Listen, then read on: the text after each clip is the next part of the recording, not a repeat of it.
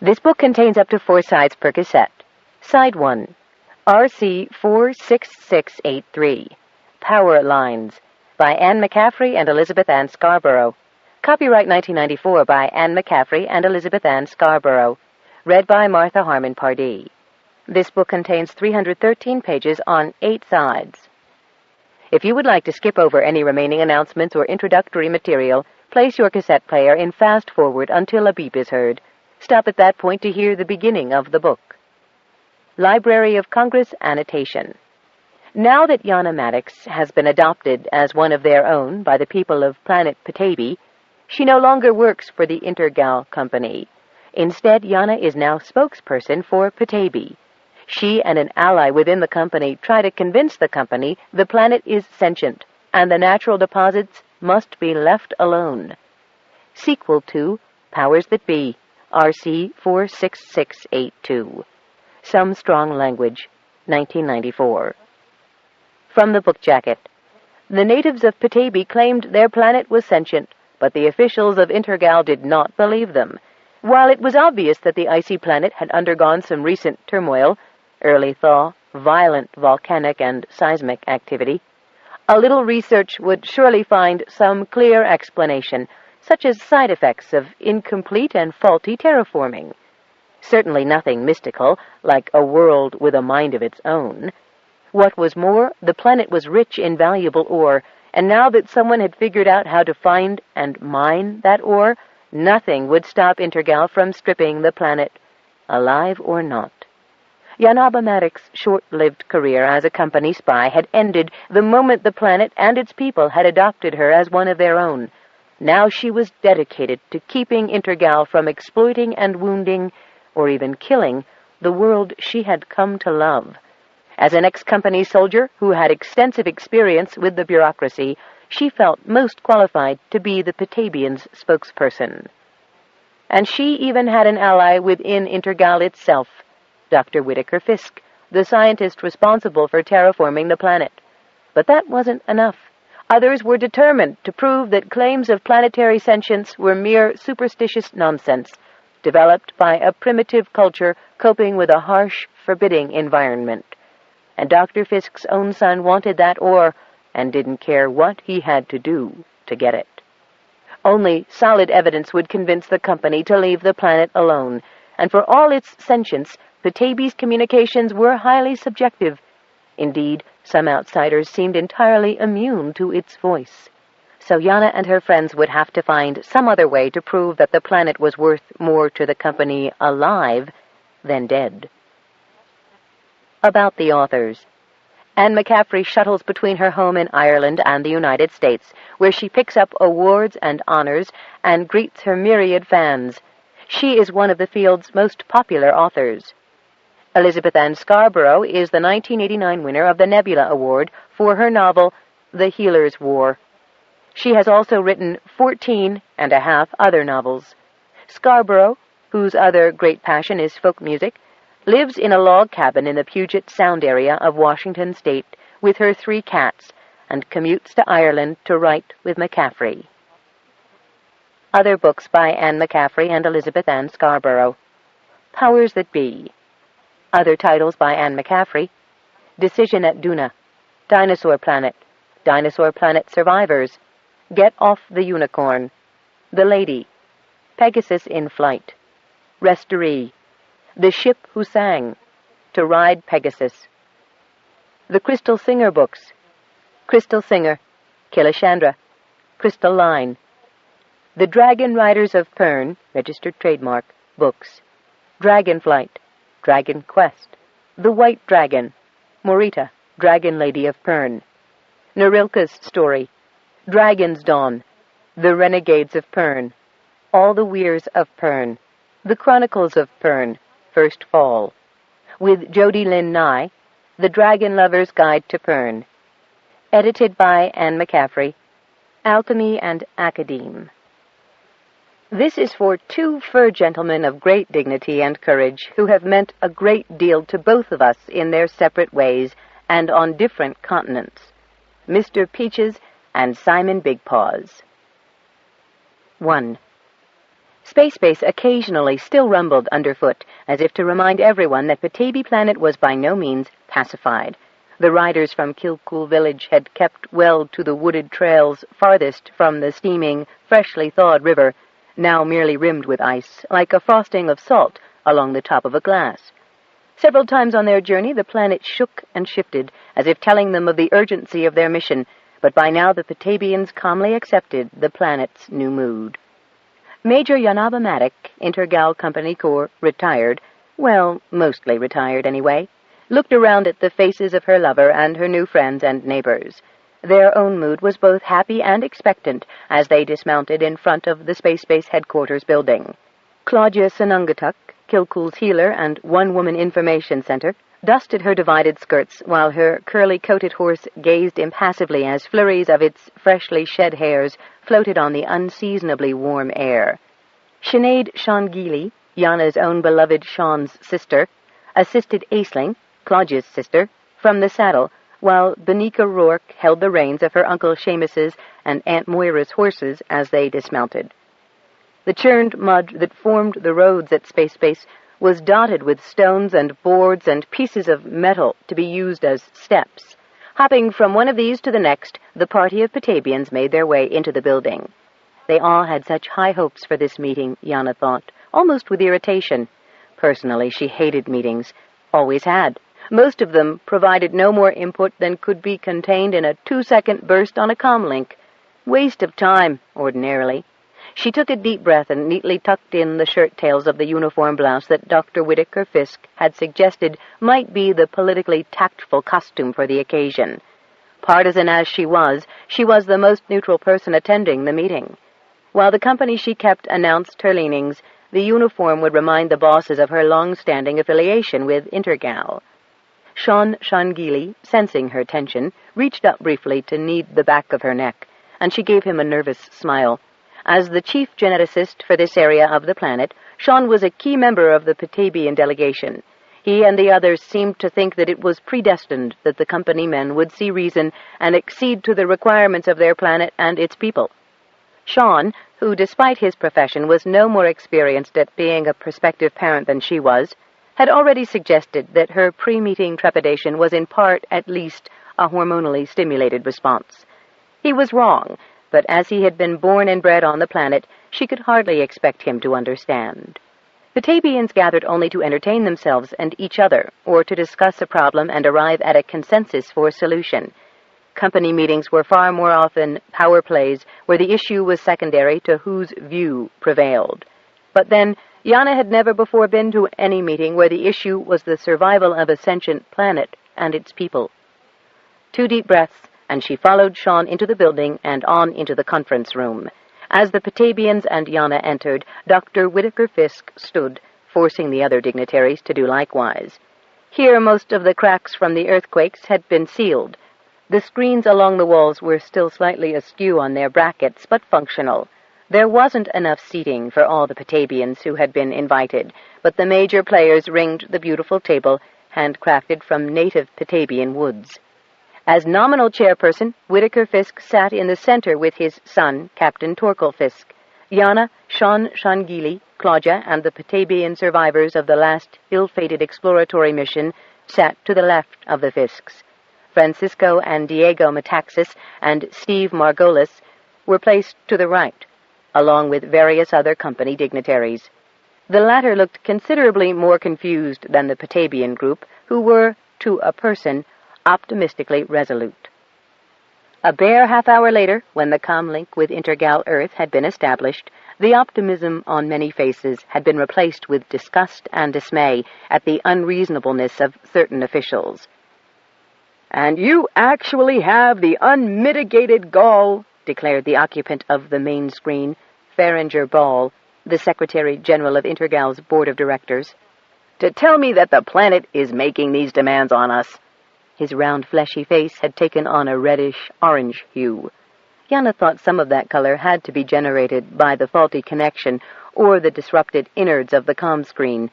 No human flesh could turn such a shade. "Yes, Ferry, that's what I'm saying," Whittaker Fisk replied, smiling gently as a fond parent might to an erring child.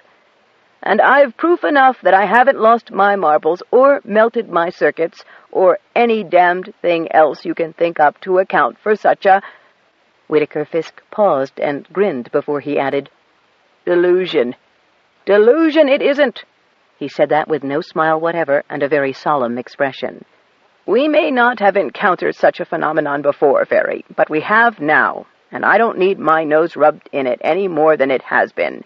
So let's get on with—" "We'll get on with nothing, Fisk," Farringer Ball said explosively, and a thick finger rose from the bottom of the screen, followed by a hand that was shaking with anger.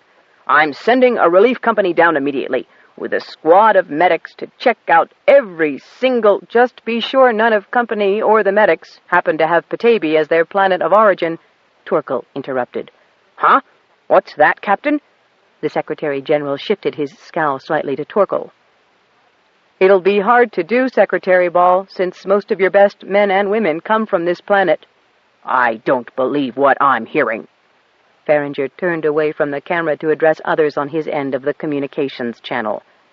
"We've got a planet issuing orders, respected scientists gone barmy, and now captains telling secretary-generals how to choose reinforcements. This situation is now Class 4. "You never were reasonable, Fairy," Whittaker Fisk remarked in an amiably placatory tone, "when you come up against something remotely unusual." "Remotely unusual?" "Like I said," Whittaker glanced around the screens at the other people who were attending the conference from a distance. "You can't handle what isn't in the book. This isn't. I came here myself to sort out what looked like a minor glitch, and it's the majorest one I've ever encountered. However, keeping both mind and options open, I'd still like to get on with the substance of this conference. Take a trank, Fairy, and listen, will ya? I'll explain if you stop interrupting me." "We do owe Whittaker the courtesy of hearing him out, Farringer," said one of the other board members, a woman of elegant bearing and composure. She had a beautiful countenance, sculpted on classic lines that owed nothing to surgical skills. Her black hair waved back to frame her heart-shaped face. Even the harsh colors of the communist could not hide the porcelain fairness of her complexion, or the clear, bright blue of her eyes. Her makeup was discreet, and the only hint of her high rank was the exotically set firestones that she wore as earrings. Marmion de Rivere Algemene had made several fortunes on hearing people out. "I rather fancy the idea of a planet knowing what it wants and doesn't want. Sentience on a vast scale." She leaned forward, elbows on the surface in front of her, and rested her chin on her fists. "Besides, Whittaker never gives boring reports." She flicked her glance sideways, but as the speakers were in different offices, at widely separated locations, it was impossible to tell if she was looking at someone in her vicinity or one of the other attendees. "This won't be the least bit boring, Marmee," Whittaker said, grinning. "Torkel sent me an urgent call that there was a breakdown in the terraforming on this planet. We used Terraform B, the Whittaker effect, which has never before broken down, so I figured that a simple adjustment would suffice. But I certainly wanted to be on hand." Yes, we know your grandfather developed that program," Ball said testily, flicking his fingers impatiently. "The point, then, my impatient friend, is that no breakdown has occurred, unless one counts evolutionary development of a quite extraordinary nature as breakdown." Whittaker said the last triumphantly, and Yana saw some of the Petabian contingent nodding in agreement and looking relieved. "Am I missing something here?" Ball demanded. "Have you found a way to extract the minerals we require after all, or located the missing members of the teams?" "No, but one surviving team member who has made quite a spectacular recovery is sitting here in this room. Dr. Metaxas?" "Secretary-General Ball." Francisco Metaxas nodded to the screen. Metaxas's hair was now spectacularly white, but otherwise he looked much younger than he had when he was first found, closer to his true age of 40-some-odd years. When Yana had first seen him, she'd thought him a man of 70 or so. The only change that hadn't reversed was the hair. It had been, when he landed, as black as his son's, or so Diego had said. Marmion Algemen suddenly smiled. "Frank, we heard you were—" "I was," Metaxas said, returning her smile. "But as happens with many maladies, once the cause of mine was made clear, the appropriate treatment was administered, and I'm fine now." "Why is everybody talking in riddles?" Ball asked, almost plaintively. "If you'll allow me, sir," Torkel cut in, "I think I have the explanation. It seems that all of us, myself included, have been under some sort of massively induced hypnotic illusion. It is quite strong, quite real-seeming. Under this illusion, one becomes certain that this terraformed rock on which we stand is actually a sentient being. That is, of course, impossible, a bit of superstitious nonsense, but I assure you the quality of the illusion is exceptional. I feel that it is induced primarily through two of the inhabitants of this area, the woman called Claudia, and this man, Dr. Sean Shangili. Even our own Intergal agent, Major Maddock here, has fallen under their influence, and none so blind as the man who will not see, son," Whitaker Fisk said sadly. "Even my father has been taken in, sir." "Excuse me," Yana said. "I thought we were here to present evidence, to talk over solutions. There is the evidence of Lavelle Maloney. The autopsy report is objective enough. There were physiological changes in Lavelle's body that the doctors couldn't explain. Dr. Shangili here can. Whether or not the company accepts the explanation is another matter, but you should at least hear Dr. Shangili out." Ball waved a dismissive hand. "We've seen the reports and the treatise he sent in with its highly imaginative explanation of Petabean adaptation. Still smacks of obstructionism. Besides, Shangili is one of the ringleaders down there, if certain parties are to be believed." The Petabians cast resentful eyes on Torkel Fisk, who smiled, a wronged man vindicated. The elegant Marmion spoke again in her slow, considered way. "Tell me, Dr. Shangili, Ms. Sanungatuk, are your perceptions that the planet is sentient shared by other Petabians, planet-wide?" Claudia nodded, but Sean looked dubious. "We aren't in direct contact with the southern landmass," he said. "Not directly," Claudia said, shrugging, "but they know." "You seem so sure." "How could they not know a thing like that?" Claudia asked. Yana had the distinct impression that Claudia was hedging, unwilling, for some good reason, to divulge more just then. Knowing Claudia, that would not be out of character. The woman was like the planet, round, subtly active, and full of mysteries. In Yana's experience, they were mostly comfortable, benign mysteries, but mysterious nonetheless. Marmion let that drop for the moment, but another member of the committee, whose balding, pony-tailed head had been turned to the comm screen, turned to face them. His eyes were a beautiful celestial blue, but his mouth was a thin, hard line, the upper lip beaking over the lower like a snapping turtle's. "We must ask them, certainly," he said. "We must conduct a survey all over T-Beta and inquire of its inhabitants what their beliefs are concerning the planet and what experiences they have had there. It is a study long overdue." His speech contained a slight lisp and an odd intonation, an accent, perhaps, mostly erased. Yana thought Marmion and Whitaker Fisk might find support in the man's suggestion, but instead Whitaker visibly scooted his chair farther from the table and the comm screen, and Marmion let the tip of her tongue show against her upper lip before answering carefully. "An excellent suggestion, Vice Chair Luzon. I shall go personally." "And I, as well, will go, Madame Marmion," Luzon said.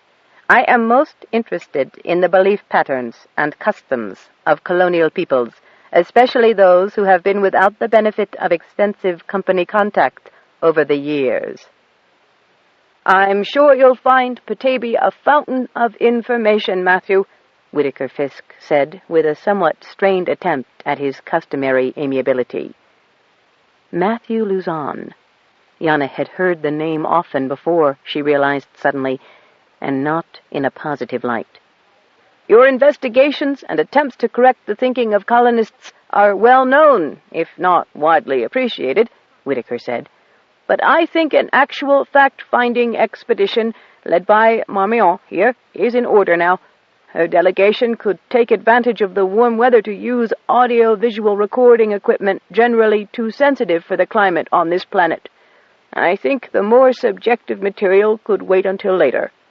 Luzon allowed the corners of his mouth to curl in his version of a smile.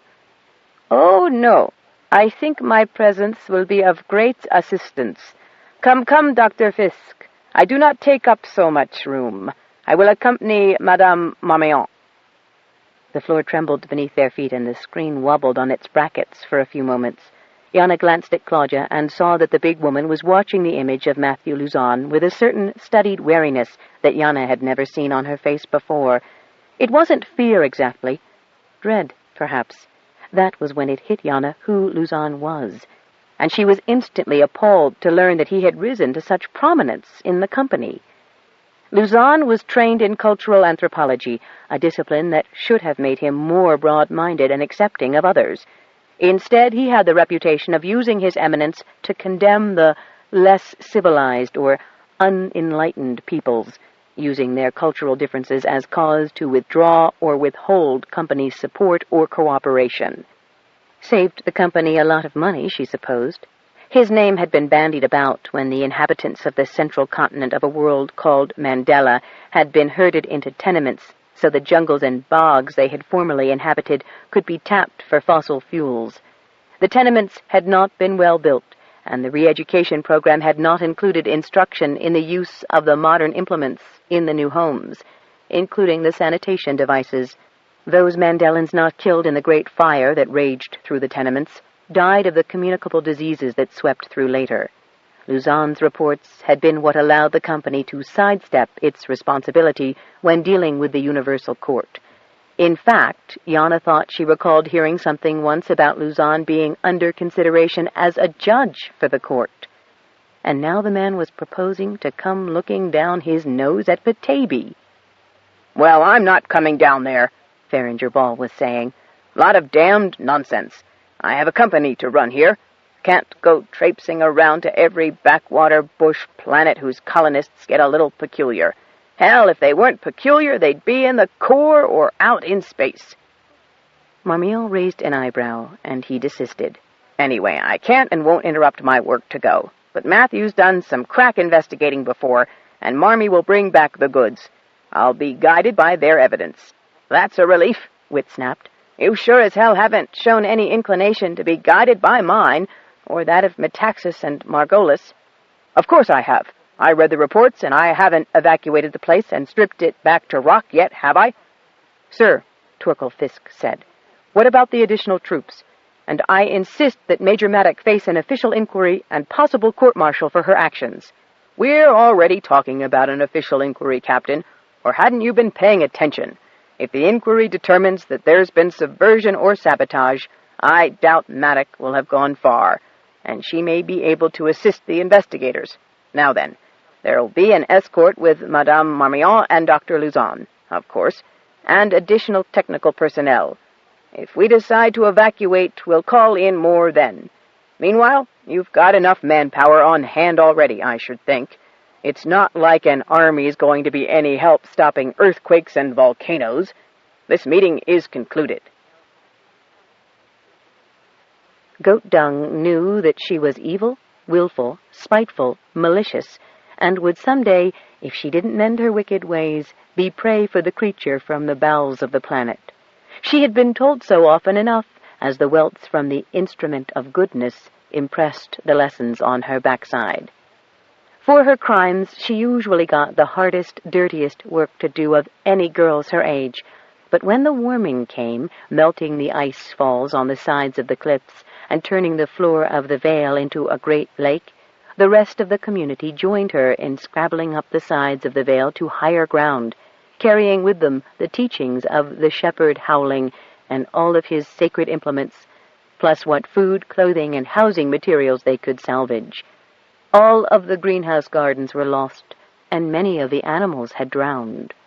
For days the waters rose up the icy walls of the vale, creating slush and even mud underfoot, and also a steaming mist that made it impossible to see. Goat Dung and the other children, packs strapped to their backs, climbed the walls of the canyon and carried dripping parcels to the adults, then splashed back down in the bright, cold water to try to retrieve other articles. Bad as she was, even Goat Dung was so used to obeying the will of the community, the will of the shepherd howling, that she failed to see the possibilities for escape in the situation. She'd just climbed up again after falling 3 times back into the water. Shivering with cold, muddy, scraped and bruised, half-naked, she huddled by the fire and ate the bowl of thin soup she had at last been permitted to ladle out for herself. The soup was mostly cold, and the fire, a pitiful, stinking thing of still damp animal dung, was nothing but a slightly sultry draught that failed to chase the ache and chill. It didn't banish the goosebumps, never mind the frigidity in her bones. For once, no one else was better off than she, however. The 100 or so followers of the shepherd huddled along the rim of the steaming vale of tears, their lives and homes inundated by the great flood the shepherd claimed had been sent to try them. "The monster seeks to subjugate us to its will in this fashion," the shepherd said over and over again. "We shall not succumb. When the waters subside, we'll return to our vale and continue to defy that which would corrupt us." The shepherd, instead of staying within his offices and superior quarters, was now among the flock, organizing, counseling, exhorting, and observing. Feeling the disapproving eyes of the rest of the flock on her was bad enough, but twice Goat Dung looked up from her misery to see the shepherd himself watching her, and his regard made her colder than the waters in the vale. She rested from her last climb as the short day drew to a close, and the mists from the vale crept up over the edge of the encampment. She heard soft footsteps approach, and Concepcion, her belly as flat as it had been before the shepherd married her, and her name was still Swill, squatted beside her. "Good news, little sister," she said. Goat Dung said nothing. Until she knew what Concepcion wanted, silence was safest. The other girl, a bare 4 years older than Goat Dung, held forth a piece of metal. "You've been chosen," she said simply, and rose to go. Goat Dung stared at the piece in her hand. It was cut into the shape of a heart. The shepherd had chosen her to be his wife. "What? When?" she called after Concepcion. "Tonight," the older girl called back, and was lost in the mist. And that was when she did the worst thing she had ever done in all of her wicked days. She ran. The mist covered her trail, and the slush muffled the sound of her steps. She ran as hard and as long as her exhausted, undernourished body could. She had no idea where she was going. She had known no other people but her own, though sometimes the shepherd made allusions to others, outsiders, those who had fallen into error. They were horrible people, the shepherd said, who would sacrifice girls like her to the great monster. Better that than be a dutiful wife to the shepherd, like Swill Concepcion and Night Soil, now known as Assumpta. Wives of the shepherd, though they were no older than children, were given adult names, usually related to the teaching. Assumpta, once a rosy-cheeked, Titian-haired angel of a girl, full of childish agility and grace, was now old at 13. She had lost 4 children to a bleeding disease and had been beaten after losing each one. She no longer walked very well. Concepcion, on the other hand, was still barren at 15, and she was beaten for that as well. Their own mother, Ascension, was another of the wives, and supervised the beatings herself. Goat Dung's mother had also been the shepherd's wife, although Goat Dung was not one of his own lambs. One reason she was so wicked, the others told her, was that her parents had been outsiders. She had been too small when her mother died to realize it, but it was said that her mother had been an extremely unrepentant outsider who had not wanted to be the shepherd's wife and had been prevailed upon to accept the blessings of union with him only through the firm kindliness of the flock. No one among them had met Goat Dung's father, who had died in ignorance and error and slavery to the great monster. Goat Dung ran and ran, splashing through slush, hot with her effort as long as light remained in the sky, then ran to keep from freezing as the night swallowed the planet. The moons came up, and she stumbled on by their light. She ran on, down and down, as if into another vale. Looking back by the moonlight, she saw the peaks of the mountains behind and above her, the monster's back, its snout, its teeth. She dragged herself farther. Down here, the slush gave way to mud in places, and a stream ribboning down the mountain steamed just as the water in the valley floor did.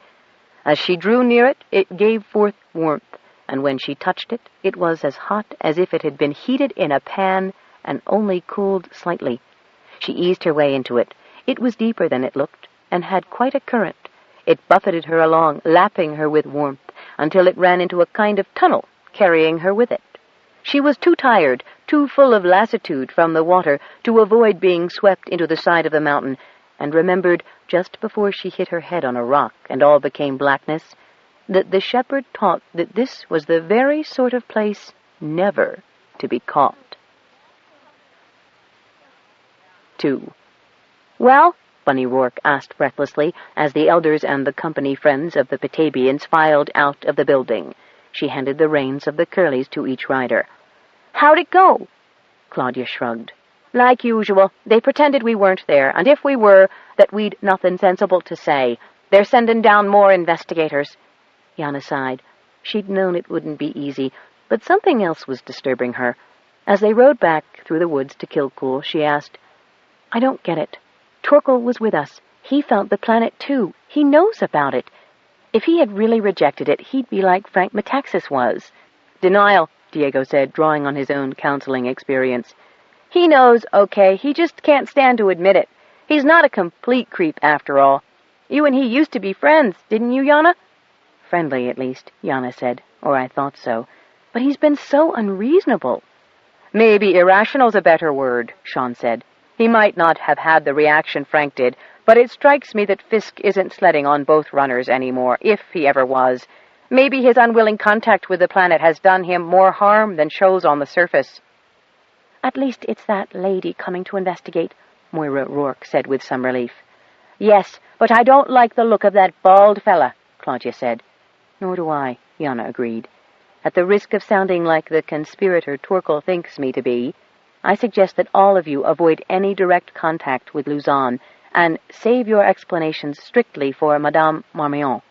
He is known to twist anything he's told." As they neared the village, they were met by a pride of cats, all of them striped bright rusty orange, and all of them meowing and purring and twining dangerously around the large snowshoe-sized hooves of the shaggy, curly-coated horses.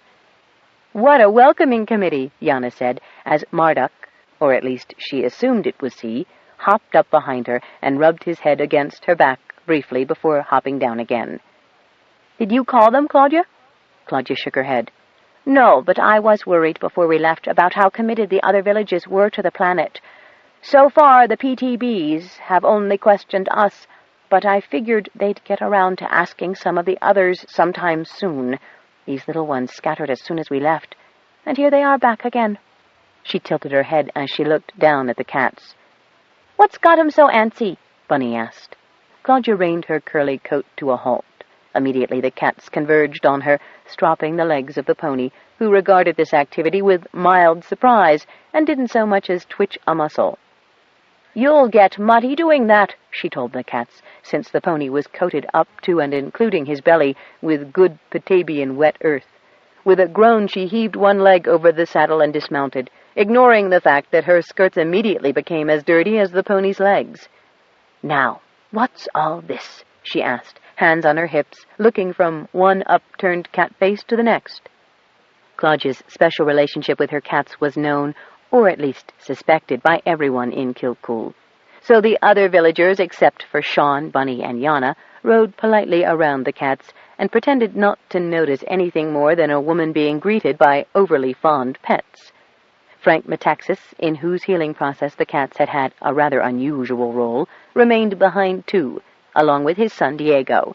The two were returning to Kilcool without Frank's partner, Steve Margolis, who, still on the company's payroll, had stayed on at Space Base. Both cats and Claudia waited for the rest of the village to parade past before the mewing and chirruping began. Ordinarily, the cats would have sat down to impart what was evidently a long story, but the mud offended their dignity. So they prowled around her, twitching their tails high as they communicated their messages. The humans waited patiently. Sparks of uncharacteristic anger flickered Claudia's eyes as she looked up at Sean and Yana. "We got all kinds of trouble now," she gave a disgusted snort.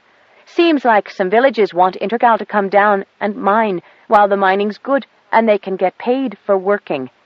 Sean frowned and Yana told her heart to stop racing. "How many dissidents?" she asked. 4 towns that the cats know of." Claudia's usually merry face was solemn. "Which ones?" "Dead Horse, McGee's Pass, Wellington, and Savoy." Sean let out a burst of sour laughter.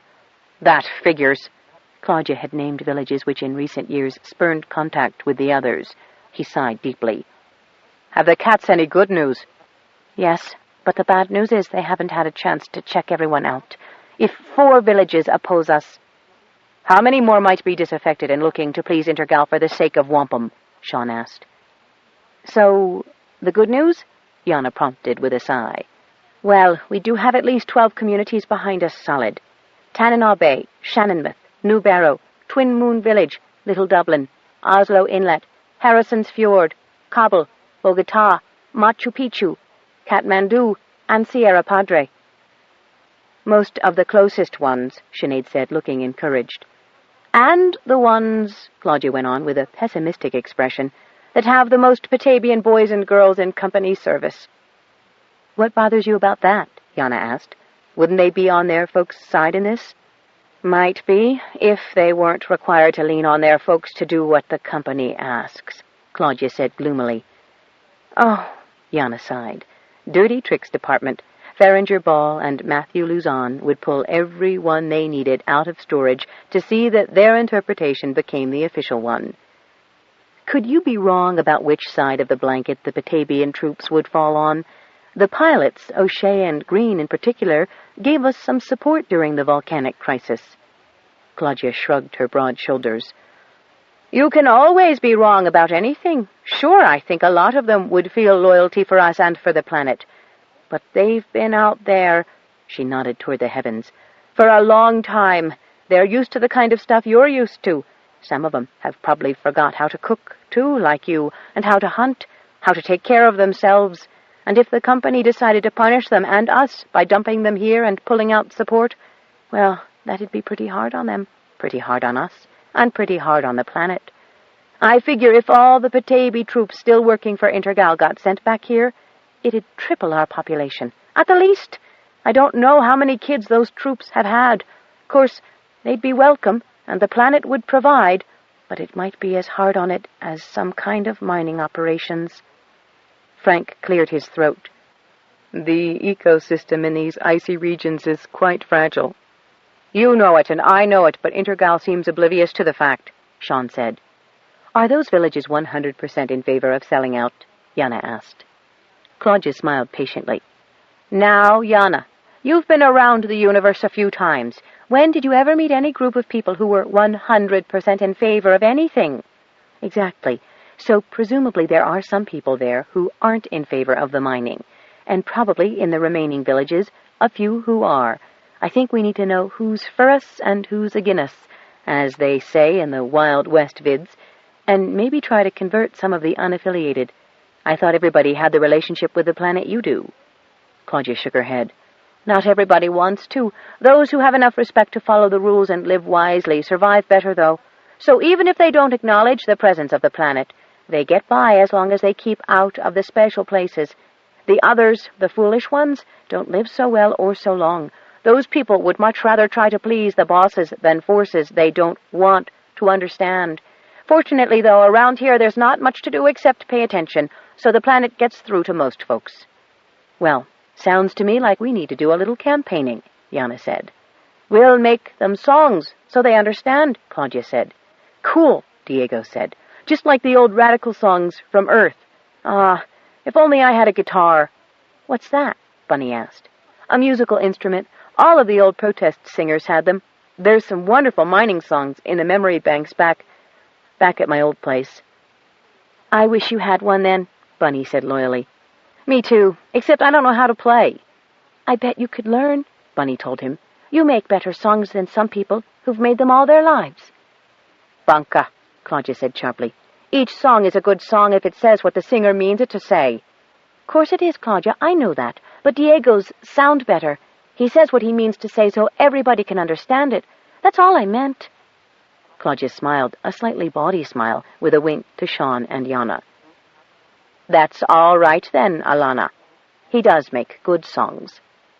In the short distance to Claudia's house, they discussed the finer points of what needed to be said to the villages, both those which dissented and those which Claudia felt sure could be counted upon to support the planet.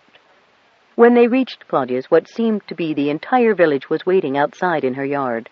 Yana found, looking at the yard, that she missed the snow. The village looked like a garbage dump, with its stores of winter provisions half-thawed in the snow, the trash that had been buried, the salvaged equipment lying around the yard, all of the items that had been lost throughout the long winter. Not to mention the leavings of the various dogs and cats and horses housed in the village.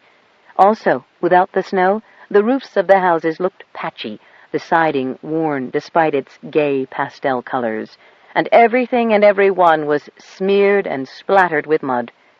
This dreary aspect didn't seem to lessen their regard for each other in the slightest, however, and the villagers crowded as cheerfully as ever into Claudia's tiny house and began discussing what was to be done. We need to have another latchkey, Eamon Intiak said. We should have one and invite the people who don't understand. Petaybee would speak to them, and then they'd know. You'd think they'd know already by now, Sinead Shangili said. Now, Sinead, her partner Aisling said reasonably. Such things take some folks longer. Their worries about the everyday things in their lives get in the way of understanding what's here. We'll each go away and think about these things and make songs, Claudia said. Then we'll go talk to the other people. Sinead, you and Sean and the Maloneys must go the farthest because you're the best travelers. I would like to send Frank with you, Sinead, and young Diego with Liam. Yana, you go with Sean. We need you people who know about the company to make talk with the neighbors who are taken in by the promises, too. With that, everyone began to leave. Yana was ready to leave, too. She was tired. She wanted to rest and eat and bathe in the hot springs and make love to Sean, not necessarily in that order. But Sean laid a restraining hand on her arm and lingered a moment. And how about the other people, Claudia? Sean asked gently. How do we reach those people? Can you not do it, Sean? Claudia asked. Sure I could, but it'd be a long journey no matter how fast I went. The PTBs would already have been there and found out what we need to know. Besides, I hate to leave Yanaba for so long at a time like this. What do you mean, Sean? Yana asked. I'm barely a month along. I wouldn't even know I was pregnant if you hadn't found out via your hotline to the planet. Other women have had babies before. Not, Sean said significantly, my babies. If only my sister and Rourke had been able to map that passage. Sinead? No, our sister Aoife and her husband, Bunny's parents. They were trying to map some of the planet's inner passages. Bunny was barely 18 months old. And that Aoife was pregnant again, Claudia said fondly. They hadn't been married long, but that girl was a real Shangili. Not even pregnancy hampered that one, and her as curious as one of the cats. What happened? Yana asked. Sean shrugged. We don't know. Couldn't you find out? From the planet, I mean? You've been with it. The information you get isn't usually that specific. And Aoife and Mala had this theory that some of the special places that lead from one river and lake to the next here on the land lead under the sea in the same way. I searched, but I never found them. Never even got a glimmer. Claudia made a sound like, yeah. Then she said, they must have gone very far, much farther than anyone has ever gone. On foot or by sled or horse, maybe, Yana said. But there are other ways to travel, and other ways to get to the south, if the planet doesn't mind the intrusion too much. If I can reach Captain Green or that O'Shea fellow, maybe they can give us a lift. Ah, you spoiled modern woman, Sean said with a kiss to her cheek. I love you. I know it's not the Petabian way, Shangili, but until you come up with a mutant bird to match your cats and horses, we have to make do with what poor mechanical means I can muster. I'm working on it, Yana. I am. But until then, you're quite right. We'll have to use company equipment to fight its masters.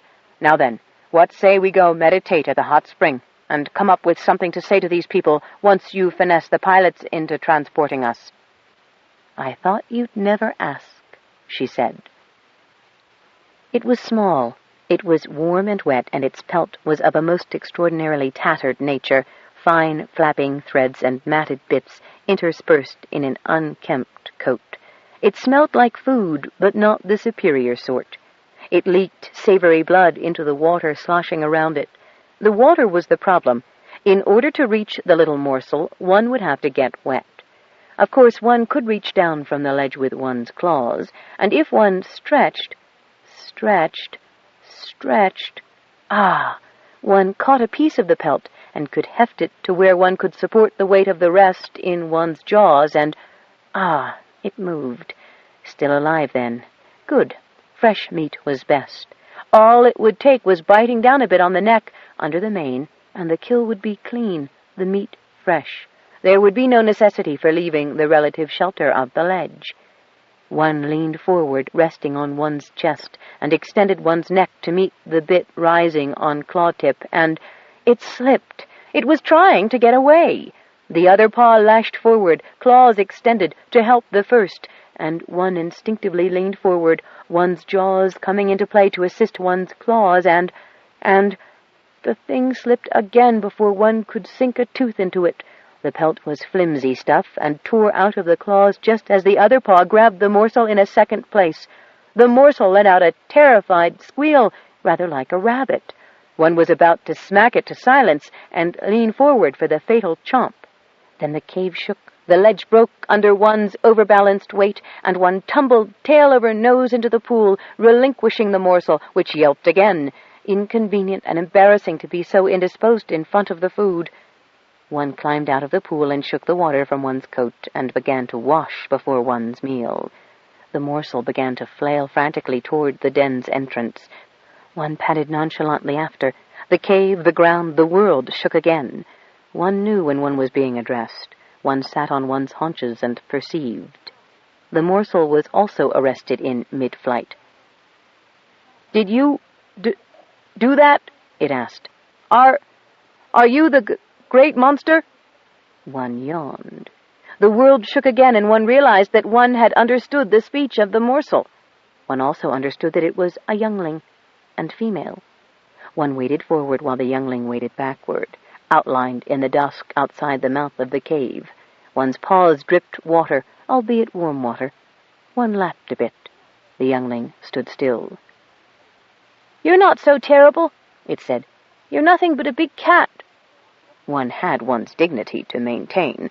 One lashed one's beautifully and delicately marked tail and growled. And from beneath one's sodden paws the world growled back at one and bucked, sending a wave of water to swamp one, knocking one onto one's back, causing one to drink more deeply of the spring than one cared to, paws overhead, and be propelled backward away from the youngling. When one got to one's feet, one saw that the youngling, it no longer seemed safe to think of it, no, her, as a morsel, had not used the opportunity to run away. Indeed, it too was just arising from the water, sputtering and snorting. Good. It had not seen one's discomfiture. Dignity was preserved. "I'm not afraid of you," the youngling declared as one advanced, claws sheathed, teeth safely contained within one's lips, growl little more than a polite, inquiring rumble in one's throat. A mere purr, actually, one corrected, as the waters bubbled and sloshed ominously. "I used to know a cat, a little one. I was a baby then. Shepherd Howling made my mother kill my cat. He tried to, anyway. She wouldn't, and... Something odd was happening to the youngling now. It began leaking again, saltiness into the fresh, sulphurous water covering it. "My mother was not like Ascension. She was brave. The shepherd punished her for disobedience, and both she and my cat went away. So I'm not afraid of you. You live where the great monster is supposed to dwell and lie in wait for the foolish, superstitious minds of the flock to be warped and maddened into everlasting wickedness while our bodies are tormented by the great fires from within." But you're not the great monster. You couldn't be. Are you the guardian of the underworld? One was so disgusted by her ignorance and silly misapprehension of one's self and one's relationship to one's home that one was startled into answering, "I am Quoxtall. That is enough." "I am Goat Dung, Quoxtall," the youngling said, with the cunning of her race. She knew, one saw, the power of names.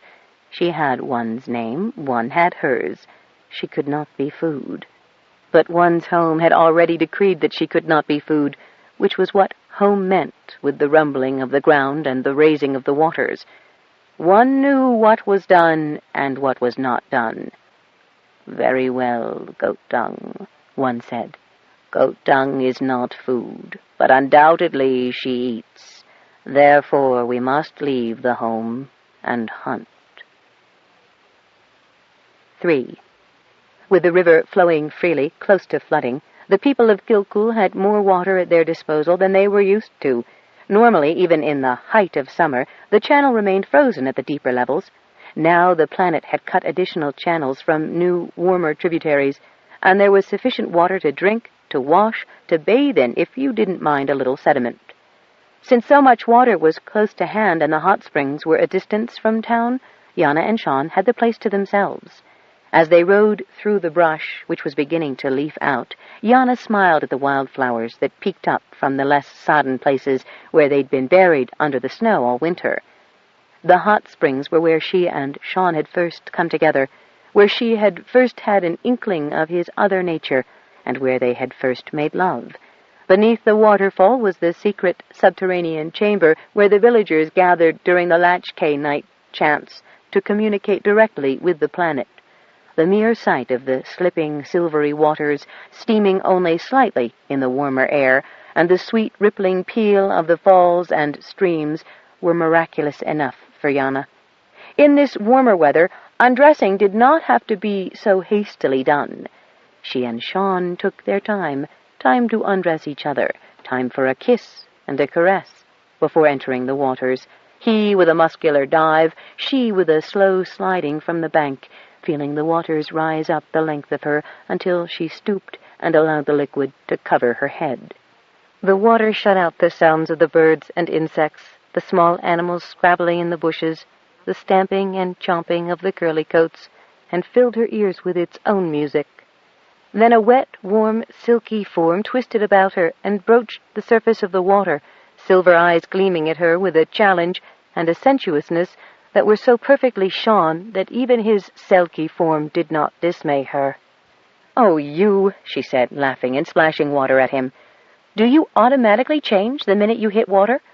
A pleased murmur came from the throat of Sean Selkie as he continued to weave against her body, his furry touch arousing unusual sensations in her. "Oh, is that all you can say?" Then Yana gave a kee of amusement. "You can't talk as a Selkie?" She chortled and, using both hands, sent a wave to flood him. He dove, not to get away from the water, but to caress her where she least expected it. Startled, she tried to maneuver away from him, but his sinuous form made evasion impossible. He was the swimmer, she the paddler. But she caught him firmly by a fold of silky wet skin and pulled him to the surface. "Look, mate, I don't mind what form you take. I don't even mind what you do in that form." Sean Selkie made a pleased, purring sound, the silver eyes dancing as she went on. "But listen up. It's the man I want, not the seal, and we do have things to talk about. So if you can't talk in this form, especially if you can't, well, you know what I mean, change back." The Selkie nudged her, in a rather sweetly apologetic way, toward the falls, and swam sinuously alongside as she began to swim, feeling very ungraceful beside him, in the direction he indicated. He obviously restrained himself to keep pace with her. He was so graceful, so powerful, and the touch of his fine fur against her was unfairly sensual. She increased the speed of her own stroke. She couldn't wait to get to the privacy of the place behind the falls. She couldn't wait to get him back into a useful form. He dove under the falls, and she followed, escaping the battering of the water. They surfaced together, but Sean Selkie seemed to ooze up the bank and stood there, proud in his altered form, so that she could admire him, all of him. Then he shook himself, and the transformation she had seen once before, near the cave where they had taken refuge from the volcano, began. "I get it, Sean," she murmured, a trifle apologetic. "You wanted me to see you in all your glory, and you are glorious," she added, smiling as the man emerged. She went to him, stroking skin instead of fur, and twining herself around him as his silky self had done to her in the water. "Give me a moment to adjust, will you?" he said, laughing, holding her tightly against his wet skin. Yana gave a sniff. "As far as I'm concerned, you are adjusted." She glanced down significantly. "Ah, but a Selkie makes love differently than a man," he said, murmuring into her ear and nibbling her throat. "How differently? I'm game." It was decidedly different, wildly sensual, and extremely satisfying, and took rather more time than she had assumed, knowing something of animal behavior. She hadn't known nearly enough to prepare her for all of the loving possibilities of Sean's dual nature, both animal and man. But he understood himself thoroughly, and was most adept at using all of his resources to guide her into uncharted channels of pleasure. It took her a long time to slow her pulse and heart rate, and come slightly unwillingly back to the other reason they had gone off. "We have to do our part in this scheme, you know," she said, looking up at Sean's face. They were still interlocked. It was comforting and comfortable, and she didn't really want to break the mood, but the dutiful part of her character prodded her into active duty now that the R&R was over. "Which scheme?" he asked, smiling lasciviously down at her. All right, he said, easily warding off the fist she shot up at him. His hands were very strong. "First, we have to find out where Johnny Green and Rick O'Shea are. Would Fisk Jr. have it in for them for their part in seeing you all got into the special place?" She sighed. "That's what we have to find out.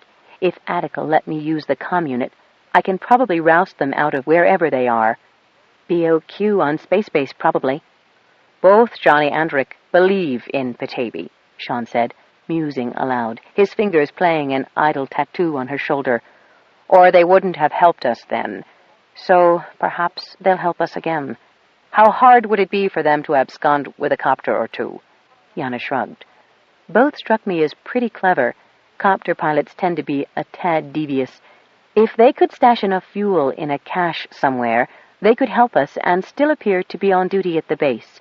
No matter how you slice it, it's going to take a few days for Marmion and that bald buzzard to organize themselves and their escort, so we have a few days, unless Torkel clamps down on all space-base activity."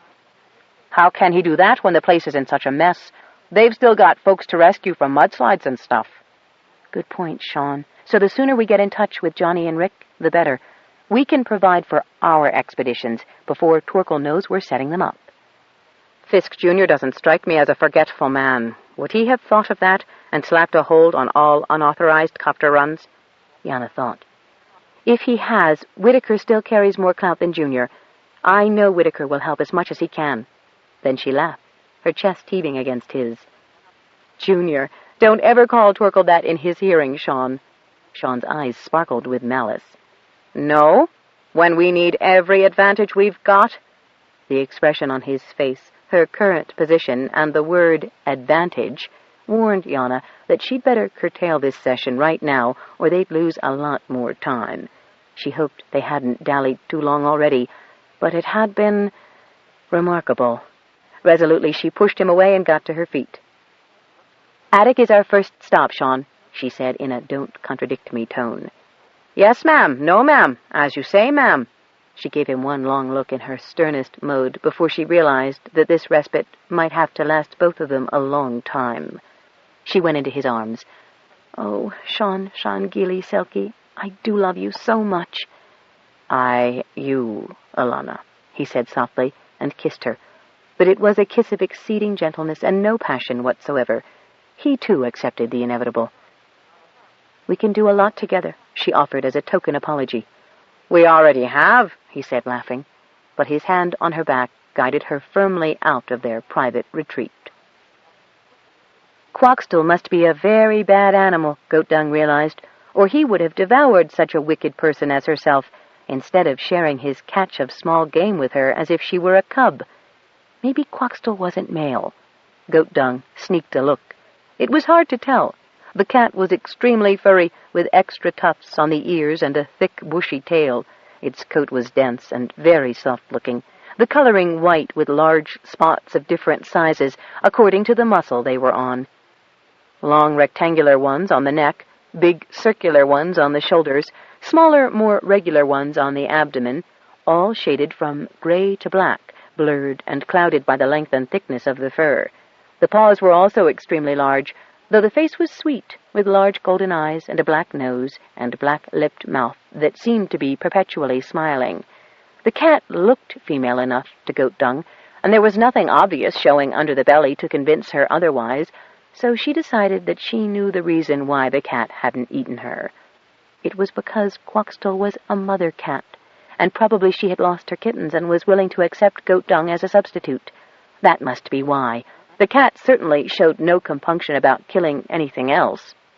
With a mighty leap and a swipe of a muscular foreleg, a deft hook of the paw, and a single economical crunch, the cat had bagged each victim, 3 snow geese and a brace of rabbits.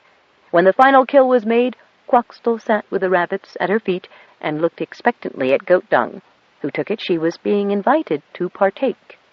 I can't eat raw meat," she said. Even hungry as she was, she really didn't think she could. Life was hard in the flock, but they plucked their birds and skinned their animals before cooking. She looked around at the awful openness of the mountain meadows and thought of the shepherd howling and the beating she would get if she was found. And worse, having to be the shepherd's wife and all that meant. "Besides, I don't want to be in the open. Can't we go back to the cave?" Quoxtol gave her a long, golden-eyed stare. Goat Dung wished the cat would speak to her again, not that the beast spoke actual words out loud. But Goat Dung heard words in her mind, and while the big cat's conversation was terse, it was conversation, and it was not angry or accusatory, which was the sort Goat Dung was used to.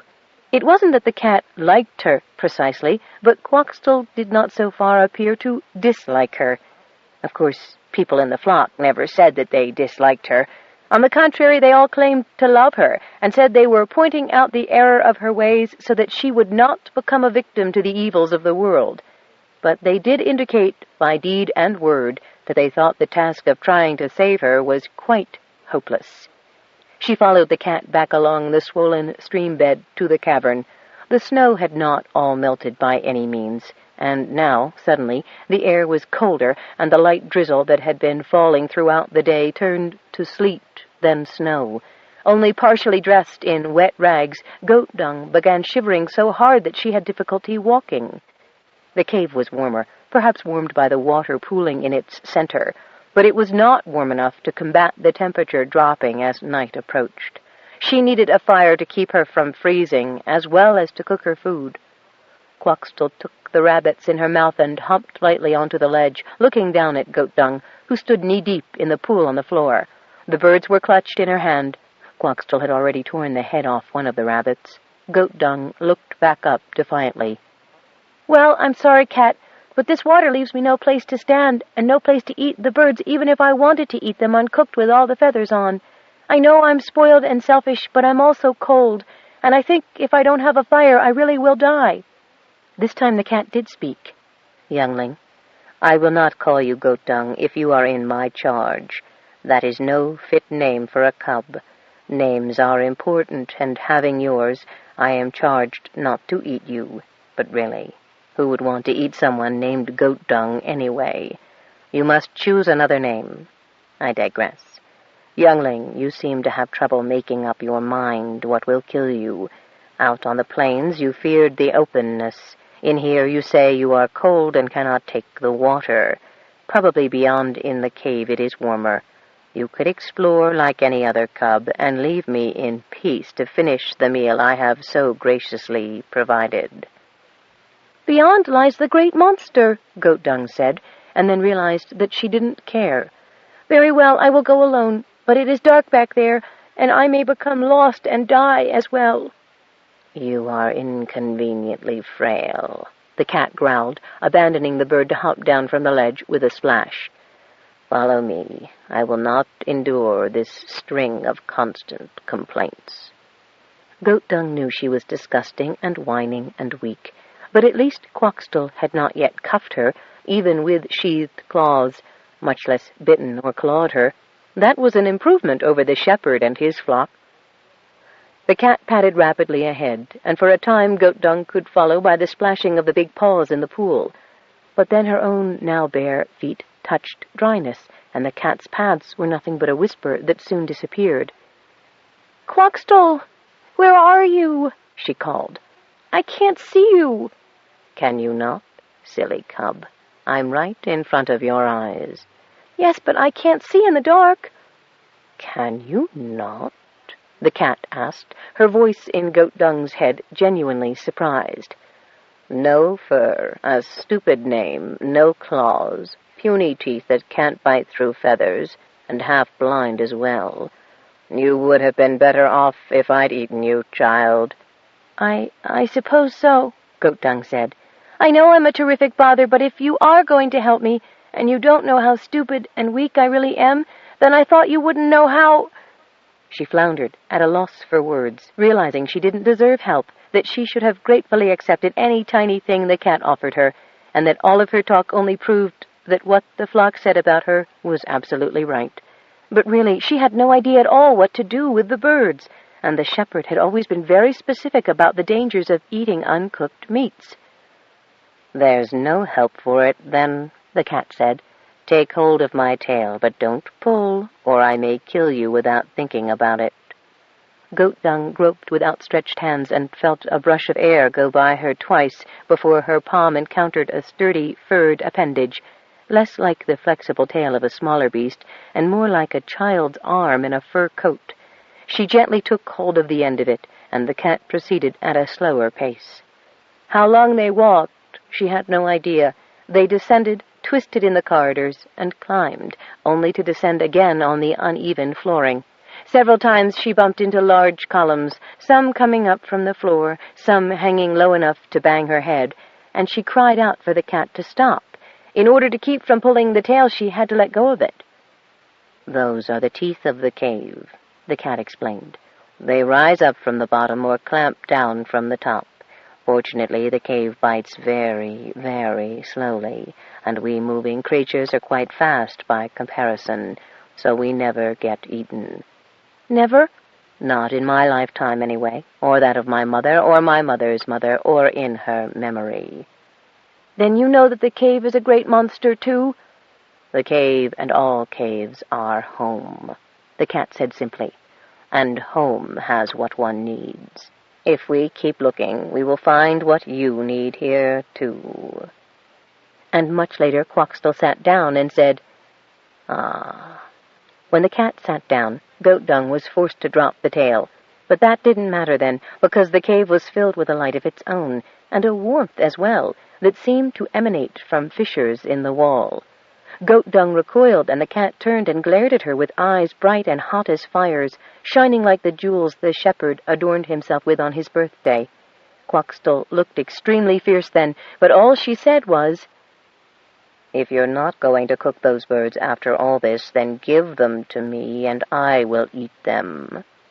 "No, I will eat them once I cook them," Goat Dung said, clasping the geese to her and turning slightly so the cat couldn't swipe them away with one big paw. Despite her fears, despite her sure knowledge that she was in the belly of the great monster, Goat Dung felt less afraid than she had before. Here it was warm and light with a soft glow. A small circle of rock in the center of the floor kindled briefly into a true flame. Maybe it would open beneath her feet and devour her. Perhaps it was a trap, but it reminded her of the cook fires, and that she was truly very hungry indeed, and tired as well. She walked to it, sat down, and began plucking the geese, while Quoxtol fell asleep beside the fire, her breath rumbling contentedly. Goat Dung gutted and roasted the bird on the rocks beside the fire. Looking down into it, she could see no coals, no bottom to the hole, in fact, and that frightened her, but the rock was very warm by the fire, and the bird cooked slowly, so she ate the outer bits a little at a time. Then she crawled over to the cat and fell asleep, dreaming the sweetest dreams she could remember having, of her mother and of her father's voice and another cave. She dreamed on and on, almost fearing to wake, until the soft, furry support beside her was withdrawn, and she slipped back against the cave floor with a thump. When she sat up, she realized that Quoxtall, too, was sitting up, listening to the voices that seemed to emanate from the walls of the cave. 4. Mud is a great leveler, and although the military had put down plastic boardwalks so people could get around the muddy streets of Kilcool, mud did provide a disguise of sorts. One mud-spattered person looked like any other, local or imported. As plastered with this camouflage as everyone else, Yana and Sean had no trouble reaching Attic's snokel shed. His precious vehicles were now in the loft, and one battered antique 4x4 was parked outside. "It's not an official one," Yana said, peering at the sides for any space markings. "It's Attic's, all right. I hate to think when they last made those, or what Attic traded to get a hold of one, but somehow he keeps it running," Sean said, and, his hand on her back again, he propelled her quickly toward the mechanic's crawl-through set in the main door. He paused only briefly, listening. The only voice within earshot was Attic's, so they pushed through and into the smell, now redolent with oil and fuel and mud. Attic turned from his comm station to see who his visitors were, and his face lit up. "Yes, sir, I got the message. Only official communications. Right you be. Over." He lifted the earpiece and rubbed exaggeratedly. "My, that man does go on. Slánta Sean, Yana. Good to see you. What can I do to help?" He glanced down at the comm unit and sniffed expressively. "Thanks, Attic," Sean said, grinning as he recognized the man's tacit willingness to disobey the orders he had just been given. "We need to get in touch with Johnny Green and Rick O'Shea." "They're airborne," Attic said. "Special missions." Sean and Yana exchanged glances. "What frequency are they on?" Yana asked. Attic grinned more broadly. "Happen I just got word of 'em." He settled the earpiece again and held his finger over the keyboard. "Who'll I get you first, Johnny or Rick?" "I'd say Rick," Sean replied. Yana and Sean took turns explaining to Rick what was going down, what they wanted him to do, and how they thought he could accomplish it. Rick had already heard enough rumors to know almost as much as they did, and he was willing to help. "Hell, all I'm doing right now is figuring out what roads are passable. A lot of equipment might need to be moved," he said, his voice taking on a gloomy tone. "Johnny's up and doing the same thing to the west. We've both had to swear allegiance and die for it, oaths to Intergal, but shit, we crossed everything we could while taking it." The customary lilt was back in Rick's voice. "Let me get Johnny in on this, where there aren't any ears to hear us." "They've been monitoring you, then?" Yana asked, not too surprised. "Not on this frequency, and I did a little twiddling with the bug they put in the cabin, so you don't have to worry. Soon's Attic came on, I disconnected a wire. Shouldn't leave it loose much longer, but I'll leave word with Attic when Johnny and I've done what's needful. Might even get in one trip tonight if I can finagle it." "You're top of the finaglers at Space Base," Attic said approvingly. "Code it?" "Better. When I come on, ask me the mud level on the road to Tananaw Bay. If I say it's ankle deep, that means Yana and Sean can meet me where Uncle Seamus collects water. If I say it's knee-high, I'm having trouble. I'll get back to you soon as I can. Over and out." "Hell," Attic said, rubbing his ear thoughtfully. "It's more than ankle-deep and knee-high everywhere, and I don't mean just the mud."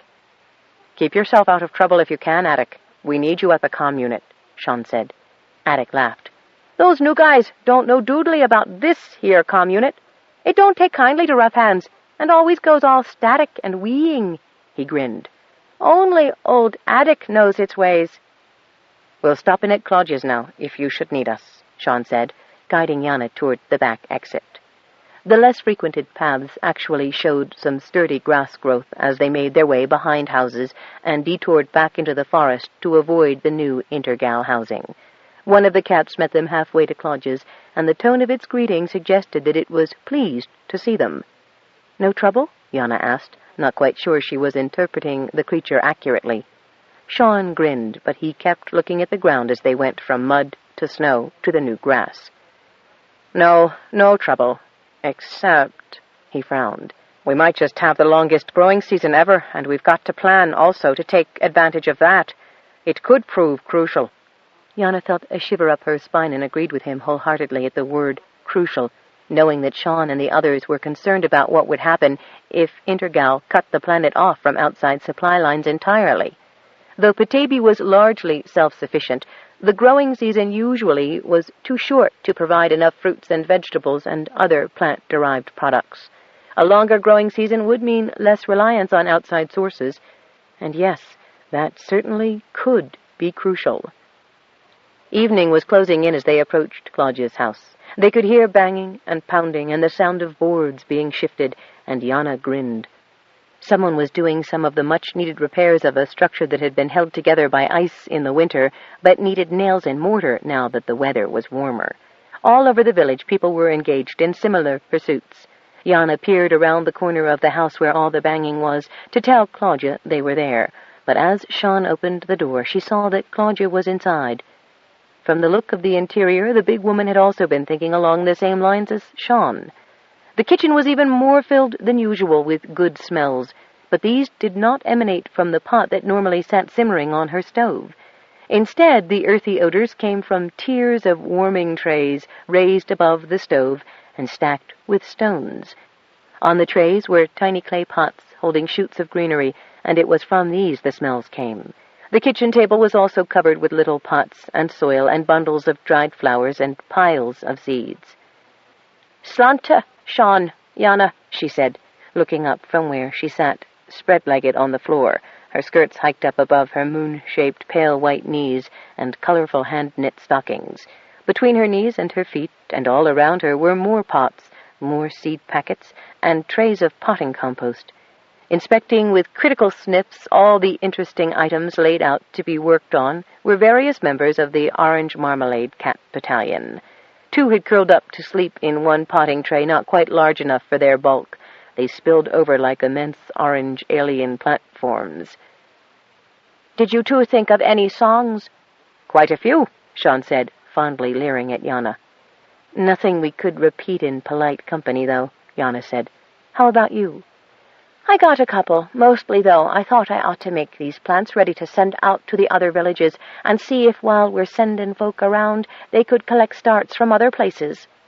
"I was just commenting that we'll have a longer than usual growing season," Sean said. "Probably," Claudia said, "unless Petaybee has other ideas." Bunny poked her head in the door.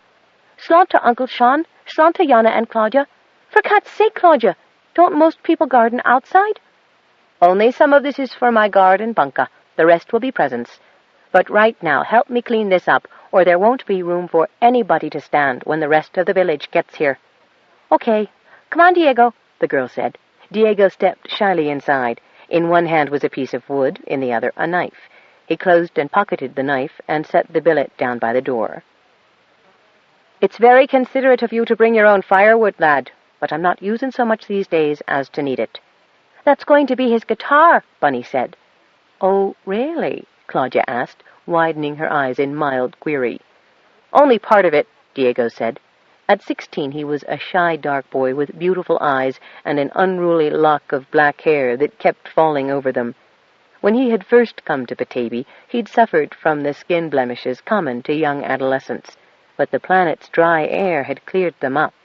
His voice had already changed to a most satisfactory baritone, and he was rapidly becoming gorgeous. "This wood, Uncle Seamus said it was well-seasoned cedar, probably will be good for the neck.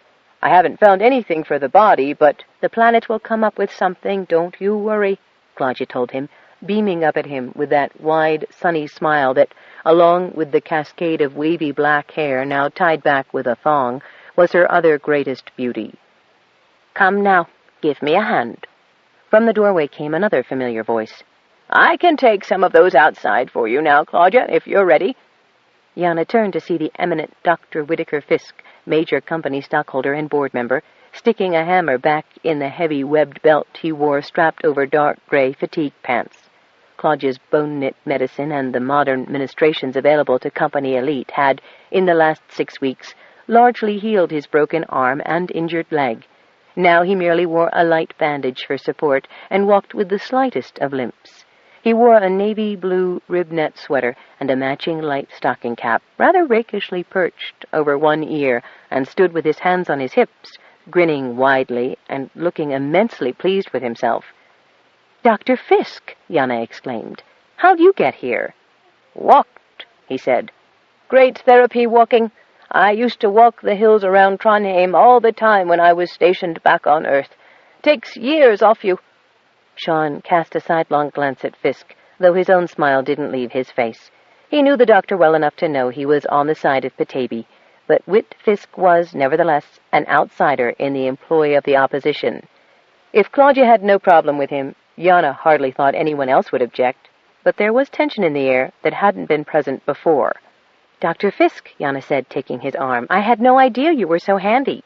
We world builders are versatile men, he said. There was a little matter I wanted to discuss with you privately, she said. After the meeting, then, he told her, rather to her surprise. He patted her hand and disengaged her arm.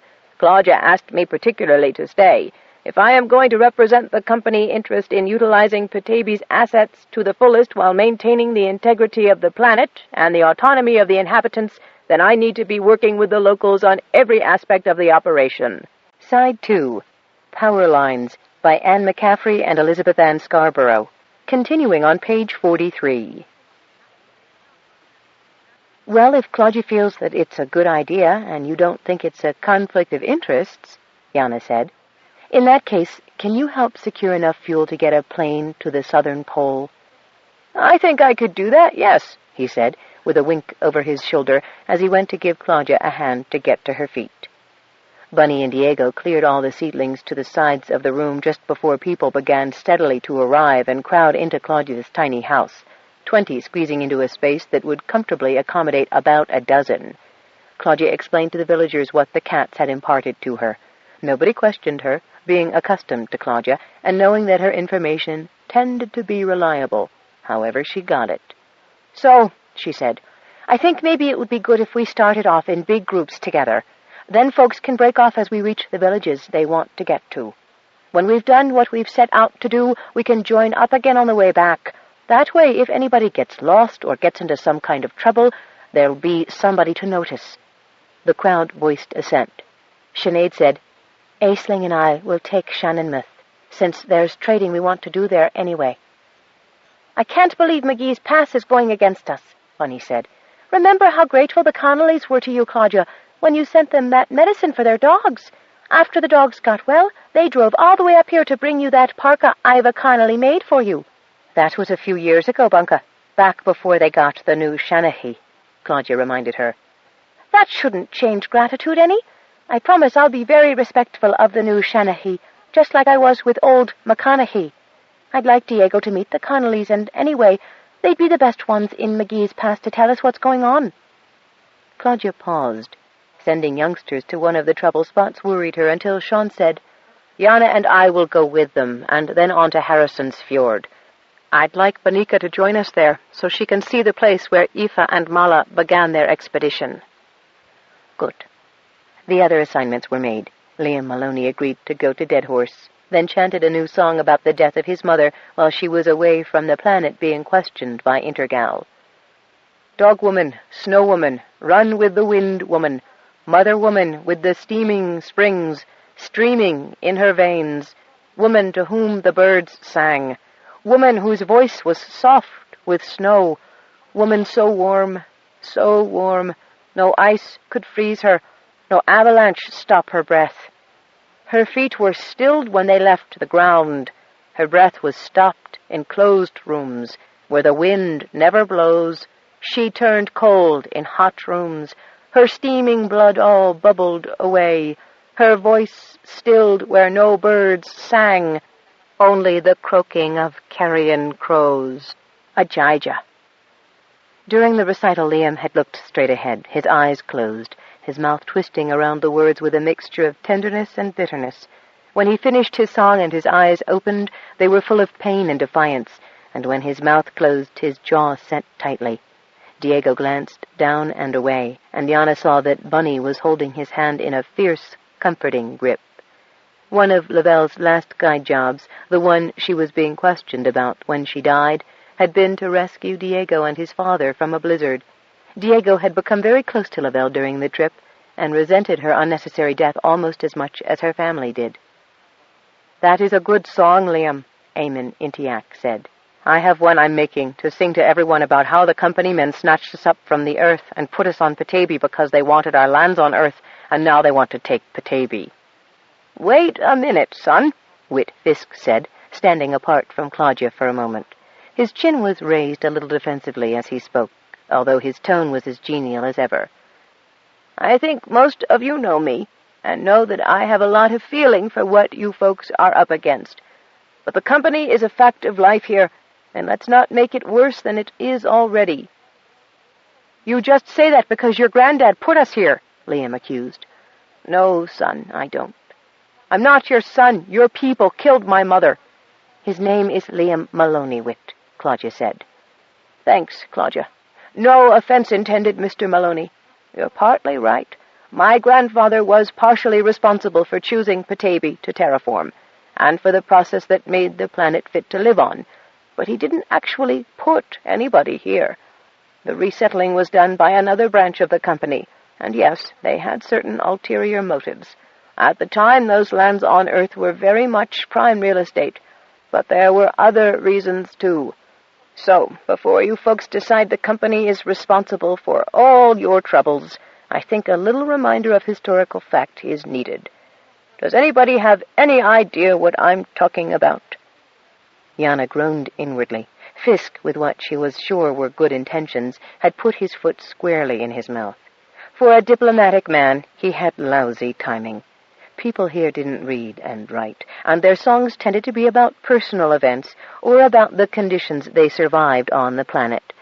At least, she'd never heard any historical ballads. Should she speak up and give Fisk some support? Would it do any good? She wasn't a native Petabian either. "You're talking about the war for unification, Wit?" Sean asked. "Among others," Whitaker answered, trying not to show how relieved he was. "Half the ancestors of those here in Kilcool would have died if we hadn't evacuated to Petaybee the faction they were part of, the ones who were getting their asses kicked." "And those doing the kicking?" Bunny asked, cocking her head in a semi-critical fashion. "Went to other habitable planets.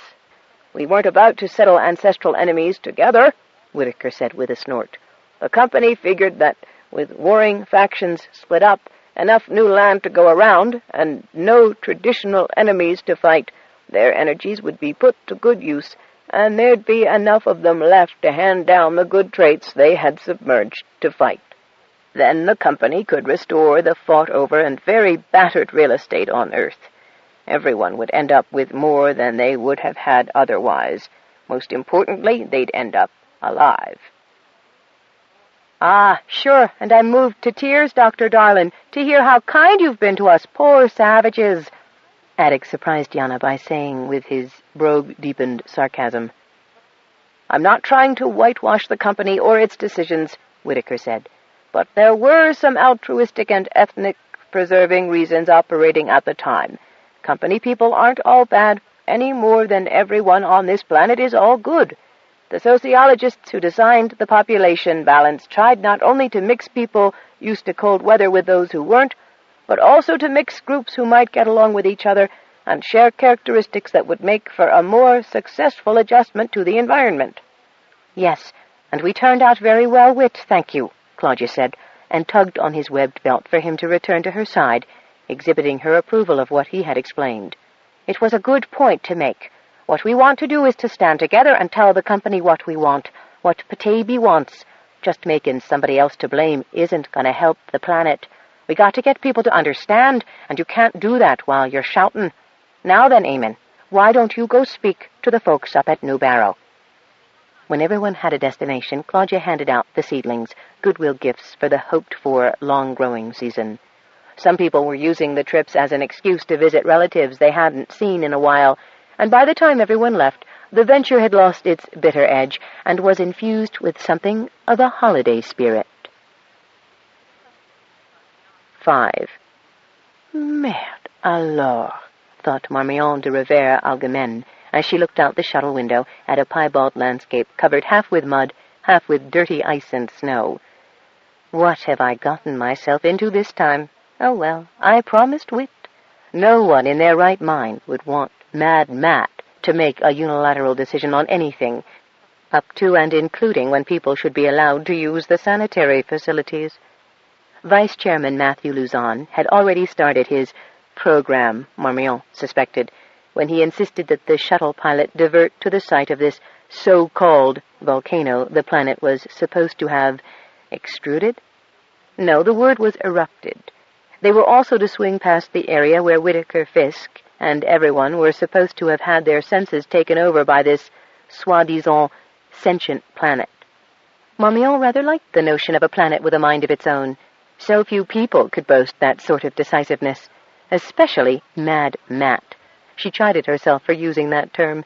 Who knew when she might tactlessly blurt it out by mistake? Her tongue sometimes didn't wait for mental censorship anymore. Did that show she was getting some sense, or losing what she had? No, she wasn't losing an iota of her good sense, she told herself firmly, remembering the fiscal coup she had just contrived with 3 supposedly moribund technical companies. They'd each had something the others needed, and none of their CEOs had had the sense to compromise an inch in a takeover, hostile or friendly. So, last year, she'd instructed one of her holding companies to buy out all 3. Banging the right heads together and leaving the sensible ones in charge had resulted in such a whopping great net profit after taxes that she'd soon have to form yet another holding company to hide that financial triumph.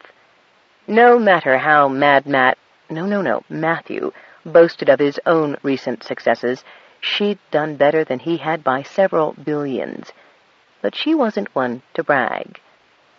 You can't really deny that that's one of the shapes volcanoes assume, she said, having heard what Matthew was muttering to one of his numerous assistants. And, my dear, however did you know there are various types of volcanoes? Matthew asked in that smarmy voice of his. His assistants smiled fatuously at him and superciliously at her. Because I have a master's degree in geology, she said, smiling sweetly at all of them.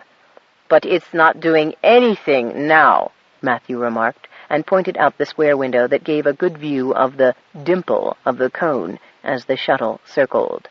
Not so much as a wisp of smoke or a belch of ash was visible, but 4 kilometers around the land was shades of gray from cooling lava or wet, mud-streaked ash. If you've seen enough, Dr. Luzon, the pilot said over the intercom, I'll proceed to the cave site coordinates. Matthew flicked a hand at one of his assistants, who immediately issued the actual order. Are we going to land and investigate the cave, Matthew? Marmion asked ingenuously. I just wanted to orient myself for the purpose of further on-the-spot investigations. Wise. He made a big show of peering down at the site when they reached it minutes later. Marmion needed only to confirm that the rocky upthrust of the cliff was visibly a limestone formation and most certainly riddled with caves. Since Whittaker Fisk was unlikely to fall for illusions, much less delusions, she'd take the rest of his report as valid until she had substantial reason to doubt it. Whit was not one to jeopardize either his position with Intergal or his reputation with wild and unprovable statements. This is the right place? Matthew asked, his expression bland, but Marmion knew not to trust that. We're right over the coordinates I was given, Dr. Luzon, the pilot said. The stream is visible on the ledge, and my scanner's picking up the copter footprints on the nearest possible landing surface. Several footprints and different size copters. Can't deny the evidence, can we? Matthew said. All right. Proceed for an aerial pass over that town that young Fisk mentioned. Kill something. Kill cool, Matthew, Marmion said helpfully, as if aiding someone with a faulty memory. There was not a thing wrong with Luzon's memory. It had proved far too accurate too often. Perhaps not honest or properly evaluating the memories, but the details were always indisputably proffered. Details were Matthew's chief weapons. The details that others might forget or misremember. Then he'd pounce with that deadly and devious accuracy of his. Kilcool, as seen through the shuttle windows, was a hodgepodge of widely spaced roofs, some merely darker patches under well-branched trees, with narrow brown tracks, bordered by muddied boardwalks. Not many people were about, though she saw some industrious souls making repairs, and a few others digging up garden-sized squares behind their houses. She approved of such occupations. She enjoyed taking care of the extraterrestrial flowers and plants she nurtured in a cleverly connected succession of domes, set at the required temperatures, gravities, and air mixtures that the exotics required. She had fond memories of once being able to get hands and nails dirty, mucking in the small garden of the first house she and Ulgar Algemen had bought. How young they had been. She mentally shook those fond memories away and listened to what Matthew was saying. "Crude in the extreme. How long has this place," he asked, managing to pour a great deal of contempt into the one word, "been established? If you can possibly call that huddle of huts established." His assistants did not answer, and Marmion had no intention of interrupting him. "And this place harbors the dissidents? Kill cool, indeed. Kill cool is what we shall do to such pretensions." "Are you sure of that?" Marmion asked in a languid tone. "I feel we are perhaps a tad over-civilized at times, Matt, dear. We've lost the common touch." "Thank God," Matthew said explosively. "That would permit us to evaluate the struggle against climate and conditions. I do find it appealing that amid all the snow and mud, they're already starting gardens." Matthew snorted. "Gardens? More than square-meter plots are required to adequately feed even this indolent population. They can't expect Intergal to continue to support them with expensive importations of subsistence rations." Marmion raised one hand in a gesture of indolent appeal. "I don't believe rations are imported to Petaybee, Matthew. Do check, one of you," she said, flicking her fingers at his assistants, "because I have the oddest recollection that they are actually self-sufficient." "Not with the quantities of fuel and—" "Fuel is for vehicles, not humans, Matthew. Haven't you got those figures for me yet?" Her attitude remained indifferent, but the slight edge to her tone made the skinny one of Matthew's sycophants tap with greater rapidity at his notepad. "No, sir, ma'am, no rations are imported for the indigenous population." Then he gulped, his Adam's apple bobbling up and down. Marmion had to look away. The poor dear. Matthew would probably taunt him about that when he was in one of his moods. And the other young men— Matthew only had young men as assistants, which rather gave away something, at least to Marmion, that Matthew would probably rather not have known— were all reasonably attractive and looked fit and able for anything physically taxing. Trust Matthew to make the most of comparisons. "Thank you, my dear," Marmion said to the skinny lad. "And do tell me your name again. My memory, you know." In point of fact, Matthew had not bothered to introduce any of the assistants, although she had pointedly introduced Sally Point Jefferson, her personal secretary, Millard Ephiasis, her research assistant, and Faber Nike, whose position on her staff she had not designated. Too many people presumed that Faber's large muscular frame and quiet deference marked a deficient intelligence and lack of personality. Too many people were wrong, especially those who thought Faber was a bedmate. Marmion made a habit of hiring versatile, multi-talented people. It saved money and engendered loyalty and discretion. "My name is Braddock Macomb, madam," was the reply, couched in the lowest possible audible tone. "Thank you, Mr. Macomb." She smiled. It never hurt, and for all she knew it might gain her a discreet ally on Matthew's staff. "Stop trying to charm my staff," Matthew said testily, giving Macomb a piercing glare. Macomb's apple did an unhappy series of perpendicular maneuvers. "I've given up on that score long ago, Matthew," she lied shamelessly. "You really do know how to incur loyalty among your staff. I could use a little of that genius."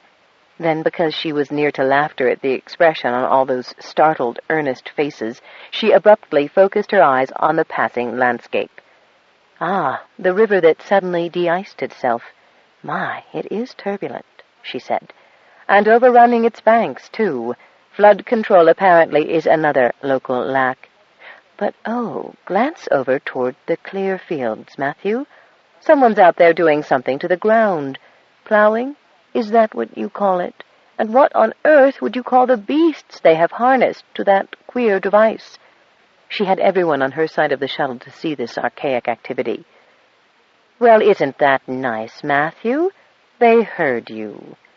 Matthew favored her with a sour glare. She could almost see the phrase, "They'll hear me loud and clear," coming out in a bubble from his tightly shut lips. Certainly that was the expression evident in his glare. A little noise like a suppressed cough issued from the seats behind her. Faber, more than likely, she thought. He'd never said as much, of course, but she knew he despised Matthew Luzon, almost as much as she did, and Sally and Millard, for that matter. She'd chosen this team very well indeed. Then the shuttle was within sight of Space Base and its ridiculously colored auxiliary buildings. Who had the tastelessness to use such awful colors, Marmion wondered. Probably every color of paint rejected throughout Intergal had ended up here, on the walls of this eyesore. She did not, however, as Matthew did at length, comment on the condition of the landing field, with its craters and cracks and the blocks of plascrete that had been elevated by the seismic activity. As they seemed localized on the field, Marmion was quite charmed by the notion of a sentient planet that could so specialize its internal effects to cause the most discomfort to the inhabitants it did not wish to remain on its surface. A most considerate friend and formidable enemy, such an entity would be, if it was possible. And who was to say it was not? Marmion shrugged. She had a fondness for mysteries in this overanalyzed universe in which she lived. Enigmas attracted her curiosity, and solving them gave her a chance to stretch her mind and resources. How wonderful if this truly proved to be the enormous and complex puzzle the report promised. Whether it was quite what the locals claimed or not, however, there had to be more here than the prosaic scene below, or the official explanations of the uncanny events detailed in the reports, no matter how disparaging the logical explanation, or accurately detailed. She was quite delighted she had come, and should this planet prove to be a sentient entity, she would be even more delighted to make its acquaintance. She hoped, rather whimsically, that the planet would respond as well to her and not judge her too harshly by the company she kept. There was, of course, much fanfare as the shuttle landed on one of the few level portions of the field. A proper welcoming committee was there, and if no red carpet had been spread, the plascrete had obviously been scrubbed clean of the mud and goo that was smeared over most of the rest of the landing area. The ground vehicles gleamed with a high wax finish in the clear sunlight. Her lungs took in the spring-crisp air in great gulps. She was almost dizzy with the intoxication of undeniably fresh air. "Oh, my word, air! Give me air like this wherever I go," she said dramatically, one hand on her heaving chest. Matthew shot her a disgusted glance. "Marmion, the air may appear to be fresh, but you cannot be sure it isn't filled with bacteria and microbes that will have a deleterious effect on your health, which we must preserve," he added, with that dreadful smile he affected when he was pretending to be solicitous, while really hoping the person he was talking to would fall over dead. By quickly linking her arm in Faber's, she neatly avoided contact as Matthew held out a hand to help her down the scrupulously clean stairs. Faber escorted her deftly to the ground, but Sally and Millard had to wait until Matthew and his minions had disembarked. Maybe Sally would be able to make some sort of impression on one of the handsome, physically fit young assistants. She usually managed. She'd have to be very clever with Matthew's boys, but that's what Sally was. Clever, astute, discreet, and exceedingly intelligent. "Once more into the fray, dear friends," Marmion thought, as she observed Captain Torkel Fisk in full flash uniform, standing just slightly ahead of his father. Rather naughty of Torkel, she thought. Whitaker was dressed far more casually, but she'd never seen him look so fit and happy. Happy, she thought, wondering that adjective should spring to mind. Who had time to be happy in the intergalactic society of which she, Whitaker, and Matthew were part? In any event, she smiled at Whitaker as he neatly elbowed his son out of the way to be first to greet her. "Is your arm all healed? And the leg wound?" she asked solicitously as they embraced. He wore a support bandage on his arm, and she'd noticed just the faintest hint of a limp as he moved. "Of course, Marmee. You can't keep an old dog like me down. I not only had Intergal's best medicos working on me, but the best immediate and convalescent medical care available here. I'll say that for this planet. Good for your health," Whitaker said. Releasing her, a trifle reluctantly, she felt, he turned to shake hands, showing just the right deference and enthusiasm, with Matthew. "You are welcome, Matthew. Your input will be invaluable." Liar, Marmion thought, but she smiled vacuously as the two men went through the courtesies. Matthew introduced his gaggle of ganders to Whitaker, adding the provenance of each and their area of expertise. That is, he introduced all but poor Adam's apple. "And this is Braddock Macomb," she said, smiling brightly, first at Matthew, then at Whit, and finally at poor, startled Macomb. "You remember Sally, I'm sure, Whit, and Millard and Faber, who are my staunch henchmen." Whit shook hands with her assistants, and then waved everyone to the waiting vehicles.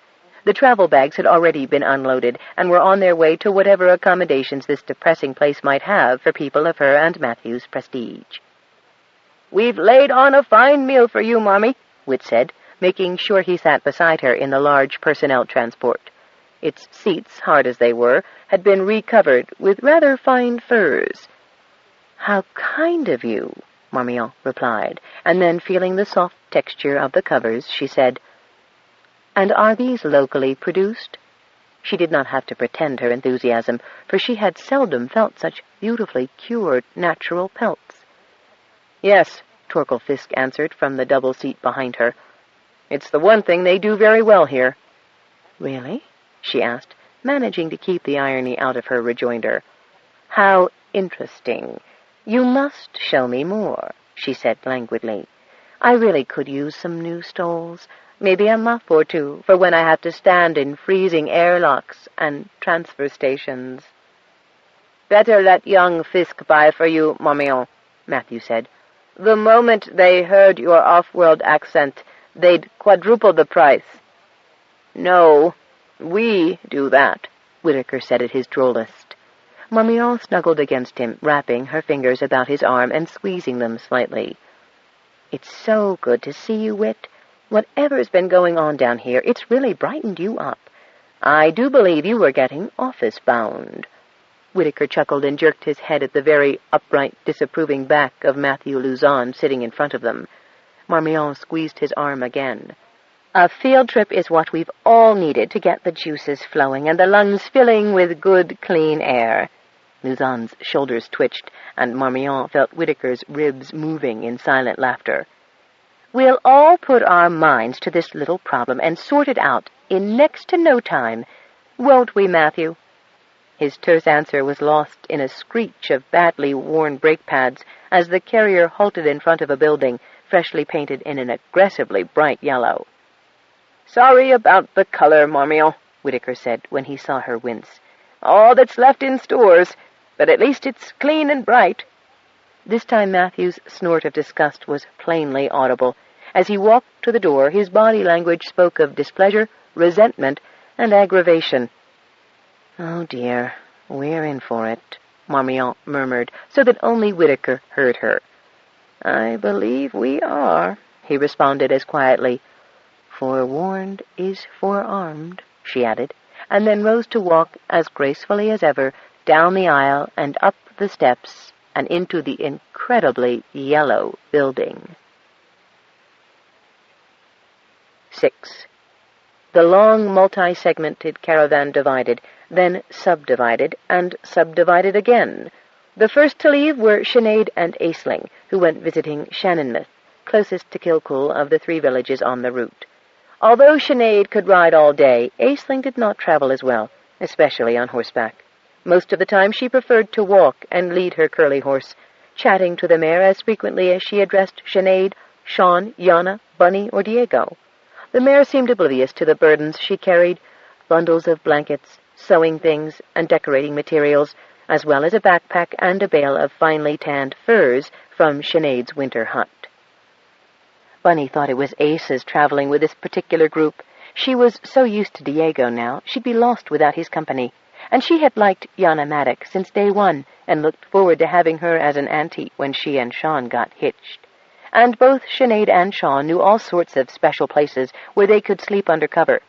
With the people traveled Alice B., Sinead and Aisling's lead dog, Nanook, one of the track cats who lived out at Sean's lab, and Dinah, the Maloney's lead dog, who had taken such a shine to Diego that she preferred his company to Liam's. She also liked Bunny. When Bunny stroked her, she could even receive Dinah's somewhat phonetic communications. After leaving Sinead and Aisling in Shannonmouth, the group continued on, following the river that snaked uphill past McGee's Pass.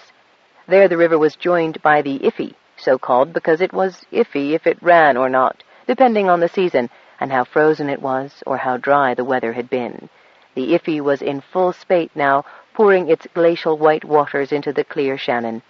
The two mingled murkily all the way to Harrison's Fjord. As Bunny and Diego parted from Sean and Yana, Sean said, "Listen, you two, by all means, visit the Connollys, and if you can do so, find out what's going on. But if feeling is very strong in favor of the mines, leave and come find us, and we'll all do it together. I want you to meet us at Harrison's Fjord in 3 days' time. It's only a day to the fjord, so that gives you 2 days to suss things out. Okay? I'd like to have more time, but with the PTBs arriving soon, Yana and I have got to catch a ride down under as soon as we've finished our business, and Johnny or Rick are free." "Can we go down under too?" Bunny asked. "I doubt if the aircraft will be big enough to hold 4 passengers," Yana said.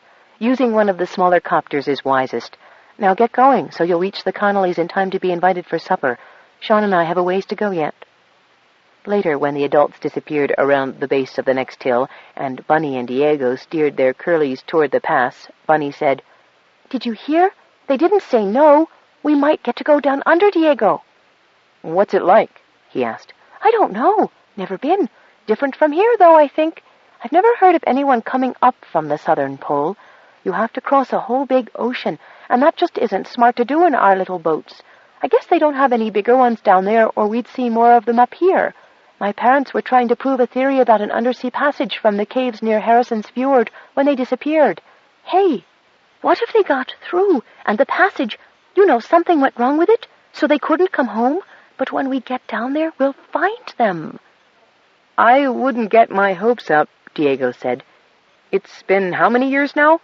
"I don't know. Over 10. I was real little when they left."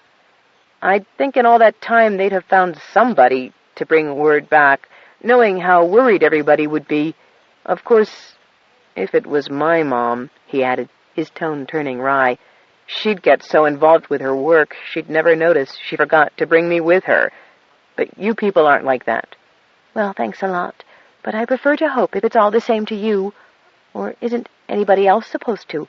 You got your father back. I guess that's all that matters." "I didn't mean for you to take it that way, Bunny. I wouldn't have got my dad back if it wasn't for you and Claudia and everybody. And sure, I hope there's people who will help your folks down under. I'd just hate to see you get all excited and be disappointed." "I'll be excited if I want to," she said tartly. "And I've been disappointed before." Diego didn't say anything, and Bunny regretted being so sharp with him. He was probably just showing how much he cared about her, as Aisling would say. But he was only 2 years older than she was, and he shouldn't treat her like a kid. So after that they rode in silence until they rounded the bend at the foot of the pass and were greeted by a roaring wind funneling through the cleft and almost blowing them back down to the Shannon. Flattening themselves against the necks of the curlies, they trudged up the trail, which was somewhat less muddy than the flatlands. The air was also noticeably chillier. Dinah dropped behind the horses and padded along in the shelter of their sturdy bodies. McGee's Pass wasn't very big, not even as big as Kilcool, Bunny thought with surprise as they rode between the first pair of houses. There were only about 8 houses, situated fairly close together, lining the wide spot in the trail that passed for a road. The road was heavily churned up and tracked into ruts, ridges, and pockmarks, lightly covered with a recent sprinkling of snow, making the footing extremely slippery and uneven. The houses were unimproved, original company issue, shored up with pieces of timber, stones, mud bricks, plascrete, hides, and whatever else was handy. As in Kilcool, the ground was littered with the refuse of many long winters and warm seasons not quite warm enough to melt the snows.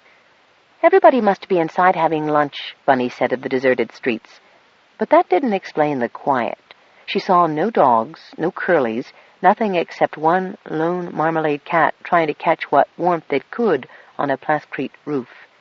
Dinah wandered from house to house, object to object, sniffing and whining, barking once or twice, and sniffing and whining some more. At one place she paused to urinate near a doorstep. The cat looked down at her as if considering jumping on her back for a ride.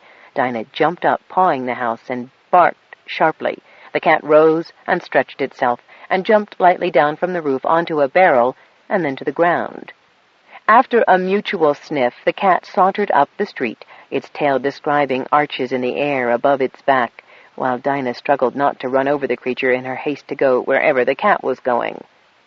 Bunny and Diego followed the dog. The cat walked out of town, which wasn't all that far to go, and up toward the pass, and then abruptly disappeared into a bush beside the trail. Bunny and Diego dismounted. A voice came from behind the bush, then suddenly many voices, and then the bush moved aside and a person appeared in what turned out to be the entrance to a cave. The person, a man who looked a bit like Bunny's Uncle Attic, seemed startled to see them. "Who are you? What are you doing here? What do you want?" he demanded, blocking the entrance to the cave. "Slanta," Bunny said as normally as possible. After all, if these people were supporting the company instead of the planet, she wasn't surprised that they might be a little defensive. "I was looking for the Connolly family. I thought they lived around here." "Who is it asking after the Connollys?" a woman's voice asked from behind the man.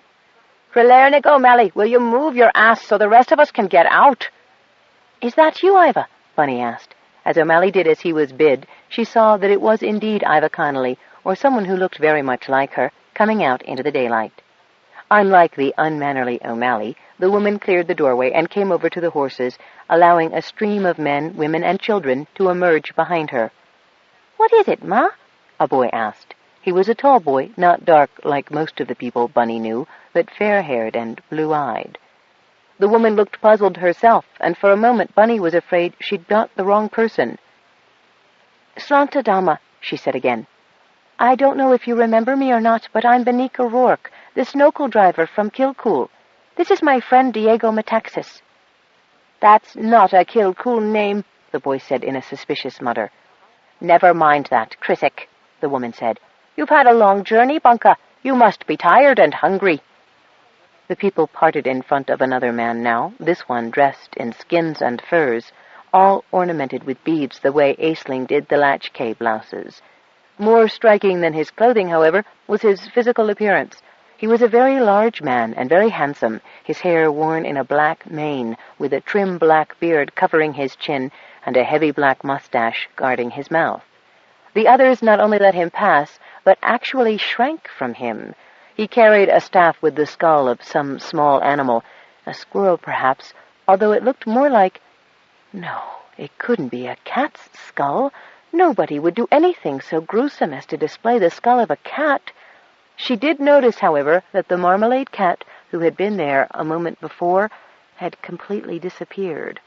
"Iva, my child, of course this lovely creature and her friend are tired and hungry. You must bring them to my house to eat and rest." He turned to Bunny and gave her a smile that invited her to admire him, and extended his hand less to shake hers than to sign a blessing at her. "I am Satik, the Shanahy. Welcome to my village." "Slanta Satik," Bunny said, "and thanks for the invitation. I just came bringing greetings to the Connollys from our healer, Claudia Sinungatuk. But she has spoken of you, and I know she will be glad to hear that I met you."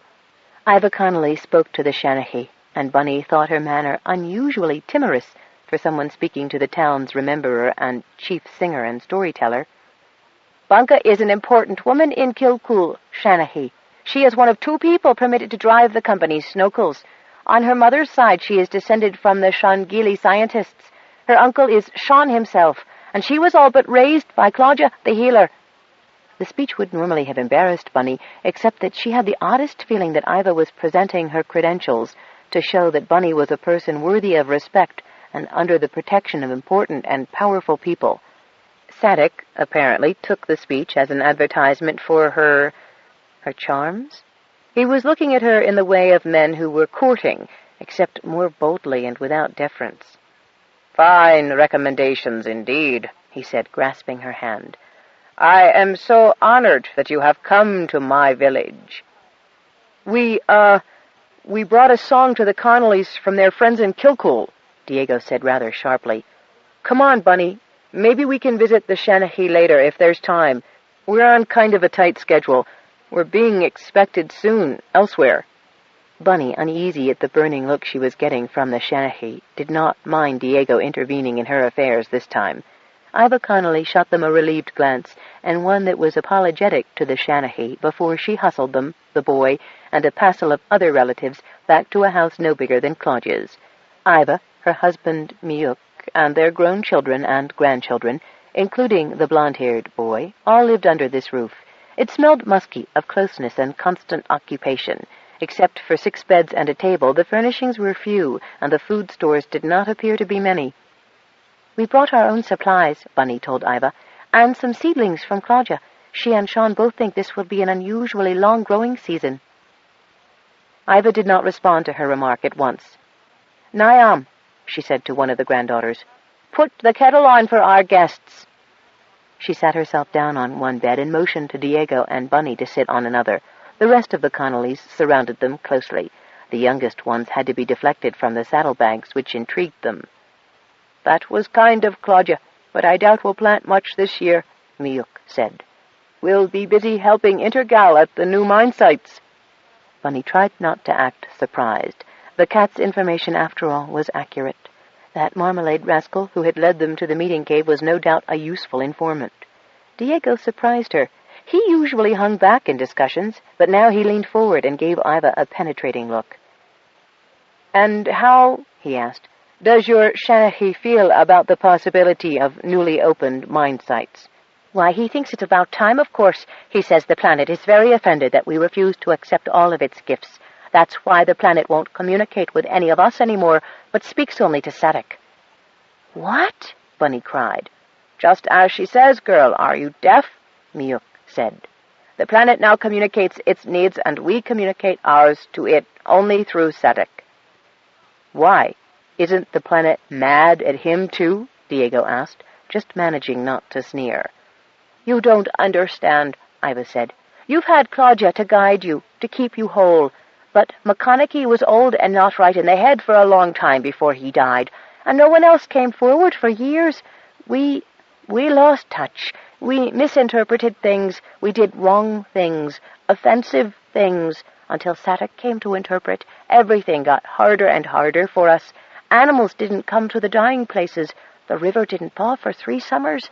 We couldn't grow gardens. Not until Sadik came did we know what the problem was. We had angered the planet by not cooperating with the company when it wished our help to make its explorations." "Which explorations?" Bunny asked. She wasn't aware that help had been recruited further afield than Kilcool. "There was one last year. Some fellas came looking for guides. They landed in a shuttle. I don't think they even went to space base. They said there was some kind of special minerals we were supposed to have here that they were looking for." "There were others, too," Miuk said. "Ask Claudia. Sometimes, if what the company wanted was near Shannonmouth, people from Kilcool would just send them on, or bring them this far and no farther. My brother Yupik guided one group, but we never saw him again." "I went out with my father and Lavelle Maloney with a group," Diego said in a quiet, intense voice. "We got into a whiteout, but we took refuge inside the planet. My father, well, he was bad for a while and almost died from the shock, but Claudia and Bunny and the others helped him, and now he's better. That sort of thing seems to happen to a lot of company teams." Iva shook her head. "They did not ask permission then. As Sadik says, we used to do it all wrong. He says that Miuk's brother and our other folks killed the company teams, and the planet punished them, and us, because of it." "Why does he tell you such lies?" Bunny asked. She had restrained herself long enough. Now she was really mad.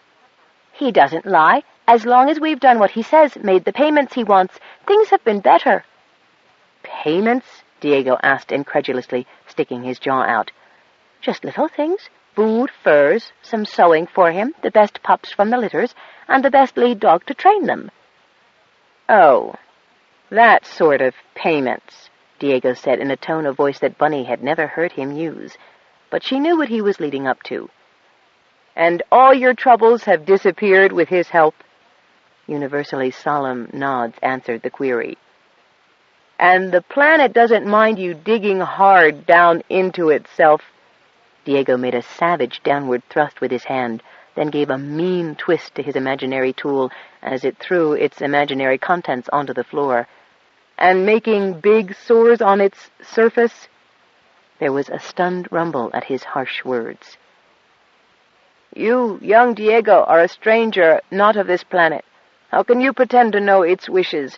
How can you pretend to know our needs? You have no understanding of the planet, of us, or of how it is at Shannonmouth, Miyuk said sternly, shifting his legs into an aggressive stance. Quite possibly I don't, Diego said, staring back at him, so unafraid that Bunny was as proud of him as she was scared. But I have a song to sing. Bunny breathed a secret sigh of relief. Diego was sure catching on fast. Out of inbred courtesy, everyone in the tiny house relaxed just that little bit that showed they would be receptive to a song, but not to more words that went against their Shanahy. Of all the tense faces, Bunny noticed only one, that of the light-haired boy, Chrissick, that did not wear the same defensive, half-frightened look. She had mistaken Chrissick's expression for sullenness at first, but as Diego talked, the other boy's face relaxed, and she saw that he was angry, and not at them. Diego, as if he'd been doing it all his life instead of just the past few months, lifted his head, half-closed his eyes, and sang the song he had composed for the Kilkulachke. I am new come in storm here, a storm of heart and mind and soul. I sought and found storm with Lavelle. She saved me when the sled crashed down. With the heat of her body, she saved me. With the wit of her mind, she saved my father, too. Saved me to see the cavern that all say I didn't see. But I saw the caverns, and the water, and the carving of wind and water. I saw the gleaming snow like jeweled cloth. I saw the branches waving, the water talking, the ice answering, the snow laughing. I saw the animals of water and earth, and they were talking too. They were kind to me and answered all my questions. But I do not know what questions I asked. I do not know what answers I heard. I know the cavern, the branches, the talking water, the speaking ice, and the laughing snow. I know that you know it, too. So hear my song and believe me, for I have seen what you have seen, and I am changed. Hear my song. Believe me. Diego is no stranger to Petaybee. The planet has spoken to him, Bunny said quietly, in the respectful silence that followed a true song, for she could see by their reception that the Connollys could recognize the song for what it was. The planet speaks to few, Iva said, nodding her head. But here, Miyuk said in a harsh voice, the planet speaks to Sadak and none other, and it is he we must obey in the name of the planet. Well spoken, Miyuk. There were gasps of astonishment as Sadak stuck his head through a carefully opened window. Well sung, young traveler. Iva quickly rose and opened the door. She was red with the embarrassment at the Shanahy having to listen through a window to hear something going on in her house. Immediately it occurred to Bunny that that might be how he knew so much of what went on in his village.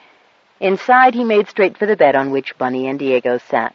But Diego, acting quickly, shifted so that Sadak would have to sit next to him instead of Bunny, as had been his very obvious intention.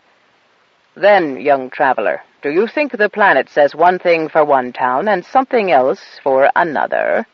Sadak asked, his eyes glistening, his mouth set at a derisive slant. Your town is near mines, Kilkul is not. But Lavelle was searching for mines, was she not, when your group became lost in Whiteout? We were, but well east of Kilkul and well north of here, Diego answered calmly. Bunny thought he was much cleverer than the Shanahy, who was obviously trying to catch him out. What else did the planet say to you that you made such a song?"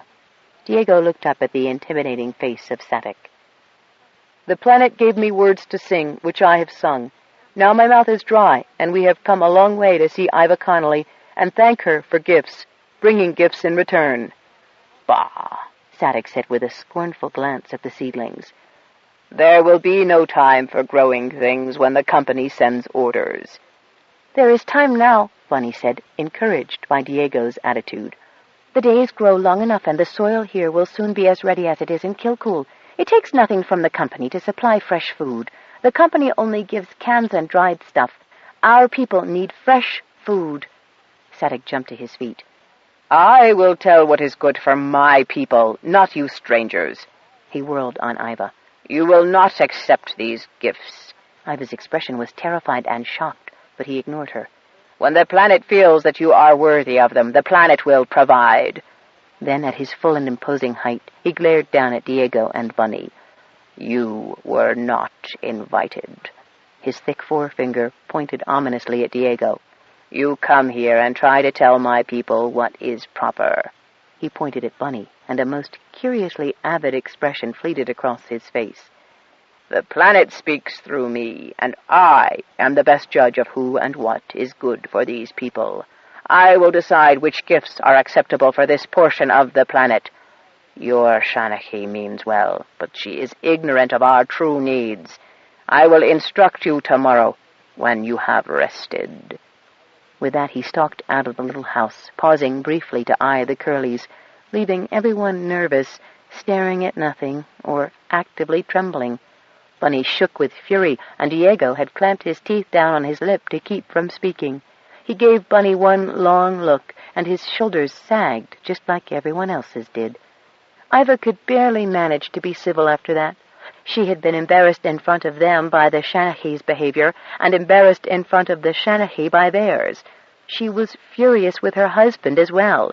She did not, however, refuse the provisions Bunny and Diego had brought in their saddlebags to augment the evening meal. Bunny had little appetite. She was angry and actually somewhat shocked. She had never been so rudely treated in her life, not even by her nasty cousins. She had certainly never thought she'd see Claudia's careful gifts spurned. Diego was as silent and ate as little as she, and his eyes had a wary quality to them. They bedded down that night on the floor between the two bunks farthest from the fire. They were cold, since they had not brought their warmest winter gear with them. Back in Kilcool, where it was so unseasonably warm, they had been unable to imagine it being quite so cold here. Diego shivered, hugging himself and managing to look resentful as he did it. The blond boy, Krissick, was in one of the beds beside them, and he threw a quilt down to Diego. "Here you go," he whispered. "Don't you need it?" "I can put on my parka. I just wanted to tell you it was great hearing you tell off that blowhard." "You mean you don't think he's the heart and soul of the planet like everybody else here seems to?" Bunny whispered. Krissick made a rude sound, but quietly. Just then, from outside the cabin, came a series of furious barks. "Dinah," Diego said, sitting straight up. Iva and Miup looked up, then pointedly rolled back over to sleep. The children other than Krissick pulled their quilts up over their head. Soon the barking was replaced by scratching at the door and whining. "She can't come in," Krissick said. "His Highness has decreed that animals aren't allowed in the house with people." But Diego was already at the door, unlatching it and bending over the agitated dog. Bunny rose too, with Krissick stealing softly behind her. Since the dog could not come in, Bunny and Krissick joined Diego outside, where he was rubbing her fur and talking to her. "She's trying to tell me something. I know she is," Diego said, "but she's so excited it's all scrambled." "Darby and Cisco," Bunny said, remembering the Curleys. "What?" "Where are they?" "Oh, shit," he said. Krissick made a face. "At least he left the dog." "Who?" "You know. Him," Krissick said, pointing his chin up past where the houses ended. "He thinks anything worth having belongs to him. Besides, I saw the way he was looking at your woman here." He nodded to Bunny. "I think he means to keep you here, as well as have the horses." "He'll keep nothing," Bunny spat, "including the hold he has over this village. I don't know how he's managed to do it, but I know that if he's the only one who communicates with the planet here, there's something seriously wrong." Diego said cautiously. "We did promise, if we had cause to think this might get dangerous, we'd go meet Sean and the Major first." "Well, we can't very well go without the horses now, can we? Not and make it there in good time. We'd be sitting ducks for that witch doctor." She used the term she had heard some of the company men apply to Claudia sometimes. "Your horses are gone," Chiswick said in a hard, practical voice. "No one can have back what Sadik has claimed."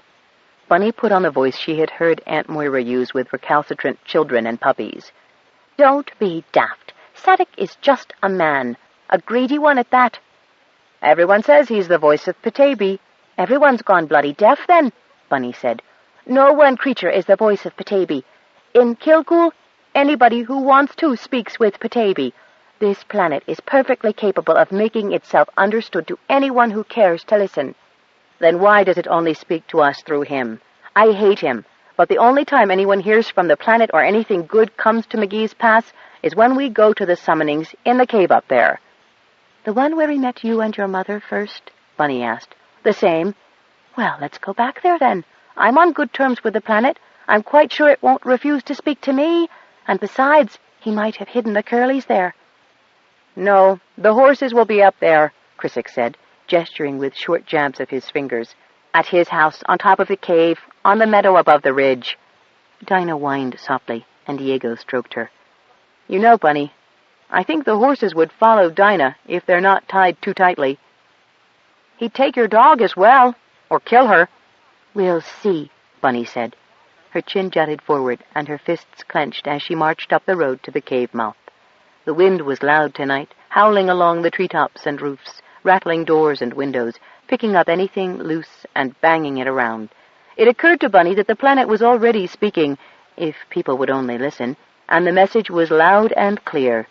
It was not pleased at all. "Bunka, wait!" Chiswick whispered urgently. He grabbed her arm as he caught up with her. Diego was at her other side. "We can't wait any longer. This guy already stole our horses. Who knows what he'll do next?" "That's what I'm trying to tell you. She," Chiswick nodded to Bunny, "especially shouldn't go." "Why not?" "You didn't meet my older sister, Luca," he said. His tone was so angry and anguished that it stopped both Bunny and Diego in their tracks. They were just beyond the last house now, about 200 paces from the cave mouth. "She got sent over to Dead Horse by Sadik, but before that, he took her." "What do you mean he took her?" Bunny asked. "You mean raped her?" "No, not at first anyway.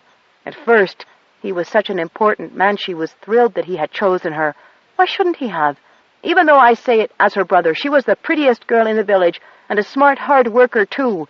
When she was younger, it was thought she might be a healer like Claudia. She was always singing, always talked to everything in the friendliest fashion. She got kind of funny when she became a woman, though. I think maybe people made too much of how pretty she was and what a good catch she would make. And the local fellows, well, there weren't many in her age group, and none of them were quite right. When Sadik came, he flattered her with his attention, not just because she was pretty, but he played on her shaman powers, too, how close she had always been to Petaybee. If I didn't hate him so much, I guess I would have to say he's not that looking. He seems bigger than the other fellows here. She was very excited, thought she had met her match. My parents thought she would marry him, but he just moved her up there with him.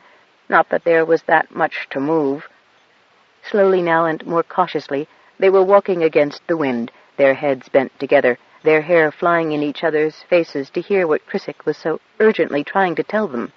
As they reached the cave mouth and Chiswick thrust aside the bush that guarded it, the wind quieted, as if it had suddenly been extinguished.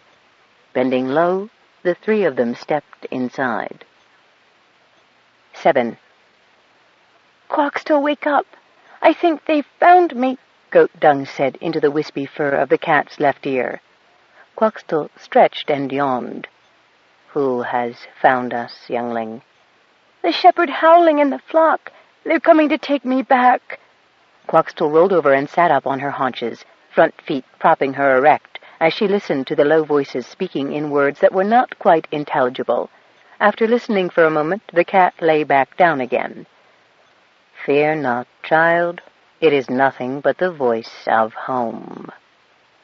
The shepherd howling had spoken of the great monster, who seemed to be the same being the cat called home, and how the monster had a voice, though the shepherd always described it as a growl, or a roar, or a gnashing of teeth, or spewing of spittle, or something equally nasty.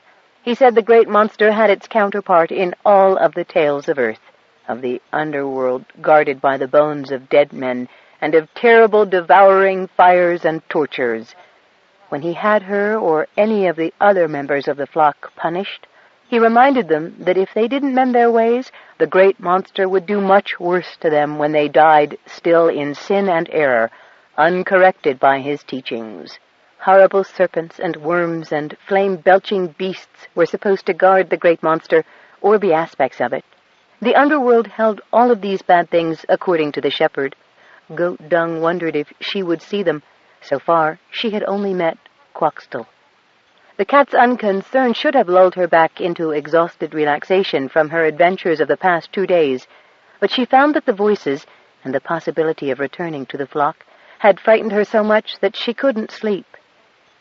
"Did you ever hear," she asked the cat idly, "what it used to be like on Earth back in the olden days, before we were moved for our heinous crimes and sins to this cold place, and put at the mercy of the great monster?" Goat Dung awaited the cat's answer with sleepy anticipation, for in spite of all of the things that she had hated about living in the Vale of Tears, and as much as she had feared the shepherd howling, she liked the stories that he and everyone else told constantly. They told stories of why it was good to cook one way and not another, stories of why a house should be built in one way and not another, stories of how horrible it had been in their homes before they came to the Vale of Tears, stories of how they had first met the shepherd. Although some of the stories were frightening, and the pictures they made in her head filled her with revulsion, she missed the stories. She missed having them told to her. The stories were a respite from beatings, and made work go faster.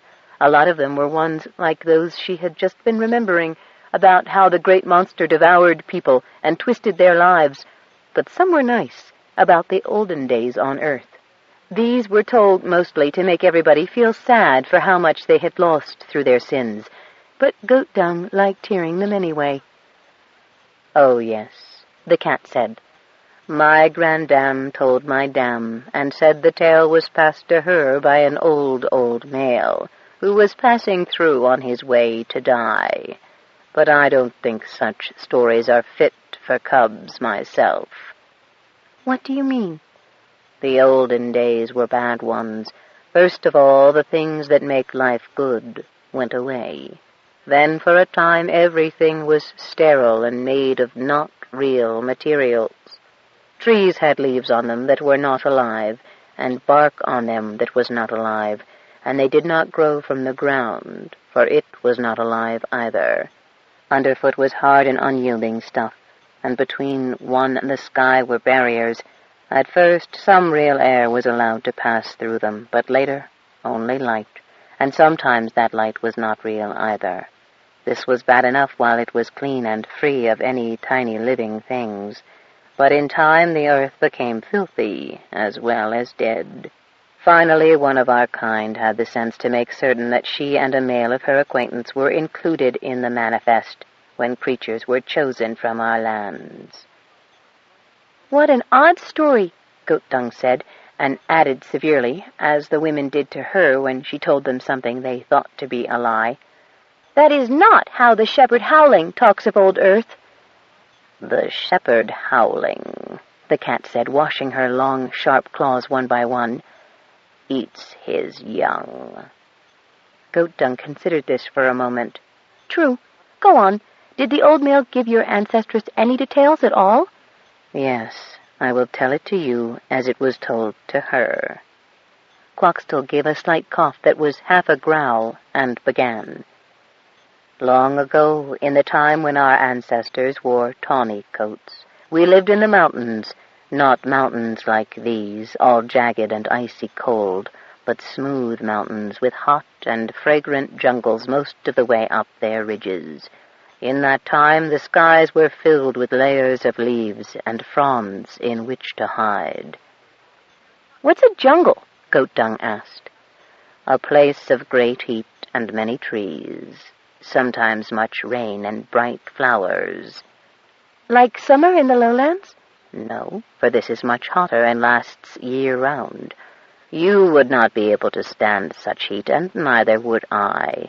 Many kinds of animals and plants existed then that no longer exist, at least not here, not yet.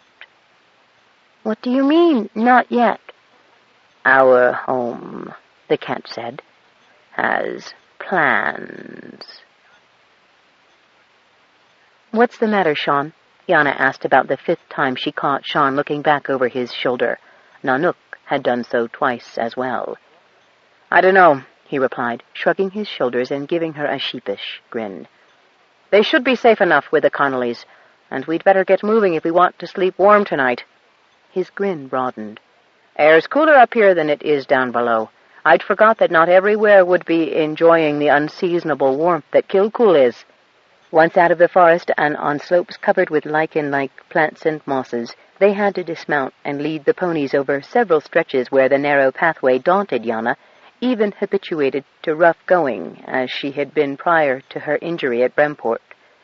The curly-coats seemed oblivious to any danger, though it gave her some comfort to note that their ears wigwagged constantly. Their tails sometimes acted like propellers, for balance the way Nanook used his, and they snorted frequently, as if exchanging information. They got over the rocky tor and down into forest again by the time it was full dark. The forest was denser than the one around Kilcool, and the trees larger, with thicker trunks. The branches dripped constantly from the melting snow, so that it might as well have been raining. Yana was very tired, so Sean made her tend the little fire he started, while he saw to the horses and then skinned the rabbits Nanook caught. The cat ate his raw, but with such relish that Yana could barely wait till theirs was cooked. At last, with Sean on one side of her and Nanook on the other, she slept warmly and dreamlessly. She awakened the next morning to the smell of coffee under her nose and the sight of a cup with its handle turned toward her. Sean slipped back into the bag, grinning at her, and they both suppressed chuckles at Nanook's soft snores. The morning was well advanced when, abruptly, they reached the plateau that tilted toward the other half to the fjord. It was as if a giant axe had neatly bisected the cliff to allow the waters through a narrowing cut to the main body of the continent. The split sloped abruptly down, where a river ended its path to the sea and tumbled in a graceful, medium-sized waterfall into the end of Harrison's fjord. Who was Harrison? Yana asked as they made their way down the incline toward smoke that rose from unseen chimneys, Nanook bounding on ahead. Harrison? He was one of Grandfather's old buddies, retired here from the dear knows where, Sean said. He had a droll sense of humor and loved early space adventure stories. Oh? The name of the place, Sean explained, looking over his shoulder as if Yana should instantly comprehend his reference. When she obviously didn't, he shrugged and continued his briefing. Folks are mainly Eskerish, fishermen and boat builders. Boat builders? Yana was amazed. They'd left the forested slopes behind when they'd crossed over the pass from McGee's, and the other side of the fjord was just as bare as this one. Builders of anything would have to go miles for timber. More than wood makes good boats, he said. By the way, Sean, love, Yana began, taking her opportunity while she had it, how many people know you're a Selkie? As few as possible, but he grinned at her. Many people have seen a Selkie. It can't always have been me, because I know I wasn't anywhere near there at that particular point in time, and so far as I know, nobody else has my, versatility. Some Petabians have great imaginations. I'd noticed. I thought you might. We can ride now, and I'd rather we made the last leg of our journey before we lose the good light. They mounted and proceeded at the marvelously easy pacing gait the curly-coats did so effortlessly at various speeds. Yana's little mare kept her nose right against Sean's gelding's tail.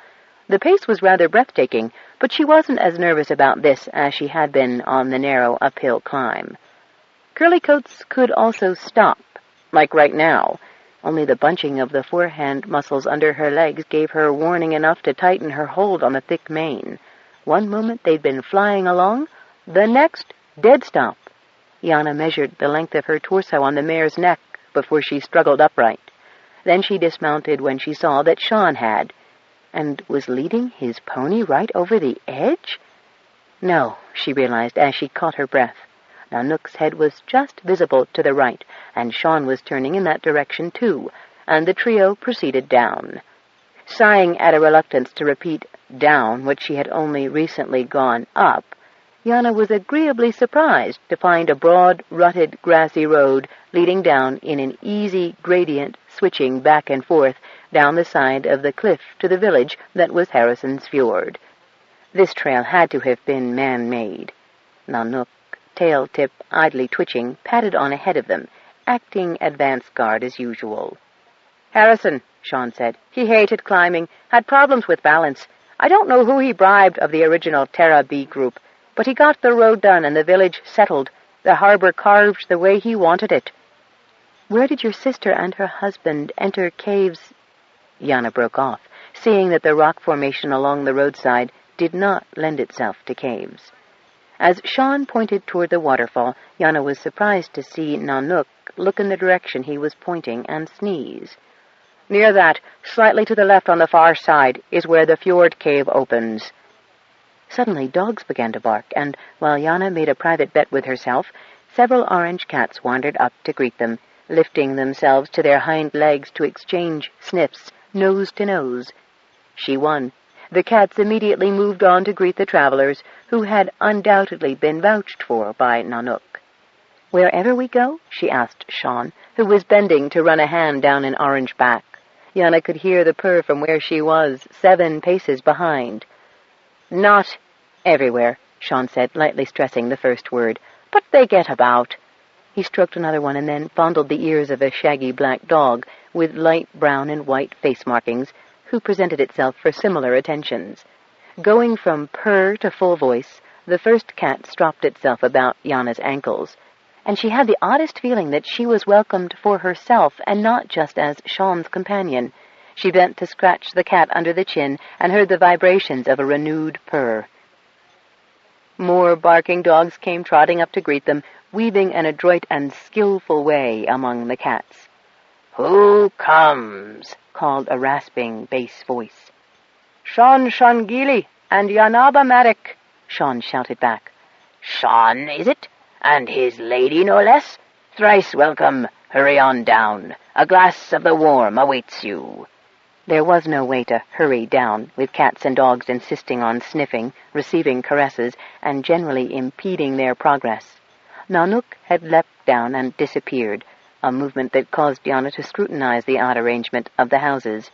Each of the 12 or 14 had been carefully inserted on an earthen terrace, with the cliff for a back wall, and the terrace jutting out far enough to provide a small garden or yard complete with benches. The houses were perched on each side of the road as it ribboned down to the final broad terrace, which was wharf as well, and high above the fjord water. Boats were neatly propped up on racks. Nets hung from racks of high poles, drying in the last of the sun.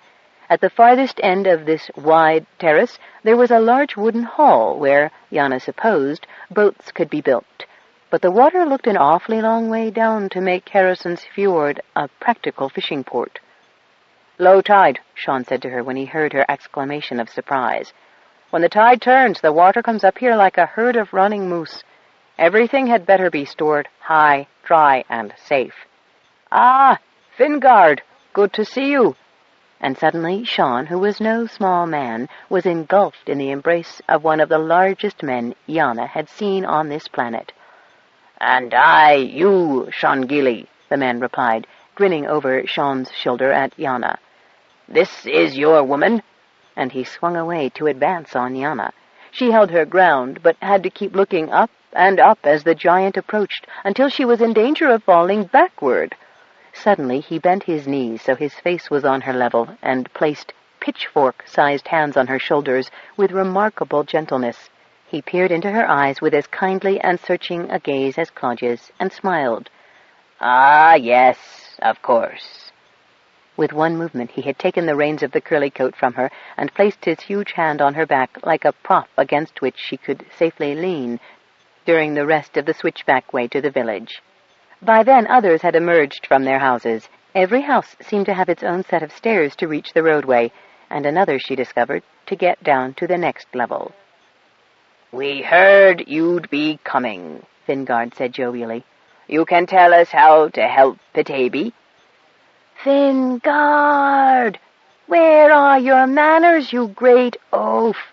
A woman nearly the size of him clambered up to the roadway, smiling at Yana before she continued to berate her husband. Drink first, eat second, and you've all the night to talk and get the needful done. Don't mind him, missus. He means well. This was directed at Yana.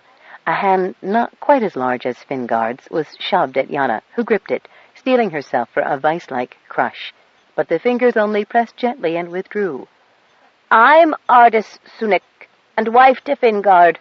Welcome, Yanaba Matic. It was no surprise to Yana to see the cats clustering around Ardis's feet, somehow avoiding being trampled on or swept away by the leather skirts the woman wore.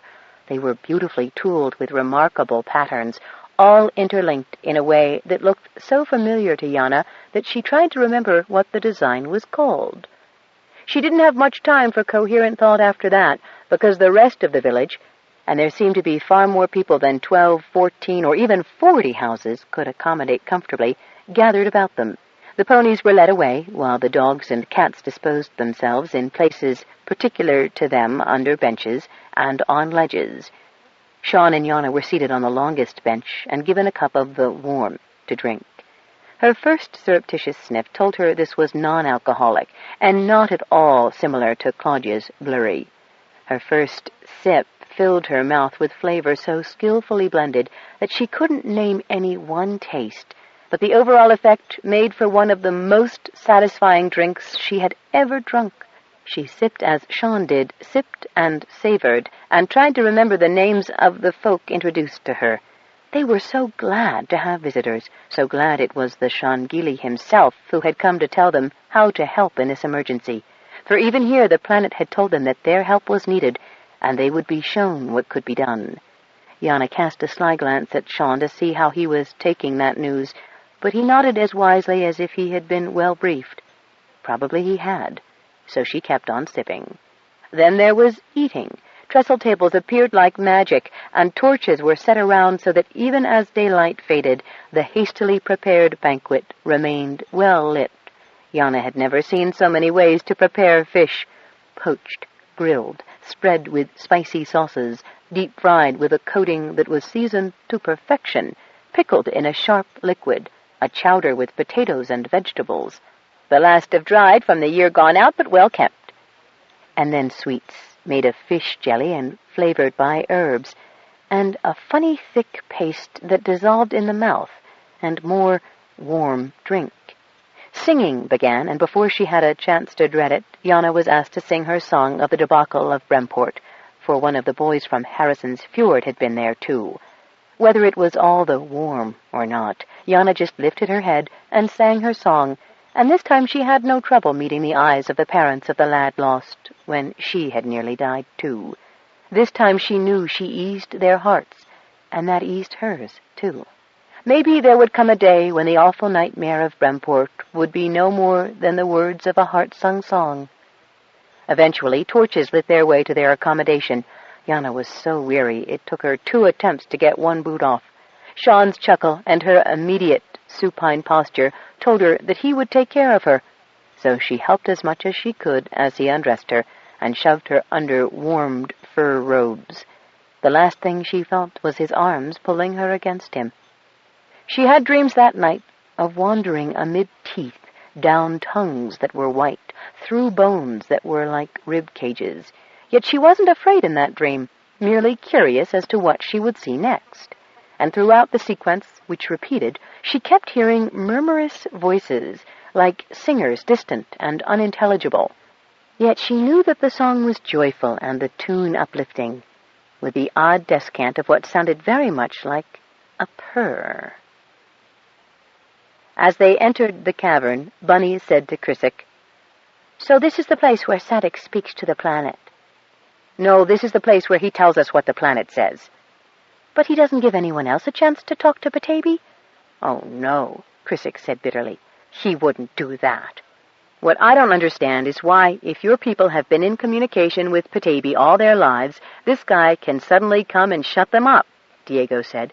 I mean, so maybe he gets his bluff in on the people, 'cause they don't get around much, and he's a smooth talker. Okay, I can accept that. But how does he shut the planet up? Bunny scarcely heard his last words. As she picked her way forward in echoing darkness, she suddenly felt as if she couldn't draw a breath, as if something inside her, a presence that she always had with her, was walled away from her, withering. The sudden terrible loneliness of being without that presence was crushing. She backed away, stumbling toward the sound of Diego's voice. He was still talking when she reeled against him, clutching at his jacket. "Bunny? Bunny, what's wrong?"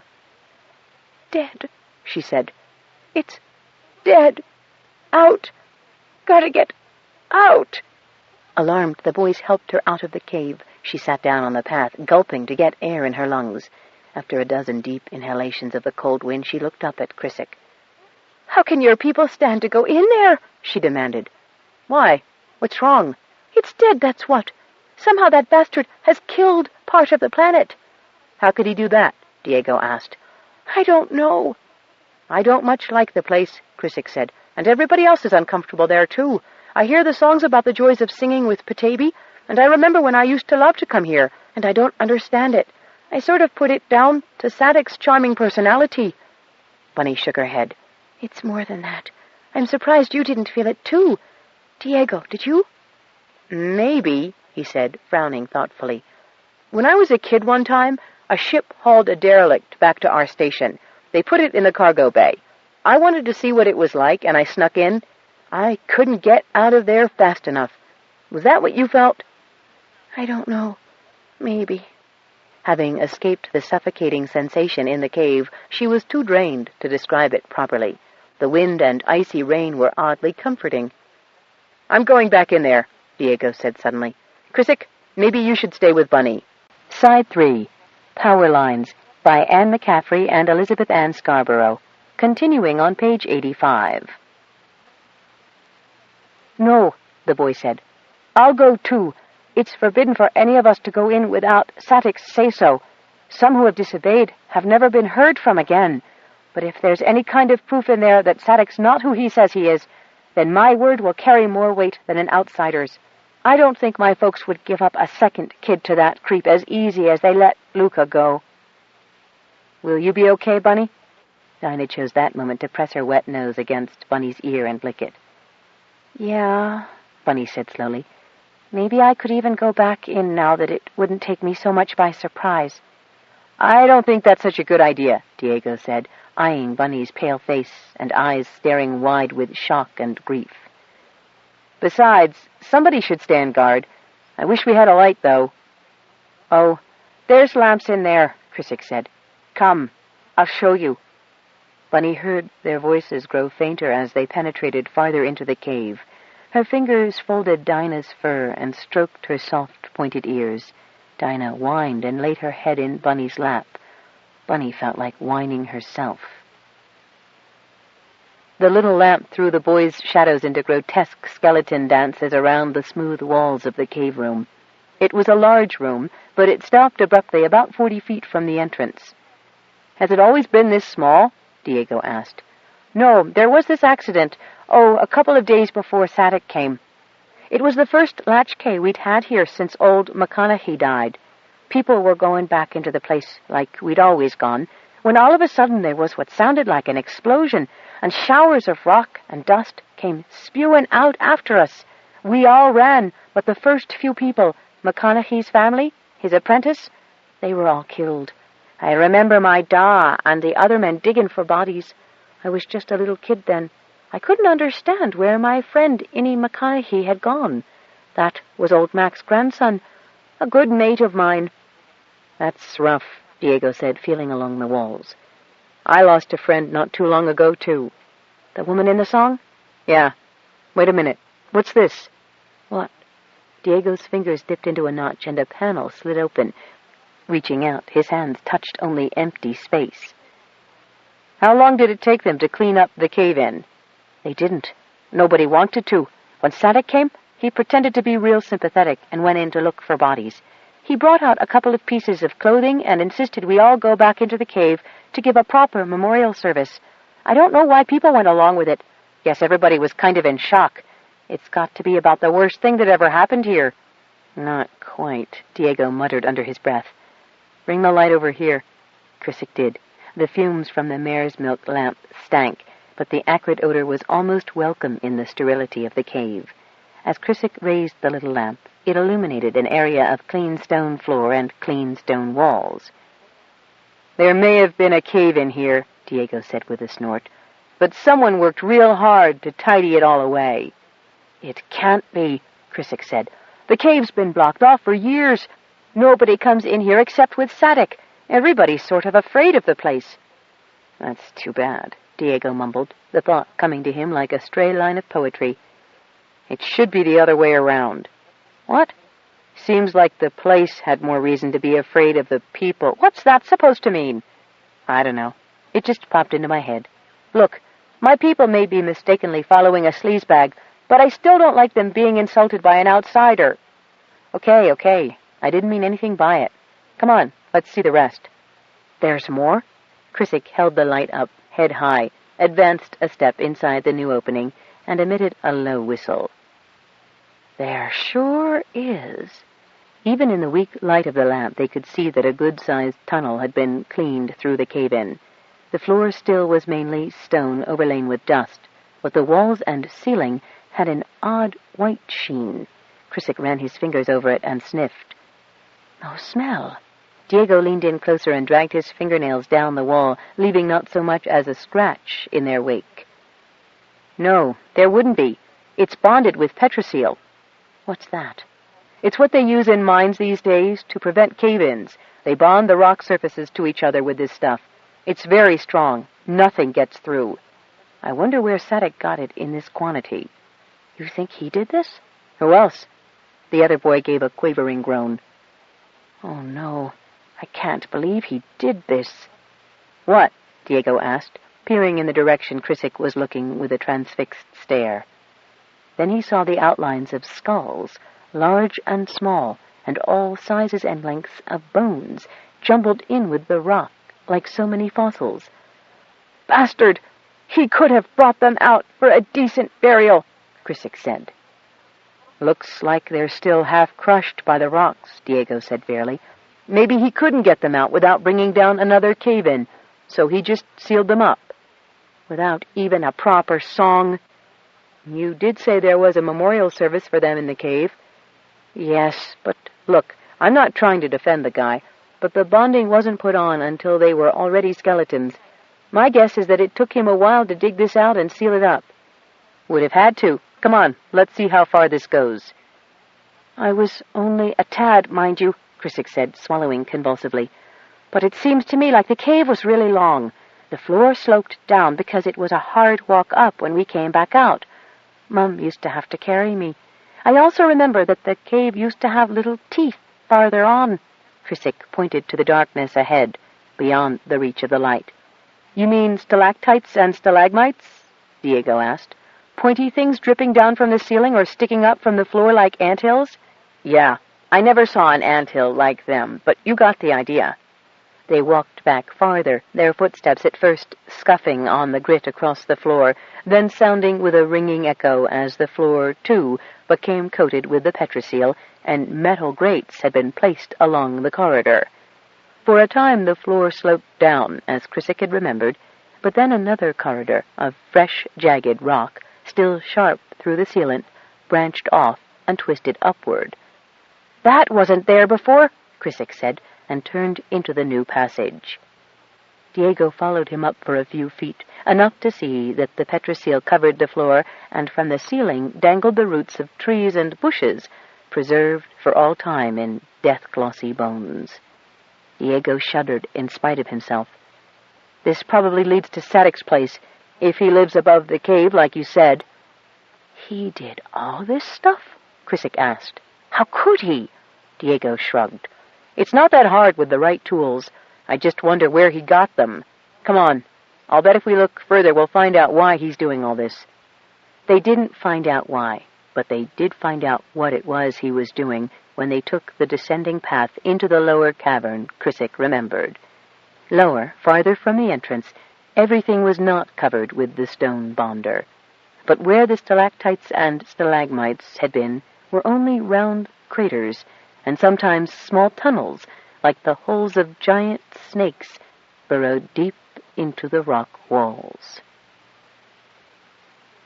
When she was finally able to retire from the elaborate welcoming dinner Torkel Fisk had arranged, Marmion asked Faber to arrange transport for her the next morning to see Kilcool from ground level. "Ask Sally and Miller to see what they can hear round and about, too, would you, dear Faber?" she added, allowing herself the luxury of a yawn she didn't have to stifle. "Shall I pull rank if I run into obstruction?" Faber asked. He was a bird colonel, currently detached to her service on a long loan basis. I'd rather you saved that for later, if at all possible.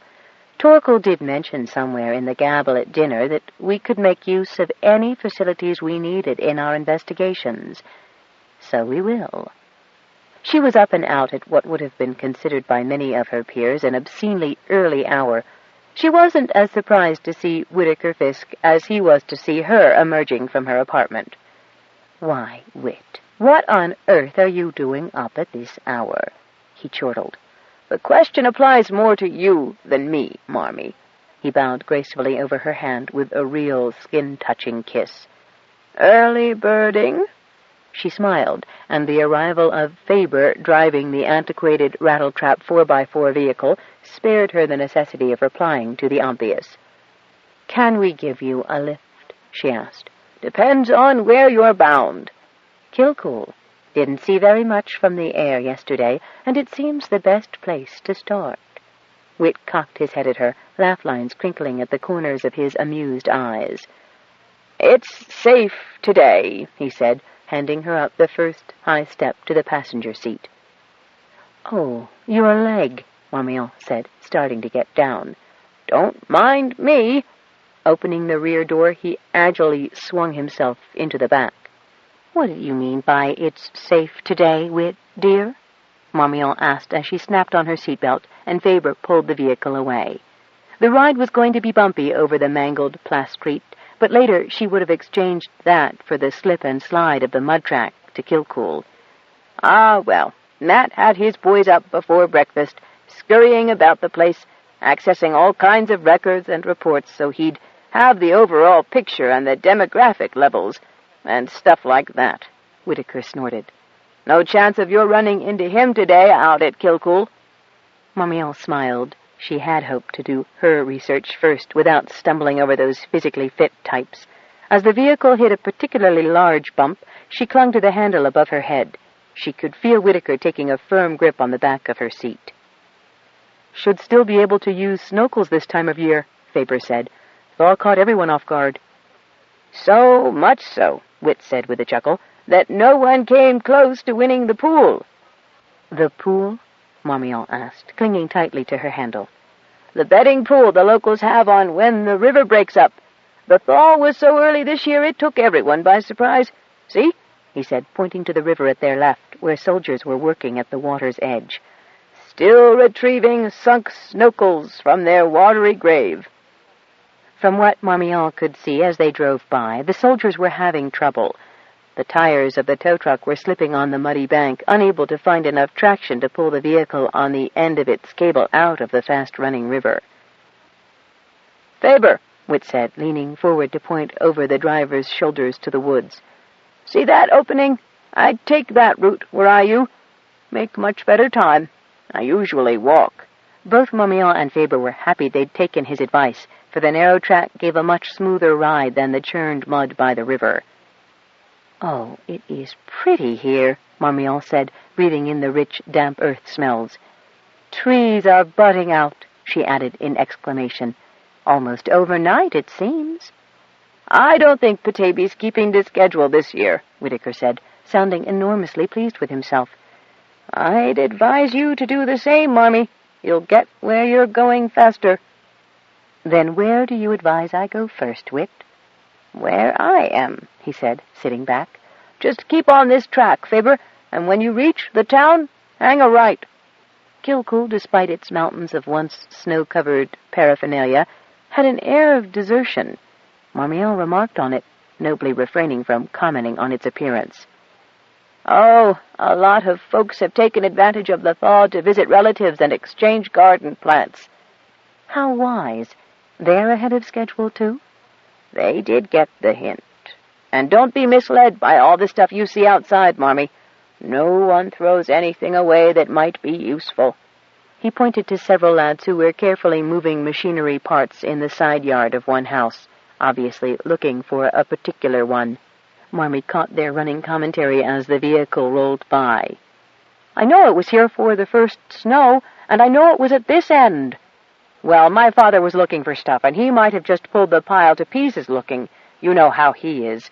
"Then try underneath." Faber braked suddenly as a trio of orange-striped cats jumped out in the middle of the road just ahead of them. "My word, do they often commit suicide that way?" "My fault," Whit said sheepishly. "Should have told you to stop at that house on the left. That's where I'm working, and where you should start." "But if you're working there, Whit, I don't want to intrude." "I'm working outside, Marmee," Whitaker said, opening the door of the vehicle. The cats emerged from under the ancient 4x4, prowling to him. Two of them propped front paws up on his knees to be petted. The third spoke to him, then turned to wait at the passenger door. "You're invited inside," he added. "That's good. Believe me." "I'm always agreeable to invitations," Marmion replied, signaling for Faber to descend as well. "What a marvelous shade of orange," she said directly to the cat. When it turned, tail-tip idly swaying high above its body, she followed.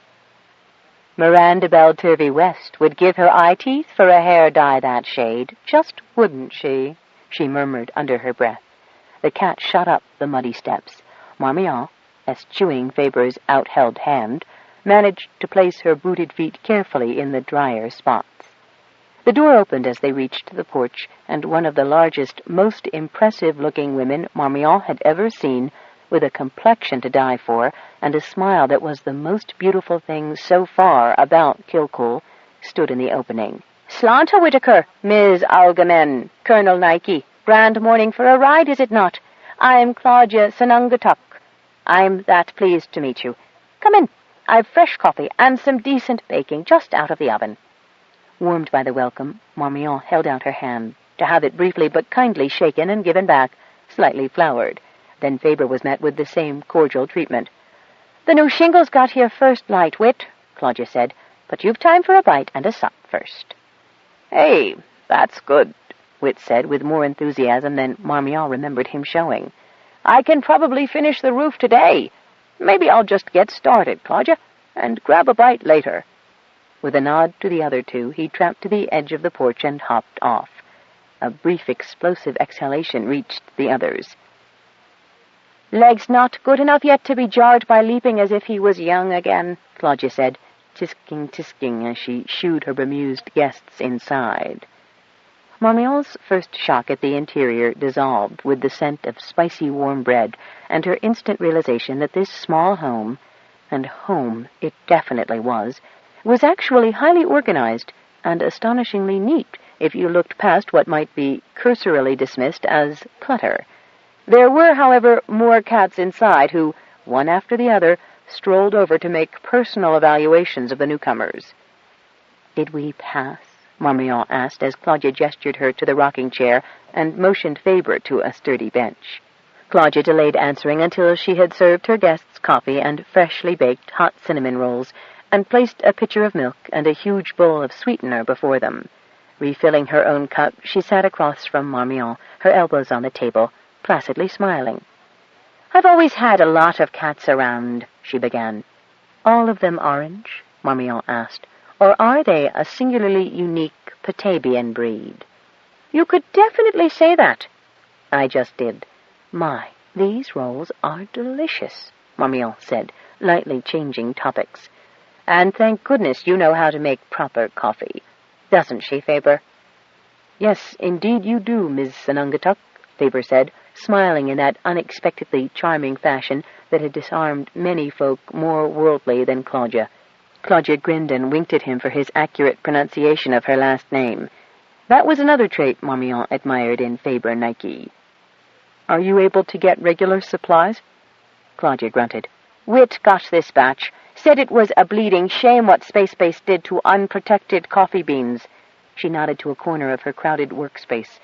"I grind them myself when I need them, and keep them frozen till I do." "Wouldn't that be a bit difficult to do right now?" Marmion asked delicately. "Nah, even the thaw doesn't affect the permafrost cache much." "Ah, yes," Marmion said. "I have read, of course, of the permafrost layer that is so like frozen rock, but I had not appreciated until now its practical applications." "Well, usually we only use it in summer," Claudia said. "So then good coffee is as much a treat for you as it is for us," Marmion said, and took another grateful sip. The milk in the pitcher had been fresh, too, cream rising to the top. Judging by various-sized lumps, the sweetener had also been home-ground. "That it is," Claudia said. Marmion felt something press against her lower leg, and dropped one hand to touch a furry skull, which she obediently scratched. "Your cats survive the extremes of Petaybee's temperatures?" "Bred for it. Of course they're smart to begin with, and they use their instincts, too." "As do most of you living here on Petaybee, I'd say," Marmion remarked, getting closer to the purpose of her visit. Claudia folded her arms in front of her and said emphatically, "We've learned to live here. I wouldn't much want to live anywhere else." As shrewd a woman as she'd ever encountered, Marmion decided approvingly. "I shouldn't like to see you anywhere else but here in your home, dispensing superb hospitality to those lucky enough to find their way here, Ms. Sanungatuk," Marmion went on. "It's so rare these days to find people content with what they are and where they are." Claudia regarded her for one long moment, taking in Marmion's practical but elegant outfit, as well as her expressive face. "Not knowing who you are or where you belong can cause a person a lot of problems. This planet's not an easy place to live, but it's what we're all used to, and we manage fine." Hovering in the air were the unspoken words, "when we're left alone to get on with our lives as we want to live them." "Would you have enough coffee left in the pot for me to have another half-cup, Ms. Sanungatuk?" Marmion asked, fingers laced about her cup so she wouldn't appear to expect the extra indulgence. Claudia's face lost the tension it had been displaying and suddenly softened into a smile. "Please call me Claudia. I'm more used to it." "Marmion is what my friends call me. Even Marmy's allowed." And the very wealthy, very clever Dame Algemene held her cup out as unassumingly as any supplicant. "You too, Faber Nike?" Claudia asked when she had filled Marmion more than halfway. "Don't mind if I do, Claudia." Claudia poured him some more coffee, then passed the rolls around again. "I had hoped to meet more of the people of Kilcool, Claudia," Marmion said, her tone brisker now. "I'm here, as I believe Wit will have told you, to investigate the unusual events which the planet seems to be taking the blame for." "Planet's not taking any blame, Marmion," Claudia said with a grin and a dismissive wave of her hand. "Planet's doing what's needful, too, showing folks what it will and will not allow done to it. Same's you wouldn't want a lot of holes dug in your front yard or pieces of your garden blown up. Whittaker got that message loud and clear, but that son of his didn't, nor some others, but the ones who did understood real well." "You know the planet did this on its own cognizance?" Faber asked, his voice gentle, the way he spoke when he didn't want to scare misinformation out of people. "If you mean, did the planet do it without us helping it, yes. Not that anybody could help a planet if it's got its own mind made up and is perfectly capable of making that known." "The problem we face," Faber went on, "is establishing that the planet is the source of the unusual occurrences." Claudia gave him a momentary blank stare. "And what else could be doing such amazing things? Do you know how long it takes to melt a pail of ice over a fire? Do you think we—" Her unusually graceful hand circled an area over the table that signified Kilcool.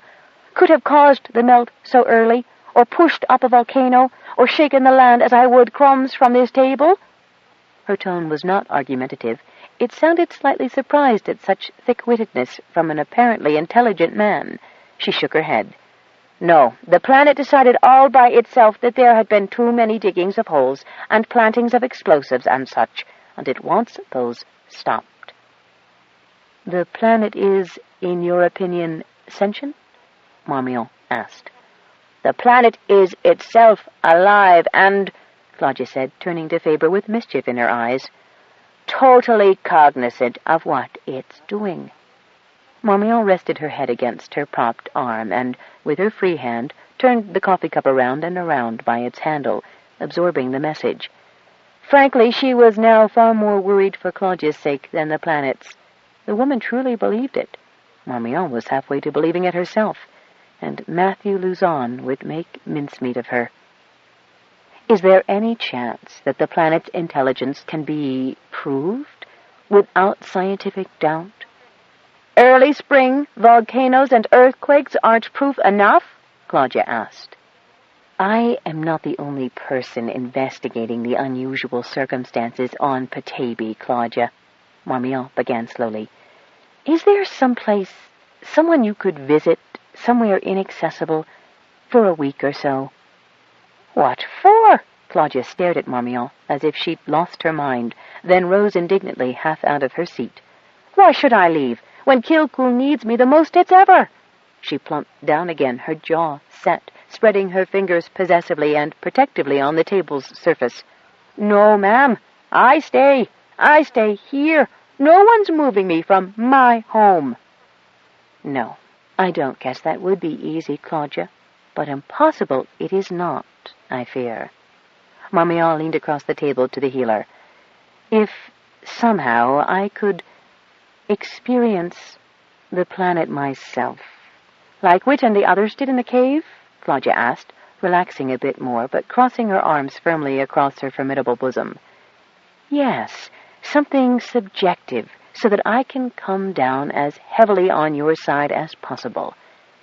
Ah, Claudia said, so you can stand for us against what's-his-name, the one Yana calls the buzzard. His name's Matthew Luzon, Claudia, Whitaker Fisk said, with a not-quite-reproving grin as he appeared in the doorway. He paused to wipe the clods of mud off his boots, mopping his sweaty forehead as well, before he entered. Do I smell cinnamon buns? I do. Snaking a cup from the many hanging underneath the wall cabinet, he sat down at the table, angling the chair so he didn't have his back to Faber. He poured coffee and took 2 big bites out of the cinnamon roll from the plate Claudia passed him. We're lucky you decided to come, Marmee. You've got more common sense in one strand of your hair than Luzon has in that egg head of his. But... And Wit emphasized that with a pound of his fist on the table. Marmion noted the crumbs jumping on the surface. How would a planet do such a thing on a larger scale? Shift tectonic plates? But those shifts were minute and occurred under specific conditions. She turned her attention back to Wit. But the one we have to contend with is Matthew Luzon, and you know what he's like. He's never been one to let the truth, even if his nose is rubbed in it, stand in the way of his preconceived notions. If you hadn't come, Marmee, I'd have... No, by God, I wouldn't have left Petaybee. The fist came down again. If, however, Wit, we, Faber and I, plus Sally and Millard, can be convinced we are a united force on your side. Wit inhaled deeply, obviously mulling over the arguments for and against. They'd say you'd flipped, Marmee. Ha! I've too many PIHP. That stands for persons in high places, Claudia, for even Matthew to succeed. But it is he who has to be convinced. Convincing that man will take considerable effort, time, and probably a miracle, although we've had the next best thing to one, and that doesn't seem to have impressed him either. Wit paused, his shoulders slumping in momentary defeat. He saw Claudia's eyes on him and straightened up, his attitude once more decisive. We'll just have to outwit him. Or, Faber put in, turning to Claudia, let the planet do it? She pulled at her lower lip. A man doesn't hear what he doesn't want to hear, Your son's like that too, Whit. Sorry as I am to say it to your face." "I'm sorry as well, Claudia, but for your sake, not mine." "Matthew's not begun his investigations," Marmion said, breaking off pieces of another cinnamon bun and chewing to aid her thoughts. "So we've a little time in hand. He loves to have plenty of hard copy to support his claims even before he makes them. He's got all those physically fit young men running about Space Base. I wonder," she turned to Faber, "I wonder if they'd be the place to start, and as soon as possible. We'll leave Braddock Macomb till last. I thought at first I might win him over, but since then I've noticed that he apparently rather relishes Matthew's brand of management, instead of resenting it as one would expect. Indeed, of all of the minions, he appears to be the most in accord with Matthew, and the least open-minded. Doing the others first will slow Matthew down to a crawl." She began to smile at everyone around the table as she popped the last of her roll into her mouth and happily chewed it down. "Well, let's get started. Claudia?" 8. Dinah heard the noise before Bunny, footsteps coming down from the hill above. The dog strained forward, listening, doing the whine yip that preceded her full-throated woo-wooing cry. Bunny, still feeling queasy from her experience in the cave, held on to a handful of brush to pull herself to her feet. She heard Dinah scrabbling up the path, icy rock slipping under her paws. "What is it, girl?" Bunny began, turning toward the sound of the dog, but about then Dinah yipped and fell silent. "Dinah?" Bunny whispered into the dense shadows, reaching for the comforting warmth of the dog's coarse, thick fur. "Dinah?" Her outstretched hand was suddenly clasped in a vice, and Sadek stepped out of the shadows. "Slanta, pretty Shangili snokel driver. How sweet of you to come and meet me. Where's your boyfriend?" "What have you done to Dinah?" she hollered at him. "Let go of my hand." Instead, he captured the other one. "The dog? I knocked her fraggin' skull shut. She should know better than to bark at the Shanahy. The other dogs learned. Go ahead, scream. I'm waiting for your boyfriend to come to the rescue, and then I can send him to keep his dog company." Bunny did scream and kicked and hollered, but the whole time he dragged her up the path to his house. No lamps lit in the darkness of the village below. No faces peered out windows or doors to see what the commotion was about. Not at the Connollys, nor anywhere else. As he dragged her away, her hand brushed against Dinah's still warm fur, sticky with what could only be the faithful dog's blood. But the boys must have heard her. They must have. Once she thought she saw the shine of coppery eyes from one of the surrounding rocks, but otherwise there was no witness to her abduction at all. When they were well above the village and beyond the cave mouth, and no help appeared, she decided to save her strength for later, and allowed herself to be led with only token resistance to the man's house.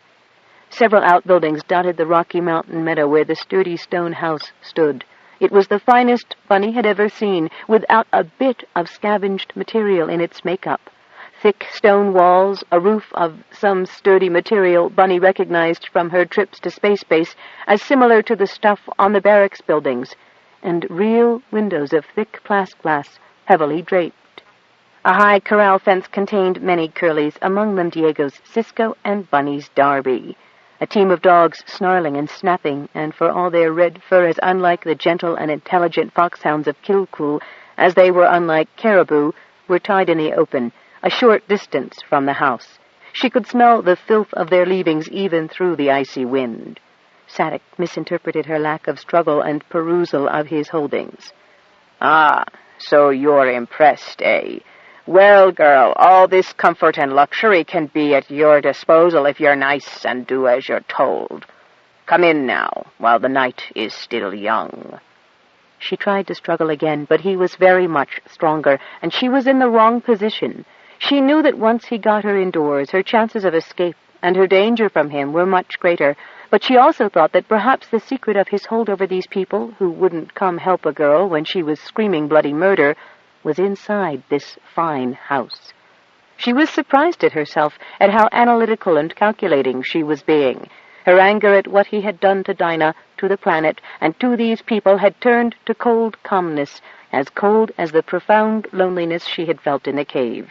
It was even lonelier here, with a man who had to be crazy to even attempt to do this to the planet. Bunny knew that she needed to keep her wits about her if she was going to learn what she needed to, and keep him from killing Diego and Chiswick as ruthlessly as he had murdered Dinah. He hauled her indoors. She didn't give up all show of reluctance, feeling that that would alert him, and indeed she had trouble suppressing the panic she felt at being alone with him in his house. The first thing she thought was it was no wonder he wanted a woman there. The place was a mess. The second thought she had was that it was an interesting mess. She hadn't known there was this much technical gear on Petaybee outside of Space Base, and maybe Sean's lab. 2 computers and a vast array of hand tools, scales, and rock samples were interspersed with bones, a couple of small skulls, feathers, and desiccated bits of animals. She noted that there was a wide choice of objects that would make good weapons. The tools were spread across several makeshift tables, but there was no proper eating table and no chairs, though there were cooking facilities, greasy and covered with dirty utensils, and a large mattress spread on the floor.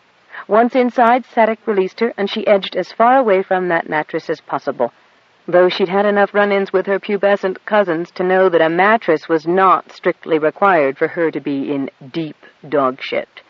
Before he could say anything, she decided how to act in the same deliberate way she decided what to do when she was stranded on her snokel, or she and her dogs were attacked by a moose. She wouldn't provoke him until necessary. In fact, if he thought she was stupid just because she was a girl, she was prepared to let him go on thinking that for a while. "Well," she said with a nervous giggle she hoped didn't sound too forced. "What a place!" "What's the matter, little Dama Shangili? Not good enough for you?" he sneered, setting his staff by the door and shedding a couple of layers of clothing. "No, it's great," she said, ignoring the fact that he wasn't calling her by her own name. She wasn't sure she wanted her name in his filthy mouth, much less any of the rest of her.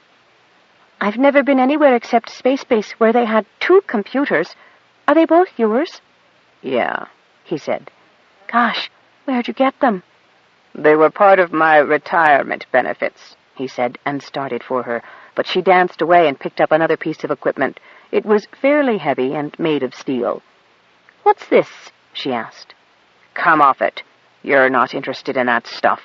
I got something to show you over here," he said, and grabbed his crotch. She pretended not to notice while she was examining the heavy object more closely. "I am too interested in this stuff. I take mining expeditions out all the time, and they always have the most interesting stuff. Usually they disappear before I get to see it work, though." "Don't worry, baby. I'm not about to disappear. I know this planet's ways, and I'm way too smart to fall into its traps." He started walking toward her, and she put one of the many workbenches, little more than 2 sawhorses and a flat piece of junk, between her and the self-proclaimed Shanahy. "How do you do that, really?" she asked, casually, though the very thought of what he could have possibly done to the cave made her furious, but not afraid. She couldn't afford to be afraid. "You're not from around here, are you?" "I was born on this planet, if that's what you mean," he said. "I know about the caves. I also know that's the easiest access to the goodies Intergal and other companies are ready to pay big dinero for." "Looks like you know all about how to get those goodies, too, huh?" Bunny asked with her impression of girlish enthusiasm, an imitation of her boy-crazy cousin Nuala. The technique featured opening her eyes very wide and looking a little like a rabbit that had been suddenly blinded by the lights of an oncoming snokel. "How do you learn to do something like that if you're from Petaybee?" "In the company corps, how else?" he said. "I did the standard hitch until I got in trouble. Lucky for me, I managed to find more lucrative employment before my court-martial." "Here, you mean?" "No, this came later, when I was ready to settle down with a good woman." Bunny made something that she hoped could be construed as a cooing noise. She thought it was very strange that he hadn't found this at odds with her struggle on the way up here, but she did know that where girls were concerned, some fellows didn't consider that logic or even thinking entered into their behavior. He probably thought she had been protesting out of form, but now that she was here, she was as overwhelmed by all this stuff and his manly charms as she pretended to be. She gave him Nuala's one-shouldered shrug and asked hesitantly, "Well, yeah, but where then?" "Intergal's not the only one who can do business, baby. I joined up with an independent firm engaged in the import-export business. Ever heard of Onidi Luchard?" Bunny shrugged again. As long as she could keep him talking, maybe he'd say something useful. The conversation also gave her a chance to tuck something as pointed as an ice pick into the back of the band of her pants. "Maybe," she said in a semi-interested tone of voice to keep him talking. "I think maybe some of the soldiers mentioned that name. Not a businessman, though." He laughed, showing a lot of his yellowed teeth, kept strong and even by company dentistry, no doubt. "Ah, but that's where you're wrong, baby. Onidi knows supply and demand like no woman in the world." He seemed to be drifting off into a reverie of his own. Bunny noticed that, oddly enough, there was a rug spread across a small area of the unswept desolation of the house's floor. "Ah," Bunny said. "Yeah, I remember now. She's sort of a pirate, isn't she? A black marketeer? Didn't they say she'd supplied the gas and the arms to the rebels at Bremport?" He seemed pleased at the recognition. "That's her, okay." "Wow, you worked with her? That must have been so exciting. I've never been off this planet myself," she said, managing to sound regretful. "Oh, that can be arranged, baby. I'll teach you a few things. Then I know lots of people who'd be glad to show a cute little thing like you around." "What's it like out there?" she asked wistfully. She thought she could hear sounds beneath the floor, fortunately muffled and indistinct, for Sadik didn't seem to hear them. He picked up a bottle, not Petaybee and blurry like Claudia made, but off-planet stuff that Bunny could smell clear across the room. He locked the front door from the inside, something she had never seen anyone do before except herself when she'd had to barricade herself against her cousins. He settled down on the mattress alone with the bottle. "You wouldn't appreciate most of it," he said with a lewd grin, then shrugged and gave her a hideous wink. "Or who knows? By the time I'm finished with you, maybe you will." Bunny suppressed a shudder and continued to inspect his tools and computer screen while he told her about whorehouses on planets in several different galaxies, not excluding the impressive tricks he'd seen performed by humanoid alien exotic entertainers with a wide variety of sex organs and practices. The subject made her a little queasy, especially the lip-licking relish with which he related it, and the way he kept eyeing her as if she were already undressed. She realized he was in no hurry at all. In fact, he seemed to be relating these stories with the expectation that she might want to try some of the things he was talking about. They did give her a good excuse to make loud, shocked exclamations, which covered up the noises coming from beneath the rug. Still trying to appear fascinated, she worked her way backward while he swigged from his bottle until she shoved the corner of the rug back with her foot. A rectangular trapdoor was concealed beneath it. Maybe the lout would drink himself to sleep. No such luck, though. Having exhausted the topic, he kept patting the mattress, then hoisted himself up, his expression growing ugly again. "So," Bunny said quickly, "what made you decide to give up something as glamorous as shipping with Onidi Luchard to come back to Petaybee?" He was less steady on his feet now than he had been, and his next words were slurred. "When my shipmates found out I was from Petaybee, they told me what idiots we all were to be sitting on the biggest cache of raw ores in the known universe and pretending it wasn't there. I told them the company kept us all barefoot and pregnant, so to speak, which is what I heard all the time I was growing up here. Then I realized I'd bought into the whole Petaybee trip ever since I was a kid. How the planet doesn't want us to take this, and the planet doesn't want us to take that." His voice slipped into a mocking whine. "So I thought, screw the planet. The company's going to do it sooner or later, so how about me? I knew how the planet and the people get around the company, and how the company could get around the planet and the people if it had the balls to come down and take what it wants. So I borrowed a little company technology, showed up in one village or another on foot, parking my shuttle out on the tundra, looking wise and finding out who might be in need of a shaman. McGee's Pass had come in for a few of the planet's less benign tricks, and they had no shaman. I did a little recon, set up my base, and arranged for a disaster in the local communing place. Bunny strove to keep her voice steady and sound shocked instead of simply furious as she asked, "Why? Why did you do that?" Because the first time I saw the way raw ore looks before it comes out of the ground, I realized I'd seen it back when I was a kid, and the planet was scaring the shit out of me for not being real interested in all the little mind tricks it plays on people around here. Don't you get it? There's a good reason your so-called elders feed you all this bunk about the communing places that makes you scared to go in there without them. Bunny thought he must have had a much different elder than Claudia to think that anyone was barred from talking to Petaybee any time they felt like it.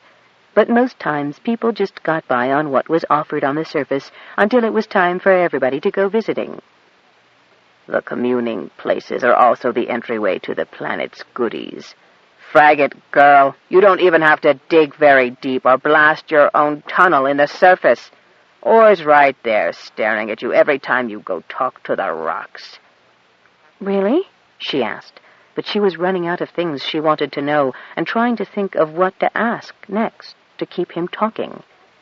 "Well, I've got another question. Why take me? Aren't there local girls?" That's just the problem. They're local. You're from a powerful family in Kilcool, and they think you're special because you drive a snokel. Your family and friends in Kilcool shoot their mouths off a lot about how mines are so evil for the planet. Maybe if they know mining the planet is in your best interests, they'll be a little quieter. Really," he said, "it's been real nice chatting with you, baby. But now that we know each other better, I want to get to know you real well. So are you going to come over here to me, or are you going to tempt me to get a little rough? Both ways are fine with me." Bunny backed away from him, and he rose and lunged across the table she'd been using as a shield. She dodged and ran, but was as trapped as she'd ever been. She knew she couldn't elude his grasp forever, and even though she had the weapon, he was bigger and stronger than she, and not much out of shape either. She knew she had no chance against him in a fight, but she could keep out of his way as long as possible. She jumped back to where the trapdoor was and risked slowing long enough to pull at the ring. She pulled the door partially open, hoping against hope that she could slide down into it before he caught her. The door was heavier than she thought, and he was quicker. He grabbed her hair and jerked her across the open door as she screamed and beat at him with one hand while reaching for the ice pick with her other.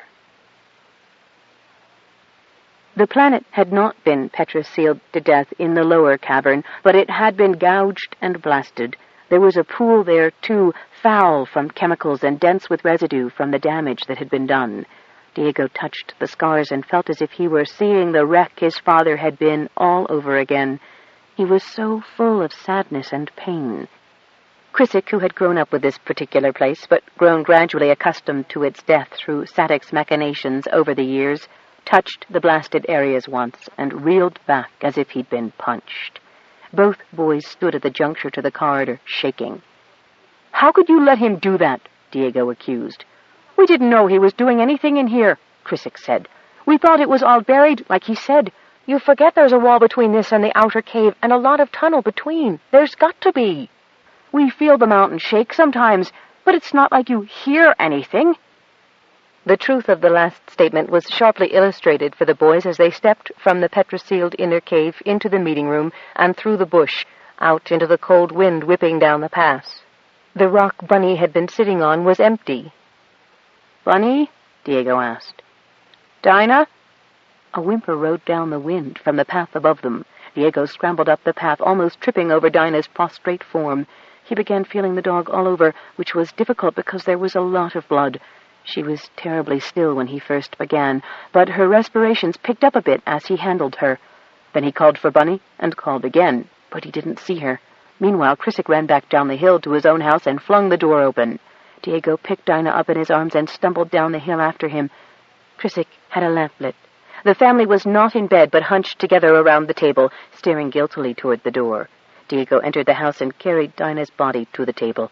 He knew from the expressions of the Connollys that they knew exactly what had happened to the horses, the dog, and Bunny.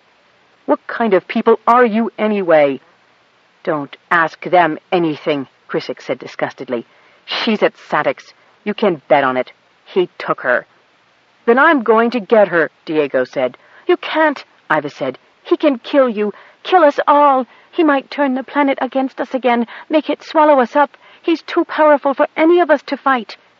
"He sure is if you just sit there," Diego said, "and the planet has no reason at all to like him. If you looked a few yards beyond the ends of your noses, you'd know that." "You're not going alone," Chrysik said. "No? No. Come on, Da, Mother, you kids," Chrysik added, addressing his younger brothers and sisters. "You go wake the neighbors. Bring them to the meeting cave." His siblings looked up at him as if they'd been stunned, unmoving till his 5-year-old sister, Mare, jumped to her feet. "I'll go." "Me too," one of the younger brothers said. Diego had stripped one of the quilts from the beds to cover Dinah, while one of the older sisters began cleaning the dog's wound. Seeing that the dog was in good hands, Diego grabbed a knife from its hook above the stove and ran out the door again and up the path.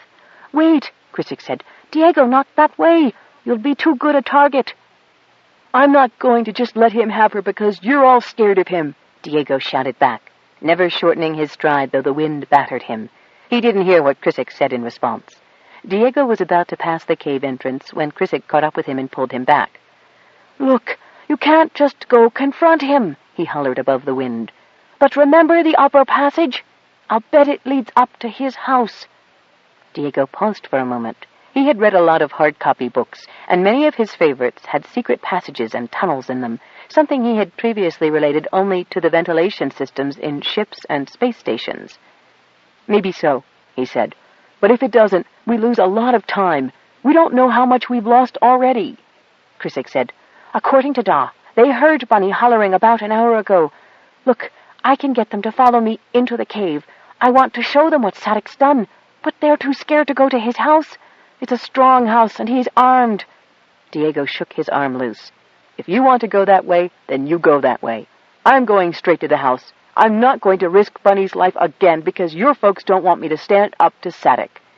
"Okay, then. I'll try the cave, and if it doesn't work out, I'll come up and help you. So take it easy, okay? Unless you see he's actually...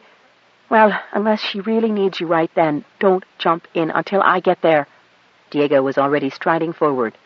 "I'll handle it," he said, and began to climb up the hill leading to Sadek's. The house was visible from the top of the path, a stone building about a half a mile away set back in a meadow. The windows were lit, and as Diego approached, a banshee chorus of howls heralded his arrival. Sadek pinned Bunny to the mattress and snatched at the band of her trousers. She tried to kick him, but he'd pinned one of her knees down with one of his own. Her right arm, stuck between her back and the mattress, groped for her weapon, which was digging into her hip. All of a sudden, the dogs began to howl. Sadek swore and rose, grabbing a weapon as he turned toward the door. Almost as an afterthought, he turned on Bunny. As he struck her open-handed across the face, her teeth bit into her cheeks with an explosion of pain. "Don't move," he said, waggling his finger with mock playfulness. Of course, she did move the moment he threw the bolt on the door. It was hopeless to dart past him into the night, and the trapdoor was too far away, but at least she was able to pull out her ice pick. "Shut up, you lazy pack of mutts, or you don't eat for another week," he bellowed out the door. The howling quieted to a whine. He took a long look around, then turned back to Bunny. Fresh out of more subtle tricks, she jumped up and ran back to the trapdoor. She was smart enough not to show her weapon. "Don't you touch me again, mister," she said, lisping a little through her cut lip. The dogs began howling again, but this time Sadek refused to be diverted. He reached Bunny in 2 seconds flat, and Bunny, backing up, found she was against a wall with nowhere to run. Not a good position for any animal to be in. Furthermore, Sadek was standing on the trapdoor as he closed in on her, his hands going for her throat. The front door slammed open, flooding the room with strong, icy wind. Bunny punched upward with her ice pick and felt the pointed tip sink into meat. Sadek's grip on her loosened, but he had twisted away from her to face the front door, and her weapon didn't make the lethal strike she intended. She was trying to loosen her neck from his arm and her weapon from his wound when another body crashed into them, almost strangling her as the impact drove Sadek's arm against her windpipe. As Sadek whirled to meet the new attacker, Bunny dove out of the way, searching for another weapon. Diego was riding the big man's back, punching at him with a dagger, but Sadek reached back and wrested the dagger from the boy's hand as if he were taking a rattle from a baby. Bunny groaned. Diego was good with books and computers. He wasn't a fighter. She picked up a wrench and danced around the two of them, trying to get in a lick here and there, but she was afraid of hitting Diego. Sadek looked annoyed, but hardly worried. Still standing on the trapdoor, he reached back and grabbed Diego's head in both hands and started pulling him over his shoulder. Bunny dropped to her knees, threw herself forward, and whacked the big man hard with the wrench, first on the knees, then the shins. He whirled around, still holding Diego's head in a vice, and she slammed the wrench against the backs of his knees. He fell to the ground with a crash that swept Diego's legs against the computer table and toppled the machine to the floor. But when he and Diego fell forward, they cleared the trapdoor, and the pounding under the door that had been obscured by the sounds of the fight became clear. Bunny crawled to the door and pulled up the ring. Through the widening crack, Trissik's arms and head appeared, and with a shove he pushed the door back across Sadek's calves. Sadek was slamming Diego's head against the floor. Gaining confidence at the sight of Trisik climbing out of the hole, followed closely by his father, Bunny dove toward Sadek's head and brought her wrench down over it. Again the man twisted at a crucial point, and Bunny's wrench only tore loose the back of his ear just as a third person emerged from the secret passage. Sadek grabbed the injured ear, staggered to his feet, and ran, Trisik and the others after him. Bunny knelt beside Diego. "Are you okay?" she asked. He blinked at her twice, rubbed the back of his head, and said ruefully, "I came to your rescue." She kissed him, bloody nose and all. "You sure did. Are you hurt bad?" His hand came away bloody. "Not bad, I think. My dad always said my skull was the hardest part of me." Iva was kneeling beside them now. "Come on, and I'll bandage that for you," she said. "We've seen what Sadek did to the planet. Some talk he had. The others will catch him, and he'll tell his lies no more." "No," Diego said. "We've got to get to Sean and Yana and tell them what Sadek's done." "How did you know he was a pirate?" Bunny said. "If we go back through the cave, you'll—" Diego stopped and stared at her. "What do you mean, pirate? As in, pirate? "He's one of Onidi Lushard's shipmates," Bunny said. "I think he's still working with them to loot Petaybee." "Frag, we gotta warn the others."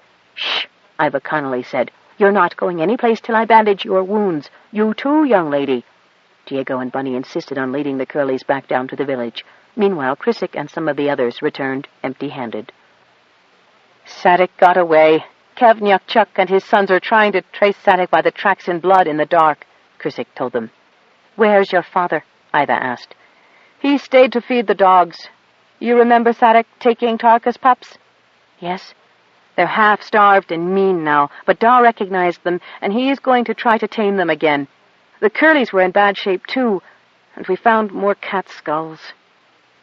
The next morning at first light, Bunny and Diego, carrying a carefully bandaged and bundled Dinah, were back out on the trail away from the river, the Batavian wind at their backs, pushing them toward the fjord. Matthew Luzon was as amused as he was capable of being that Marmion Algemen thought she was controlling him by contradicting his theories, cultivating the enemies of the company, and trying to seduce his staff away from him. Of course, she was incapable of understanding a man like him. She was nothing but an over-aged debutante, whose inherited greed made her good at acquiring more wealth. She couldn't begin to understand someone like him, someone motivated not by money or personal aggrandizement, but by a strong, totally altruistic commitment to truth and the scientific process. Others laughed when he called himself a scientist, but Matthew was devoted to science in a way that few were. A literal-minded man, he was nevertheless fascinated by the lies people were fond of telling themselves about the universe in which they lived. despite all of the evidence pointing to the fact that the average human being was powered by electrochemical impulses in the same way that computers were powered by electronic ones, and the universe itself was a large, marvelous accident. Most of the scientists and troops within the company believed as Matthew did, but few had his zeal not only for believing the truth, but for exposing the lies and self-deceptions that weakened the sentient mind, every inhabited sector of the universe, and the company as well. There was a sort of brain fever that people contracted once they left civilization. Matthew had seen it again and again, not just among the inhabitants of colonial outposts like this, but also on space stations and ships too long away from port. People encountered a few mysteries that had not yet been properly investigated, and they suddenly decided that even the things they understood had some sort of strange causation. They started believing in myths, anthropomorphized machinery, and non-sentient life forms. They talked to plants and animals. Ridiculous, but there it was. Matthew considered himself to be something of a deprogrammer, reformer, reformationist. Usually, he had found, there was a ringleader, or maybe more accurately, an opinion maker, generally someone suffering from the borderline schizophrenia that passed for creativity. These people had to be stabilized and adjusted, or eliminated. Elimination was not the preferred option, simply because one such person would invariably be replaced by another leader, whereas if one used the power they had already built up among their fellows for one's own purposes, results were much quicker. As an anthropologist, he had made a particular study of the sort of beliefs people were apt to indulge in, and from what he'd heard of Petaybee, their mass illusion was not an especially unusual one. They thought their planet was sentient. Quite likely all these seemingly remarkable incidents of meteorological and geological shifting were merely coincidental, possibly a delayed reaction to the Petaybee process, and he faulted Whittaker Fisk for not remarking on that probability. Certainly these natural occurrences should not be attributed to some gigantic powers or some sort of immense alien life form dabbling in so-called adaptive changes. He was no fool. He had studied the autopsies and all of the Kilkul group's other evidence. He was more inclined to think that the claims were more in the nature of a local belief than a planet-wide one. The adaptive changes, which bordered on extremes, were no doubt mutations from some latent toxins contained by this world which had previously gone undetected. They would, of course, need to be eliminated, or the inhabitants removed, which would suit Intergal's purposes quite well. But the Commission wouldn't do so on his unsupported opinion. His wisest course was to find other opinion leaders who held beliefs different from those of the people in Kilkul, to demonstrate to the Commission that local superstition on the part of one group should not be allowed to be taken as a planet-wide condition. To that end, he ordered a helicopter for his own use while Marmion was out and busy charming the locals. He was told that a pilot named Green could be made available to him. "Destination, sir?"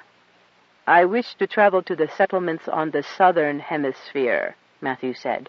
"I will need transport and accommodations for myself and 3 assistants." "I'm sorry, sir," the woman said with an apologetic wince. "The only craft now available has room for the pilot and 2 other people. That's all." "Then make another craft available. Do you think my work is so trivial it can be performed unaided?" "You said that, sir, not me." "What is your name?" Matthew sputtered. "Reese Hall, sir. Captain Neva M. Reese Hall, Communications Officer. No offense intended, sir. If it's the pilot's name you're wanting, sir, it's John Green. He's scheduled for Harrison's Fjord anyway at 12:20 hours. Can refuel there and take you southward. If you can be ready and at the field by then, you'll save time and be there before dark." "And accommodations?" "You're on your own there, sir. Up till recently, the company never considered this planet worth 2 depots and command centers. I'd take a sleeping bag and a survival tent if I were you." "Thank you for the advice, Captain. I will not forget it." "Or you impertinent bitch," he told himself. 1 assistant, then? The decision was not difficult to make.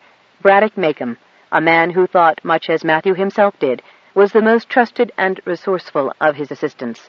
He found Braddock in his Spartan quarters, studying the various reports, and told him what was required of him, in perfect confidence that the gear and Braddock would be ready at the appointed time. 9.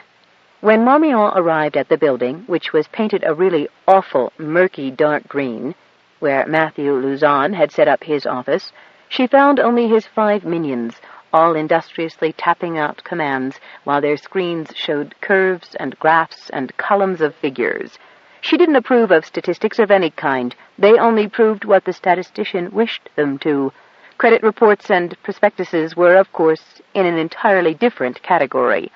They had the good manners to stand when she entered the room, so she smiled at them while she made a show of peering about. "I don't see Dr. Luzon, and I did so wish to have a word with him," she said, beaming at the nearest of the lot. "You are—" She struggled to remember Sally's tips on how to distinguish them one from another. "Ivan, aren't you?" "Yes'm." "And where is Dr. Luzon?"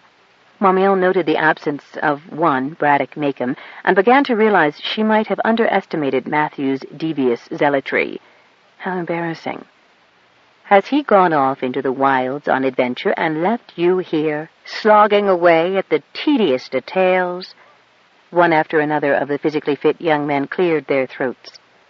"Ah, I see that he has, and it's very much too bad of him, as I'd arranged for Captain O'Shea to take all of us to that so-mysterious cave for an on-site investigation. Matthew's so keen to do on-sites," she put in, managing a little moo of disappointment. "And this is one of the most important ones, so Whittaker Fisk assured me." She paused to consider her disappointment. Then, brightly, she smiled around at them. "But that doesn't mean that you can't come with me, since it's so hard to get a big enough copter to take us all. In fact, just us will take up all the room. So come on now. Save those important programs, laddybucks. Grab your anoraks and let's be off." When another of them, yes, the very blonde one was Hans, started to object, she said, Now, I won't hear any excuses from you, Hans. This is as important as all those figures, because it's subjective, not objective, and it will certainly show the Commission how diligent you are in examining every facet of this investigation." Sally and Millard had deftly slipped in behind her and were handing out outerwear to the men, who were so accustomed to obeying authority that they automatically complied. They were out the door and in the personnel transport and on their bumping way across to the big copter before they knew what had happened. Rick O'Shea hurried them aboard, directing the seating in order to balance the load. "Real glad you fellows could make the time for this side trip, because you don't see much from a shuttle. Blink your eyes and you're past the interesting points. Ms. Algamen, you're up front. Hey, where's Dr. Luzon?" Rick looked around, surprise and disappointment on his face. "I thought he was the one wanted so much to come." Marmion could have kissed the young man. He was very attractive anyway, because Ivan and Hans were obviously having second thoughts about the advisability of this sojourn. "Hell's bells!" Rick shook his head, a lugubrious expression on his face. Then he brightened up and took a deep breath. "Well, you guys can give him a full report on what he's missing. That's it. Now buckle up."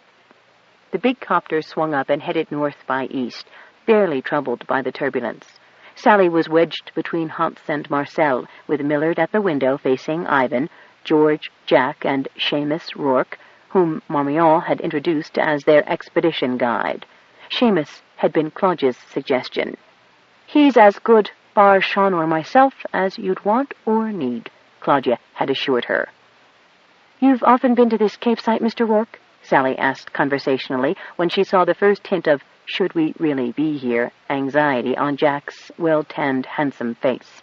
With Marmion out of earshot in the front, Sally felt responsible for keeping things running smoothly in back. "Not this particular one, Ms. Sally," Seamus said affably, twiddling his thumbs.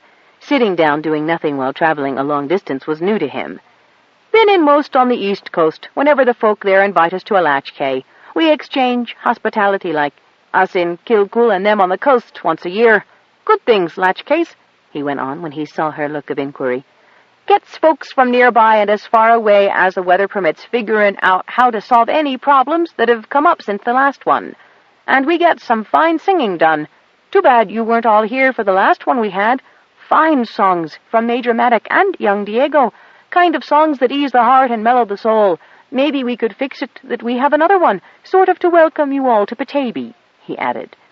"What with the early thaw, we couldn't have planned another short of June, but I don't see why we can't show you lads a bit of Petabean hospitality while you're here. You do like dancing, don't you?" He asked that with such skepticism that one of Luzon's men had to reply. "I think we all do, sir," Hans told him. "We wouldn't expect you to sing, of course, unless," Seamus hastily added, not wishing to insult anyone, "you had a song you wanted to share with us." Luzon's men looked totally out of their depth. Sally and Millard managed to keep their expressions merely receptive, but they dared not look at each other. "Oh, well, you could always listen," Seamus said, "and eat some real good chow, and of course Claudia makes the best blurry on Petaybee." "Blurry?" Hans jumped on the word. Everyone turned toward Seamus. "Blurry's a tradition here," Seamus said, warming to his subject. "Drink it cold, warm, hot, and it soothes the cockles of the heart. Doesn't take a man's senses from him like alcoholics do." He frowned. "And no one's ever had a hangover like the space-basers get from what rot gut they drink. You could say," he considered his next words carefully, "that it's a tonic for what ails you. Give it to the kids when they're feeling puny, and next day they're up and out again. About the only thing it can't cure is frostbite, but I wouldn't be surprised if Claudia'll figure out how to do that soon, too." Sally and Millard exchanged significant glances. Marmion Algemen would have to hear every detail of this. "Is this blurry of yours good for indigestion?" Sally asked, seizing on the common complaint as the safest. "Sure it is, and as good for labor pains as it is for flatulence, heartburn, and your all-purpose bellyache," Seamus assured her, turning his face toward her so that she alone saw the broad wink. "Do you use many local remedies here, Mr. Rourke?" Ivan asked, his eyes sharp on the old man's face. "We've not much else to use, laddie," Seamus said, hitching his hands up under the slight sag of his belly on his thighs. "And I'm not criticizing space-based folk if they keep their own medicine for their own people. We got ours, and it works for us. Petaybee takes care of us real well, you know." "That's exactly what we're here to decide," Hans said, setting his jaw at an obstinate angle. Inwardly, Sally groaned. Maybe kidnapping these young men out from under Matthew's rigid authority had not been such a good idea after all. Certainly having Seamus Rourke as a guide was turning disastrous, since he had already implied the existence of one questionable substance in the blurry. The wink had indicated that perhaps he was simply having a joke on them, but people like Matthew Luzon had no sense of humor, and Sally knew that Luzon would be delighted to learn of blurry's miraculous properties and suggest the possibility of drug-induced hallucinations. First thing she would do when they returned to space base would be to get herself some blurry and run it through exhaustive tests, just to be safe. Sometimes even innocuous elements, when combined, produced potent, if not lethal, results. A glance at Millard told her he was thinking the same thing. Fortunately, before any other dangerous subjects could be raised, the helicopter went into hover mode and began its descent.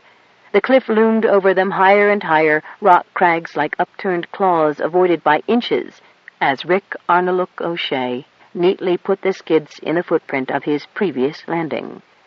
There was the bustle of disembarkation, with Rick and Miller distributing hand torches, a blanket to sit on during the show, and a packet of rations, so that Sally didn't have a chance to report to Marmion. When Seamus enthusiastically urged them to follow him into the cave, there was no option to refuse or hang back, especially with Rick acting as rear guard. One of Luzon's lads was talking into a handheld recorder, but when Sally got close enough to hear him, he was merely mumbling about the composition of the rock surfaces and reminding himself to look up examples of luminescent rock types. Suddenly, they were in a cavern that stretched incredibly far in all directions, with Seamus chivying them to find themselves a comfortable spot in case they had to wait a bit. "What? No blurry?" one of the lads murmured. "You don't need no blurry in a cave, boy," Seamus said severely. With a sniff of disgust, he found himself a comfortable knob to settle on. "What's this blurry?" Marmion asked Sally. "It's a native drink," Sally began. Then she noticed the mist rising from the water and started taking note of their surroundings. "Why, Marmion, this is just like—" Marmion's hand on her arm stopped her surprised exclamation.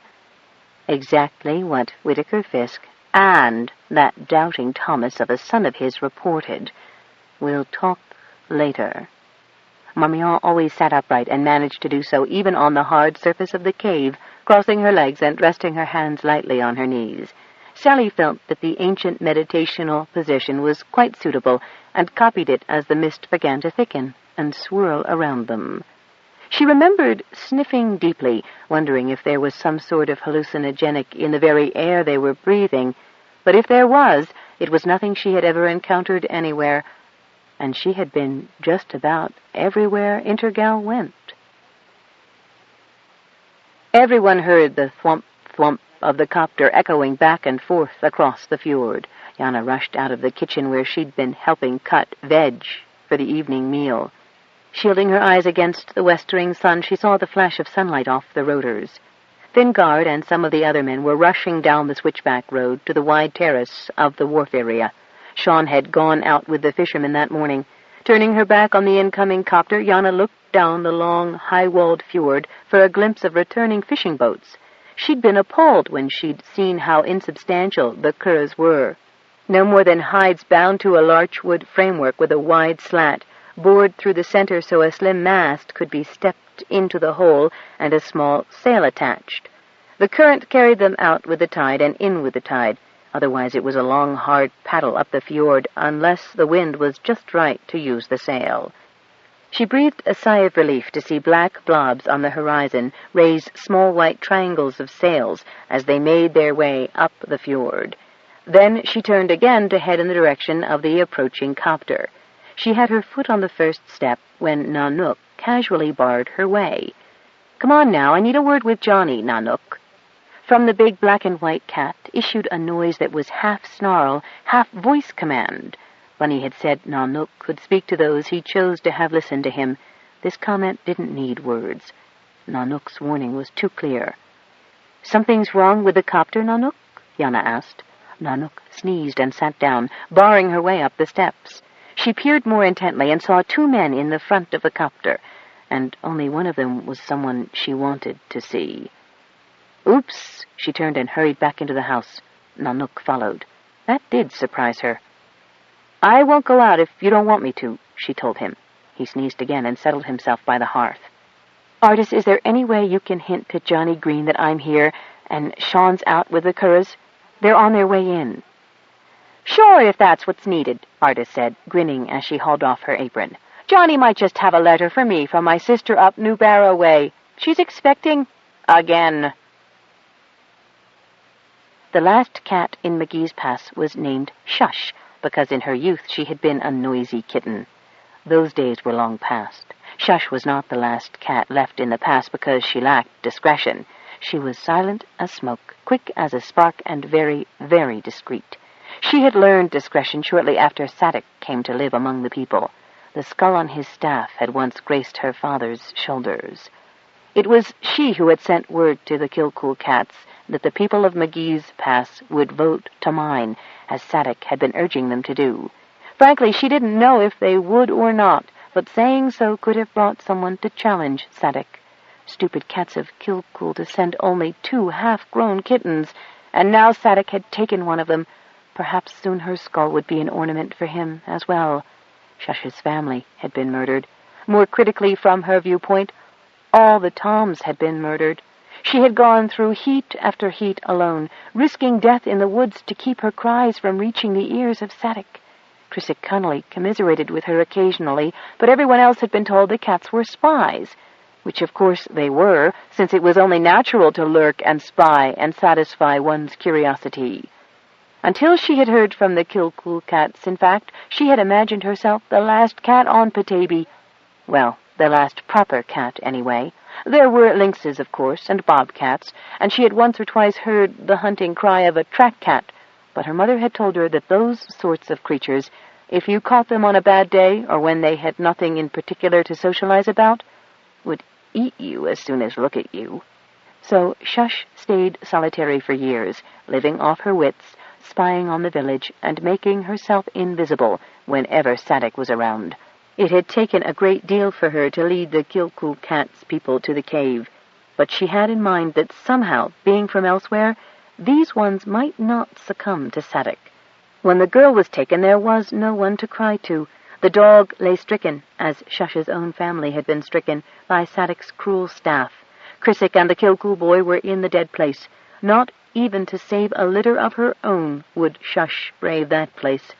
Instead, she bounded off in the opposite direction, down the road and out of town, backtracking the hoofprints of the big horses, already nearly lost in the snow. When she was tired, she rested, licked the snow from her feet, and thought. The Kilkul cats had contacted her, but she didn't know how they had done it. She had been trying to flush out a rabbit at the time, pawing at the half-thawed ground, when a voice spoke to her in her own tongue, within her mind. She asked the voice who it was, thinking it was perhaps the ghost of one of her relatives, asking if it was safe to spend another life there. But the voice replied that although it was, like herself, a cat, it was from the village of Kilkul.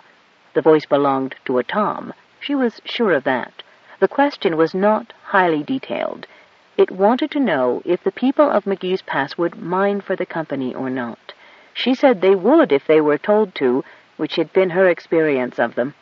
They weren't bad people, but Sadik had taken away their partnership with the planet and creatures like herself, and turned it to his own purposes and against them.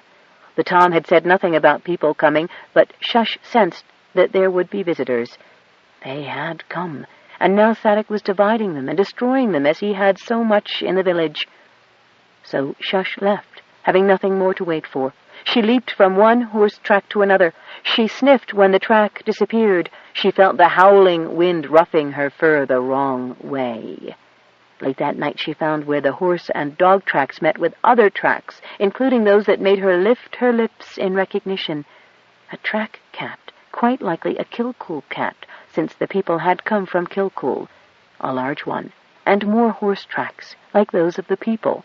She clawed at the cat tracks, rubbed her head against them, marked them with her scent.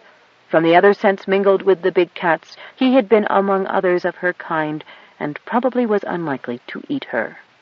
Thinking that these new folk might be camped just ahead, she followed the tracks. But she was small, and the trail was long, and Sadik had won again. She yowled for the Kilkul cats to answer her, but none did. Side 4. Power Lines by Anne Mccaffrey and Elizabeth Ann Scarborough, continuing on page 126.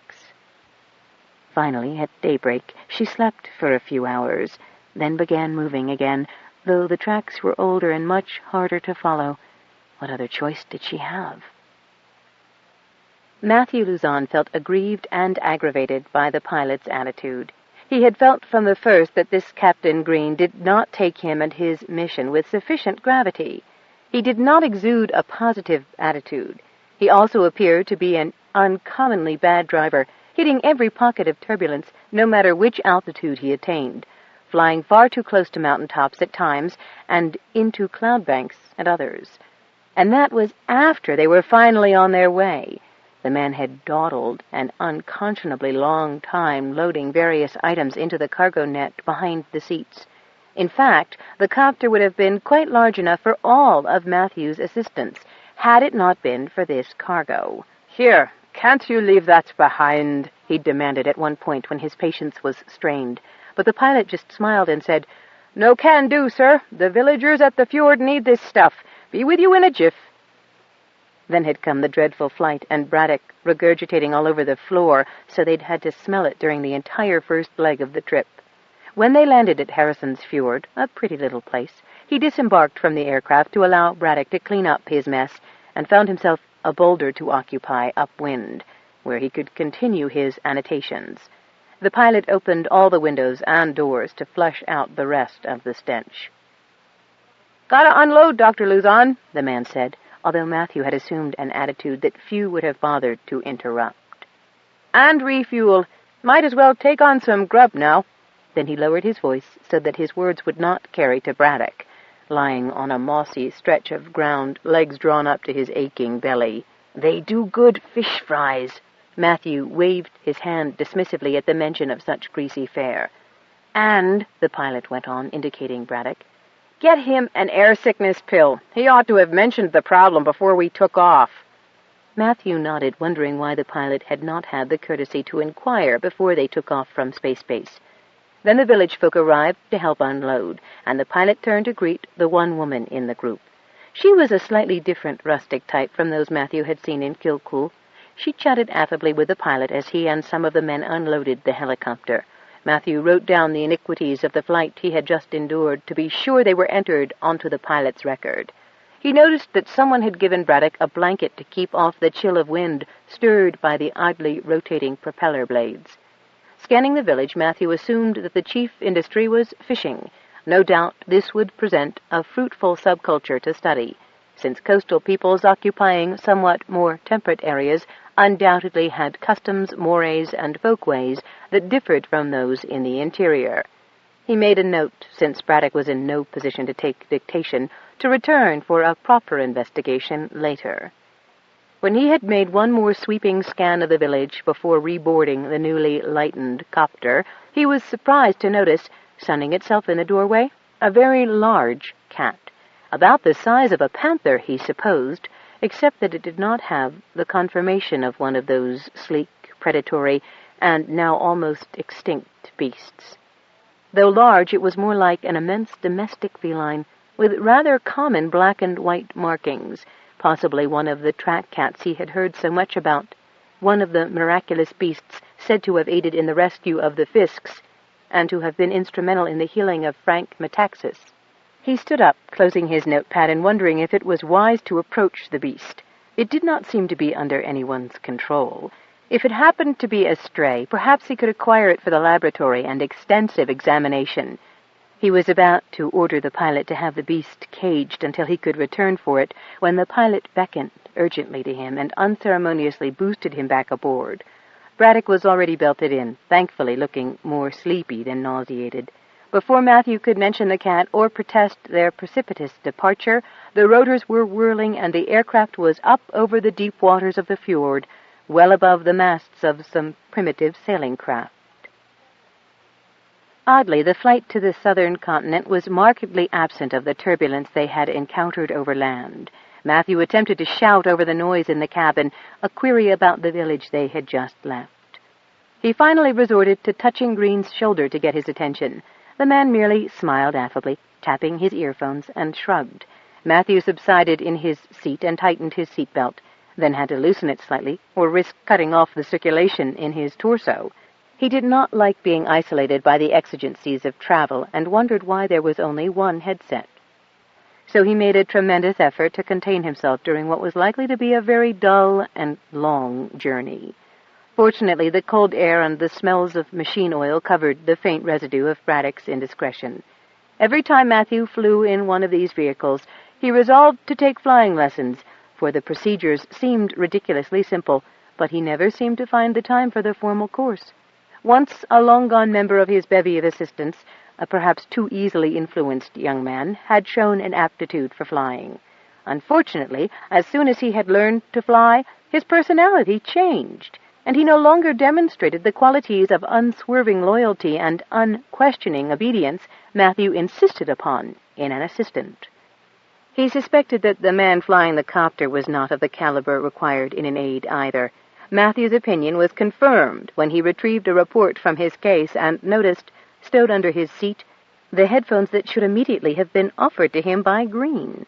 At once he plugged these into the socket on the armrest and placed them over his ears. A burst of static poured through them that made him wrench them off. Tapping the pilot authoritatively on the shoulder, he pointed at the headset. Grinning, the pilot shook his head, moved his mouthpiece aside, and leaned over to say, "Don't work." Matthew's reactions included amazement, anger, frustration, and total disgust with the inefficiency and indifference shown by the inhabitants of this world. People were scattered all over the universe, some of them living in highly sophisticated, totally engineered environments, all scrupulously maintained by Intergal. He ended up on an incredibly primitive world with a headset similar to hundreds he had used before that failed to work due to what was surely an easily remedied technical difficulty. Of course, this sort of aircraft was only slightly improved over its ancient counterpart. The old ones had had neither speed nor range and had been limited in the altitudes they could achieve. This particular one, with its incidental malfunctions, was by no means state-of-the-art. It hadn't the power to lift out of the planet's atmosphere and was excruciatingly noisy. However, it required very little space to land, could hover, and could set down safely, if necessary, at night, unaided by light from the ground. That ability, he reflected as he studied the map printout on his wrist unit, was a necessary requirement. He wanted to ask the pilot if flights to the southern continent were frequent. Surely they must be. This planet, north and south, had long been used for troop recruitment, an occupation the so-called sentient world did not seem to obstruct. And he qualified that as he remembered his notes. It was the young who answered recruitment drafts. Those who had not yet been mutated by whatever toxins in their soil produced the glandular deformity and the deposit of brown fat that supposedly allowed older members of the population to survive the extreme temperatures. The nearest city to Harrison's Fjord on the southern continent was Bogota, at the mouth of the Lacrymus River. The sizable peninsula on which the city was situated extruded like a big, clumsy thumb into the sea. He had, of course, scrutinized the maps of this region, now entering its winter season. Most of the population centers, one could hardly call them cities, were situated on the coastal plains near the major rivers, Bogota on the Lacrymus, Kabul on the eastern fork of the New Ganges, and Lhasa on the Sierra Sangre. Another village called Sierra Padre was located farther up the Sierra Sangre at the foot of the Sierra Padre Mountains. A settlement known as Kathmandu was isolated within yet another mountain range, optimistically dubbed the Shambhalas. Kathmandu seemed a likely place to look for culture uncontaminated by the crackpot pseudo-mystical theories of the natives of the north. Bogota, being the largest and most accessible population center, was the most likely to have been influenced. For hours after they left the warm harbor of Harrison's Fjord, flanked by the ice-packed coast of the rest of the northern continent, they skimmed the cold gray of the ocean, which didn't particularly depress Matthew, as cold gray was one of his favorite colors. Huge chunks of ice floated in these waters, as large as islands or small continents themselves. Initial reports had suggested that the southern edge of the northern continent had many glaciers, which constantly calved into the unobstructed oceans that girdled the planet. The sun struck sapphires from the clefts in the ice, and the gray of the clear salt waters was sequined with darting fish. Schools of dolphins followed the copter's shadow across the breast of the sea. Matthew was oblivious to them, as he was to the blowing and sounding of the Petaybee tube whales, so called because their ancestors had been bits of cells frozen and later incubated in test tubes. Brought to maturity in controlled environments, the large, strong mammals had then been released into the planet's newly formed ocean. The whales, like the dolphins, seemed attracted by the novelty of the copter. At last, toward evening, they were within sight of the southern coast, a sight so spectacular that even Matthew was forced to admire its grandeur. Though the harbor, like its counterpart at Harrison's Fjord, contained water warmed by the geothermal springs and rivers the planet seemed to have in abundance, the rest of the coastline was glacial. Huge cliffs of ice glittered white and crystal, deepest indigo in the recesses, and a rich, bright cobalt where the setting sun struck the crevasses. Glaciers calved, huge chunks splintering off, plummeting into the sea with a roaring crack, surfacing through a rush of displaced waters, displaying new surfaces. On other floating chunks, seals and otters and big tusked walruses basked and swam in the frigid sea. As the copter drew nearer the southern continent, the sun began setting, burning across the water to recast the scene in shades of mauve and tangerine. Nearer yet, they saw herds of caribou race along the coastal plains, huge white bears lumbering across the ice or swimming in the lakes that studded the plains like chips of coral. From those spectacular vistas, the sight of Bogota was a massive letdown. It contained a double row of barracks-type buildings, no more than a kilometer in length, a landing pad with a pile of fuel cans perilously near, and a number of small hide boats not dissimilar to the ones Matthew had seen at Harrison's Fjord. As they overflew the town, they were close enough to observe those inhabitants who were lounging about. The native costume seemed to consist of cast-off uniform pieces from the company corps. The copter's arrival caused no particular excitement. Few heads even turned up to observe its passage. With great delicacy, the pilot set the copter down right beside the fuel cans, shut off the engines, and without a word, climbed out and began to refuel. Oddly enough, no one came to check, though Matthew could see people less than 100 meters away watching the process. While Green fueled up, Matthew disembarked, demanding a few answers now that the man could not pretend he didn't hear him. "Shouldn't someone be logging you in or something, Green?" "Why? They knew the copter, and they know it's the one I fly. If I had something to deliver here, I'd have flashed my lights, and someone would have come to make a pickup." Matthew digested that explanation. Yet another example of the nonchalance and indifference that were so rife on this planet, and that would be rectified. "Is this all there is to this town?" He gestured about the landing area and toward the 2 rows of dwellings. "Bogota?" "Yes, sir. Nobody much lives in Bogota." "Why not?" "It's unstable, sir. You saw the glaciers. They make sure that the earth always moves for you. That's one thing. You get rocked to sleep every night, though some rockings are harder than others. Then there's the bears. They mostly live on fish, but they'll take anything that's handy, including human beings, if they're hankering for a change of menu." Braddock, looking nauseated again now that the effect of the pill had worn off, had exited the copter. With an effort, he tried to assume some of his usual assistant's duties, his expression carefully neutral. "Do you suggest that we use this place as a base headquarters?" The pilot scratched his head, pushing his cap forward over his forehead. "Well, this place is as good as any on this continent. It ranks as a depot, not that it has all the amenities Space Base offered. Mostly, it's a drop point to collect recruits and to return soldiers from these parts who are demobbing. I haven't done a lot of flying around here except to Bogota, to tell you the truth, and Sierra Padre. The warm rivers make the ground swampy in the summer and create powerful turbulence the rest of the year, and you don't go far before you get into the mountains. Sierra Padre is a little bigger, a little more comfortable, and the place a lot of southern folks call home. Of course, you understand, lots of people aren't settled real permanent, but move from hunting camps to fish camps and back again, according to the season." "Thank you, Captain Green," Matthew said. "In that case, we have no time to lose in reaching Sierra Padre before we run out of daylight. Let us climb back aboard and continue on." Braddock did not quite stifle a groan, and Matthew gave him a reproving glare. Really, he had thought his chief assistant was made of sterner stuff. "Well, sir, I gotta tell you," Johnny Green said. "This is going to get me in trouble back at headquarters. I've got another mission to fly soon as I get back." "May I remind you that I am your mission right now, Captain, and my business has the highest possible priority?" "Yes, sir, so let's get going right now, and I'll tuck you in at Sierra Padre before I take off again."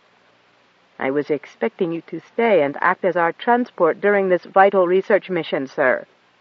"My orders were just to fly you here, sir, and return north for my next mission. Tell you what, though, it shouldn't take very long. Why don't you gents settle in at Sierra Padre, get the lay of the land in the snokel, talk to a few folks, and I'll be back in a few days to collect you." "I'd prefer you to be more specific than that, Captain." "Yeah, me too, sir, but everything's pretty unsettled right now. You've got a portable comm unit with you, haven't you?" "Braddock does, naturally."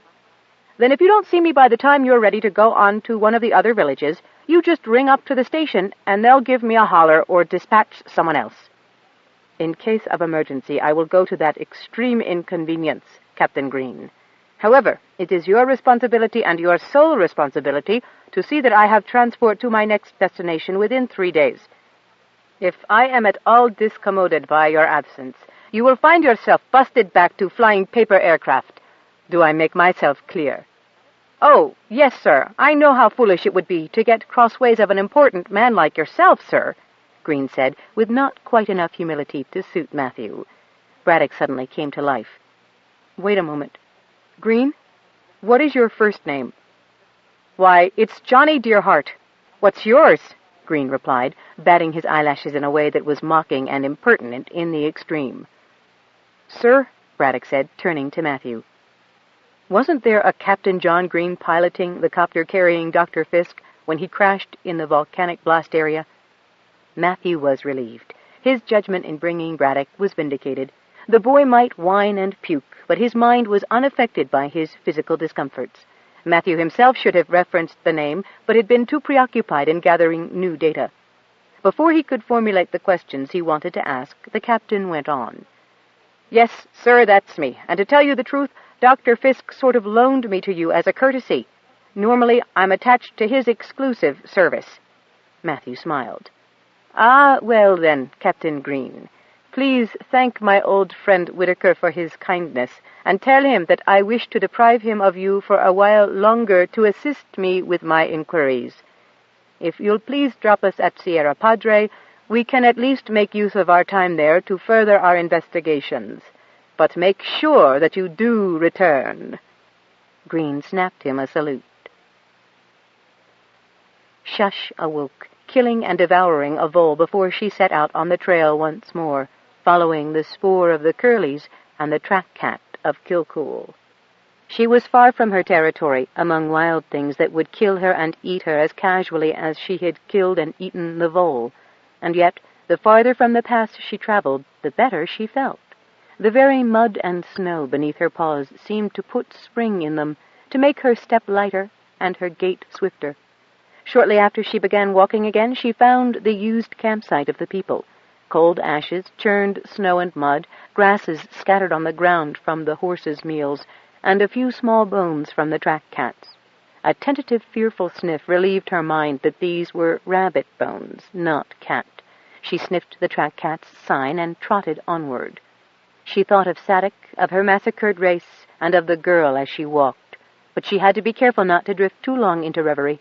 Once she noticed barely in time that a wolf was watching her from the bushes. Fortunately, wolves could not climb trees, and she could. She slept in a tree that night, and in the morning walked on. That night, as she stalked a squirrel, she pounced and somersaulted in the air just in time to catch the whiff of the fox, a spare few feet away. Her distraction caused the squirrel to bolt for its hole in the tree roots, and she bolted after it, squeezing in the tip of her tail just as the fox's nose appeared at the hole. As she lay there panting, heedless of the squirrel, which had burrowed deeper, she wanted to wail. This was too hard. It was too far. There were too many things that wanted to eat her, and she was all alone, and furthermore, she felt as if she just might be going into heat again. I am all alone, she cried, and something said, but I designed you to be alone. Not all the time, she said, and it said, no. I am afraid, she cried. A man would kill me, beasts would eat me, and the Kilcool cats are far away, and their people are Sadek's prey. Did someone speak of the Kilcool cats? A voice, a different voice, asked. A big voice, a cat voice, a tom voice, but a big voice. Who are you, little sister? I am Shush, the last of my race at McGee's Pass, she said.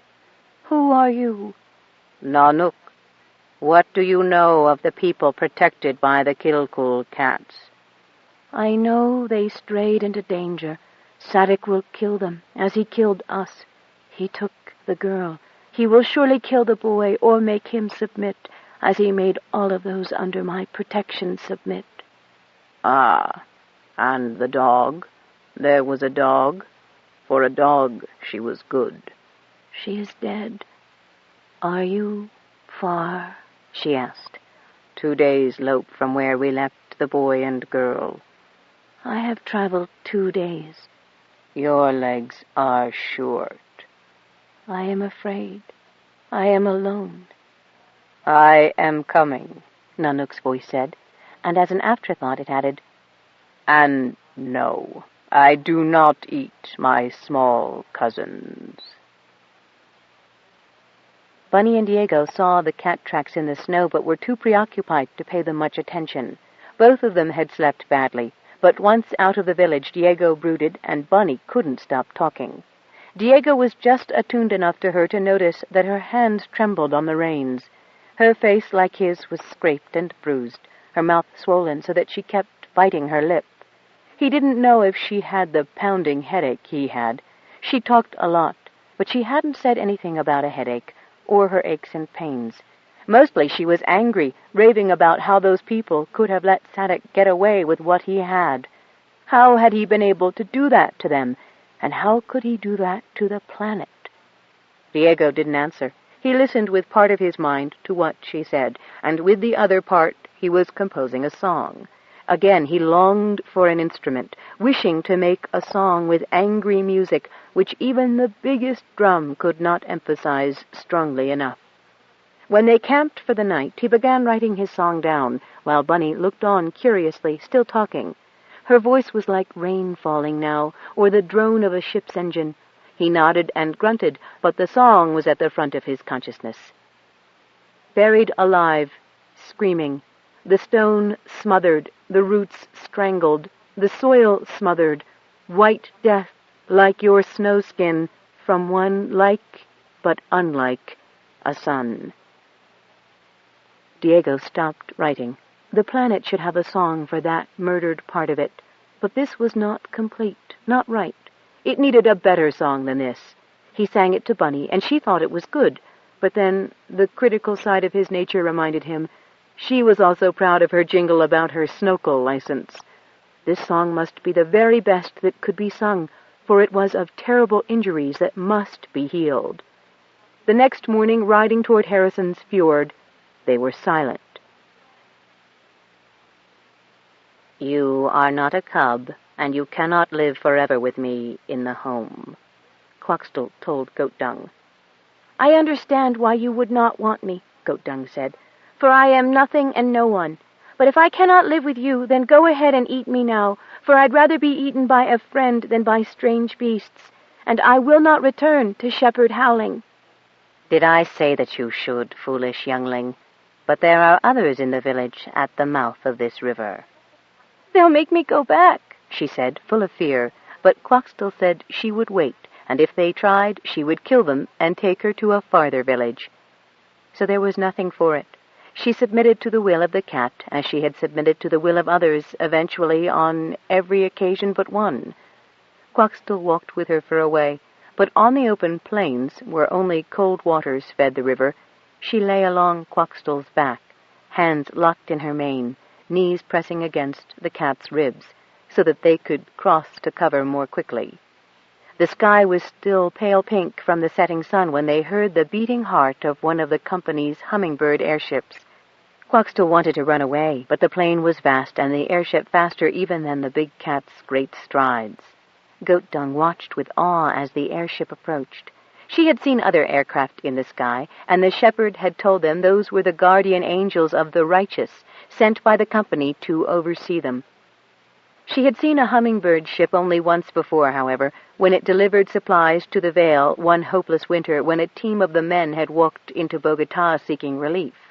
The shepherd Howling had agreed to this only reluctantly, for she heard him arguing with his advisers, but they knew they would starve without assistance. When the airship came, it was wonderful.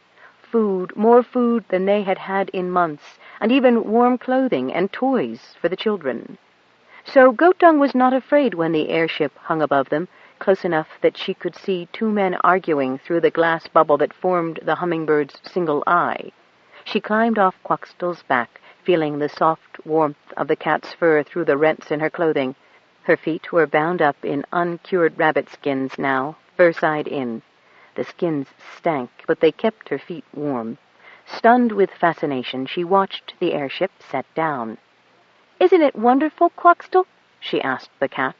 When there was no reply, she turned to see the cat bounding back across the tundra. A thought whispered back to her across the distance. "Your own are here. Good hunting and warm sleeping places, youngling." "Good hunting and warm sleeping places, Quoxtol," she whispered back under her breath, but already she was watching the handsome pilot emerge from the aircraft and the tall, thin man with the high forehead and long white tail of hair walking toward her. Another man lingered in a second doorway in the back of the airship. "Remarkable," the white-haired man said, staring at her. "Look at her clothing. Why, she should be freezing. And here alone except for a wild animal which would probably have eaten her when hunger overcame it. Amazing. I would have liked a closer look at that cat, though. It seems totally unlike any of the others I've noticed." The pilot didn't respond to what the elder said, but came forward to kneel before her. Before her, and so unworthy for such an honor. He even looked her in the eye and spoke in a kind voice that almost made her weep. "You look a long way from home, Alana. Are you lost? Was that big old kitty what you folks down here use for a track cat?" Gultung sank to her knees before him and bowed her head. "Please forgive the companion of this ignorant and despicable child, O Captain of Angels. Quaxtell befriended me out of pity, but now that my own kind are here, she has fled from fear of the righteous. For are not all animals to be meat and fur for the company men?" "Where did you hear such drivel?" the captain replied in a disgusted tone of voice. Gultung did not expect that. "Did I get it wrong?" she asked fearfully. "Forgive me if I misquoted the shepherd howling. I am the stupidest of girls, as has often been said of me." "If you ask me, you're the luckiest of kids," the pilot said. "And we're lucky to have found you before you froze to death. Now come aboard, darlin', and stop cringin'. Sure, no one will hurt you now." And he looked back at the tall, white-haired man with an expression Gultung could not see in the descending shadows. "Of course they won't, my child," the white-haired man said. And while the pilot had quite correctly refrained from touching such filth as she, the white-haired man took her hands in his and raised her in his arms, carrying her to the plane. "You will come with us to Sierra Padre." "You won't make me go back to the Vale of Tears?" "Not if that's how they teach you to talk about yourself, especially if you've run away from all those bruises and cuts I see on you. No, we won't take you back," the pilot said. "What and where is this Vale of Tears?"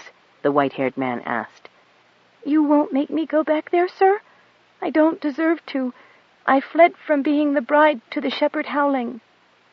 "Bride? You're no more than a baby," the pilot sputtered with outrage.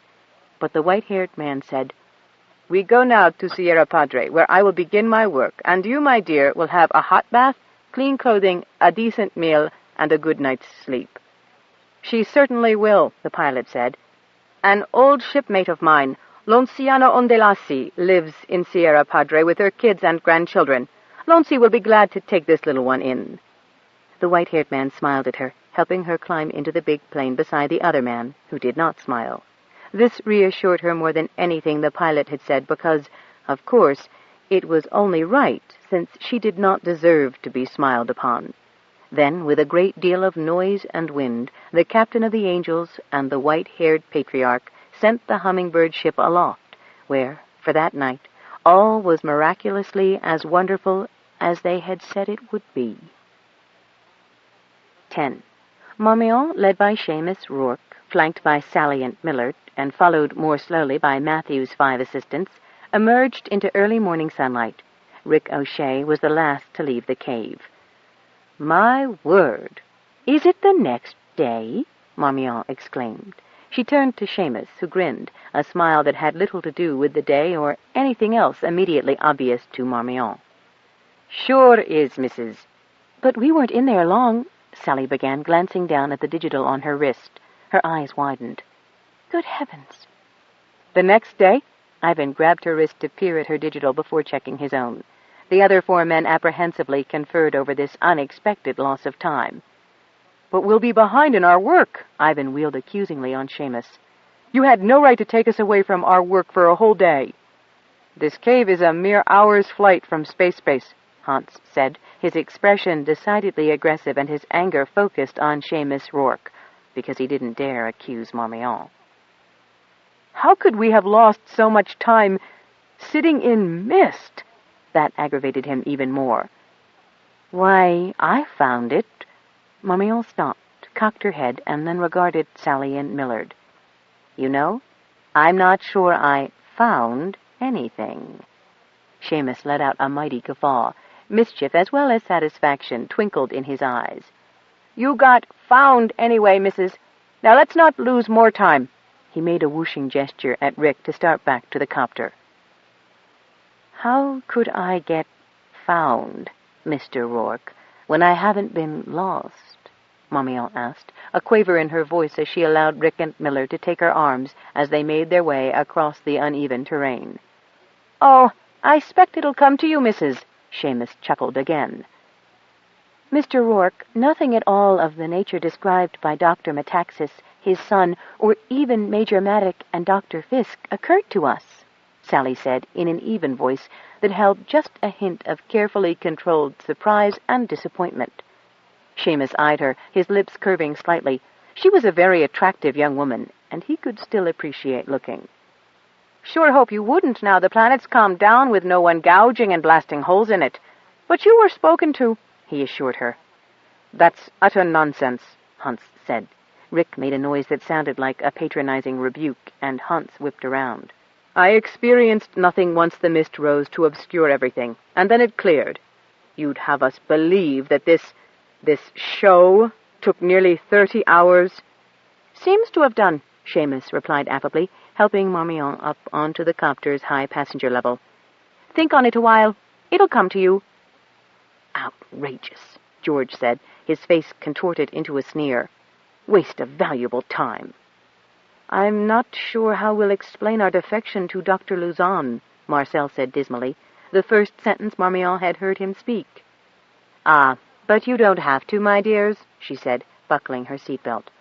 I shall assume all responsibility for this expedition, and I'm sure such industrious young men as yourselves will be able to complete your assigned tasks well before Dr. Luzon returns. Do you mean to imply, ma'am, Hans said, eyeing her suspiciously, that we should conceal our dereliction of duty from Dr. Luzon?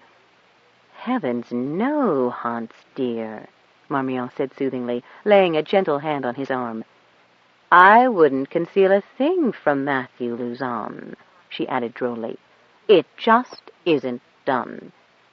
But I shall assure him that I dragooned you as necessary escorts on a personal and possibly dangerous inspection of the so-called remarkable cave where everyone else seems to have had most incredible experiences. She made a moue of disappointment and turned to Seamus. Really, she said, and she stretched out the next two words to express her disillusion. Nothing happened. We lost 30 hours, Hans said in an implacable and unforgiving tone. It'll be dark by the time we get back to space base. Well, there'll be a little time before you have to have dinner, Marmion said. We'll work tonight, Hans said, making eye contact with his associates. We'll catch up that way. Oddly enough, Millard remarked, I feel totally refreshed, with an unusual sense of well-being. Anyone else? Sally made a small O of surprise. I do too, and I don't think I was asleep. Marmion did not remark on the fact that she too felt unusually alert and energetic, as if she could dance all night long and still put in a full day's work tomorrow. It occurred to her that maybe the planet had a totally unexpected and exploitable facet for rest cure facilities. However, she intended to go very slowly on that one, since this party seemed to be the only one to have enjoyed that aspect.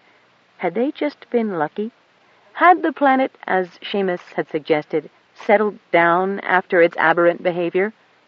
Even so, she felt almost effervescent, and she hadn't experienced that buoyancy in a long, long time. As soon as Yana saw the little Curras nearing the wharf, she raced as fast as she dared down the steps to tell Sean the news. Artist Sunic had confirmed that much of what Johnny Green had offloaded was the fuel they would need and Sean's special supplies for his journey, and that Johnny had gone on to Bogota with Luzon, who was up to no good at all. Johnny had hinted broadly that Luzon was bad news. Nanook, who had vanished from the village for some time, suddenly reappeared, fur full of mud and burrs, to bound alongside her. He seemed about to explode with news, too. He licked her hand at one point while she watched the Curra's approach, rubbed his handsome face against her shoulder, and looked deeply into her eyes. She sensed he was trying to talk to her, but she just didn't know how to listen. But as they descended, all the other cats of the settlement started hurrying in the opposite direction. "What on earth?" Yana began. "Bunny," something said quite clearly in her head. "Did you speak, Nanook?" He gave her a resigned look and a sort of growly purr. "I don't mean to be difficult to communicate with, Nanook. Nod your head if Bunny's safe and coming." Nanook solemnly inclined his head. "That is such a relief." Yana stroked his fine pelt in appreciation. "Maybe one day we'll hold a meaningful conversation," she added, emboldened by her relief. "Soon." "Oh." Just then Sean appeared over the edge of the high harbor wall, and she ran into his arms, burbling to tell him that Johnny had managed to leave off fuel here in the fjord. Even with Sean smelling to high heaven of fish oils and brine, it was good to have his arms about her and see his smile of delight at her enthusiastic welcome. Then Nanook, who had sat in dignified patience, obviously spoke to Sean, who smiled broadly and fondled the track cat's ears. "Bunny and Diego are on their way here, and Shush, the one cat who survived at McGee's Pass, is just a ways behind them. Nanook rendezvoused with her to reassure her and protect her most of the way, but he left to return to us so we wouldn't worry about the kids any more. He says the village must be good to Shush. She needs to be safe again." "She's not the only one. When does he expect them all to arrive, Sean? I've been getting quite worried." Sean shrugged. "Probably by nightfall." His arm tightened about her. "No point in wasting energy backtracking. Nanook says they're okay." "Run that past me again, Sean, about one cat surviving at McGee's Pass? Only one? What happened to the others? I thought the cats were cared for in all the villages, the way Claudia looks after the ones in Kilcool, and they look after her. Yes, that's very serious news to me, too. A village with only one surviving cat is a village in very serious trouble." "Sean, what did we let those children in for?" "We'll know soon enough," he said, putting an arm around her shoulders in comfort and reassurance. "The fact that Nanook has stayed here means they're okay, no matter what else. See what I brought you for your dinner, love?" And he held up the pair of rainbow-scaled fish as long as his forearm and considerably thicker. "Oh, good. Artis has some potatoes left, and we thawed carrots and onions. Bunny and Diego will be hungry when they get here." "Yes, and we, too, for their news." When Bunny and Diego, who was carefully supporting the wounded Dinah in his arms, arrived at dusk, the evening meal was ready, but remained uneaten while more important matters were attended to. Bunny nodded once at the 6 place settings at the table. "How did you know we were coming?" she asked. "Oh, I know. Nanook, of course. He started to run past us, stopped long enough for a sniff, and ran away. We didn't see him return, though." "He saw you, though," Sean replied. "He was going to the aid of an orange cat from McGee's Pass. I don't suppose you saw her on the way?" But Bunny didn't answer, shook her head, preoccupied. Her attention had been captured by watching the movements of Artis's gentle hand sewing up Dinah's wounds, setting the 5 broken ribs and the hind leg bone. She splinted the tail, too, but feared that all nerve connections might have been severed. Dinah had managed to convey to Diego that after the man had clubbed her with his staff, he'd caught her by the tail and slammed her against the nearest tree. Diego had been a thundercloud, ready to burst, until Artis had reassured him that, except for the possible damage to her tail, the lead dog would completely recover from her mistreatment. While this was going on, Bunny gave a quick resume of the situation of the cowed and subjugated folks at McGee's Pass, Sadek's activities, and the unthinkable sealing of the cave. "What Bunny doesn't say," Diego began, as Fingard gently transferred Dinah to a thick blanket near the hearth, "was what that Sadek damned near did to her." "It's what he's done to the planet that's more awful," Bunny contradicted him with fierce look, and tears started in her eyes. "I could escape, but oh, Uncle Sean, he's made it impossible for anyone to talk to the planet at McGee's Pass." "He was going to rape you," Diego said, almost shouting. "He's already raped our planet," Bunny yelled back, fists on her waist, body inclined angrily toward Diego. "Bunny, Diego, Sean said, snapping out their names in a quiet but very firm voice. "Now that Dinah's safe, you can take turns while we all eat, giving us a complete telling of what happened at McGee's Pass." "Quite right," Ardis said, pushing first one and then the other young person to a seat at the table, while Fingard brought over the baked fish. Yana quickly added the vegetable bowls to the table, and order was restored, as appetites were attended to. "Diego's making a song about it, too," Bunny said. Diego glared at her, a mix of irritation, pleasure, and artistic indignation. "It's nowhere near ready." "It'll be some song when it is, I can tell you that," Bunny said, beaming at him. "We'll listen very closely whenever the song is ready, Diego," Ardis said reassuringly. "Now, step by step, please," Sean said, bringing them back to the report. None of the adults interrupted the two youngsters as they gave a very credible narration of all that had happened, each giving due credit to the other and to Chrysic's efforts. Both Sean and Fingard had them repeat several points, such as the question of the petrosil and how far it extended into the cave, and all the details of Sadek's background that Bunny had so cleverly wheedled out of him. "You sly and clever puss," Sean had said, ruffling her hair with affectionate approval. When he saw Diego scowl darkly, he ruffled the boys, too, laughing when Diego pulled away. "She is my niece, lad. You're lucky I'm willing to share her company with you." "Huh?" was Diego's stunned response. "Now," Fingard said, taking charge, his roughened, scale-scarred finger making circles on the wooden table. "We have an enemy who needs watching. We have a cave that has been damaged. Can this petrosil be dissolved?" "Yes, but the chemical compound of such a solvent is not available at Space Base," Sean said. "It'd take barrels of solvent," Diego said, widening his eyes as he estimated the area to be resurrected. "An awful lot." "Yes," Sean said. "Any solvent strong enough to dissolve petrosil might very well be more harmful to Petaybee than the petrosil is.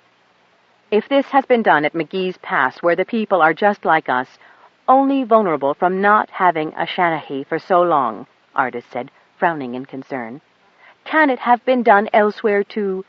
Is it so easy for this Sadek to mislead people so they can fail to hear the planet?" "That thought had also occurred to me," Sean said, and sighed heavily. "We came here with a specific purpose." Fingard's great hand came down on Sean's shoulder. "There is much we can do now that we know what has happened, my friend, and you can pursue your personal quest, which, I have come to feel, is as important as this new problem." "Then you believed that Aoife and Mala were right, that there had been an undersea passage to the south from the fjord caves? If they were right, we could establish communications, maybe even a trade route, with the southern continent without company technology for air travel or ice-breaking ships." Fingard nodded solemnly several times. "In my father's time, creatures emerged from the caves that were born on land, and not undersea, and not here in the north. Mala sent his track cat back, but she had been badly injured. Only the great loyalty these creatures have for those they love could have kept the beast going until it reached us. We searched, as you know, as far as we could, but the cavern roof had collapsed and our way was blocked." This time his nod was full of sorrowful regret. "But we also saw nothing of Aoife or her track cat Ugraine, so perhaps they were able to go further." Sean laid his hand on Fingard's arm, looking up at the large, concerned face. "Now that I've seen the site, I think there's a chance that might have happened. I was going to come here and look before, but the accident took us all by surprise, and I was delayed, what with arrangements to be made for Bunka and all. And then, when we held a night chant in their honor in our village, I got a definite sense that both of them were gone. Feeling that, I couldn't bring myself to come. Now that I have seen the tunnel, however, I get a little different sense of things. Someone could have got out, got to the other side. I owe it to myself and to the family to explore that possibility." They were all startled by an unearthly screeching that penetrated the thick wall of the stone house. It rose and fell, deepened and split into savage howls. Growling deep in his throat, Nanook lifted his head from his paws, and his expression was one of offended dignity and disgust. Sean started to laugh, a tuneful descant to the cacophony outside.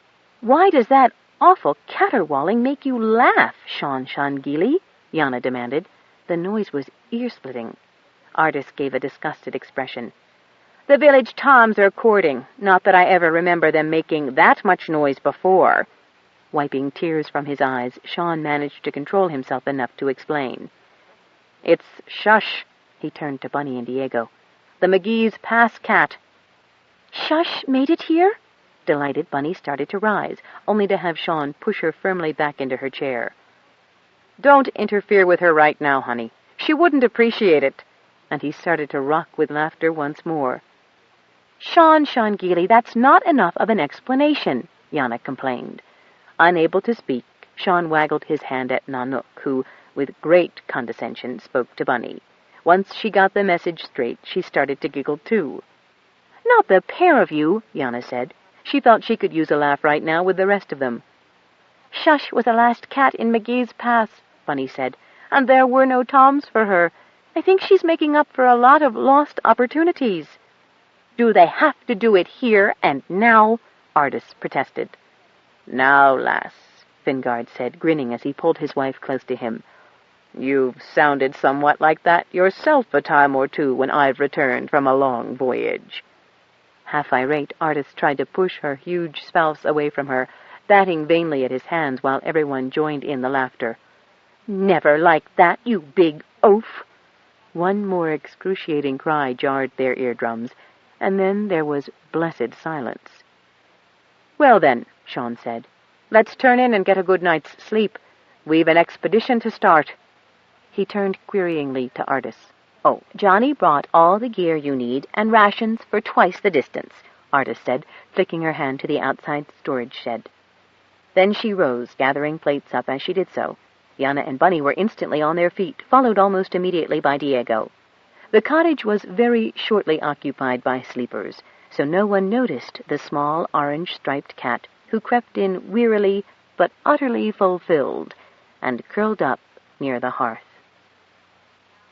Johnny Green was not at all happy to leave G.D. How could anyone lumber a child with a disgusting name like Goat Dung anywhere in the vicinity of Matthew Luzon, though he had perfect faith that she would be safe with Lonciano Ondelasi and her family. He was especially worried because the child seemed far too content to be in Luzon's presence, looking up eagerly when he spoke and tripping all over herself to answer his every question. Who the frag had ever said that kids could tell scoundrels from saints? And Luzon, the old hypocrite, was a real smoothie when reassuring the poor, frightened, and self-deprecating kid, while conveying at the same time how fortunate she was that he wanted to talk to her. Frag, she practically apologized for breathing the same air they did. Johnny hadn't wanted to take Matthew along when he went to look up his old shipmate, Loncy, now a grandmother and one of the community leaders of Sierra Padre. But Matthew had pompously declared that he was determined to do his duty as ranking company official in seeing that the girl had a suitable placement, and G.D. had looked up at him with wide eyes and clung to his hand. In the 20 years or so since Loncy had retired and returned to Petaybee, she had acquired quite a bit of weight, an air of authority far exceeding that she had wielded as a chief petty officer, and an incredibly large family. Now almost as round as she was tall, she wore her thick black hair, still only lightly threaded with silver, in an array of braids, secured to her head with an intricately carved and immensely valuable, Johnny saw Matthew looking at the artifact covetously, ivory comb that had not come from any creature supposedly native to this planet. "Ah, pobrecita!" Lonciana cried when she saw the girl. She barely acknowledged Johnny's cautious introduction of Matthew Luzon and his assistant. Instead, she lifted and clasped to an ample bosom the startled, wide-eyed, scrawny waif. "Que lastima! What has life been doing to you?" Her black eyes snapped with anger, directed at Matthew. "Easy now, Loncy," Johnny said. "We found her on the flats. She says she's from some hellhole called the Vale of Tears." Loncy sucked her breath in between her teeth and her eyes narrowed angrily. "We have heard of such a place," she said. "Zeren Gonzalez's boy, who was never right in the head. He said he was going there. He had heard of the place from someone who came trading poorly made cloth for supplies. The man had a boy with him. The boy ran away, and long after Jetson left, Thering heard tales the boy had told the family that took him in. It is a terrible place. They beat and frighten the children with the most outrageous superstitious nonsense and call it religion, or so I've heard tell.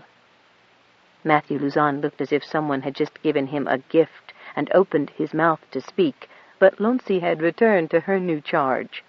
Never mind, pobrecita. You are safe here with Lonciano Ondelasi. Johnny didn't want Lonsi to take a wily bastard like Luzon too lightly, and flashed her a rather urgent glance, which she caught and immediately understood. Turning to Luzon, she radiated her own considerable charm. Do be seated, most gracious Senor Luzon, and rescuer of this little scrap of humanity. Pablo, have you not brought the wine? Carmelita, you and Isabella seek to the needs of this little one. She put the child on her feet and gently pushed her toward two daughters who would undoubtedly rival their mother for size and beauty.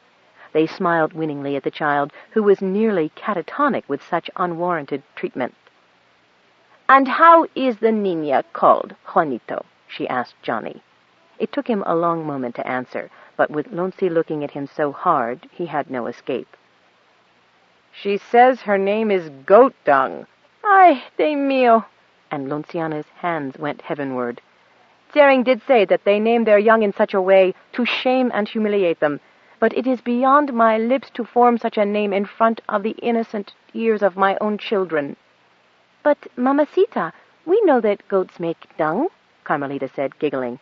Goats do not make los niños wear such names. Pobrecita, we will call you, little one. Take her, bathe her, and see what of your sister's clothing will clad her decently. I will come and see to her injuries while... Pablo, where is the wine? Ah, here, and biscuits. Oh, you are so clever, mi esposo. And she beamed on the wiry little man who was entering the room, carrying yet another beautiful artifact to astound Luzon. This was a silver tray, some of its fine etching clean to the copper below the plating, covered with a fine white lace cloth, with a glass decanter and some very plebeian shot glasses of the type to be seen in any intergal bar. Senor Pablo, whose last name Johnny didn't catch, it probably wasn't Ondelasi, since that was the name he had known Lonsi by when she was a senior chief, was a perfect foil for his wife. He was as quiet as Lonsi was verbose, and he showed to Matthew Luzon the deference and respect due to any sneaky and poisonous creature.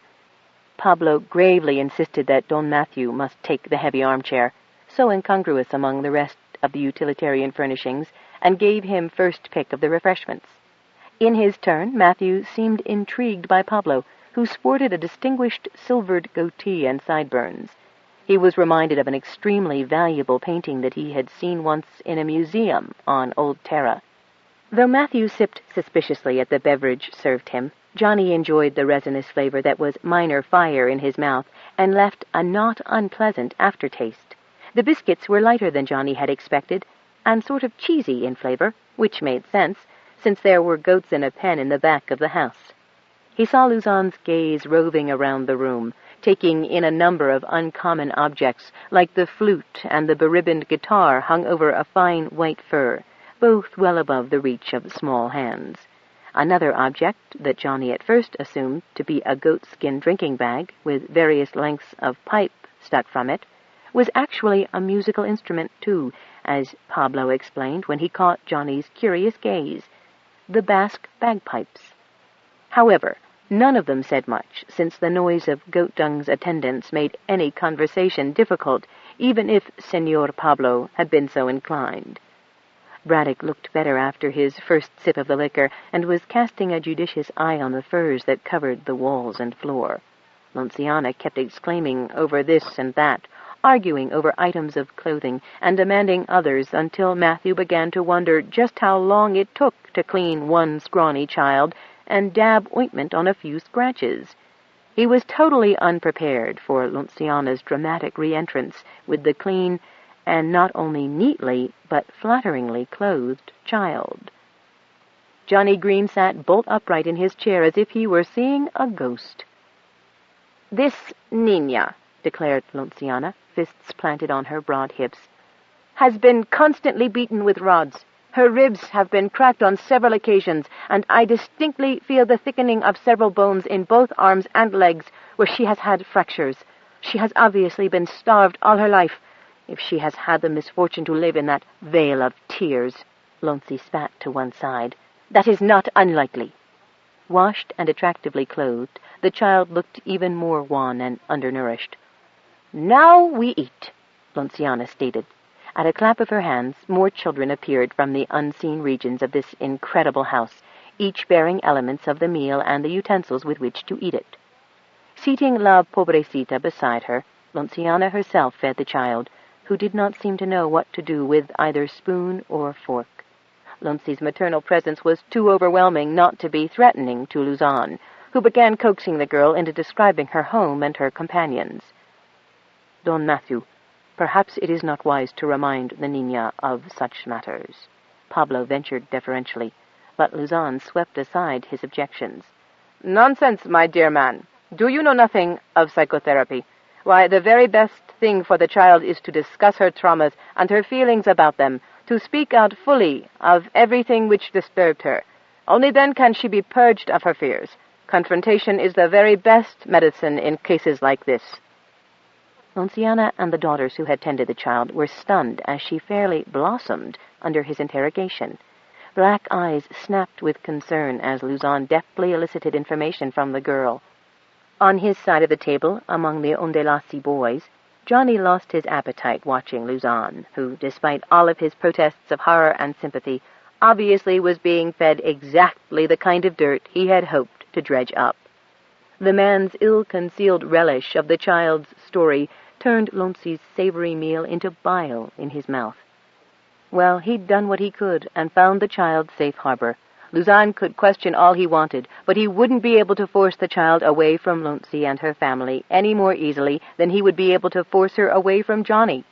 Johnny was tempted to pick the kid up and take her back north with him anyway, but he figured he would do better to hightail himself back north and make his report to Dr. Fisk, collect Sean and Yana, and fully cover his own ass. But he did want them to see this kid. There was something about her, something he couldn't quite put his finger on. Anyway, if he was to do any real good, he would need reinforcements. He stood, bowed elaborately to his former chief petty officer, her spouse and brood, gave the child a bit of a salute, which Luzon returned, the ass, with a sharp, dismissive one, and returned to his copter. He didn't enjoy flying it half as much on the way back as he expected. Quite aside from the lingering stench of Braddock's puke, it felt contaminated. Although this southern continent should have been deep into the autumnal season and its ground surfaces well frozen up for smooth snorkeling, the big freeze had not yet occurred, a matter which caused considerable concern among the Sierra Padreans. This bunch were of very mixed ethnic origins. Some, like Lonci, were of Central and South American origin, mainly from the Andes, and over time they had mixed with the few volatile high-mountain Basques, the combination tempered by a great many of the imperturbable Sherpas. Pablo, despite his resemblance to one of the characters in a painting by Goya, was half Sherpa, half Basque. While Lonci, as a retired corps member, kept her birth name of Ondelasi, the family name was actually Gompas. All of this information Matthew Luzon and Braddock skillfully extracted from the family after the meal was over and Johnny Green had departed, a very good thing, since his presence definitely interfered with the rapport Matthew wished to establish with this family, and in particular the girl they now called Sita.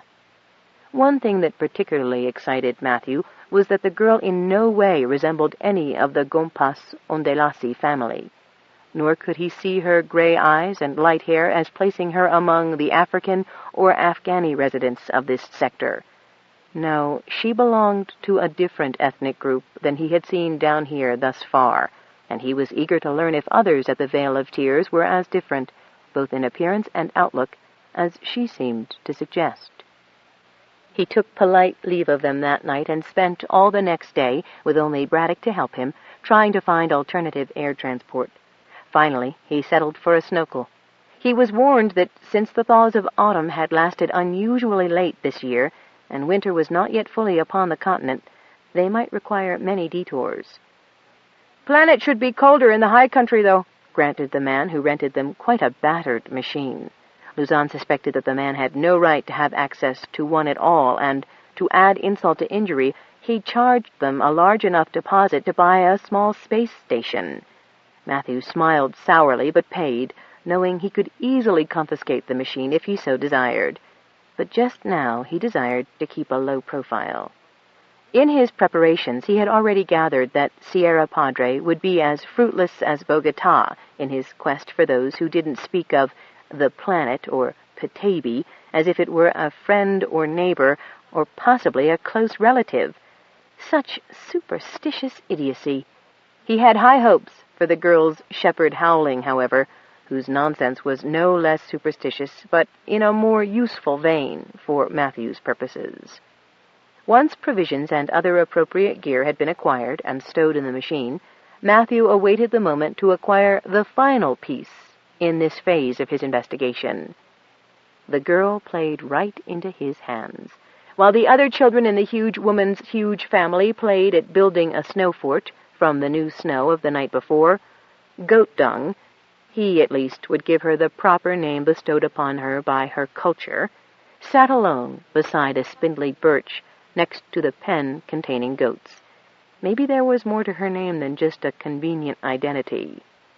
Matthew strolled up to her casually, saying, "Goat Dung, I require your assistance." "Sir, I am told my name is now Sita." "By those who mean it kindly, but do not know the significance of your true name, yes. But you and I know that their kindness is nevertheless a falsehood, do we not? You were given your name for a reason." She dropped those pale calf eyes of hers and said in a tiny voice, "Yes, sir." "I wish to speak to this shepherd howling." "I won't go back there," she said with more spirit than he thought she had left. "I won't." Of course not, my dear child. I understand your feelings. You are deeply ashamed to have left the community under a cloud, to have been unable to measure up to the simple things your shepherd required of you. But I'm sure he will forgive you and allow you to separate from the community once I explain to him that you are more valuable out here, to me." "To you, sir?" she asked, the hysteria fading from her voice and being replaced by awe. "Why, yes," he said. "I need a research assistant who is native to this planet, and who better than yourself. If you work out, I will adopt you as my daughter." "Your daughter, sir? This unworthy one?" "Through hard work and appropriate behavior you may yet become worthy, but first you must be very brave. Come along, and I will show you what is required." She got to her feet and took his hand, with only one backward glance at the house of her erstwhile guardian. He knew very well what he was doing. By replacing the feared figure of the shepherd howling in her mind with himself, someone stronger, probably better spoken, and certainly more rational, he placed himself in the role of both master and protector.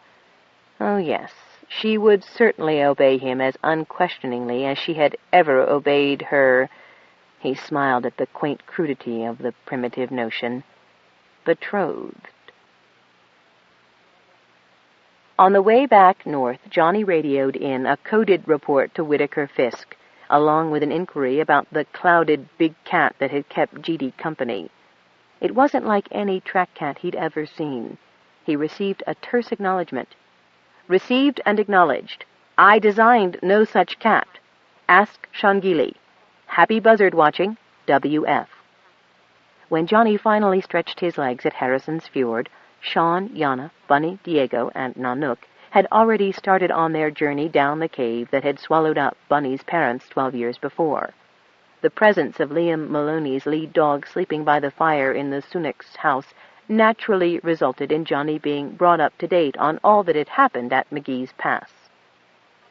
Sadek used Petrosil to block the planet off? Something very cold descended Johnny's backbone. Frag it, Fingard, do you know how much of that stuff is stocked at Space Base? Have you any idea what could happen if anyone, Matthew Luzon in particular, found out what Petrosil can do to our caves? Artis's face was stricken. "The boy Diego has made a song of it." "Well, let's just bloody hope he doesn't sing it." "He already has. What he had finished of it, at least," Vingard said in a deep bass whisper. "Frag!" was Johnny's explosive response. He was pensive for a long moment, and then, with one blink of his eyes, became the affable, carefree copter pilot they knew so well. "I'd better get back and report in. Gotta get refueled, and then I just gotta come back this weary way again. See ya." He tipped his peaked cap at Artis and strode back to the copter, hands in his pockets, whistling. With Nanook padding along in front of them, occasionally taking a short tangent before coming back, the four of them made 40 clicks down into the cave at Harrison's Fjord. Within the first hour they had swung away from the path that led to the fjord's planet place and started descending.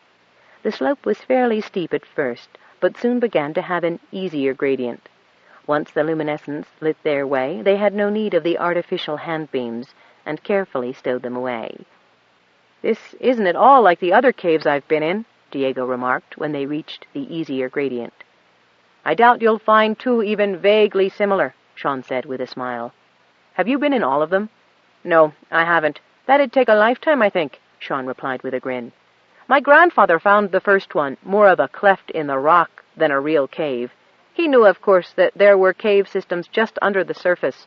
That's the way Terraform B works, but his finding the cleft was pure chance." "Did it lead into something like this?" Yana asked, glancing about her with the wonder and sense of welcome she always felt in a Petaybee cave. "Not directly, according to Granddad's notes, but he didn't have as much chance to explore as he'd liked, since he was busy doing what he could to make it easier on the animals Intergal decided would adapt well to this climate." Sean gave a snort at Intergal's needless arrogance. "Grandmother located the hot springs at Kilcool and went looking for others, with my father strapped to her back, to hear him tell it, and my oldest aunt, the one my sister Aoife was named for, either on a sled or strapped to a curly-coat's back. Grandmother really liked a decent hot bath every day, and took one no matter how far she had to tramp to indulge herself." Sean grinned nostalgically, as he had been a part of those forays. "I know she taught me how to swim." He glanced quickly at Yana and winked. "My father and his two younger brothers found and mapped many of the caves we now know and use. I think I learned their whereabouts before I learned to spell." "What happened to all your relatives?" Diego asked, rather amazed that anyone could have so many. Bunny tried to shush him, but Sean shook his head. "What else? My younger uncles joined Intergal, and my father continued his father's work as I continue his." "And the other Aoife?" Diego was persistent. Sean drew his brows together. "We never did find out. She went off on one of her solo trips. She did a lot of hunting with her track cats. About a year later, someone found the fur and bones of one of the cats, but we couldn't tell how it had come to die. That was all we ever found of her." When they made camp for the night, Diego went off into what Bunny was beginning to call his creative trance. His lips moved now and then, and odd sounds blurted out, but he offered no performance. One respected a singer's concentration. They traveled 2 more days, steadily downward, past lakes bordered by strange shapes, some like trees dipped in silver or gold, leaves, flowers, and all. Occasionally a mist would rise to accompany them, flowing around their feet as they moved, and then, as abruptly as it had risen, disappearing. Twice they had to find their way to the narrowest parts of rushing rivers, and, with Sean throwing the hook and line to some high point, swing over to the farther shore. The 4th day down they came to a thick barrier of fallen stalagmites and stalactites, jumbled willy-nilly on top of each other like unstacked firewood. Sean recognized this from Vingard's description as the cave-in area. Beyond was a boom and a whooshing that suggested that the sea might have flooded in after the collapse. Sean and Diego tried to work their way over and around the various broken pieces, hacking occasionally at the molded limestone. Only Diego's quick thinking kept Sean in the lead, from tumbling headlong into the dark waters held back by the obstacles they had managed to pass. For a long moment, while Diego recovered his breath at Sean's near escape from a dunking, Sean looked out across the waters, searching for some glimmer of a distant shore. They vaguely heard the shrill voices of the women and Nanook's odd snarl. "We're all right," Sean yelled, cupping his hands, and his cry reverberated. Then he looked chagrined when they both heard the thunder of a rock slide. "Most likely an ice calf," Sean said in a moderate tone. "Let's get back. They're not in trouble, but something's upset them." They found the others near one of the rock piles at the outer edge of the cave. Yana stood, hands clasped behind her back, looking down, her face bleak. "Nanook found it," she said, nodding to where Bunny was kneeling over some object. Yana stepped aside so that Sean could see the sobbing girl, who suddenly prostrated herself in a paroxysm of grief to touch with shaking, tear-wet fingers the heel of a booted foot. The sole of another stuck out from under a boulder of ice. Scored across the ice in all directions were the ruts of the claws of Gonish, the track cat, who had vainly tried to dig the man out of his tomb. Frozen blood, still red, stained many of the deeper grooves. Sean knelt beside Bunny, one arm around her as his other hand reached out to touch the boot. He ran his fingers along the sole and what could be seen of the ankle. The leather had long since frozen to the hardness of stone. Finally, distressed by his silent grieving, Yana touched his shoulder. He looked up at her, tears running down his cheeks. "We could dig," she began. Sean shook his head and rose, his arms hanging down by his sides. "He already rests in the planet." "Which killed him," Diego blurted out, and then stepped backward from the look on Sean's face. Sean sighed deeply, his expression repentant, as he stepped forward to touch Diego's arm. "No, it is not a question of kill here." Bunny rose then, rubbing her wet cheeks against her arms. Diego immediately went to hold her in a close embrace. She relaxed against him, her body still shaken with sobs. "I do know that," Diego said over her bent head to Sean. "Bunny's showed me that even though Petaybee can be a hard planet, it's fair. I understand, Bunny, I really do," he said to the top of her head. "When you hear my song, you'll know." "And mine," Sean said softly. Diego's eyes widened in respect. "I'd like to hear you sing, sir." Almost absently he smoothed Bunny's disheveled hair back from her face in a way that touched Yana deeply. Sean didn't miss it either. "Uncle?" Bunny asked in a very tentative voice. "Does that mean my mother—" Sean looked to the big cat who scratched around the site, sniffing, then brushed hard against Sean's leg and hand. "Nanook says no," Sean said finally, and the track cat emphasized that with a clear no and a sneeze. Yana held her arms wide in helplessness. "So what do we do now?" "Well, Sean said, "go on. It's possible for me. You three go back." He clasped Diego's shoulder firmly when the boy would have argued. "You three can help spread the word of what happened at McGee's Pass. We can't have that happening anywhere else. Or, if it has—" Sean's expression turned even bleaker than it had when he accepted the death of his brother-in-law. "Keep the problem from spreading. Yana, could you find out what dissolves Petrosil? Something has to. We've got to clean up McGee's Pass's cave system." "I'll find someone who knows how, but—" Yana caught back the thought at first, until Sean's querying eyes made her continue. "What if Luzon finds out what Petrosil can do to the planet?"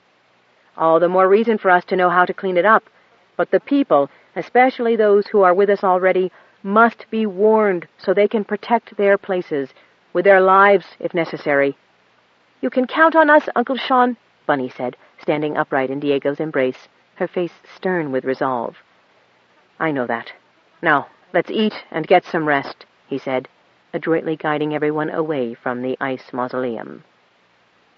Sometime during an uneasy sleep that night, Yana felt Sean's lips on her cheek and forehead, his hands stroking her, pausing on her gravid belly. When she woke the next morning, his clothing, empty of his body, was arranged against her as if he still occupied it. When the others woke, Yana had had time to bundle up Sean's things so that Diego wouldn't ask unanswerable questions. The boy was appalled enough to think that Sean Shangili had gone on all by himself. "He's mad. How could he possibly survive in an Arctic ocean?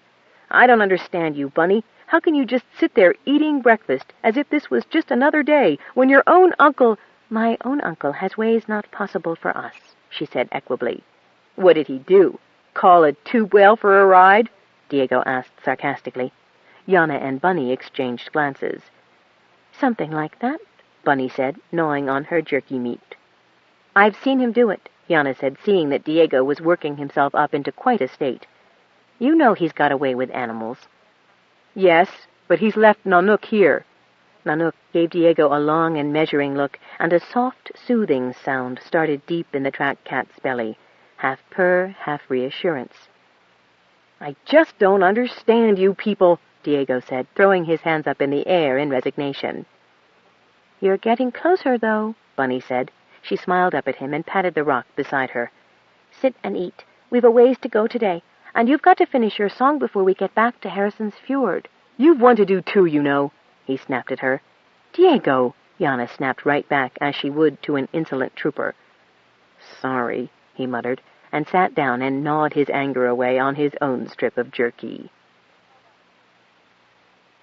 Quaxtell did not entirely desert her youngling.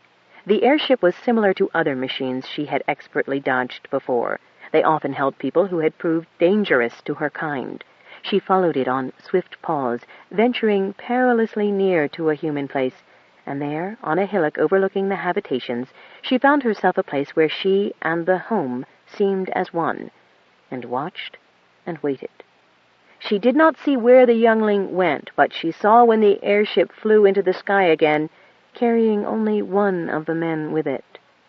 A night passed, a day, and another night, and still Quaxtell waited, and she saw a land machine that could run very fast, and which she liked no better than the flying kind, scuttle toward a den.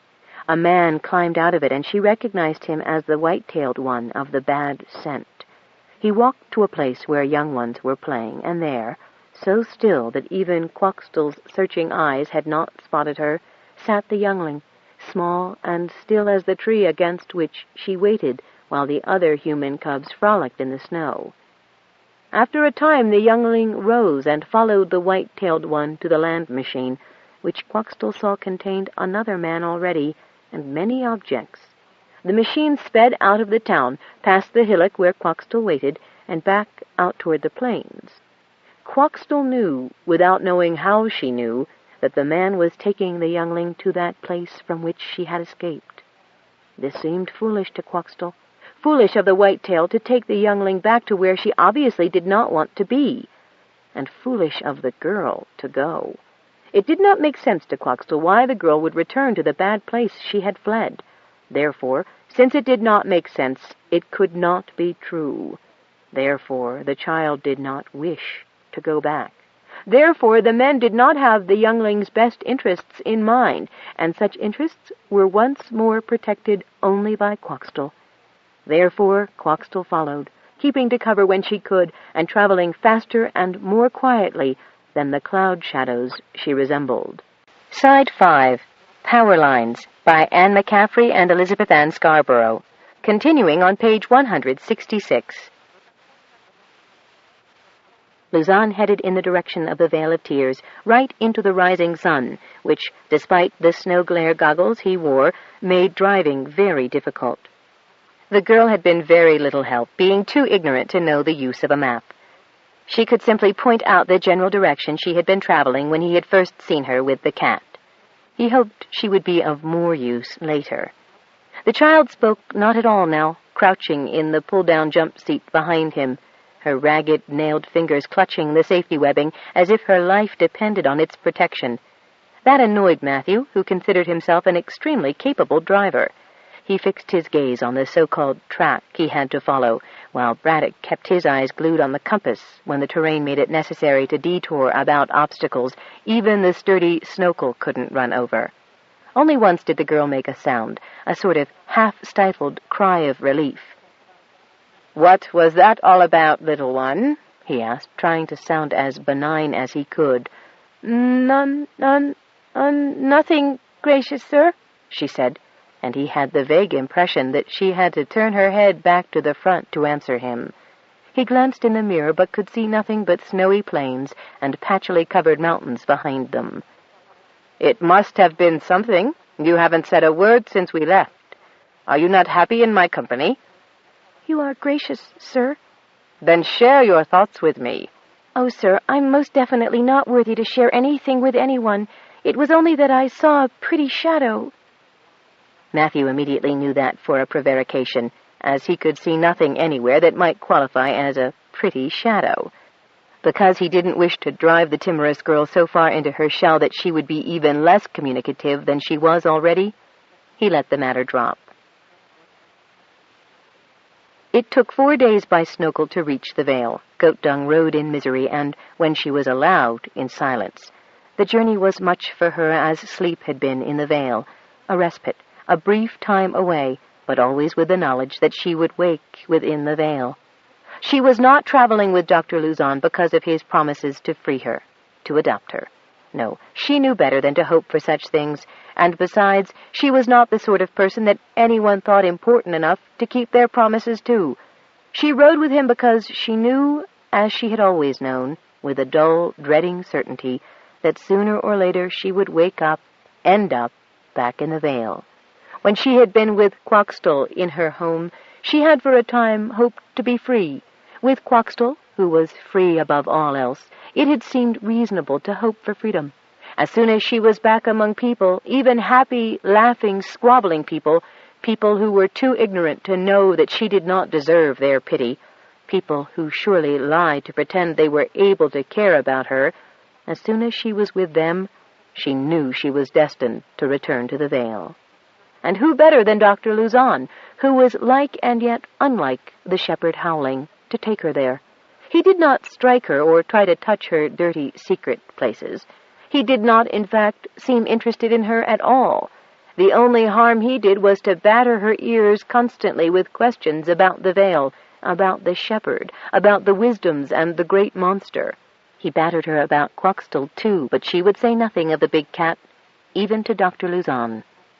During the day, mile after mile of snow sped past the Snowcle's wind bubble. Snowy hills, snowy plains, snowy valleys, snowy hills again. They sped past half-frozen rivers and slushy places they had to detour around, through forests and over land too high for forest to grow, past rabbit tracks and moose tracks and the tracks of horses. She wondered if these horses wore horns, like one she had glimpsed long ago. At first it was exciting to travel over land so fast, but the excitement soon paled when she realized how quickly she was returning to the one place she did not want to be. Nights were bad because that's when the questions began, so that she had the shepherd's teachings ringing in her ears as she fell asleep, just as she always had in the Vale.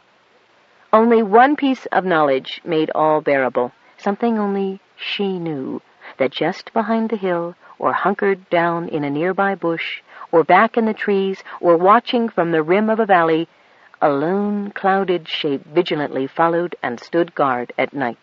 And when she woke at night sweating in her new warm winter clothing, she would hear a purr inside her mind from out of the darkness, and the song of Quoxtall would lull her to sleep again. Sleep, youngling, sleep and dream of when your eyes will open. Sleep, youngling, sleep and dream of the day when your tale will be long. Sleep and dream, sleep and dream. Safe in the home you'll be throbbed into slumber. Safe in the home you'll be crooned to all day. Sleep, youngling, sleep and dream. At twilight we too will go hunting. When this happened, sometimes the bad dreams did not return. Sometimes she woke without fearing the daylight. Such a night had passed before the day when they reached the Vale. Panic rose and choked off her breath as she looked down into the Vale, which now was muddy, but without water, and with a new coat of ice and snow. She wanted to say, "Stop," to Dr. Luzon, but he would not have listened. Instead, he called to Braddock to drive recklessly down into the Vale, whereupon they were immediately surrounded by the faithful. Most of them had never seen a snorkel before. Some cried out in alarm, "The great monster!" Others said, "No, an angel of the company." But when they saw her, people didn't know what to think. Ascension, whom she saw on the edge of the crowd, gave her a hard look and then turned to appear a short time later with the shepherd himself. The shepherd looked smaller somehow and rather ordinary, not larger than life as he usually appeared. His chin was smooth to show his purity over other men who must wear whiskers. His hair was cut short for the same reason, although the women were never ever to cut theirs unless they were being shamed for some wrong. He did not at first look very friendly to Dr. Luzon, though he retained that air of peaceful detachment and complete calm he carried with him at all times when he wasn't preaching, until he fell into a terrible rage. But now he spoke softly. "We are a solitary and forsaken people, living apart on the hideous monster that is the back of this world. Why have you disturbed us?" Matthew Luzon said, a slight yearning entering his tone that Goat Dung had not heard there before. "Why, we have come to you for wisdom, of course, good shepherd. I am Dr. Matthew Luzon, an investigator for the company, and this is my assistant, Braddock Macomb, the child you know." "I know her," the shepherd said, his calmness turning cold as his eyes touched Goat Dung's face. "She is a traitor who has run from the light. What business has a company investigator got with her or with me?" "I am a special sort of investigator, shepherd," Matthew explained. "It is my job to purge the company's holdings of lies that corrupt and mislead the people. Many on this world lie about its nature, seek to make us believe it is not merely a planet but a sentient organism, whose natural events have intent and intelligence behind them. The girl told me of your teachings. I believe you know the truth and would learn it from you. I would have you testify before the company about this truth as well." "The company needs my testimony?" the shepherd asked. Goat Dung would have suspected he'd be delighted. After all, in his teachings, the company was the great force that had changed all of their lives and cast them into anguish at the mercy of the great monster. He seemed to be weighing his words when he answered. "This gives me much to ponder. I will do a teaching this evening. You may attend, but there is another matter between us. This girl, she told me of your teachings, shepherd. She's impressed me very much, and I would like to retain her as my research assistant." "That is impossible. We are betrothed. Tonight will be our deferred wedding night. After the teaching there will be a feast, and then she shall cleave unto me, even as her mother did." Matthew turned to Goat Dung with a mockery of happy surprise on his face. "Why, Goat Dung, congratulations!" She hung her head. Ascension came forward and took her in charge and led her away to the makeshift tent shed that was the newly rebuilt wedding hut, while her self-proclaimed rescuer ignored her plight to court her chief tormentor. As she shuffled along behind Ascension, however, she heard the shepherd tell Matthew, "After the wedding she will no longer be Goat Dung. Everyone must address her, as befits my wife, by her new name, Dolores." Dolores, full of woe. What could be more appropriate for her, Goat Dung thought. No. In her mind, she would think of herself as Sita.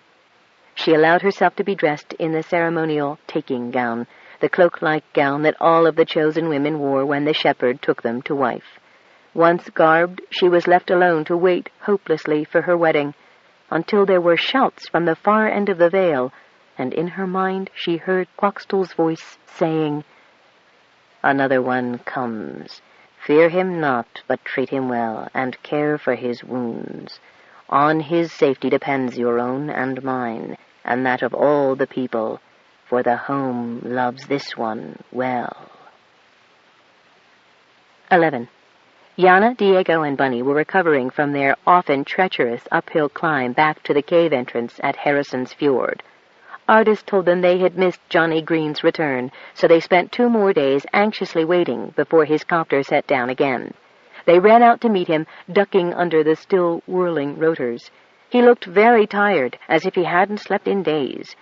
When the noise of the blades stopped, he said, "I know I'm late, but there was something I had to get done, pronto, schnell, fast. And I got news, too." He hauled his backpack from under the pilot's seat. "First, let me have a hot bath and get 8 hours." "Where are you fitting a decent meal in?" Artis asked, scowling at him. "While I'm bathing, Artis, love, and anything you have ready'll suit me fine," he said with his charismatic smile. "You're back soon, or did you go?" he asked Yana, as she, Diego, and Bunny started back down to the Sunic house. "Oh," he added, noticing the sudden tears form in Bunny's eyes, and he threw a comforting arm about her shoulders. "My father," Bunny said in a choked voice. "Cave in," Yana added. "My sympathies, Bonica," Johnny said formally. "It's not as if I knew him as a father," she said, and gave a little shrug. "Sean's gone on, hoping to find traces of Aoife," Yana said. Then Johnny grinned with pure mischief. "Marmia Algemen took her folks and the 5 assistants Matthew made the mistake of leaving behind to the cave where the planet spoke to us after the volcano erupted." "What?" He grinned again at the astonished chorus that comment elicited. "Yep." "And?" Diego demanded. "Well, they were gone 30 hours, Johnny said, and paused, his eyes twinkling as he deliberately lengthened the telling of his story. "And Seamus Rourke and Rick O'Shea said it was one of the nicer visitations they've ever had." "Yes, but what happened to Luzon's guys, and Marmion, and Sally, and—" "Marmion took Millard and Sally. Faber was off doing some other errand," Johnny supplied when Yana faltered. "Seamus swears there's been very subtle changes in all of them. Can't see it myself, but Seamus is more in tune with the planet's ways than I am. Says their hearts are altered even if they don't think their minds have been, and we'll have to wait and see what happens. As far as they are concerned, they spent only a half hour or so in a misty cavern and lost 30 working hours." Johnny's grin was as broad as it could get, his eyes almost lost in the folds of his cheeks. "I'll have to trust him on this one. This is one time the planet's too sly even for me." "Nothing at all noticeable? They didn't have the dream?" Yana asked. The dream, actually a sort of experiential emotional history of what the planet had undergone during its relatively short lifetime, that she had shared with Johnny, Sean, the Whitakers, and others shortly before they were rescued, would have been quite a revelation for Matthew's physically fit boyos. She would have liked to have heard that they'd thought the full treatment, so they'd know beyond a shadow of a doubt how the planet felt about what was being done to it. "I wouldn't worry, Yana," Johnny said, and Bunny, still closely embraced, nodded wisely, too. "I just hope so, because," Johnny shook his head, released Bunny, and stopped. "Let me get a bath, some food, and some sleep, and we'll talk when my head's clearer. Okay?" So they relented and tried to find other things to do to occupy themselves while Johnny slept, so tired that Artis swore he didn't move arm or leg from the moment he lay down on the bed. The curly-coats needed grooming, which took a good hour and a half while Nanook sunned himself on the terrace. That seemed to be the focal point for all the felines of Harrison's Fjord. Even Shush the survivor was there, the recipient of many rubbings and strokings and lickings. Yana, easing back muscles for a moment as she was tackling the matted underbelly of her pony, wondered at the attentions Shush was receiving. "Do they do that to every newcomer?" she asked Bunny. Shush had put on a good deal of flesh in the scant week she'd been at the fjord, and no longer looked like a rack of orange-skinned bones and pathetic eyes. Bunny looked over and grinned. "No, they're educating her. Nanook said something was necessary since the poor cat had had no one to teach her how to pass on messages. Her mother got killed before she could, so she's being brought up to speed with the rest of Claudius' cats. And—" Bunny frowned because there were far more cats there than there should have been. "There must be messages coming in." She put down the body brush she'd been vigorously using on her pony and walked over to Nanook. "What's up?" she asked, sitting down beside him in a space made available by a resettlement of many orange bodies. "Liam Maloney is not pleased at what happened to Dinah," Nanook told her. The cat sat perfectly still and stared into Bunny's eyes through his own wide golden ones, the message rumbling into her mind as all of the more complicated messages did. The cat's vocalizations were limited to the few short human terms within the range of its speech centers. These longer communications needed a bit more concentration, especially with a neophyte recipient such as Bunny or Yana Maddock. With Sean Shangili, it was a different matter altogether. Talking to Sean was second nature. Bunny sighed. I knew Liam would be upset, but he does know she's recovering and is being very well treated. Nanook licked a front paw briefly to indicate the affirmative. He passes on that there is trouble at Dead Horse, like what you found at McGee's Pass. Trouble also waits at Wellington and Savoy. Bunny thought about that. These were the 4 towns most remote from Kilcool, and each of them had been reported by the cats as being in favor of mining. She couldn't help but wonder if each of the towns had also had recent changes in their Shanachis. She gave a convulsive shudder. If there were any more like Satik, the trouble was bigger than she'd ever conceived it could be. And if all 4 of those villages had had their caves coated in petrosil? She shuddered again. What else? She asked, sensing that Nanook was waiting for her to absorb that information. Satik has been visiting these other villages. Satik has friends in all of them. The reports, by the way, are from track cats and feral cats. No more like Shush live in those villages. The hell he has! What's the matter, Bunny? Yana asked, startled by Bunny's loud, angry outburst. But what can we do about it? Bunny asked quickly, waving to Yana to keep on with what she was doing. Nanook licked the tip of his tail thoughtfully. Claudia has been informed of all. There is more. When the pilot man goes south, we must go with him. Sean's not in danger, is he? Nanook blinked. We go south, too. Then he stretched his long body out across the sun-warmed stone of the wall, and Bunny knew he had finished talking to her. She went back to Darby and picked up where she left off. What was that all about? Yana asked, leaning against Darby's rump. Nanook says we'd better go south with Johnny. She added hastily, No, Nanook doesn't think Sean's in trouble, but he does think we should go south. Johnny Green did, too. I'd have to go back even if I didn't want to check up on the kid, he said. Whit wants me to keep an eye on Luzon. Actually, I was supposed to pick him up at Sierra Padre a couple of days ago. Johnny grinned unrepentantly. Had engine trouble. Bunny cocked an eyebrow at Johnny. Oh, I'll have a real one for Dr. Luzon, Johnny said, brushing aside her skeptical reaction.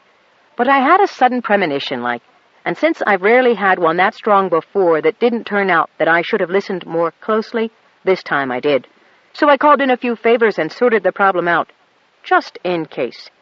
Then he grinned with all the abandon of a boy who had just pulled the best practical joke in the world on his worst enemy, and there'd be no way of assigning guilt to him. What have you done, Captain Green? Yana asked, resuming her military attitude. Nothing major, sir, to bother your head about. He laid a finger alongside his nose and winked at her, but for all the amusement in his eyes, his expression told her she'd get no more out of him, and to let the matter be. She nodded. Something which will no doubt please me in days to come? I devoutly hope so, considering the effort I've put into it. Now, since I've had my bath, food, sleep, and more food, let's load up. Nanook wants you south, he gets you south. Ah, and you're coming along with us, are you, Nanook? The black and white track cat had strolled up to the copter and was peering inside it. He doesn't much like flying, you know, Johnny added. Looking won't change the flight process, pal. Nanook crawled under the second row of passenger seats, tucked his tail tight against his body, and laid his head on his paws. His whole attitude was one of patient resignation to an inevitable fate. Well, he's stowed. Get yourselves aboard. Johnny gestured for Bunny and Diego to sit over Nanook, while Yana took the other front seat. Then he handed around headphones so they could all communicate during the long journey south. They knew something was wrong the moment Lonsi came to the door. Luzon? Johnny asked simply, and got a stream of Andean invective that was both colorful and inventive, the gist of it being that the son of a scabrous tarantula had stolen La Pobrecita. Pointed inquiry around Sierra Padre by the entire Ondelasi Gompas clan had brought forth the information that the vomitous spewings of an excrement-devouring, long-extinct reptile which would eat its own mother without shame or serious second contemplation had taken the only snokel in all of Sierra Padre, Lhasa, or any place this side of Bogota, which was, as Juanito knew, a very long journey, especially at this uncertain time of year. "When did all this happen?" Johnny asked quickly. "The day after you left, Juanito. I thought she would be safe playing with my own niños. I was a fool, a fool." Johnny was too angry to say anything more. Mostly he was angry at himself. He should have known Luzon would stop at nothing. At least the man hadn't hurt Lonsi or one of her family in the kidnapping. Not that they'd ever be able to prove it was a kidnapping. He nearly, but not quite, regretted the 2 days he had taken to make his private arrangements. One thing was certain. They'd have to move, and move fast, if they were to get the girl away again. This time he was leaving her nowhere near Luzon. "Didn't she scream, or anything?" Bunny asked, pushing herself out from behind Johnny's back. "She went willingly, from what my children know of it," Lonsi said. "She feared the man. One could see that. But he was the sort she would follow because he is what she is used to, what she has been taught to love. Well, perhaps not love, but someone who acts as she expects people to act. She cannot imagine anything else, and so allows him to return her." "She didn't accept it, though, did she?" Bunny demanded, not just of Lonsi, but of all the adults and Diego. "She ran away, didn't she? We've got to help her." Yana put her arm reassuringly around the girl's shoulders. "That's what we're here to do, Rourke. All the lady is saying is that the poor kid had been so brainwashed, she rejected happiness because the concept was so unfamiliar that it was scary." "Ah," and Lonciana nodded vigorously.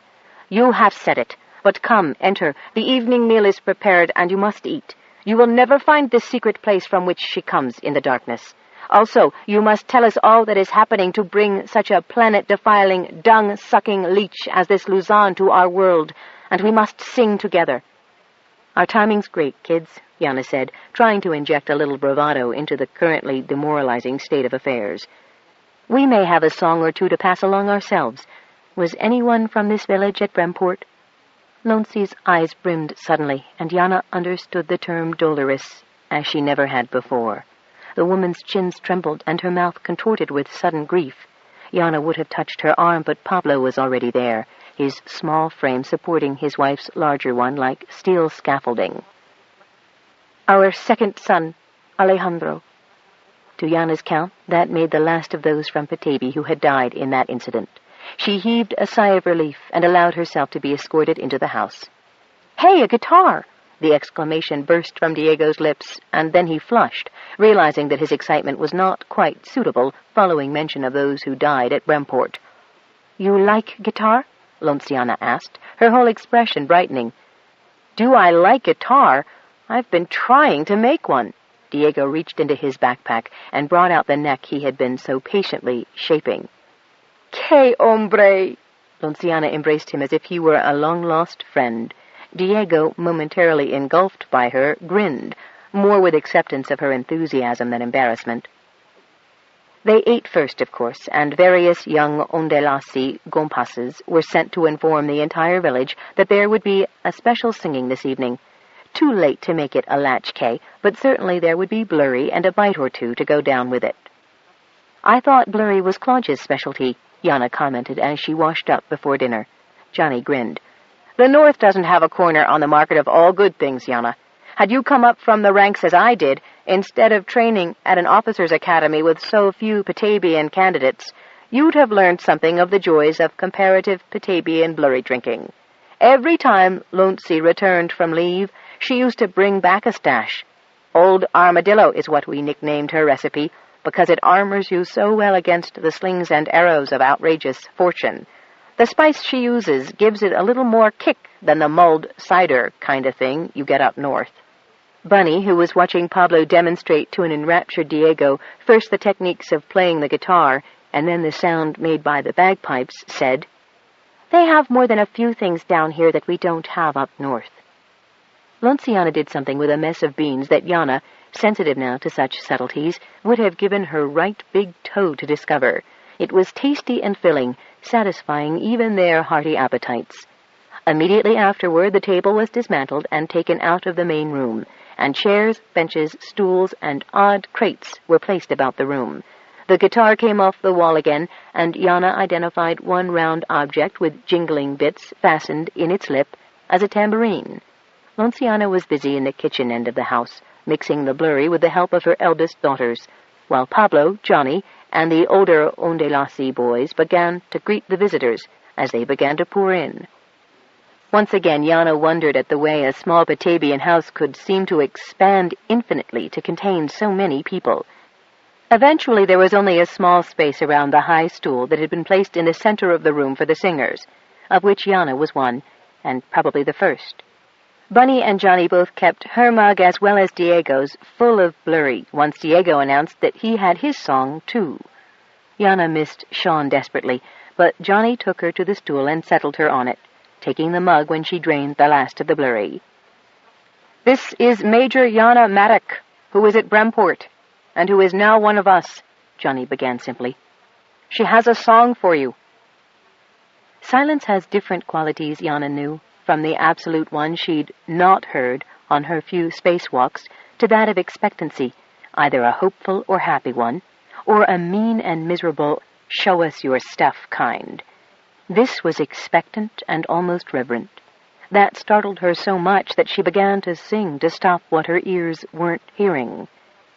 After the first few lines got past her teeth, she actually began to enjoy the act of singing. Not that she would ever truly enjoy the song that she must sing. Maybe one day soon, as Sean had suggested, she'd find joy in making a song. "I was sent here to die, too, here where the snows live, the waters live, the animals and trees live, and you. And now I live." The last words came out before she realized she had added them to the song. Then Lenciana and Pablo made their way to her and took her hands, holding them to their cheeks, their tears moistening the backs of her fingers. Each of the Ondelasi children, smiling shyly with their misty eyes, touched her hands too. Other voices lifted in appreciation of her song, and she was able to get down off the stool without any help. Bunny led Diego to the stool. There was a purpose in the young man's eye now, Yana noticed, that hadn't been there before. He was growing into his true manhood, and what had happened at McGee's Pass had tempered him. "This is Diego Metaxas, who was with me at McGee's Pass and risked his life to save me," Bunny said, giving Diego's hand a squeeze before she released it. "He has a song that all must hear." Diego tipped his head back, closed his eyes to slits, and rested his hands on his thighs with his feet hooked on the lower stretcher of the stool.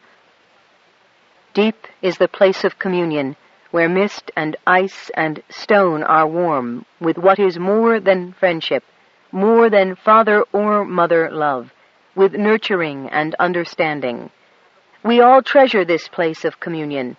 It is our place, our place, our place."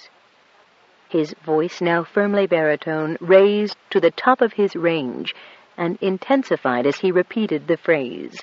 Then his tone altered to that of a storyteller who is forced to relate truths that disturb him. "There are others who do not believe that our place is ours, and has been since men and women came here. They were once of us, and knew of communion.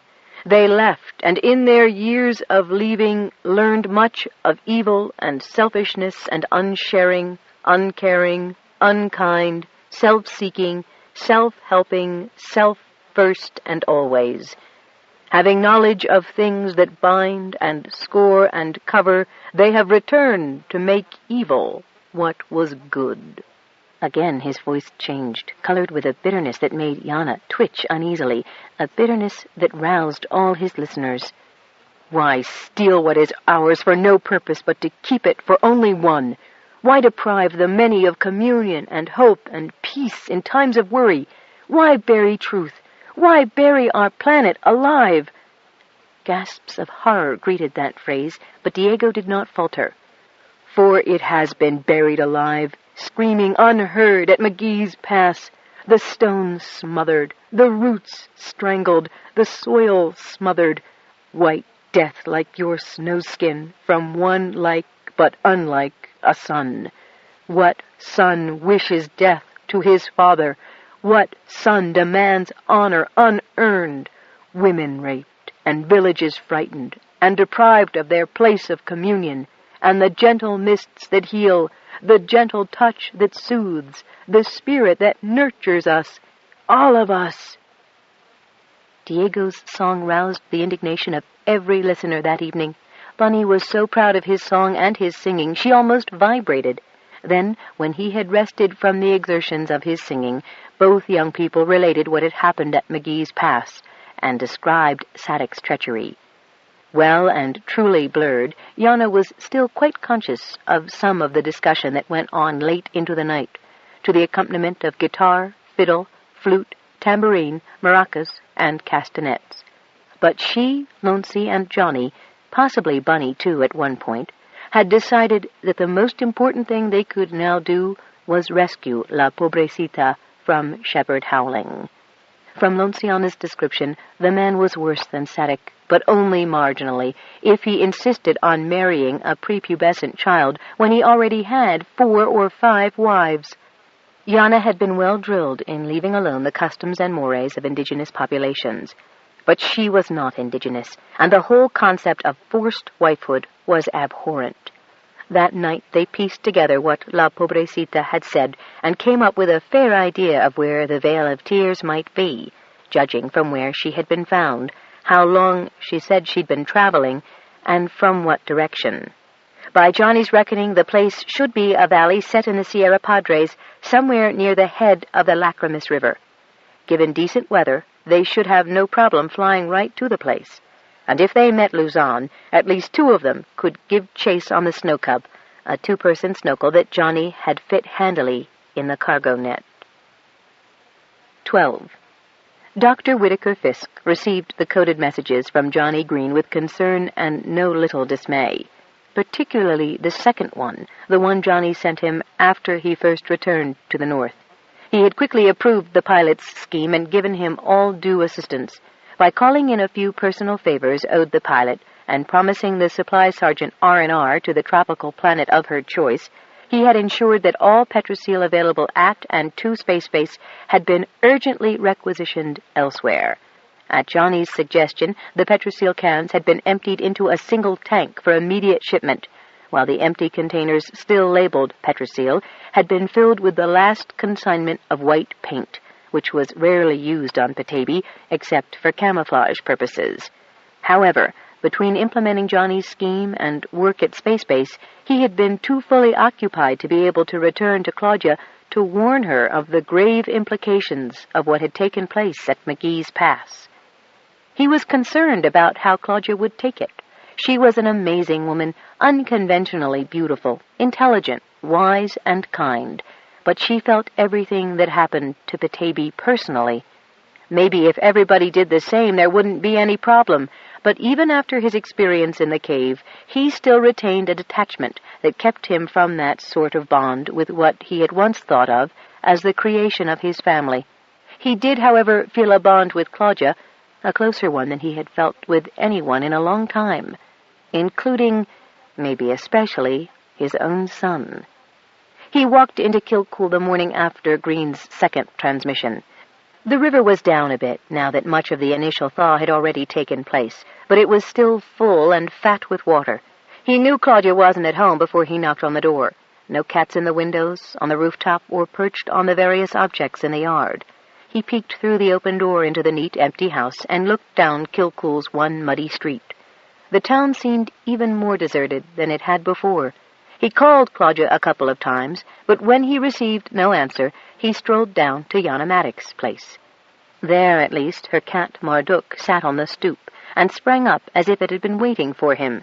Well, knowing these cats, maybe it had been.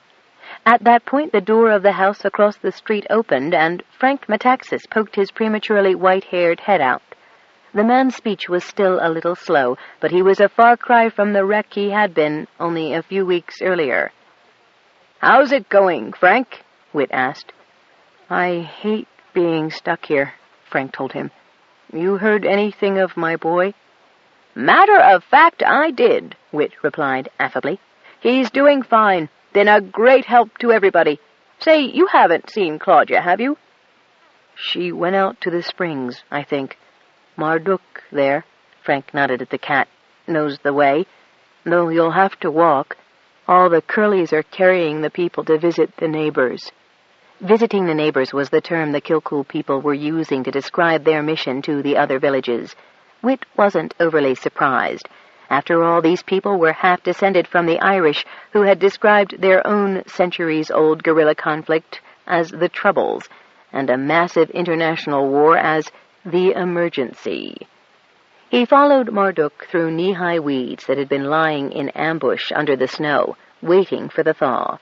Birds sang and dived overhead, both small, pretty songbirds and swooping, squawking ravens. Small creatures rustled the underbrush. A red fox darted across his path. Marduk scurried up a tree when the fox passed and hissed and spit at the silvery wake the creature cut in the tall grass. Whit found Claudia beside the springs, surrounded by not only her cats, but all sorts of animals, including a large, strong curly-coat. They stood, lay, or sat, and watched her as she pulled and separated a profusion of plants growing rampant around the hot springs banks. Her bountiful wavy black hair was braided and coiled on top of her head. Sweat ran down her face and neck as she worked. "Slaughter Whitaker," she said without looking up. "Slaughter yourself, my dear. What the devil are you trying to do?" "I'm pulling weeds," she said. "So I see," he responded dryly.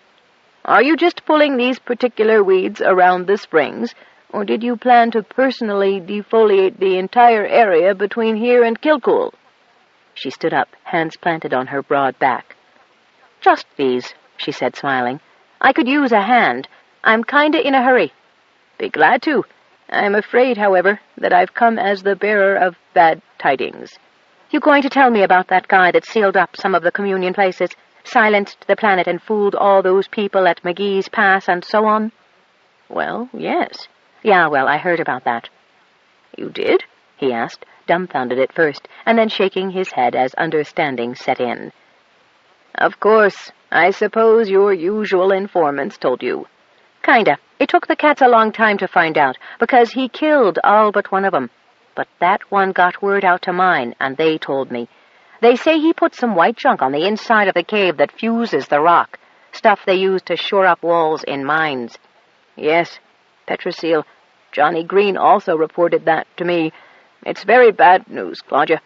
If our adversaries at Intergal learn that there is something that can defeat your communication with the planet, they're apt to go overboard on using it." "Yeah," she nodded gravely. "That's what I thought. I was pretty worried about it, too, so I came out here to talk to Petaybee." "I don't suppose it's very happy about all this?" "It's sure not." "Did it have any ideas?" "Well, not in so many words, except I just started wondering, what if this stuff doesn't always work? What if there's something stronger than it is that can go through it? And you know, all of a sudden, I looked down and saw where this cooberry bramble was growing right up through the floor of the cave, and when I came out here, why, I noticed what I hadn't seen before. You know how that is?" "I do," Whit nodded. "Anyway, we never had a problem with cooberries here before, and cooberries are a problem. Just about impossible to destroy, and they'll go through anything. You see what I'm getting at?" "I think I do." "You're sure it'll work?" She shrugged, then directed him where to pull. The berries had sharp thorns. "After we get a bunch pulled up, we wrap 'em in leaves, and our bigger, faster friends here will see that they get delivered." She nodded at the animals. It was Whit's turn to shrug as he buttoned down his sleeves and started pulling. Sadek had no problem eluding the trackers from McGee's Pass. For one thing, he was wily, with a lot of friends and resources. For another thing, one of those resources was a shuttle, hidden in a secret camouflaged shed about a half-hour from his house, close enough that he could get to it in a hurry, and far enough away from the center of things that it was unlikely to be found. He flew first to Deadhorse, then Wellington and Savoy. Their former shipmates of his, all of whom he had set up as replacements for the recently expired Shanahees, were in various stages of converting the people in the towns to their version of what the planet wanted. "I don't see what the problem is," said Riley, Savoy's new headman, as he sat drinking with Sadek. "These people believe anything they're told. Just tell them the people at McGee's Pass have gone nuts or something." "Your problem is you don't think far enough ahead, Riley," Sadek said. "The brats got away. The McGee's Pass people scattered to a lot of places. They know about the cave. Now, the problem is not so much what they think of us as the possibility of competition. Using the Petroseal was my idea. Finding out how to use the Petroseal without the planet freaking us out of our fraggin' minds was my idea. I want credit and credits. You boys will get yours as well, of course. But if this committee that's investigating things sees the Petroseal before we claim our finder's fee, Intergal will have everything, and there'll be nothing for anybody else." "So what do you need from us?" "Ore samples, of course, and a low profile until I can show up with some company bigwig to buy our method." He snapped his fingers for the slattern who was serving the booze to bring another round. This was stronger stuff than the blurry, even considering the effect this stupid planet had of neutralizing intoxicants with every other native beverage or food consumed. Fortunately, Sadek had had little else to eat or drink for a couple of days. The girl looked familiar, one of his cast-offs, no doubt. Sure had let herself go, though. Moped around with downcast eyes, ugly, shapeless clothes, dirty, lank hair, sallow skin mottled with bruises. Some women just had no self-respect. If she'd looked like that when he first came to the village, he'd never have touched her. "Okay, so when do you need the samples?" "Now," Sadek growled. "Or haven't you been listening? I want the shuttle loaded with the best you've got." "How do we know you won't just take it and take off?" "Because there's a lot more to be made here than what we could gouge out of the ground by ourselves. You have to think big. Besides, I'll need some of you along to help me unload." "So where are you taking this stuff?" He shrugged. Space base, for a start." The cold of the icy waters was more of a shock than usual because Sean had just been so warmly wrapped about Yana. But it was always the first part of him to enter the water that experienced the trauma. Despite the almost stupefying cold, he forced himself to drop into the freezing dark waters. The change occurred more abruptly than ever. Self-preservation at its highest level. Once the waters closed over his altering head, the sounds he hoped to hear pinged back and forth. He sent out his call and felt the stir of water as a tube whale responded. The brush of the huge mammal against him in human form would have been crushing, but the Selkie was less vulnerable. Stroking one flipper on the firm flesh of the whale, Sean Selkie floated forward until he came to the proportionally small whale eye. One flipper hand reaching as high up on the skull above the eye as possible, Sean communicated his need. "Do you remember the place before it fell?" "Yes." "Take me to the other side." "As you wish." Sean Selkie had time to secure a hold on the side fin before he was propelled forward at amazing speed.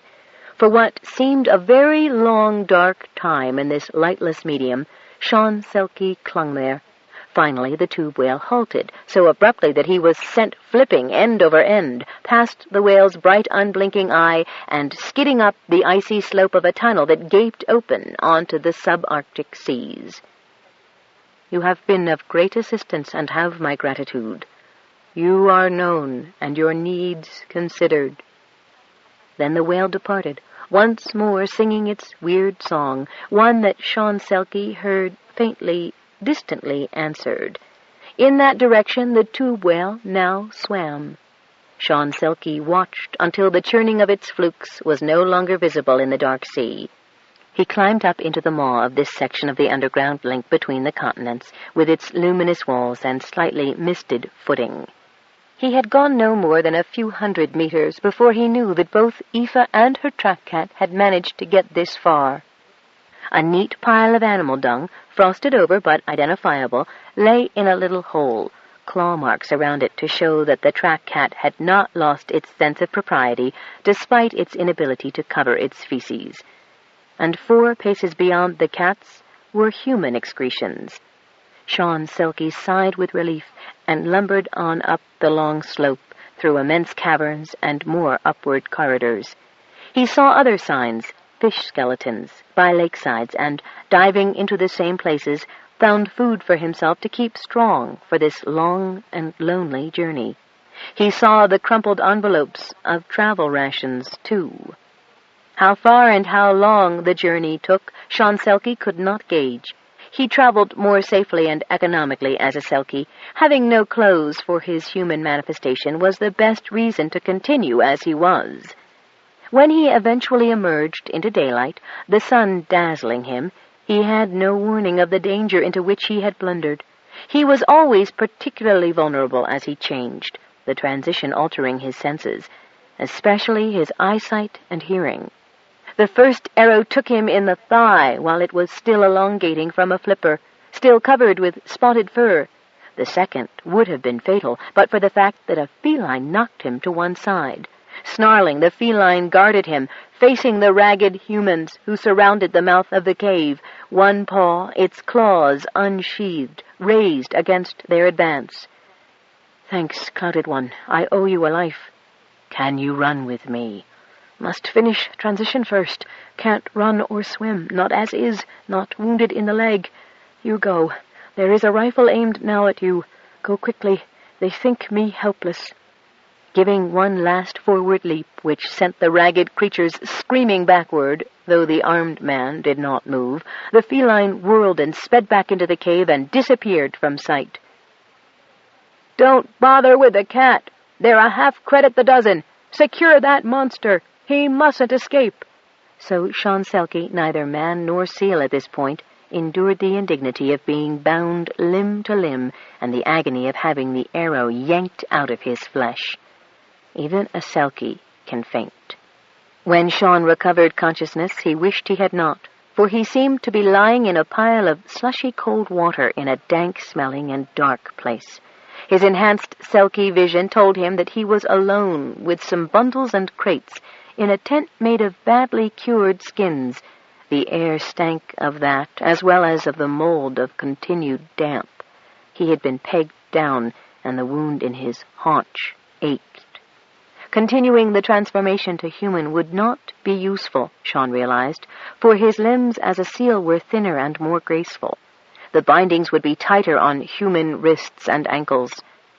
He wallowed in the water beneath him, trying to wet himself enough to encourage the full transformation to seal, despite his wound, but it was useless.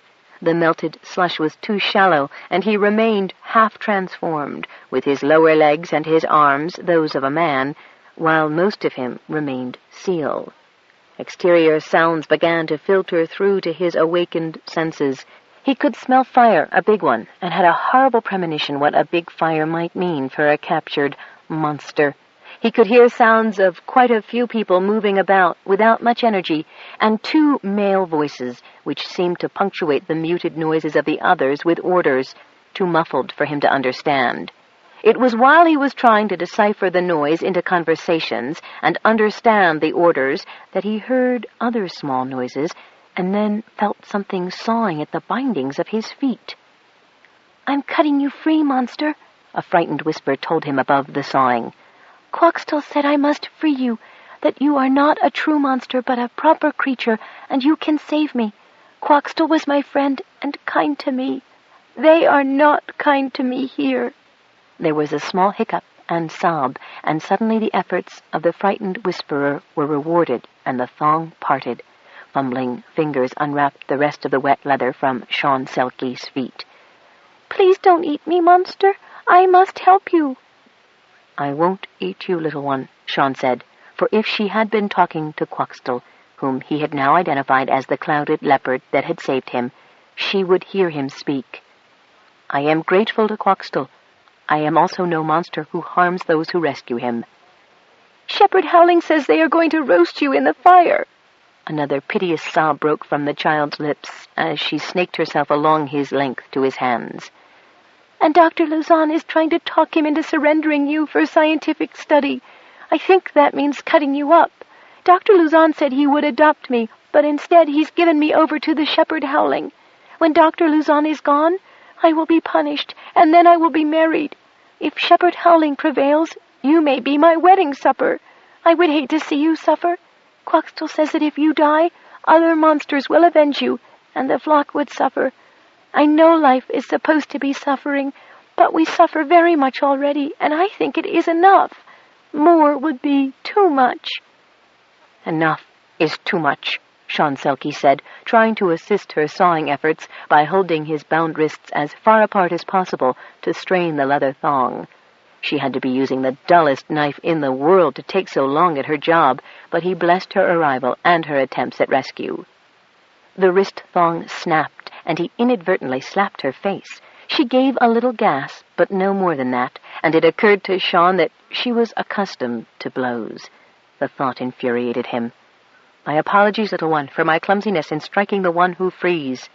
"No apologies are needed for one so unworthy as I, for I am sworn by Quoxtol to rescue you." The dominant male voices were getting loud, and there seemed to be more noise outside the tent. "We must leave." "This way." She scrambled backward with the speed he was unable to emulate, stiff and sore as he was, with the wound in his haunch hurting even more. But the threat of discovery was a great spur, and blocking the pain in his leg, Sean Selkie reached the place where she had entered the tent.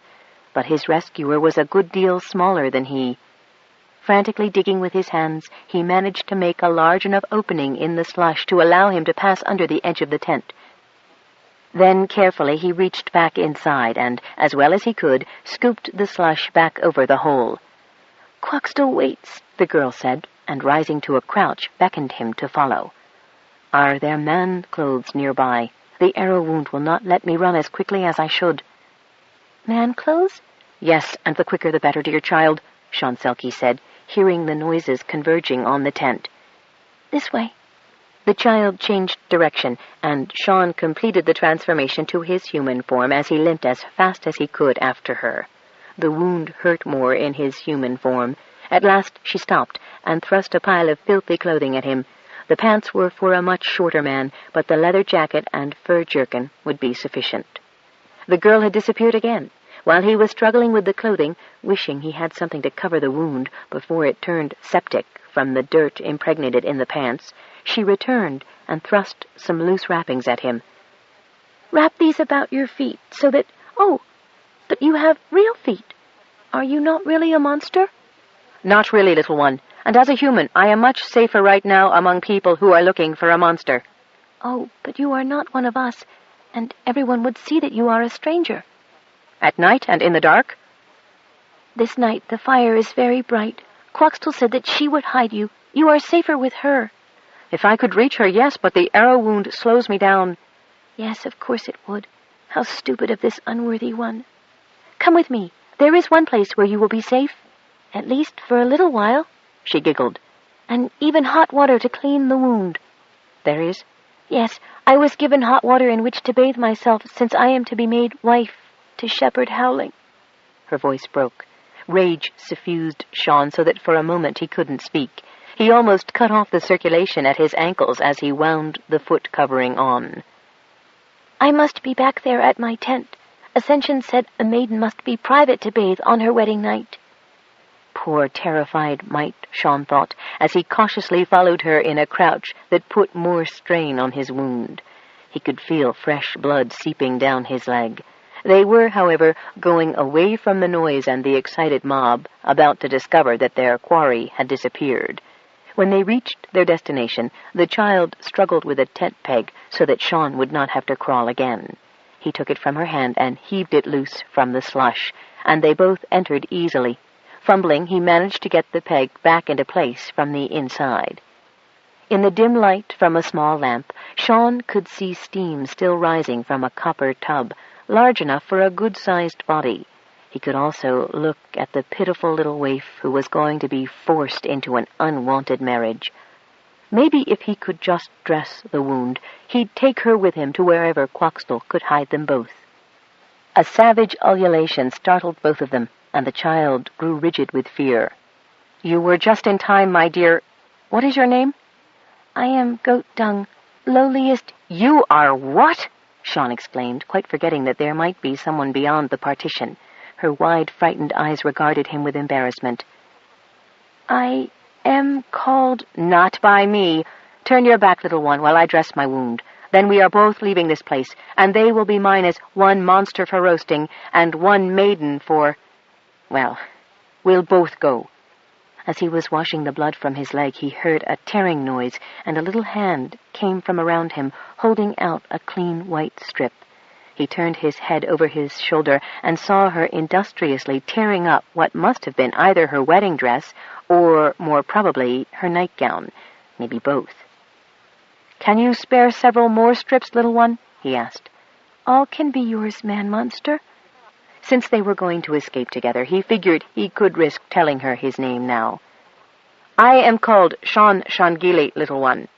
Once he had cleaned the wound in the warm water, he had made 2 thick pads of the first strips, listening all the time to the frenzied outrage of the disappointed monster burners. Then he wound more strips until he had a secure bandage on his leg. Suddenly, the noise changed its direction and came toward them. "Oh, they will search everywhere for you. That is why you ought to have gone to Quoxtol," she cried. "Get undressed and into that tub, child," Sean ordered, "and throw your things over the stool against the wall. I can crouch half in and half out, and they won't be looking for me here, now will they?" Courage the child did not lack, and between them they arranged her clothing so that its folds afforded shadows where he could hide. Unless someone with very bright lanterns searched the entire little cubicle, he doubted he would be seen. The child's screech was warning enough, and he huddled even more closely in on himself as the blanket across the opening was thrown open and a variety of bodies stepped in. "Well, it couldn't have got this far with that wound," said a voice that Sean instantly recognized as Matthew Luzon's. The shock of hearing that voice in this environment kept him frozen motionless. "It must have had help," snarled an angry voice. "It can't have gnawed through leather like that. Ah, but, Brother Howling, these monsters are capable of many things mere mortals cannot imagine." So, Matthew has found a soulmate, Sean thought, and the very kind he could best use against us. Goat Dung kept on screeching, a sound that occasionally became a gargle, and she tried to keep as much of herself beneath the water as possible. "Be quiet. You are not in danger, Goat Dung. Wait here. The monster has escaped. You are not to move until Ascension comes for you. Hear me?" "I hear and obey," the child said in a gargle. Sean heard the blanket being replaced. The intruders made a noisy exit out of the tent, going off in yet another direction. Before Sean could even make his suggestion, the child was out of the bath and reaching for the scrap of a towel. She had discreetly turned her back on him, which gave him an even better view of the bruising and welts that marked her back from shoulders to buttocks, and even down to the calves of her tiny legs. He handed her her clothing, and she was dressed and jamming her feet into boots with astonishing speed. They exited the same way as Howling and Luzon, Goat Dung's hand curled trustingly in Sean's. They ran in a crouch, seeking the shadows whenever possible, past the last of the tents that comprised the new locations of Vale of Tears, and into the night. Johnny explained as politely as possible that Lonciana could not accompany them to rescue La Pobrecita. "Then Benica must, for she will know her," Lonciana said. "Well, you're not leaving me behind if I have to ride on top," Diego said staunchly. "If Bunny goes, I go too." No one even tried to deny him.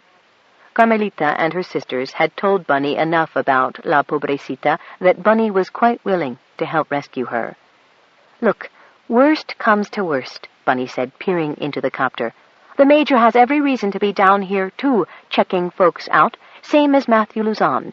And if Luzon doesn't help us get Sita out of the clutches of that pervert, he certainly won't want all his fine friends knowing he went along with a vile thing like that, now will he?" Johnny looked at Yana, not as certain as Bunny that Luzon could be shamed into helping free Pobrecita just because she was in a tough spot and it was the right thing to do. From what Johnny had seen, Luzon was unacquainted with shame. Probably Luzon's friends, if he had any, were no more disturbed by doing vile things than he was. "There is a CIS rule about forcing prepubescent children into marriage," Yana said. "Are we sure she is pre-puberty?" She looked at Luciana. "She has no breasts, but that, starved as she was, is not the final test," Luciana said with a scowl. "But she knows nothing about her courses, though she knows that there is a bleeding sickness, and that some girls remain barren. She knows too much of the wrong things, la pobrecita." "Okay, I'm game," Johnny said. "Checking up on Luzon's current whereabouts, 'cause he's late to our rendezvous, is within the scope of my orders from Dr. Fisk." Precious time was spent in gathering the ore and loading it onto the shuttle so it could be hauled to space base. First, Sadek had to take the shuttle out to each village and set down in a remote area, make contact with the Shanahy, and wait for the stuff to be brought and loaded. He certainly couldn't show his face at this stage, since the people of McGee's Pass had been turned against him by those outsider kids, and half the village was trailing his ass with murder on their minds. He had to keep alert not only for human trackers, but also for any of the spying, slinking felines that he knew carried information back and forth between the villages, though he'd never learned how they did it. Ought to have vivisected one of the sneaky buggers and tried to figure it out, he thought. He ended up back at Savoy for the last load, and as the fated woman, Luca, that was her name, frag, you'd never know she was the same neat piece he'd first had, loaded the last of the ore on the shuttle, he thought of how much work it would be, and announced to Riley that he was taking her with him. "We'll look like a regular mom-and-pop placer mining team then," he told Riley. "Besides, I need someone to help me unload the ore and do the grunt work." "You're welcome to her," Riley said. "Work's about all she's good for anymore, though she's a lazy slut and never lifts a finger without a beating."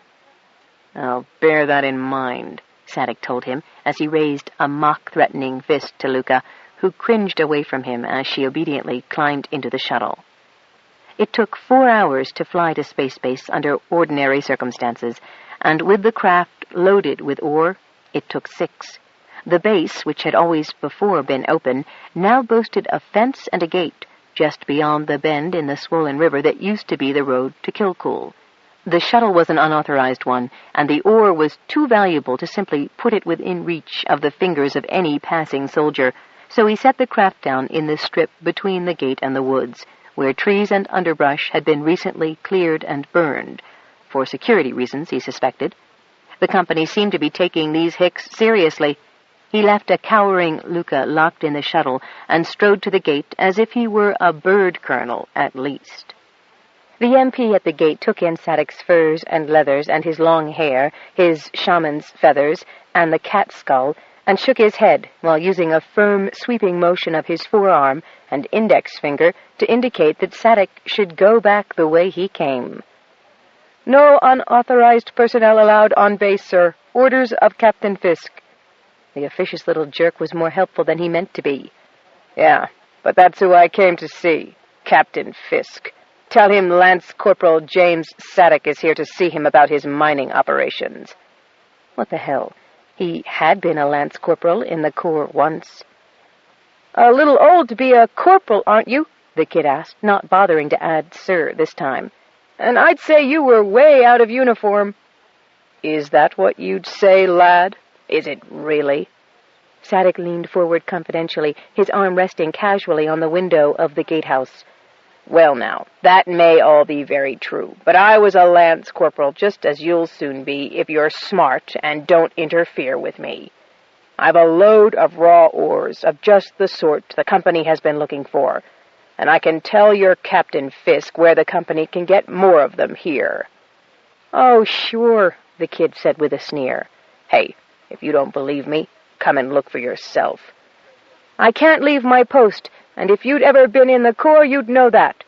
"Son, I was in the Corps long enough to know that playing by the rules too strictly can get you in as deep a pile of shit as not playing by them at all. The oar's in my vehicle, just over by the trees there. You can keep one eye on the fraggin' gate all the way. Just come and look, and you'll see why you have to tell Fisk I'm here. Look, I might even be able to cut you in." Without a word, the guard unfastened the door and followed him to the shuttle. "Now, the oar is back here," Sadek said, pointing to the cargo area. The moment the guard turned, he hit him over the head with a thick lump of ore he'd set aside for such a use. Then he stripped him of his uniform and put it on. He also took the badge and weapon, which might come in handy. Throughout all this, Lucas said nothing. As soon as Sadek had the uniform and the weapon, he shook the boy awake. "Now then, asswipe, how do I find this Captain Fisk?" The boy, in thermal underwear only, looked about 16, and his eyes were a little crossed. "He's not on the base," he said. Sadek turned the boy's weapon on him. "I'm tired of playing games with you, punk. You will answer at length and in depth. Where is Fisk, and how do I get to see him?" "But he ain't here. He's gone to Shannonmouth to meet with the special investigative team from the company. They're probably at the village meeting house." "You've been so helpful," Sadek said. He almost blasted the kid, then thought that if his sellout was going to lead to his being a solid citizen, maybe a fresh homicide wasn't the best way to begin his new life. So he tapped him with another piece of ore, gently, but at the physiologically correct point to ensure long unconsciousness, and left him in the woods. Torkel Fisk danced attendance on Marmion de Revers Algemene, giving her the complete lady-killer treatment, much to her well-concealed amusement. Though he looked much as Wit had looked at his age, and was really quite a charming boy, Marmion decided that he was totally lacking in his father's finesse. There was a somewhat febrile, boyish quality about him that was not unappealing. However, it was coupled with a certain calculation and a certain lack of depth? Soul? She wasn't sure. She had prevailed on him to escort her to Shannonmouth because Sinead Shangili, sister of Sean, and Aisling Sunungatuk, sister to Claudia, were still there. And she did want a chance to chat with them, as well as visit another of the small communities. She suspected they would all be much the same, but she couldn't present an in-depth report without some comparison.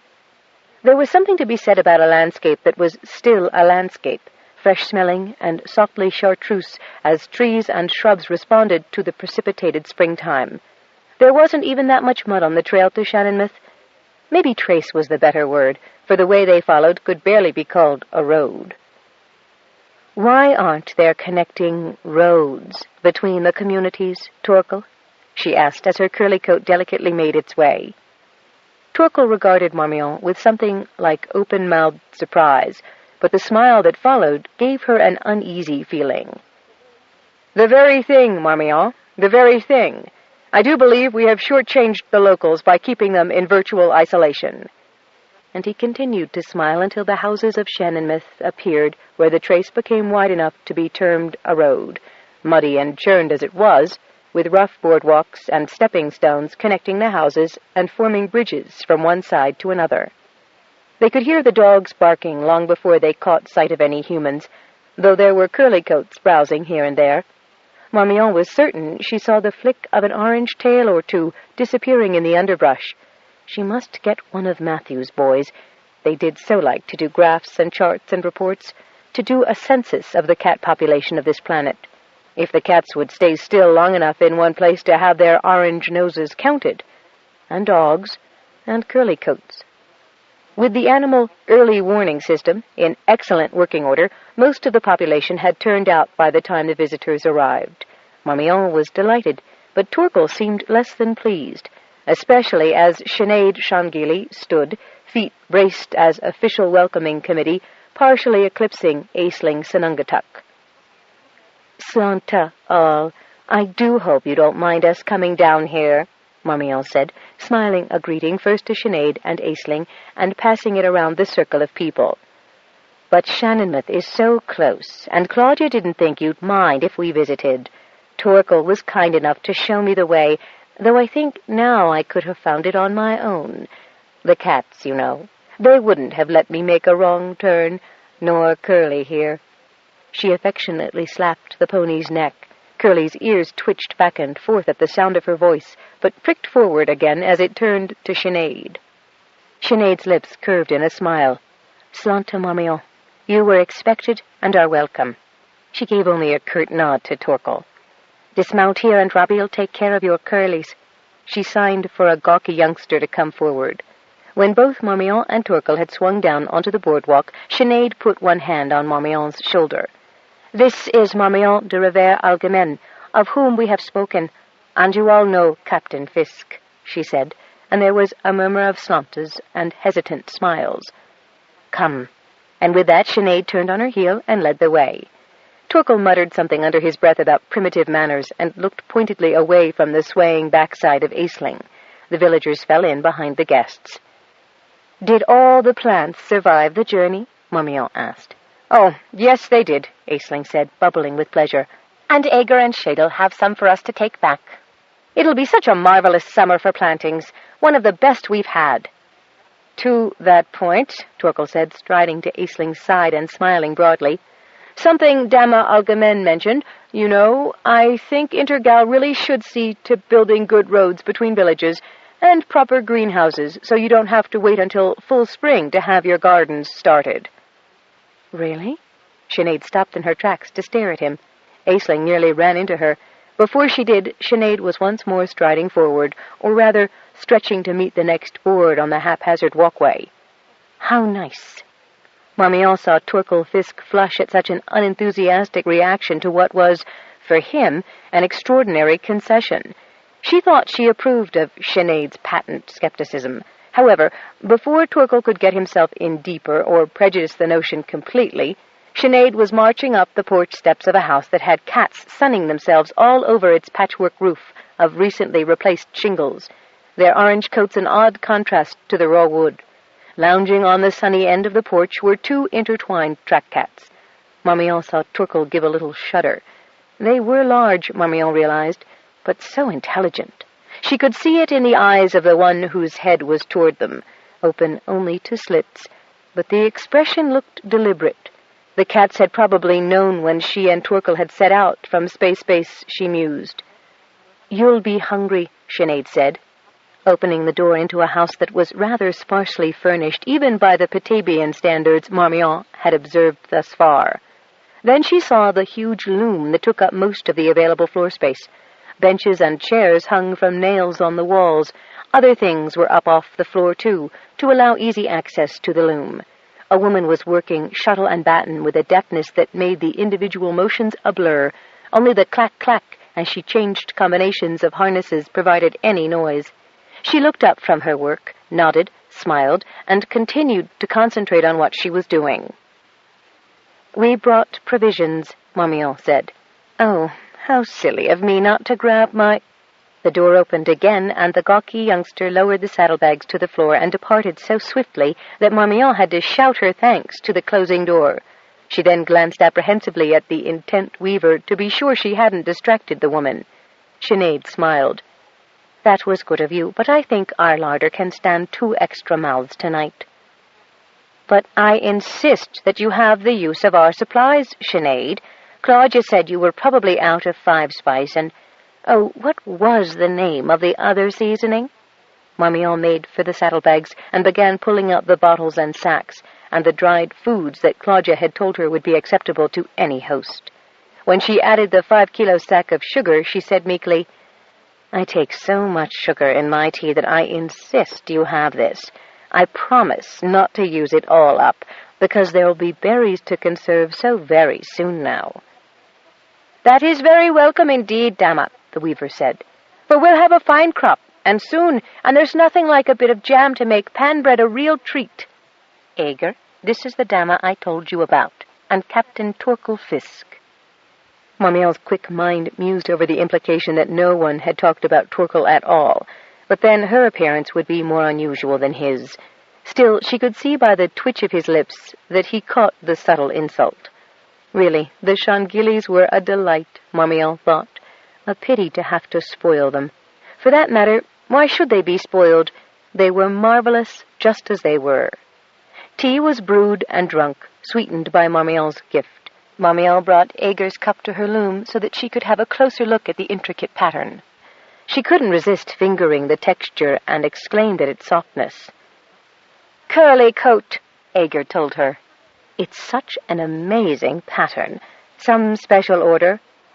"My daughter's marrying, and this will be for their wedding bed," Ager said proudly. "Oh, it is stunning, but—" Marmion cut off the rest of her intended remark about how much weaving of this beauty and intricacy would bring in the sophisticated shops of her usual environment. "Such a labor of love," she concluded, smiling. The problem with coming from her usual ambience to this one was that even the most mundane items were unusual, from and of this world, and that was where they should stay. She should not contribute to the despoiling of Petaybee. She was becoming more and more certain of that. "As I said, Sinead," Torkel was saying, "we should really look into a network of roads between settlements, particularly over the passes." "Oh?" Sinead raised her eyebrows in polite surprise. "Then Intergal has come up with an all-weather surface that can survive the temperature, wind chill factors, permafrost sinkholes, and ice intrusion?" Torkel ducked his head, smoothing his hair. We will. It's only a matter of time, Sinead, but a road system would certainly help." "Space-based folks, perhaps, while you're investigating Petaybee. But snowcles in the winter suit us fine, and can go many places you couldn't put a road that'd last a year or two. And the curlycoats manage slush, mud, and summer hard tracks. No, Captain Fisk, though we will all appreciate the thought, I don't think any roadworks are necessary. Besides which, we don't have the personnel you'd need to construct them." "The company has enough manpower and machinery for that, and all it takes is convincing the board to spend the money to solve the surfacing problem, Sinead," Torkel repeated, and Marmion thought his voice just a trifle sharp. "Meanwhile, you wouldn't say no to teachers, and schools, and libraries, and viewers." Aisling's mouth made a perfect O. "Oh, books would be marvelous, and schools for the children." "They learn what they need to learn from their parents about how to live here," Sinead said bluntly. "There is such a wide world out there," Marmion put in. "Surely knowing more about the inhabited galaxy wouldn't really harm the children. It would merely give them other interests than the limited ones of this planet, however beautiful and diverse." "Which they see soon enough, if they join the company," Sinead finished blightingly. "But, Sinead, there's more in books about how to do our things differently, and more stories." "And old songs from many ethnic traditions," Marmion put in, "and different instruments to play on." "We could sure use a few more decent fiddles," Ager remarked, and then continued hesitantly. "And I'd like to know how to read and write. That way I'd be able to figure out some of the old patterns my great-great brought with her." "Schools, teachers, reading, writing, arithmetic," Torkel said emphatically. "We've not paid sufficient attention to your needs." And he bowed smilingly at Ager, whose eyes still shone with the prospect of being able to read. Aisling leaned across the table and appealingly touched her partner's arm. "That would be good to know, Sinead dear, for everyone, and not having to join the company to get the learning." "You must ask Claudia," Marmion said firmly. She ignored the look Torkel shot her. Side 6. Power Lines, by Anne Mccaffrey and Elizabeth Ann Scarborough. Continuing on page 207. Sinead gave Marmion a long, searching look. "We all admire and respect Claudia, make no mistake, but something like this is decided by all the Shanahis, not just one." It was Marmion's turn to lean with an air of gentle petition to Sinead. "It is, however, a way of spreading this news to all the other villages for them to make up their minds, isn't it?" Marmion didn't smile at Sinead, but let her eyes dance with challenge.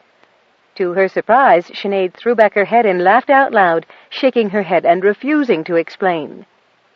"Schools and elementary education, and power stations, too," Torkel went on, slowly building his case. "Power stations." Sinead was immediately antagonistic. "What for?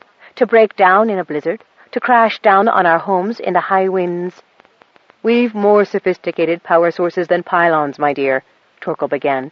"I'm not your dear, and we'd have no use for such power." Torkel gave back as good as she gave, with raised eyebrows and a mocking expression. "No use for lighting that doesn't stink like sour milk? No use for power tools that cut your workload? Could drive the harnesses of that big loom and save Ager hours? Heat your houses, water, so you could have a hot bath in your own home without having to trudge 2 miles to the volcanic springs?" A silence fell in the room. Even the cats on the roof ceased to move about for one long moment, while Sinead, face utterly expressionless, regarded Torkel. Marmion took good note of the shock, surprise, and consternation on the other 2 faces. Then suddenly Sinead shrugged, grinned, and made a good attempt to toss off her reaction. "The hot springs are sort of social, Captain, and we don't have the need for power tools as you do at Space Base. Too expensive for us to buy, even with what trade items we have. But the matter is something for the villages to decide for themselves, the way we always decide what is good for us and for our planet." The sound of an air shuttle overflying the village distracted everyone. "What the—" Torkel was on his feet and to the nearest window, craning his neck to get a view of what he knew had to be an unauthorized flight. Sounded like a light shuttle, too, and there shouldn't have been any of that type vehicle down here. "Excuse me," he called over his shoulder, and was out the door before he heard a response. He caught a good glimpse of the battered rear end of the craft and its trajectory. Fragget! The loon was landing just outside Shannonmouth. As he plowed a direct course across the mud road, ignoring the boardwalks, he also caught just a flick or 2 of orange tails. Turning to look back over his shoulder, he saw that there wasn't a single cat on any of the roofs. The next thing he knew, he had tripped over a rock in the mud and measured his length in the thick, gooey mud. This did nothing to improve his humor. He got to his feet, scraping off as much as he could with his bare hands, then with a branch he savagely broke from a shrub, and finally with handfuls of moss from the trunks of trees.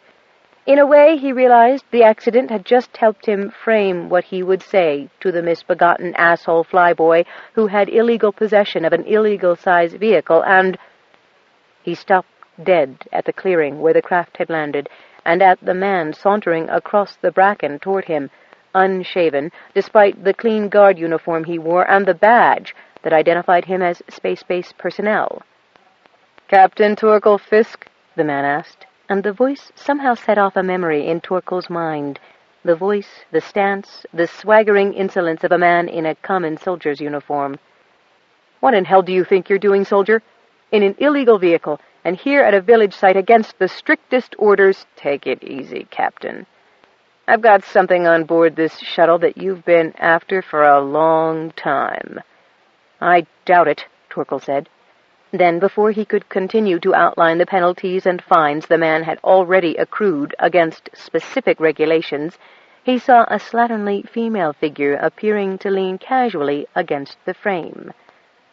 "What the frag—" "Oh, I don't mean her," the man said, dismissing the woman with a wave of his hand. "But I've heard you can't find ore on this planet. Not no way and no how." Torkel had started moving toward the man and the shuttle again for the purpose of ending this farce, when the man's taunting offer made him falter a stride or 2. If he'd found ore on this bleeding planet— "You have?" Torkel moved forward again, aware that his unkempt state was being observed by the man, who was now grinning. "Don't mention it," Torkel warned, with a pause between each word. "Why should I care if you tripped and fell in the mud?" the man said, shrugging his shoulders and lifting his hands high, but he had the wisdom to remove the smile as Torkel approached him. "You are—" Fisk paused for the man to identify himself. "Sadek, Shanahy of McGee's Pass." The man narrowed his eyes at Torkel, immediately resuming his cocky manner. Then he pulled out a fold of the clean uniform he was wearing by way of explanation for his present garb. "Needed to find out where you were. You're a hard man to contact." The ore man. Trouble's been, you Intergal guys been going about your searching all wrong, and looking in the wrong places. Oh, have we? Sadek gestured for the girl to back out of the way to let Torkel enter. The shuttle was in no better condition inside, but the moment Torkel saw the crates of varied shapes and colors netted safely away from the piloting area, he ignored everything else. He had studied just enough geology to be able to recognize the variety of ores known to be available on Petaybee, even if none had actually been found here. He touched greeny copper-bearing rock, grayish tin, copper-red-orange germanium. He saw the gold vein through rock, and even emeralds embedded in clay. "I can't deny you've found a variety of very interesting items, Sadek," he said with a nonchalance that was far from the exultant surge that he was experiencing at the sight of what they had spent years trying to locate on this ice ball. "Small as this cargo is, this cargo's a very small portion of what's easily available, if you know where and how to look for it." "And you do?" Torkel challenged him. Sadek contented himself with a smug smile. "I can show you enough load-bearing sights to make your eyes bug out." Torkel jerked his head at the girl, wondering if Sadek should be so blatant. Sadek merely shrugged. Then his expression changed so abruptly that Torkel drew back in surprise. As Sadek was raising a weapon, Torkel was already reaching for his own sidearm, but Sadek was not shooting at him. He was aiming out the shuttle door at small, darting orange figures and firing until the clip was empty. "Hate them bloody orange mothers!" His face was a rictus of an intense hatred. He calmly slammed another magazine into the hand weapon and then gave a surprised exclamation. "What the—" Torkel looked around to see the slatternly girl racing toward the cover of the trees, her sobs trailing back like the sounds of a lost soul, a tail protruding from one side of her body. But there were no corpses of orange cats on the ground, and that surprised Torkel as much as it did Sadek. "Frag it! I can't have missed!" Sadek was shouting as he stared about. He jumped to the ground to peer under the shuttle's slanting prow. "Forget them, Sadek. They're unimportant." "Yeah?" Sadek snarled. His loss of poise gave Torkel a chance to seize control of the situation. "Yeah, I want to see more of this sort of stuff," he told Sadek. "And I want to see it as fast as you can get me to these motherlodes you rave about. But first, I've got to go back to the village for a moment." And Torkel cursed the necessity.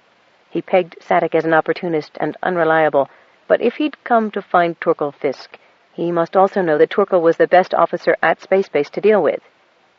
Yeah, I guess so. But do we have a deal?" The man's eyes glittered with greedy anticipation. Torkel assumed a casual pose. "That depends on how accessible this ore is." "Far more accessible than you've any idea, Captain dear," Sadek replied with the oily smile Torkel would have liked to wipe off his face. "If that's the case, you may be sure that Intergal will be appreciative." "As always." The sneer was back as Sadek leaned against the doorframe. "Why don't you accompany me to town?" Torkel began, adding quickly when he saw the apprehension flash in Sadek's eyes. "There's woods enough to hide you from prying eyes while I make my farewells. And there's no one to hear us talk out here." He gestured at the open clearing, the forests deserted even by small animals after the arrival of the shuttle. Sadek punched the button to close the shuttle door and gestured ironically for Torkel to lead the way. During their walk, Sadek mentioned that there were 16 different locations where ore had been collected, claiming that all the deposits were extremely rich and, furthermore, were so accessible that the company had simply overlooked them time and time again. The man wouldn't be more specific, but the hold full of ore was proof in itself. Torkel was both delighted and infuriated. If the deposits had all been there and so accessible, why had the best geological teams of Intergal failed, where this miserable excuse for a man succeeded? He left Sadek on the edge of the village while he went on, resuming his attempt to brush the mud off his clothing as he walked. This time Torkel took the boardwalks, which were noticeably empty of pedestrians, and the long way around to Ager's house. The damned cats were back, he noticed. As well he'd left Sadek screened from the village and the tempting display of orange cats, or the man's hatred of the beasts might have overcome any sense he had. Torkel noticed a mud scraper on the first step of the house and dutifully used it on his shoes. He heard some odd scurryings inside the house, and it seemed to him that he also heard a faint hissing overhead. Too late now. He rapped on the door. Courtesy was always appreciated. When the door opened to him, he wasn't so sure about that, from the stony looks he received.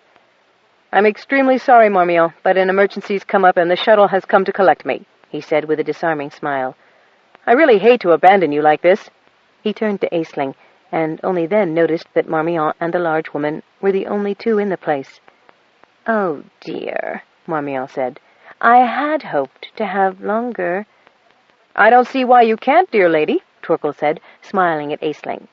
"Is it possible Sinead could guide Madame Algemene back to Space Base, or would it upset her schedule too much?" "Oh, and isn't it a shame with you in a hurry and Sinead not here to ask? But sure, I couldn't speak for her, and me, I'm hopeless in the out-of-doors," Aisling said, gushily, twitching her fingers through the fabric of her voluminous dress. "She won't be that long, and you've hardly had a chance to finish your coffee. Let me just heat it up a bit for you." She had already taken the cup and was lifting the kettle lid to check the water. "Ah, and that will be more pleasant to drink." "Really," Torkel held up his hand, trying to forestall the courtesy, "I absolutely must return immediately to the shuttle and—" "Good heavens, Torkel, did you fall in the mud?" Marmion asked. "Is there a brush about, Aisling?" She'd taken up a kitchen towel and was advancing on him. "A stiff one, so we can get the rest of this off. You don't want to ruin your reputation by appearing back at Space Base looking like something a cat dragged in, do you, Torkel?" Torkel tried to reassure her that he could change the moment he returned, and anyway, it had dried out and wasn't a problem. But this did not suit Marmion de Revers Algemene. Controlling his temper, Torkel was forced to submit to their ministrations. He hoped that Sadik didn't take it into his head to disappear. It took a long time to get him neat enough for Marmion's satisfaction, and by that time Sinead had returned from her errand. Immediately she agreed that she and Aisling had better return to Kilcool, and could certainly guide Marmion back to the space base. Torkel was nearly quivering with rage and frustration by the time he was allowed to leave. As if to deliberately delay him further, Marmion thought of a message she'd better send to keep others from worrying about her. It took time to find paper and a stub of a pencil Iger used for making pattern drawings, but in the end, with the note in his cleanly brushed pocket, he was allowed to leave. "Where the frag have you been?" Sadik demanded. "I didn't expect you to take the rest of the day to get back to me." His hirsute face turned even slyer than before. "You didn't make some private deal for yourself in there with the company on a private comm unit, did you?" "Don't be stupid," Torkel snapped, striking out toward the clearing and the shuttle.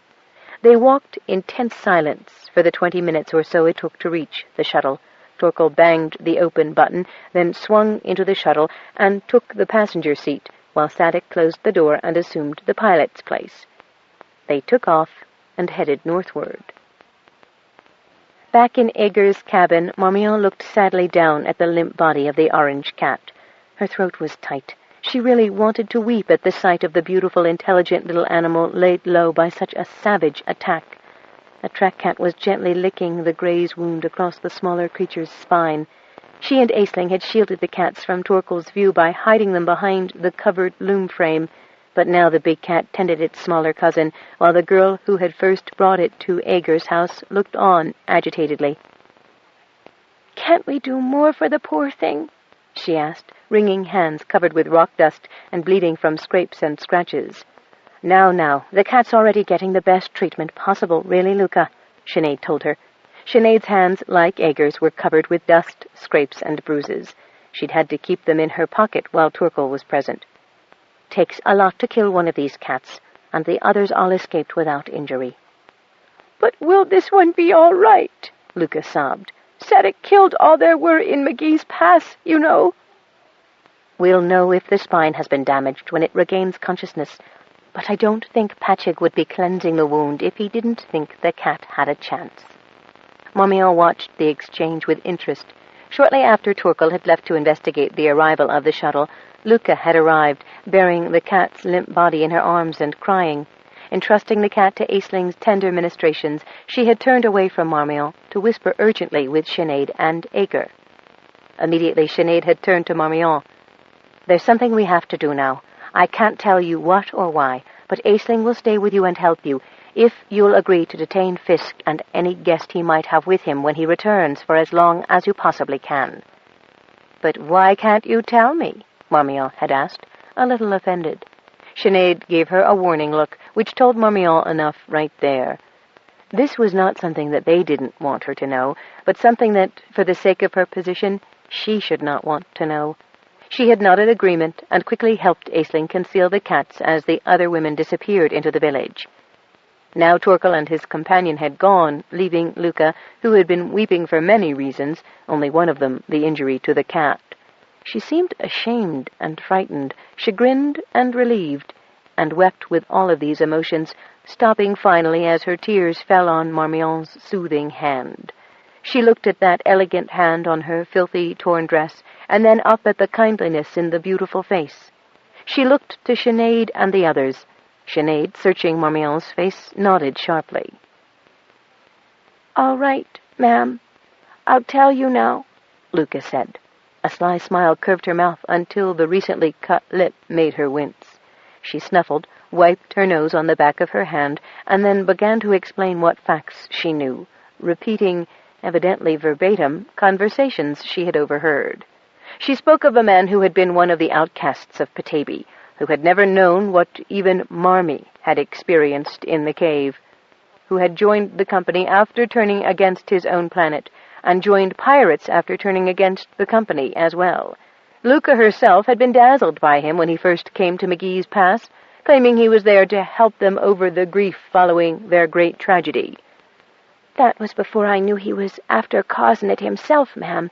He as much as killed the McConaughey's, he did, and convinced us all, the devil, that the planet had turned against us.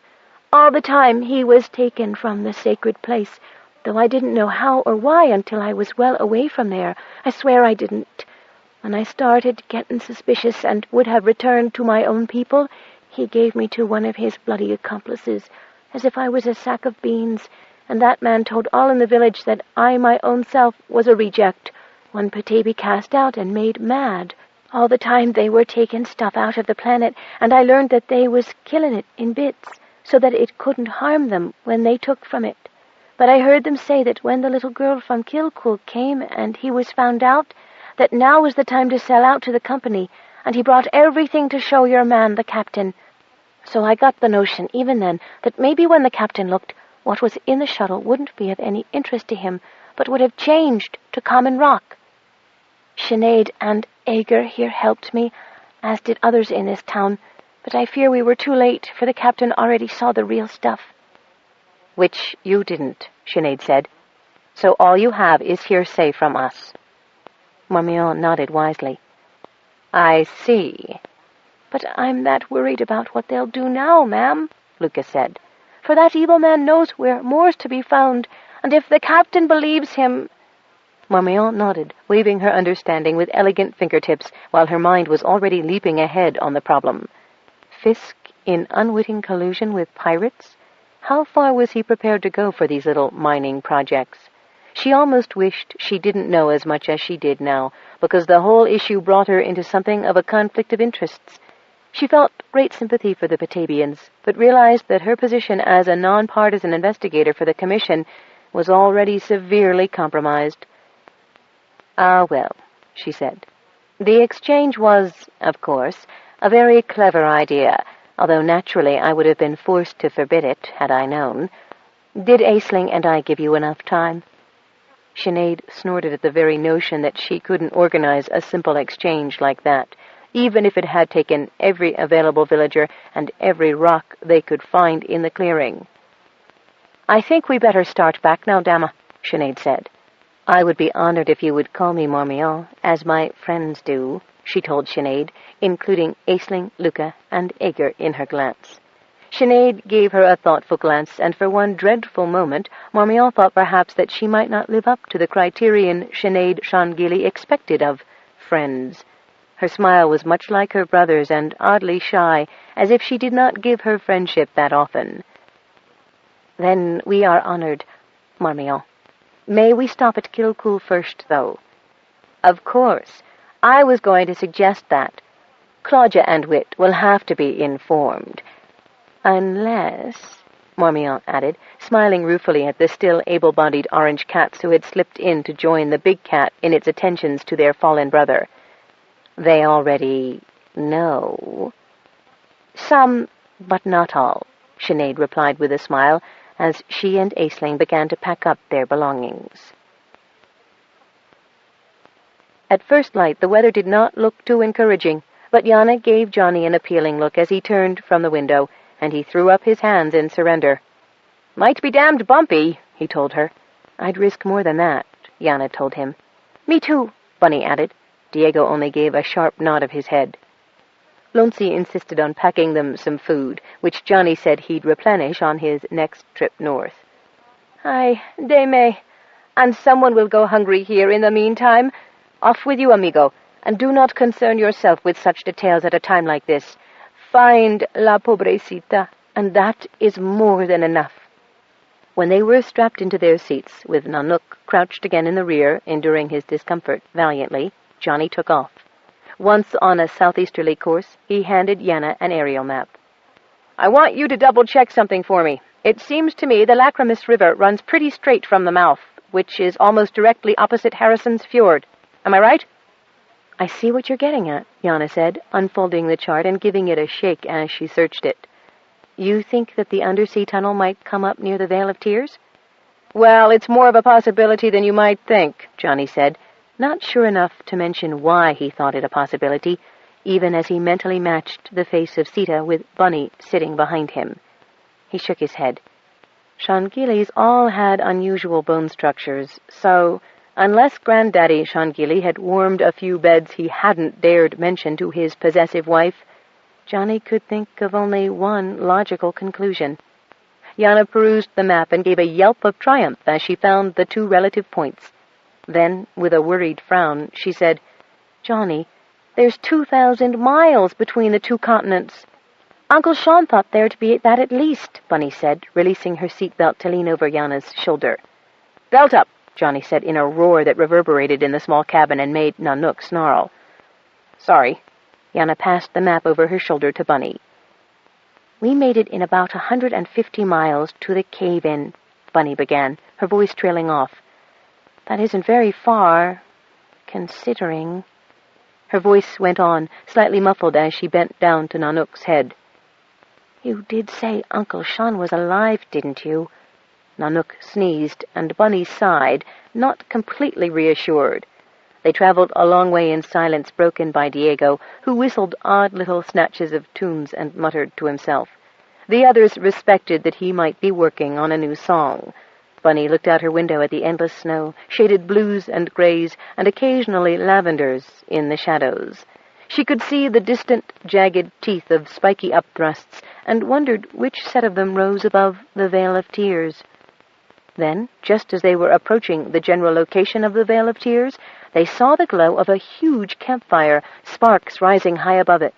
Bunny shouted unintelligibly, grabbing Johnny by the shoulder and pointing downward. At the same time, Nanook made a sudden attempt to squirm out from under the seat. Johnny issued loud orders for everyone to keep their places and shut their faces. Following Bunny's screeched directions, he circled the copter to starboard. Below it was possible to see the three figures stumbling and falling down a hill, actually rolling in one case, leaving a pattern of bloody circles on the snow. One of the figures was feline.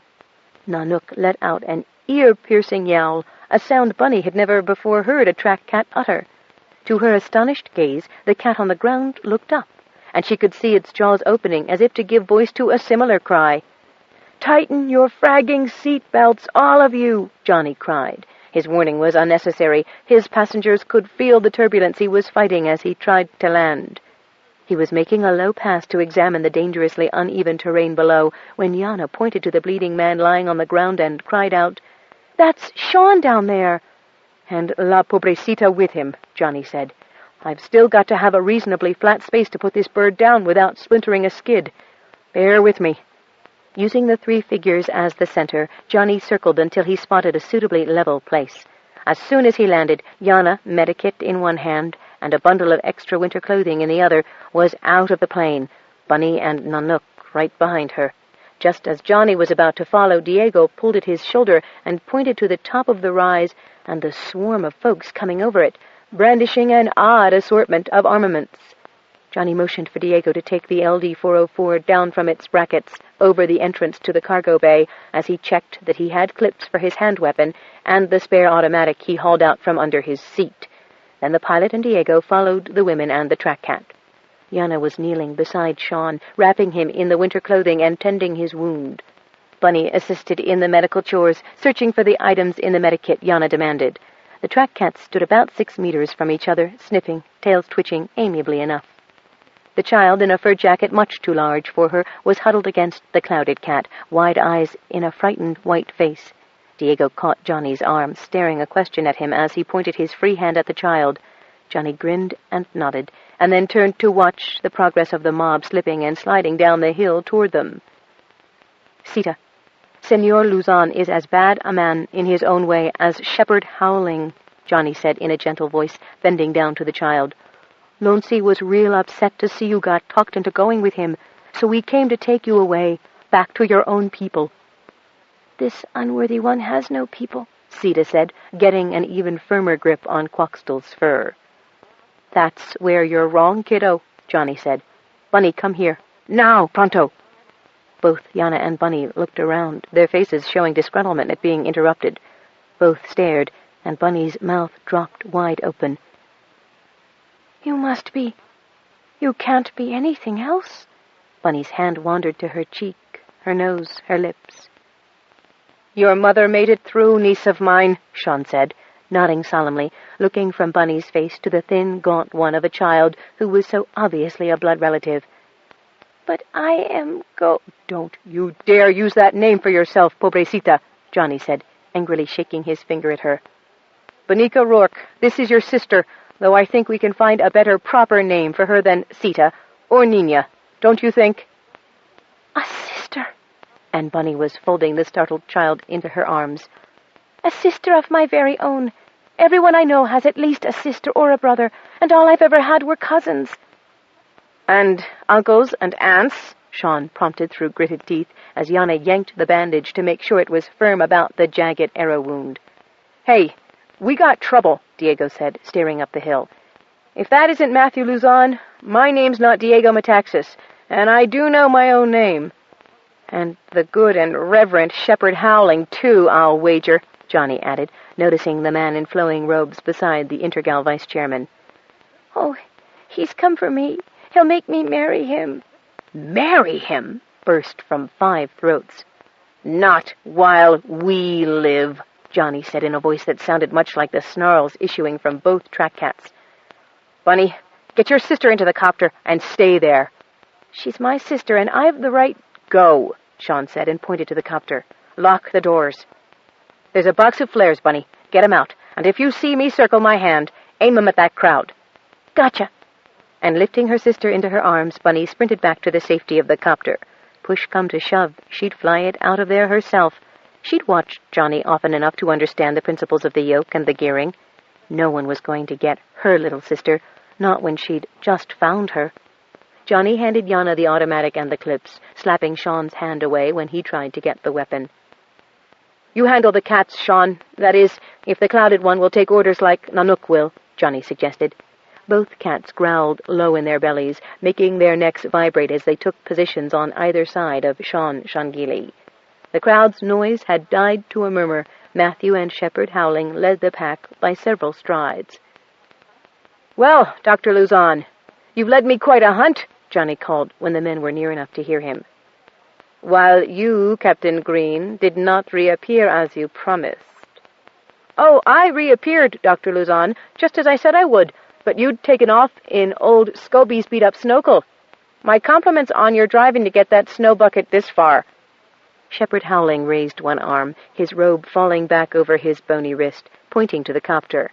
"The child Goat Dung is one of my flock, and is about to become one with me, to the salvation of her humanity. You must return her to my protection. I don't care what error you infidels fall into, or what the great monster does to you, but she must be returned to me, and the monster who abducted her as well." "Well, now, sir, I can't rightly do that," Johnny said. "Watch who you're calling a monster, you abomination," Sean snarled. "This child is my niece, and she is and will remain with her closest relative. I, her uncle and male guardian, did not condone and will not condone a marriage for the child to anyone." Shepherd Howling looked from Sean's face to the wound on Sean's leg, and back to his face again, his eyes widening with horror. You were the monster, the seal man. Then the girl, she too is a monster." "Monster?" Yana challenged, inserting herself between the injured Sean and the self-proclaimed shepherd. "I only see one monster here, and it isn't Dr. Shangili. Do you always throw lethal weapons at visitors, Mr. Howling?" "He was no visitor when we first saw him," Shepherd Howling blathered. "He looked like a seal at first, and then started growing, and he came from the underworld via the portal from which all of the damnable abominations of this planet emanate." "Nonsense!" Yana snapped. "He was exploring an underground passage where his pregnant sister and brother-in-law disappeared many years ago. You're making up this incredible story to prevent further inquiry into your own abominable activities." "I very much doubt that," Matthew Luzon said, smiling unctuously. "When I arrived, all of the shepherd's flock were exclaiming about the monster they had found and were preparing to burn it over an open fire. I didn't see the beast myself, but I was naturally trying to prevail upon the shepherd to allow me to study it rather than destroy it, to take it back to the laboratory and run some tests. Since Dr. Shangili's wound corresponds with that of the beast, I'd say he has some explaining to do."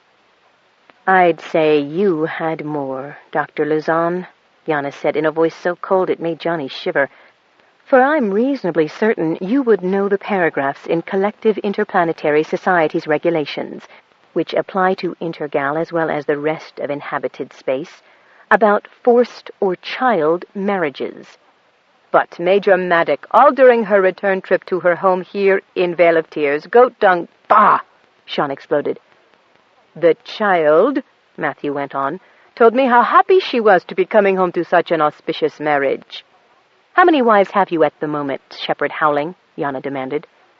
"Sita mentioned 5, Sean said icily. "Also against the customs of this planet, which do not, to the best of my knowledge, sanction polygamy." Now, Dr. Shangili, we mustn't be ethnocentric," Matthew said with his smile still in place. "We must allow religious communities their own mores and folkways and rites, however strange they may seem to us." "Not with my niece," Sean said. "And how can you prove that you are her uncle?" Matthew demanded. "Hell, man, that's so obvious, it's the stupidest question you've asked so far," Diego Metaxas said, sputtering in his rage and turning the LD-404 in the shepherd's and Matthew Luzon's direction. "Young man," Matthew began, "you are in grave danger of—" "Let's save the talk for a more appropriate time," Yana said, noticing Sean beginning to sway with fatigue and pain. "Captain Green came to collect you, Dr. Luzon, so we'll do just that and leave these people to sort their sordid little folkways by themselves in whatever way they care to, so long as it doesn't involve Dr. Shangili or his niece or any of the rest of us, for that matter." Matthew Luzon turned his back on her to appeal to the shepherd, who was swelling with righteous indignation and anger. "Shepherd, you can see what the investigation is up against. These people all justify each other's views, and no dissenting voice is allowed to be heard. If only you would appoint an apostle to lead your people while you come with me and speak to the Commission on your views of the effects this planet has on people, justice would be far better served." The shepherd's eyes widened with interest, and he nodded as Matthew spoke. Johnny Green cut them off short. "If you think I'm bringing that one back in the same plane with that little girl, Dr. Luzon, I'd think again very carefully," Johnny said. "Not to mention the fact that we'd be grossly overloaded for the fuel I have on board." "You can refuel at Bogota, man," Matthew snapped back, "and you know it as well as I do." "I have a wounded man, Dr. Luzon, which requires me to take the straightest route back north." Johnny jerked his head at Yana and Diego to help Sean back to the copter. So this captain limits his passengers to those in jeopardy and those he originally ferried over. You, of course, are one, sir, but I can't authorize another passenger. So if you don't care to join this flight, Dr. Luzon, I'll be happy to request that other transport collect you, and your guest, ASAP. Why, you... Luzon's eyes sparked with suppressed anger. Captain Green, sir, yes, sir, attached to the exclusive service of Dr. Whittaker Fisk, sir.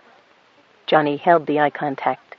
Suddenly, suspiciously, Luzon capitulated, saying in a deceptively pleasant tone of voice, Then, as soon as you are airborne, you will contact Space Base and request the immediate departure of a copter to collect myself, my assistant, and my guest.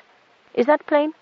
Any delay in the dispatch of that request will be a matter of record and dealt with appropriately. Do I make myself clear to you, Captain Green, in the service, for the time being, that is, of Dr. Fisk?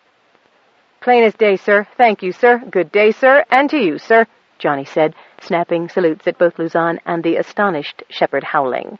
Then, with a smart-about face, he leapt over a hillock and proceeded as fast as the terrain permitted back to the copter.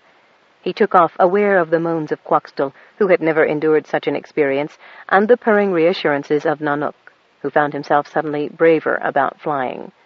No sooner was Johnny in the air than he switched channels on the comm unit, grinning as he did so. Hey there, Moonbase. This is Bravo Jig Foxtrot 4291, Captain Johnny Green, calling in for the immediate... I repeat, the immediate dispatch of a copter to these coordinates. He read them out. To collect Intergal Vice Chairman Matthew Luzon, assistant and guest passenger. This is top priority.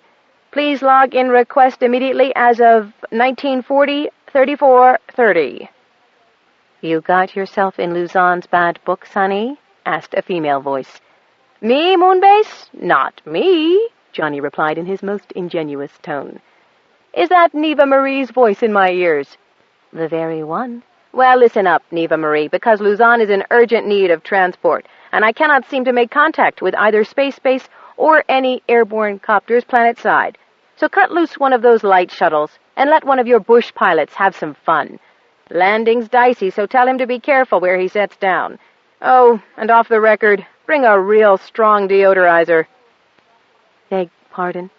Johnny repeated his last remark and grinned at Yana over his shoulder. You got this request logged in proper and on the dot? Like you said, and the off the record is off the record. Neva Marie, I owe you. A low chuckle preceded the sign-off as the dispatch officer purred. I'll give a good deal of thought to that, Johnny. Over and out. Shuttle pilot scrambling as of right now. 1943-3002. Won't he get back to Space Base faster than we will? Bunny asked anxiously from the snow cub, where she had strapped herself and her sister in. That way, Sean had room to stretch out his injured leg, while Yana cushioned his upper body against hers. Diego sat up front with Johnny. Possibly, Johnny replied carelessly. The important aspect is that the request was logged in as we were taking off, and I know for a fact that all the space-based copters are being used by Luzon's men for field research. He chuckled to himself and then raised his voice. Bunny, how's your sister traveling back there? Fine, Johnny, just fine. I'm thinking what name we should give her. Why not give her your mother, Spunka? Sean asked in a low tone that hid much of the fatigue he was feeling from all save Yana. She could feel his body spasming and shivering from his recent ordeal and clasped him more tightly to her. Your dad had his way with yours. Aoife Rourke. Bunny savored the name, which she pronounced properly as Aoife. Your name, your real name, your heart's name is Aoife Sita. But if you feel safer, we will only call you Sita. There was a sleepy mumble, and very shortly there was silence from all Johnny's passengers, though Diego's lips moved frequently, soundlessly. 13. Johnny landed his passengers at Kilcool. Then, once he and Diego had carried Sean into Claudia's house, he flew on to report to Whittaker Fisk at Space Base. That's very interesting, son, his boss said when Johnny had completed the debriefing. Found the lost Rourke child and brought Shangili back too. You didn't happen to spot Torkel anywhere down there, did you? No, sir, I didn't. Johnny kept private his notion that the presence of Captain Torkel Fisk would have been one burden too many. "Is he with one of the other investigative teams?" Whit shook his head and then dismissed that problem with a wave of his hand. They both looked up at the unmistakable rumble of a shuttle coming in to land. "Cut it fine, didn't you, son?" Whit grinned as he rose. "I'd best go out and see what I can do to pacify Matthew." "Sir, I had wounded—" Whitaker Fisk nodded vigorously, raising his hand to reassure his copter pilot. "You did exactly as you should, and so did Major Maddock. The very idea of polygamy, especially for a religious purpose, with a prepubescent child, is revolting in this day and age, and specifically against the Collective Interplanetary Society's Bill of Individual Rights. Better get that copter serviced, son. I want it kept ready to scramble." Johnny raised his eyebrows, hoping for a little off-the-record advice, but Whitaker's expression suggested that he tend to his current orders. Contrary to Whitaker's expectations, he received neither call nor visit from Matthew Luzon, nor was there a complaint officially logged in against Captain John Green, nor, during that day, was there any message from his son, or a whisper concerning his whereabouts. Only the matter of a concussed guard found at one of the side access gates to space base. Torkel Fisk was angry enough, but Sadek was livid with rage, kicking at the crates, splintering half a dozen, and paying no attention to the rocks that bounced down on his boots, as if he welcomed the pain. Torkel also listened to the invective Sadek cast on the head of that slatternly Luca, and what he intended to do to her when he found her again. From the brief glimpses he'd had of the girl, Torkel could not quite believe that she had had the intelligence, much less the strength, to remove all the genuine ore samples, which Torkel had himself handled and seen in the time they'd been absent from the shuttle. Without proof of the find, however, the Commission would pay scant attention to Sadek, and might reach their decision before the man could gather more samples. There were other ways to assert company control of this planet, of course. The company built and maintained roads, power plants, hospitals, and schools, Torkel suggested to Marmion. All in the name of taking care of the colonists, of course. If they were better treated, more civilized, they'd be more cooperative, especially when the planet was overrun with Corps troops, not originally from Petaybee, he'd make sure of that this time, doing the building and maintaining, especially if company doctors also made sure that the physiological aberrations peculiar to Petabians were studied and eliminated, and if birth control was strictly monitored so that the Petabians at no time grew too numerous to control.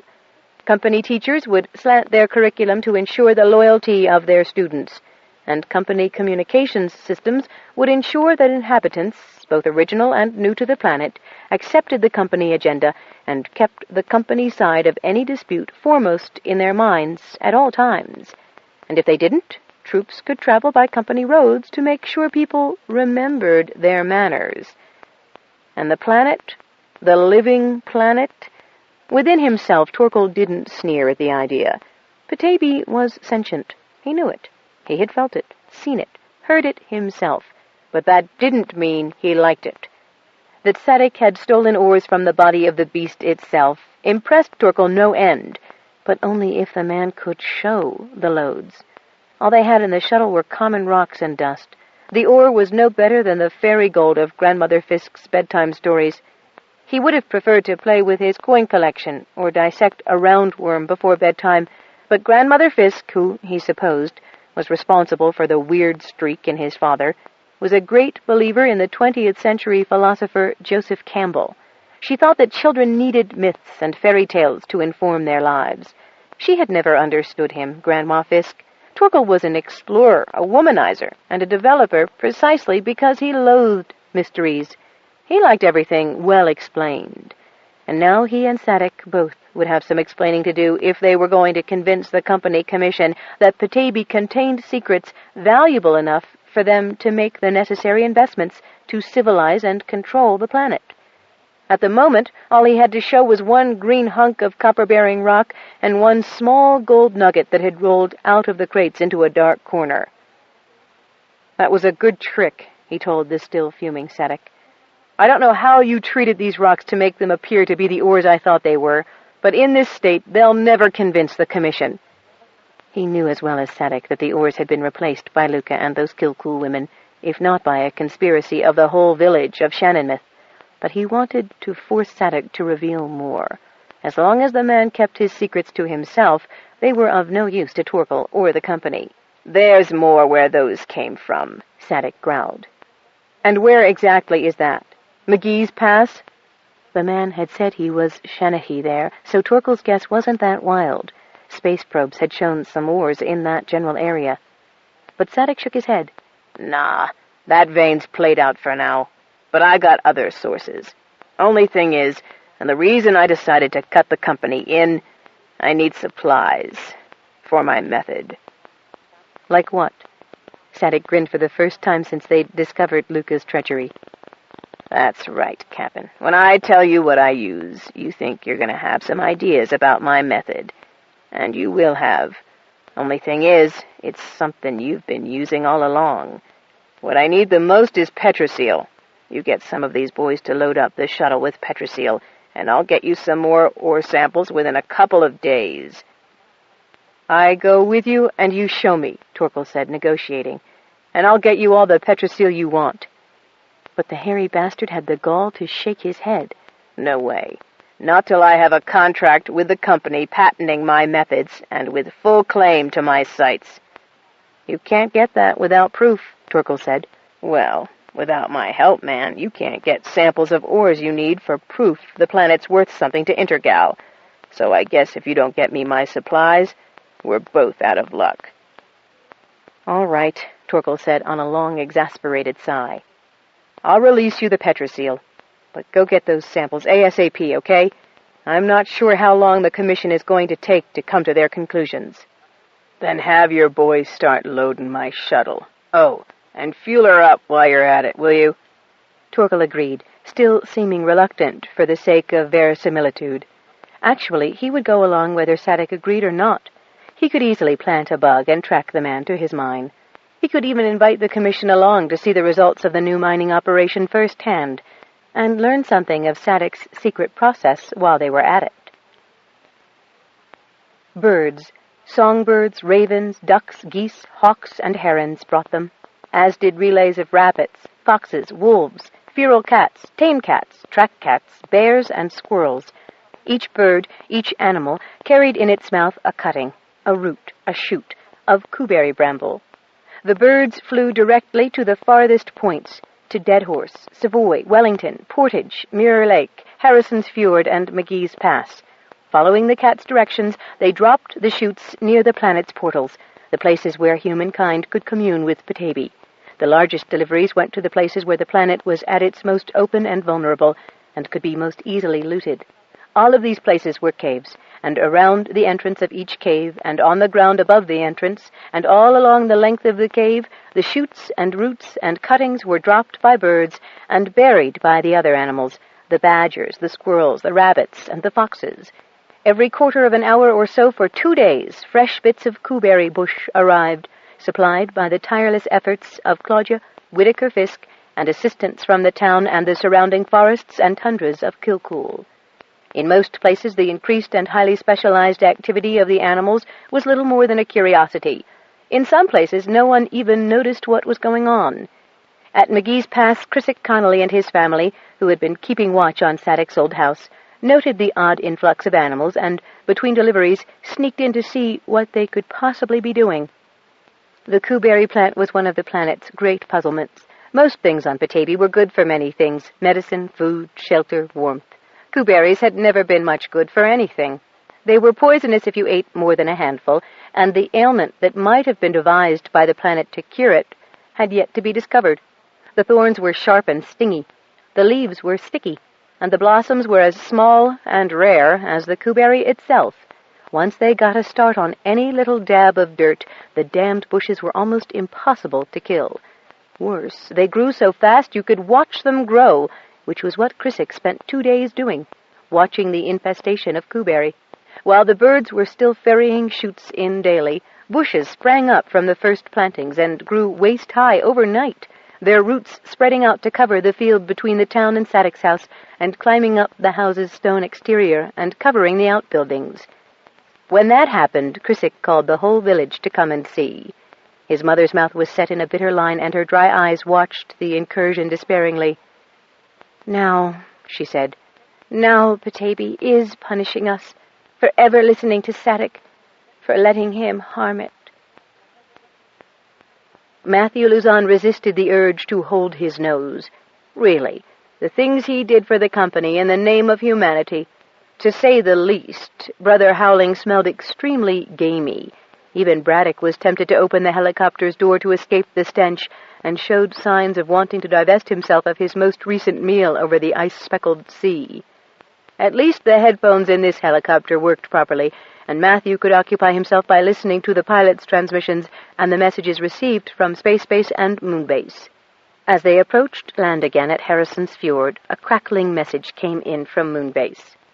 "Captain Torkel Fisk requests that all council members get in touch with him immediately. He is currently tracking the activities of the Shanahi of McGee's Pass." Matthew needed to hear no more. McGee's Pass was on the way back to Space Base from Harrison's Fjord, and a break from his present company would be most welcome. "Take us directly to McGee's Pass, pilot," he ordered, and the man gave him a thumbs-up signal and headed up the coast. As they approached the pass, Matthew saw that the village was built on an incline, gradually scaling the foothills leading up to the pass itself. "Well, for frag's sake!" the pilot cursed as he flew beyond the village, over a field heavily overgrown with vines stretching from the houses all the way to a stone farmstead about half a mile distant. "What the frag have they done to the fraggin' helipad?" "Set it down anywhere, man," Matthew commanded. "The plants'll cushion the skids." The pilot sounded doubtful as he said, "Well, okay. You're the boss, Dr. Luzon." Finally, someone who did as he was told, Matthew thought with relief.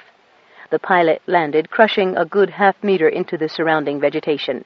When he made no move to leave the aircraft, Matthew impatiently tore open the door and leaped out, and instantly regretted it. His legs caught fire all the way to his crotch, and thousands of tiny needles stung through his pants, boots, and undergarments to tear at his flesh with each tiny movement. In fact, he didn't even have to move. The wind from the copter rotors drove the plants all around him. Involuntarily, he screamed.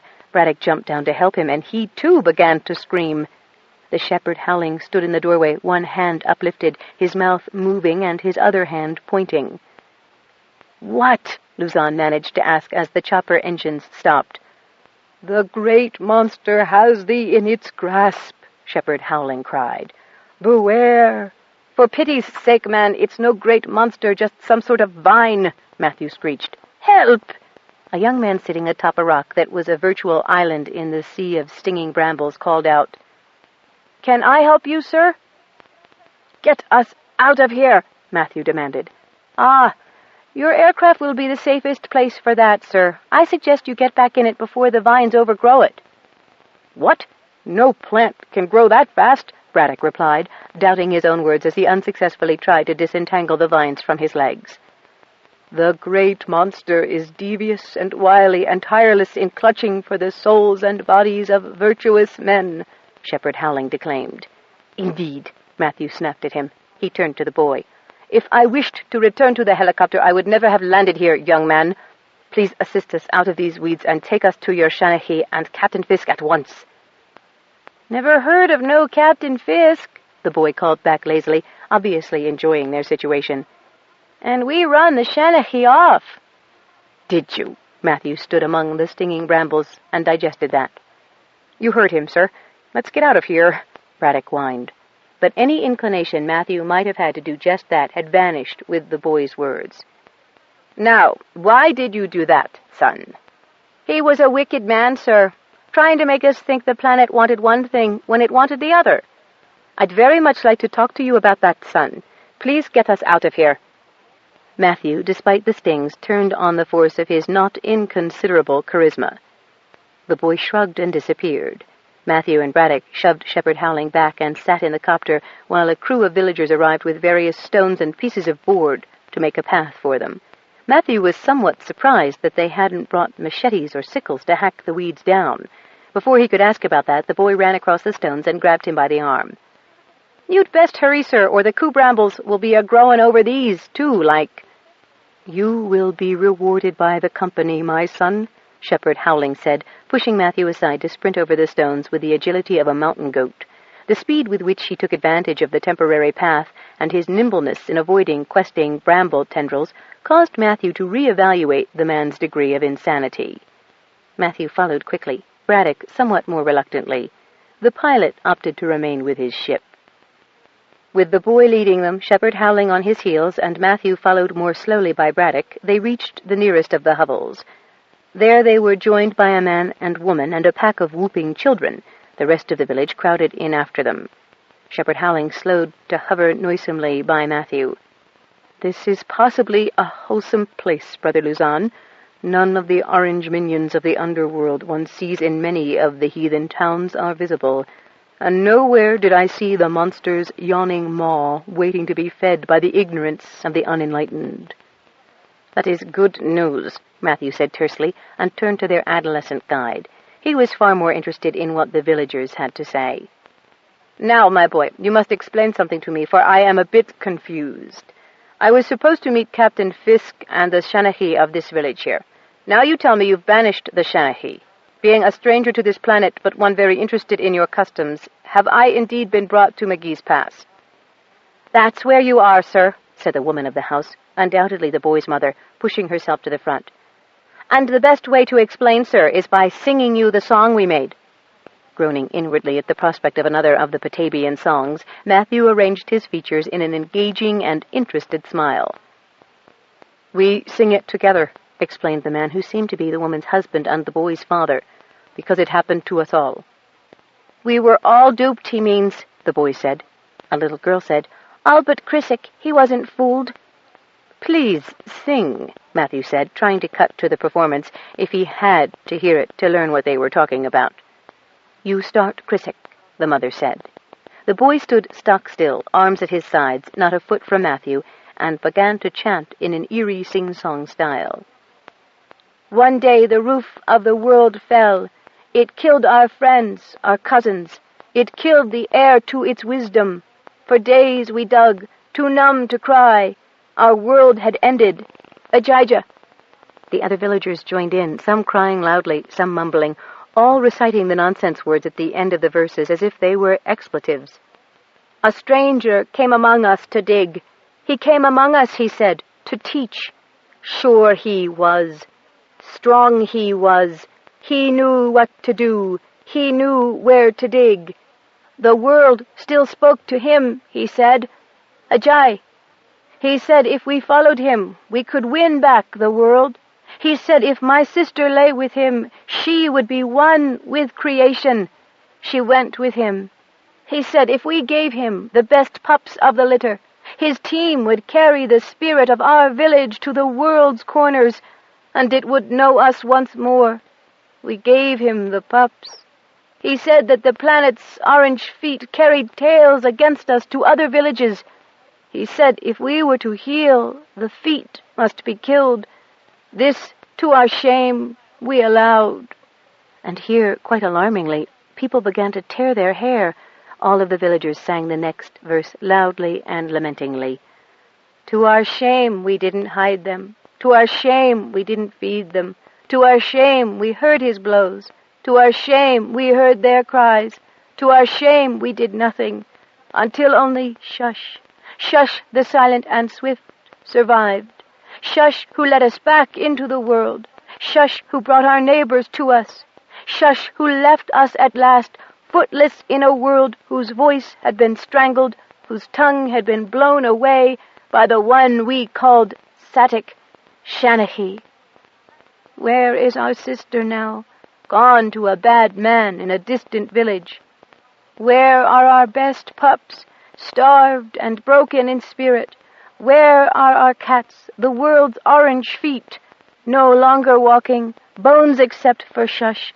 And when our world speaks to us again, as we have hoped and dreamed, it screams, Ajijah.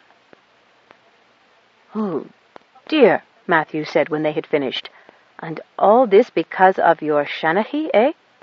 "Yes, sir," the boy said. "He took all of our best for himself and betrayed everyone." Matthew could scarcely keep from rubbing his hands together with glee. "Oh, that's terrible, terrible indeed. Right, Brother Howling?" Howling's lips twitched with a smile. "That's what comes of trafficking with monsters." "You can say that again, mister," the woman said. "Can you stay and eat, sir?" she asked Matthew, but he waved a negative. "I'm sorry, dear lady, but your story distresses me so much that I really think our best course is to resume our journey and seek to bring justice to you and people like you who are taken in by those who would mislead you. I hope I can count on you to repeat your song before the council when I call on you," he added, addressing the boy, who had sung every word in a voice unexpectedly good, loud, and clear. "I'd be honored, sir," the boy said, although he sounded puzzled and wary. The villagers had to throw fresh stepping stones and logs over the brambles for Matthew's party to return to the helicopter. Even then, the pilot had to climb out and hack at the vines with a machete before he could free the copter's skids. The vines were tight against the belly of the ship, strands attempting to encircle the narrow stern. Matthew thought that such fast-growing vegetation would also bear scrutiny. George, he rather thought, had some botanical knowledge. He'd send him to get a sample, if one could be contained long enough. Sadek landed the shuttle loaded with barrels of Petrosil at Savoy. His 3 assistant Shanahys were still there, drinking and talking. "Where's Luca?" Riley asked. "Ran off," Sadek replied. "Don't worry, I'll get her back, and when I do, I'll make her sorry she was ever born. The fraggin' bitch stole the ore samples and put rocks in their place." "So you didn't get to make a deal with the company?" "Course I did. Guy named Fisk saw them first before Lucas switched them. But he wants to have genuine samples to show off." "It was hard enough getting together what we did without you letting it get snitched," Riley complained. He liked easier work than mining. "Hold it. All we gotta prove is that there is genuine ore available. We'll use the one here, and who's to know if we don't tell him, huh? Fisk gave me some more Petrosil, so Riley and I will mine the earlier veins, while you two paint us a path back." "Shit, I hate doing that," Sawyer grumbled. "Damn caves give me the creeps." "Stop bellyaching," Sadek told him. "If we make this deal with the company, you'll have enough money to go off-planet permanently." They climbed onto the Petrosil-laden shuttle and flew to the cave mouth, which was inconveniently distant from the village. In Sadek's absence, the location had grown even more inconvenient.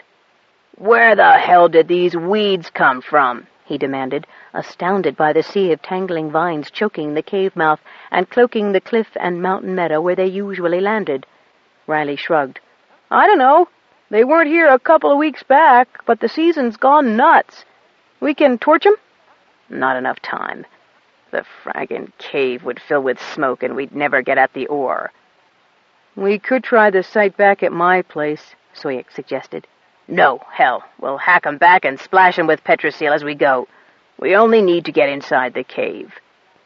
The stalks were amazingly tough, and the stinging vines clung to the men with fierce tenacity, but they hacked and splashed until they reached the entrance of the cave.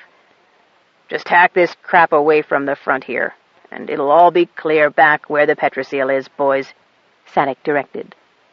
The way was not as clear as he had hoped. They had to make several trips to lug the vats of Petrosil into the cave.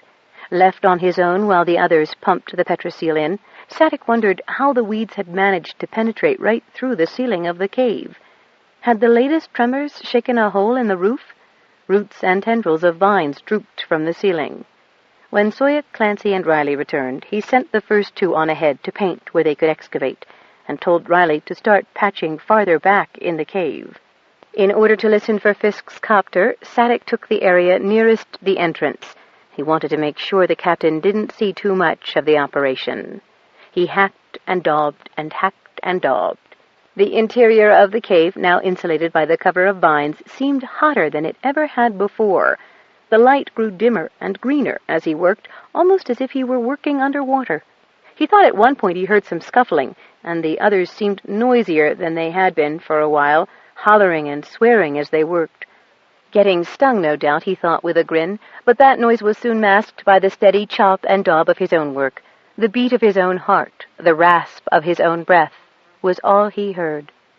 In this new rhythmic silence, he worked and sweated, the faint drip of his perspiration landing on the cavern floor, the only other sound he heard as he strained to listen for the engines of Fisk's copter. He didn't notice when he first heard the slithering sound, a soft rustle followed by a dry, whispering, crackling noise, as if paper had fallen, or leaves. Then it came to him, just as he felt something slide across the toe of his boot and curl to brush his pant leg, that he had heard nothing from the others for some time. The thought crossed his mind just before the thorns bit into his leg as the vine tendril tightened. "Riley!" he hollered. "Soyuk!" For an answer, another rustle, another slither. It was darker now, and as he turned toward the doorway, he saw that a thick net of greenery had replaced what they had hacked away a bare hour before. More alarmingly, some of the greenery bore splashes of white. He tried to kick off the vines clinging to him, but succeeded only in embedding the thorns deeper into his ankles. Feeling an edge of panic, he switched on the flashlight he'd brought along. It seemed to attract the plants, as if they couldn't tell the difference between the light and sun. First roots, then more tendrils dropped from the roof, opening leaves as they slid. This shouldn't be happening, Sadek thought. This couldn't be happening. The petrosil should have impeded any new growth, reduced it to dust. Where he had painted so industriously, he now realized that the petrosil was marbled with cracks, fine in places, broadening in others to allow the plants to burgeon forth. Even the swath he had just painted had opened to emit tendrils, and all of them seemed to be sliding toward him. From its sheath on his belt, he took his machete and hacked himself free, running to the rear of the cave as fast as he could without tripping over the vines. He found Riley first, hanging upside down by his ankles, which were pinned to the upper part of the wall. The vines twined down his legs and wrapped his arms tightly to his side. His machete lay useless on the floor. The end of the vine, or maybe the first part to catch him, had wrapped around his neck 5 or 6 times, very tightly. Tender green shoots grew out of his mouth, nose, and ears. Sadek wasted no more time looking for Soyuk or Clancy. He didn't even worry about why the petrosil hadn't worked. He jumped, hopped, and ran for the entrance, hacking and slicing. He went at such a speed that he dropped his flashlight. That's why he didn't see the root looping down from the ceiling to lash itself around his throat while another knocked him to the floor. He didn't scream for long as the stinging, snatching vines overwhelmed him.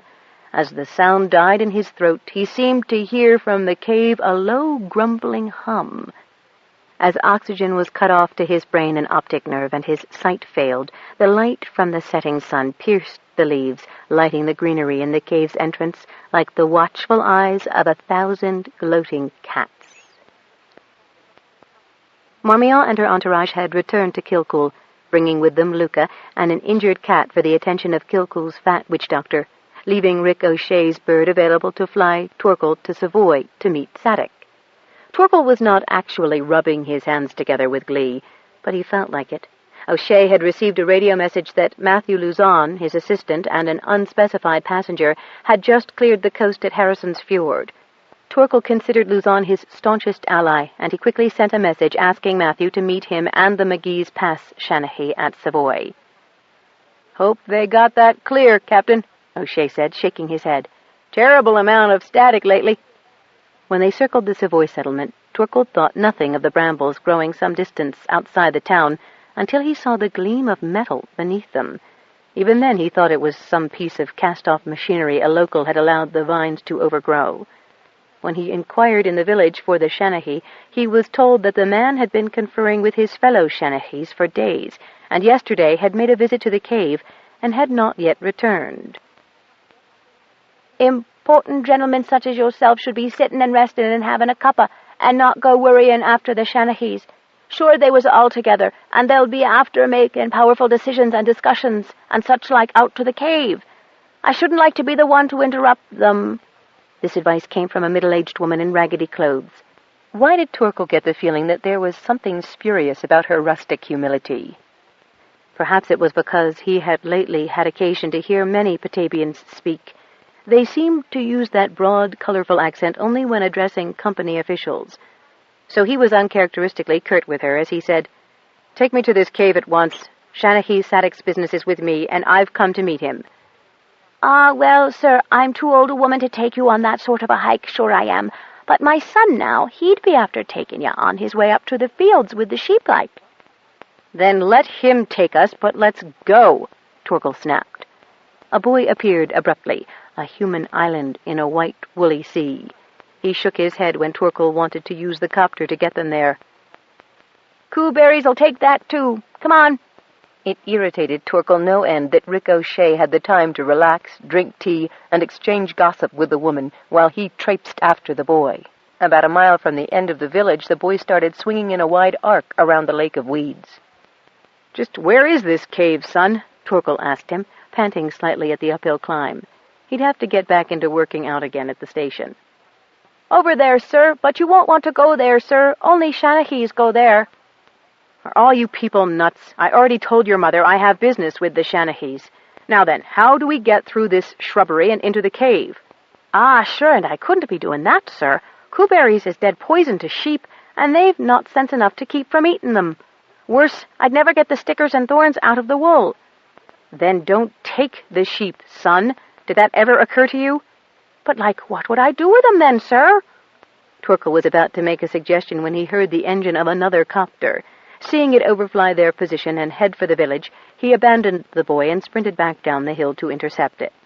He arrived winded, back where he'd started from, in time to see the pilot shut down the copter and jump down, followed by the imposing figure of Vice Chairman Matthew Luzon, one of his entourage who looked a bit pale, and an individual dressed in ragged leather and fur.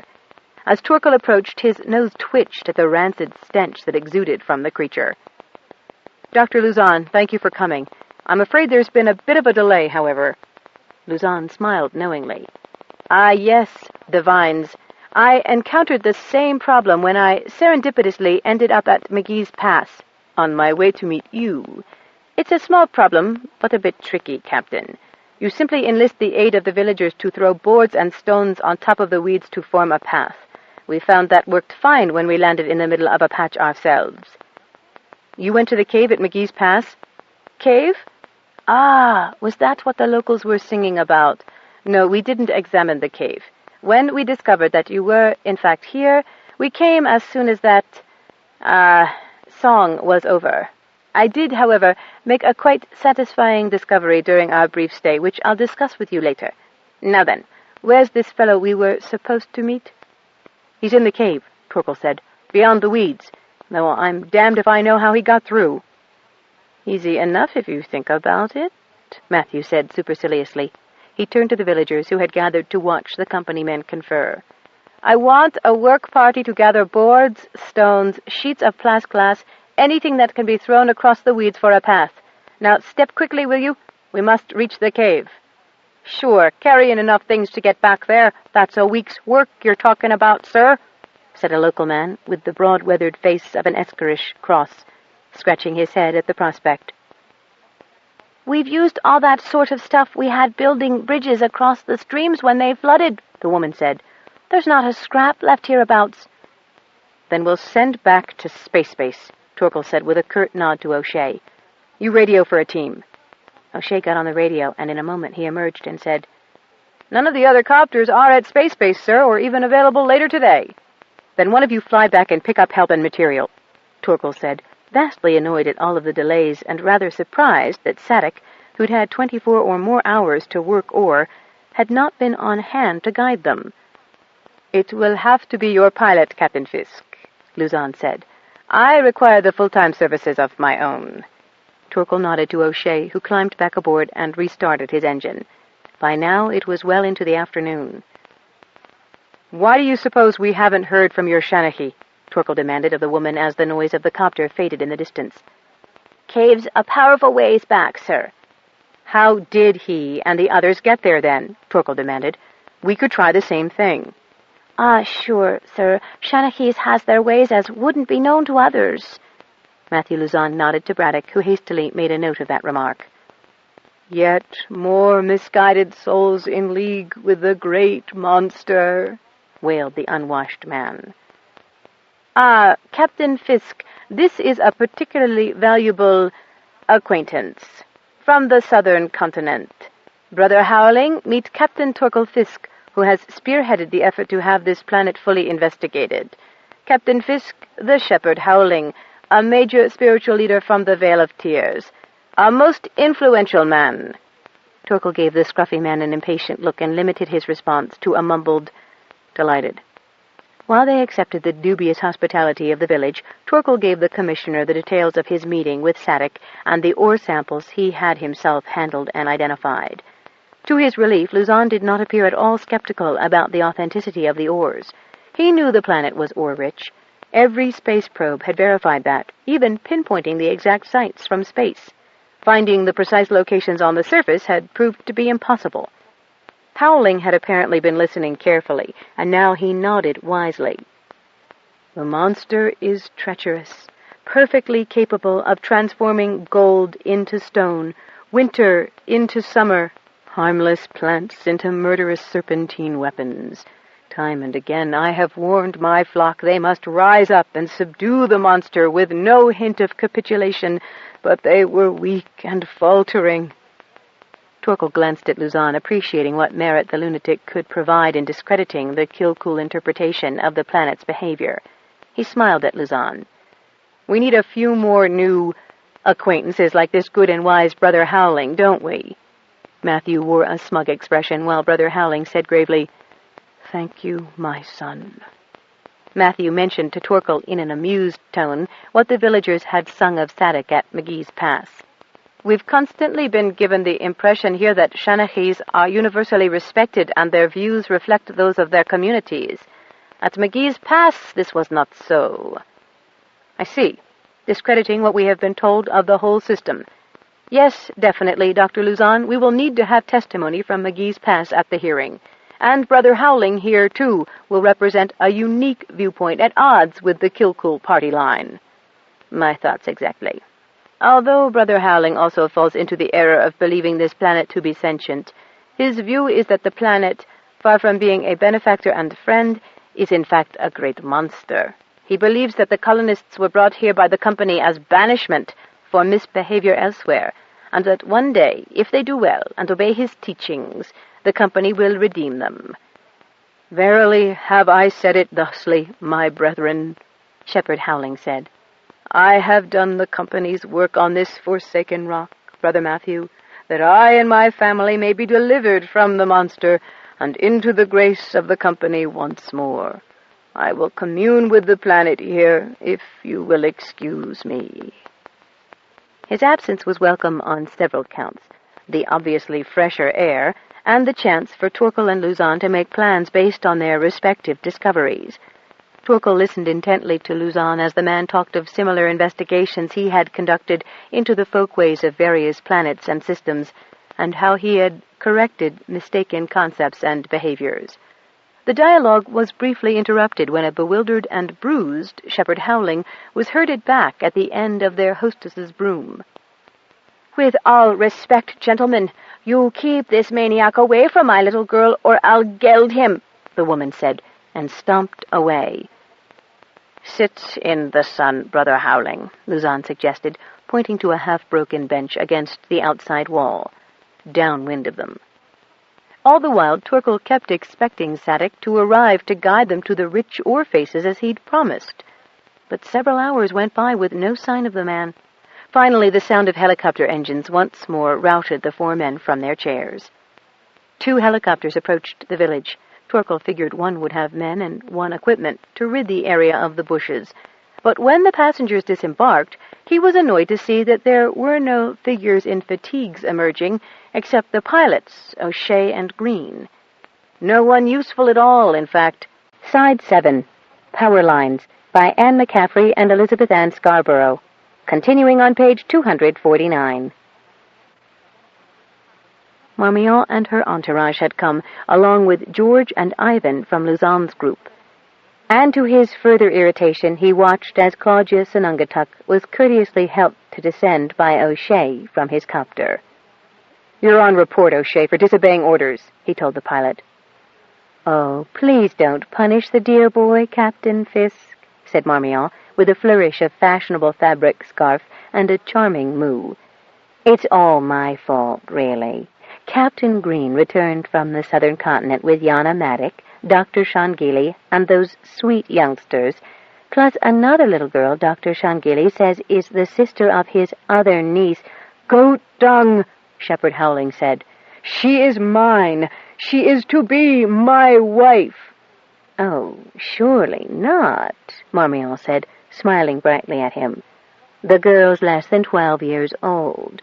But at any rate, our teams were in need of one of Claudia's hearty meals, and we sat listening to Yana and Sean tell us the most fantastic adventures. But I needn't tell you, need I, Matthew? You were present for some of them." Luzon inclined his head, his eyes half-hooded and dangerous. "Well, Johnny Green heard Captain O'Shea's message about the weeds here, and then Claudia said that a work party wouldn't do much good and might even be in danger, but that she knew something that would work." Marmion paused, as if expecting approval, her eyes all wide and innocent. "Et voilà! We have come to offer assistance." Before anyone could say anything else, she added ingenuously, "Also, Matthew, your young friends were absolutely pining for you, and I simply had to help reunite you. Isn't that so, boys?" Luzon's muscular assistants nodded, rather miserably, Torkel thought. While everyone was standing around thinking of a response to Marmion's gabble, Claudia Sanungatuk started walking out of the village. "Where the devil do you think you're going?" Torkel demanded. "To make a path to the cave," she said simply, and kept walking. By the time she had gone 5 more steps, Torkel recovered from his surprise enough to tell her that she wouldn't be able to penetrate such a hedge of weed. And where were the boards and other spanning materials he had sent for? She gave no answer, plodding up the track toward the cave. The other new arrivals followed, plus half the village, which seemed to consider this expedition fine entertainment. At the edge of the vast jungle of waist-high vines, which seemed even more impenetrable since Torkel's first look at them, Claudia paused. She bent down and gently touched the center of one of the leaves. "So what are you doing? Asking it nicely?" Torkel demanded. "Looking at this white stuff, wondering why somebody tried to paint the bushes. This is the only thing that works." She drew out a large clear flask filled with a greenish liquid, uncorked it carefully, and then inserted a sprinkler head of home manufacture. She shook the bottle a bit in front and to each side of her.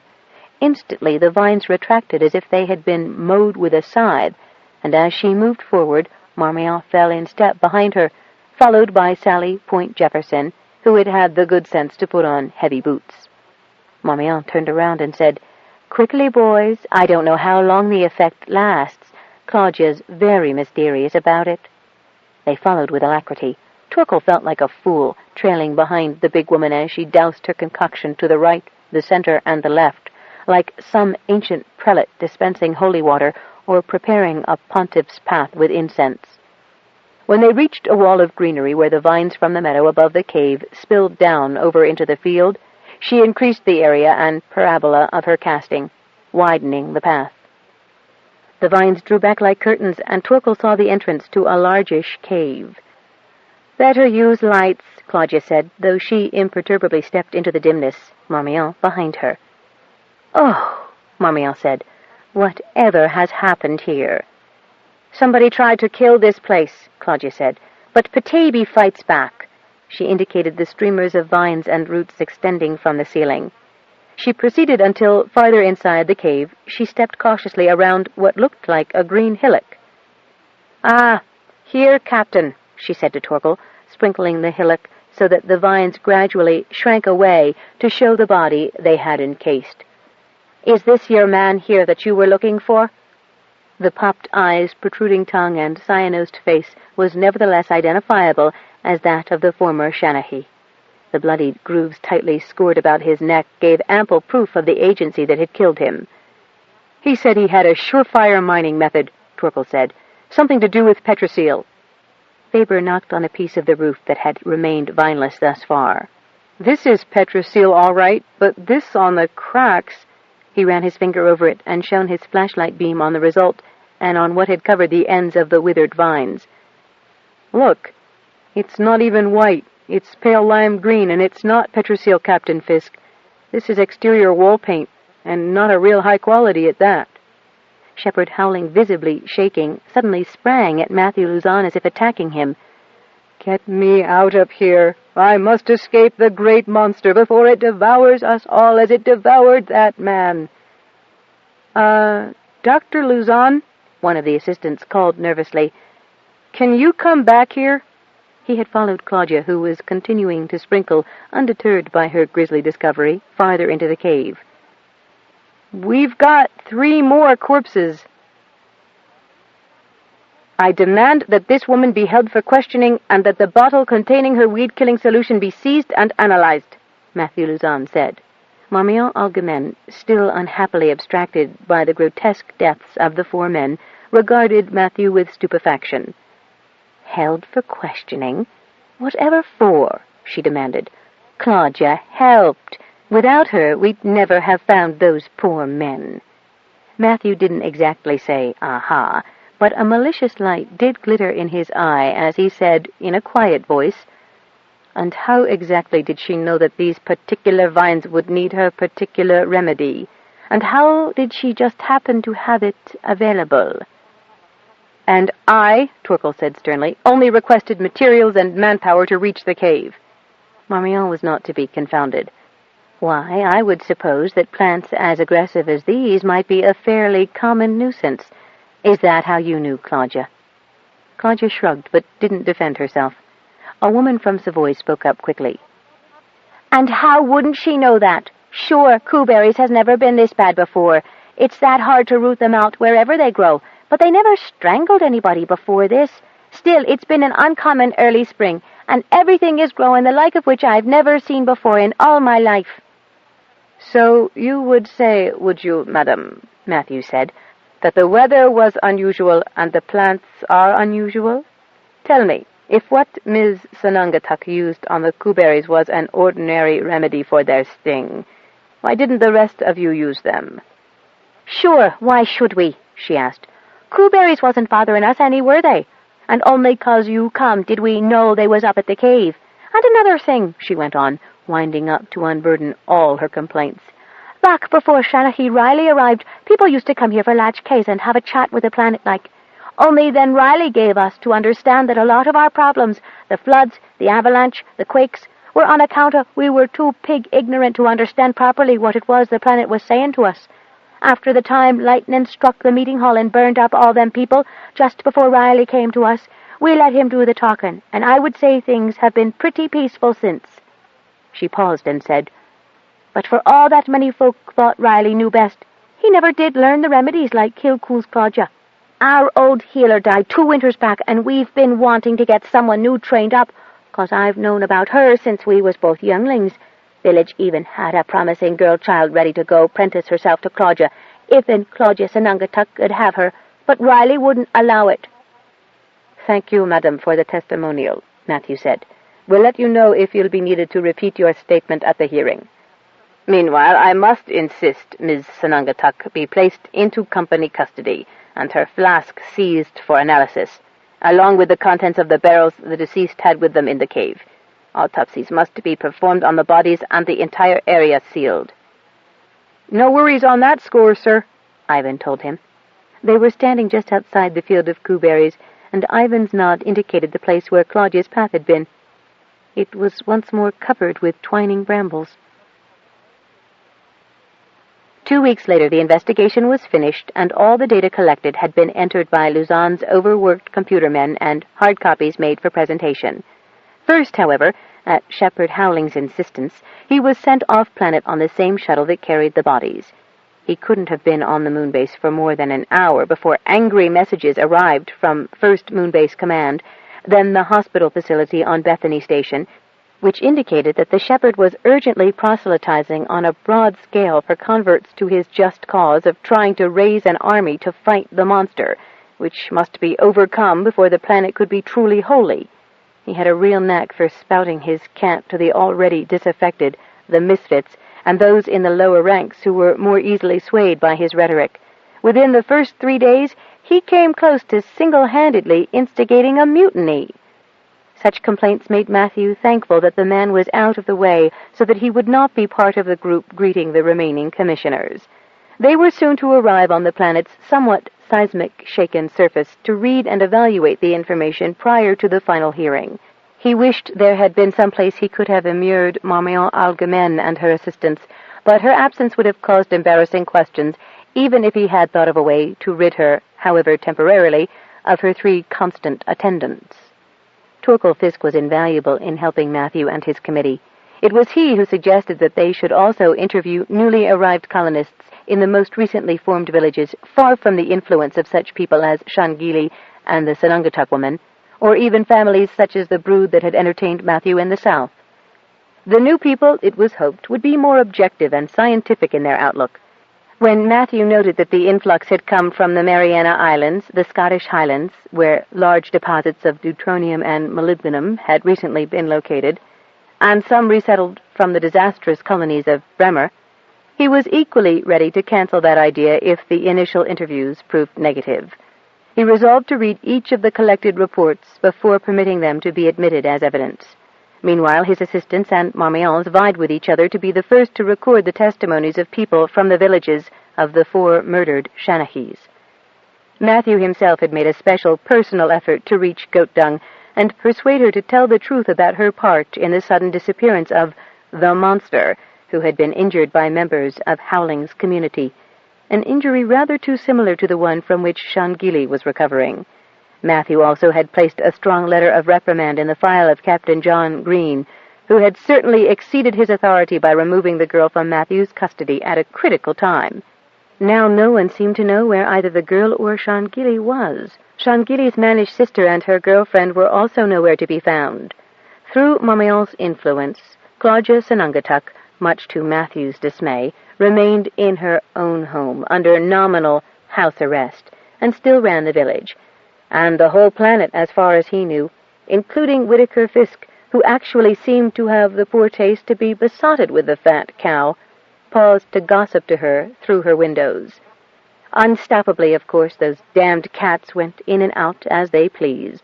Discreet efforts to capture any of them, either by the lure of choice cuts of meat or by chasing them with otherwise savage canines, had met with abysmal failure. They had spurned the food and terrified any dog set on their spoors. He had tried to insist that Shangili and Claudia both be sent off-planet in detention cells pending the hearing. Whittaker Fisk and Marmion Algemen had immediately blocked that, just as they'd quashed the off-world reassignments he tried to engineer for Captains Green and O'Shea. He let himself be consoled by the fact that it was only a matter of time for all their little petty tricks to come tumbling down about their ears. Once he presented his evidence at the hearing, and it was seen how these 2-bit shamanistic charlatans were preying on the people's fears and hopes to influence them against the company, Shangili and Claudia and all their helpers would be evicted from their cushy company homes, and Maddock, Green, and O'Shea would be busted back to KP duty. The workload was overwhelming. While he seemed able to gain momentum in his search for truth, his assistants, who had previously seemed so promising, had grown unaccountably bumbling and incompetent. Their reports did not have bottom-line conclusions that satisfied his requirements. And then the computers kept developing breakdowns and suffering from sporadic erasures. The locals, including company troops, were hostile. The working conditions were appallingly primitive, and the weather, how he loathed wild weather, was unspeakable. Lashing rains and electrical storms alternated with spitting snow and heat far above the comfort zone. The space-based facility was constantly quaking with unexpected convulsions on land that had originally been tested as geologically stable. Matthew longed for the sane and sanitary shipboard ambience, one engineered for human comfort by rational minds such as his own. No mold grew there, as it did on the walls of his lavatory, despite the repeated scrubbings of some low-ranking corpsman. No thunderclaps disrupted his concentration, and despite the fact that one was always moving in space, one never experienced sensations of bobbing like bubbles in a test tube as buildings bounced. To make matters worse, another volcano erupted 10 clicks to the northwest, sending ash into every crack and crevice. This emergence occurred in a meadow, near nothing else, and didn't even cause copters to falter overflying it. However, a seaquake of 9.3 on the Richter scale had a mid-ocean epicenter that caused tsunamis in every direction, and quite devastated the small facility at Bogota. The company would simply have to face facts. This planet was not working out. The terraforming was faulty. The terrain had not fully stabilized. The whole place should be evacuated, scraped clean, and either abandoned or reformed with more modern techniques. That would put an end to all this talk of sentience and settlements. 14. Yana couldn't shake a sense of foreboding, something she would not give voice to even to Sean. At least his wound was closing with extraordinary rapidity, thanks to a poultice and Claudia's expert attention. That bit of doctoring had happened before Matthew Luzon's asinine notion of putting Claudia under house arrest. That wasn't as bad as Luzon's original orders to send both off-planet. Sean had been immediately hidden in Bunny's snorkel, which had been decommissioned for the summer and stored in Attic O'Connor's garage. Claudia had shrugged off the threat and maintained it wouldn't come to that, which it hadn't, with the forceful help of Marmion and Whittaker Fisk. Only someone totally ignorant of the situation on Petaybee, as most of the company brass were, or someone so hostile as to be beyond reason, as Luzon was, would think that putting Claudia and Sean in any sort of detention made sense. Yana couldn't quite believe or hope that Luzon had failed to realize the function of the cats in Claudia's and the planet's communications network. Torkel knew. She wondered why he didn't try to round up the cats and put them under house arrest as well. It would have been just about as ridiculous. When they knew the order was for house arrest rather than transfer off-planet, Sean, with his customary imperturbability, emerged from hiding like a bear from hibernation, and smilingly chose Yana's as the house to be arrested in. She was glad to have him near for several reasons. Although the wound was healing so well, the arrow had torn muscles and almost severed one tendon.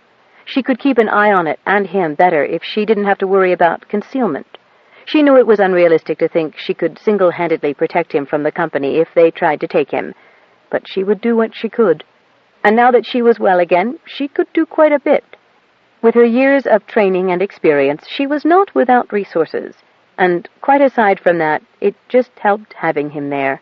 He calmed her. Here his world was on trial, and he was able, with a look, a smile, or a joke, to soothe her fears. She needed that. Even with the off-planet threat dissolved, tension vibrated in the air like off-key music, whether it was in sympathy with Claudia or apprehension of what the powers that be would try to do to them next. Not that everything in Kilcool came to a standstill. Everyone carried on, gardening and planting all hours of the lengthening days. But the smart ones were frightened, as they should be, with Matthew Luzon coming on so strong. At least that loony howling had been shipped out, which gave the planet one score against the powers that be, as the locals called the company in all its omniscience. She wondered if the moonbase had smelled him coming. She'd had the first laugh in days when Attic reported that Howling had the base command howling complaints. Attic said he had ears the size of flapjacks from listening in on his radio, trying to make sense of orders misheard through the static. He usually brought a summary of what he had heard to Yana so that she could convey the information to Claudia. Like everybody else, she just went to the windows and chatted. If the guard was new and didn't know her, as the guards often were, since Torkel was obviously afraid Claudia would bewitch her jailers, as he seemed to feel she had his father, Yana cleverly disguised herself as what she had been, a major in the company corps, collected a smart salute from the troop on duty, and walked into the house. This worked only if the guard hadn't already been posted on her house to guard Sean, but she slipped past all of them an amazing number of times just by putting her hair up in a fatigue cap when she wanted to be a ranking officer, and throwing one of Aisling's hand-woven blanket jackets over her uniform and letting her hair down when she didn't. Nevertheless, she had to keep a fairly low profile when she did this, lest Torkel or one of the other brass who knew her catch on and prohibit her specifically from visiting Claudia. They hadn't thought of it yet, which was not an oversight that Yana would have permitted had the mission been under her command, but fortunately it wasn't. Whittaker Fisk visited Claudia often, openly and casually. The first time Yana had walked into the house to see him sitting at Claudia's table having tea, she had been wary, until his wink reassured her. "We would appreciate a knock next time, though, Major," he said, squeezing Claudia's hand. Claudia had surprised Yana by responding with an actual blush and a mischievous, bawdy chuckle.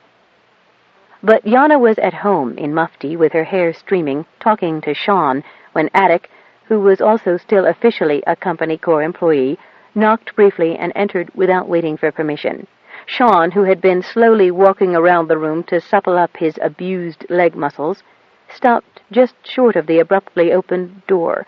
Yana had been listing the issues and arguments concerning them that were likely to come up at the hearing, and practicing succinct answers. That always impressed committees. This witness had all facts in order and did not hesitate in answering. Sean, oops, sorry, Yana. The static's getting worse, but the committee's ship has landed.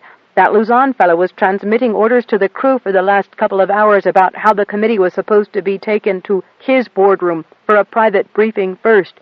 But somehow, Attic gave a good imitation of an ingenuous shrug for a 55-year-old man, Dr. Fisk and Dama Algemen found out and beat him to the landing pad.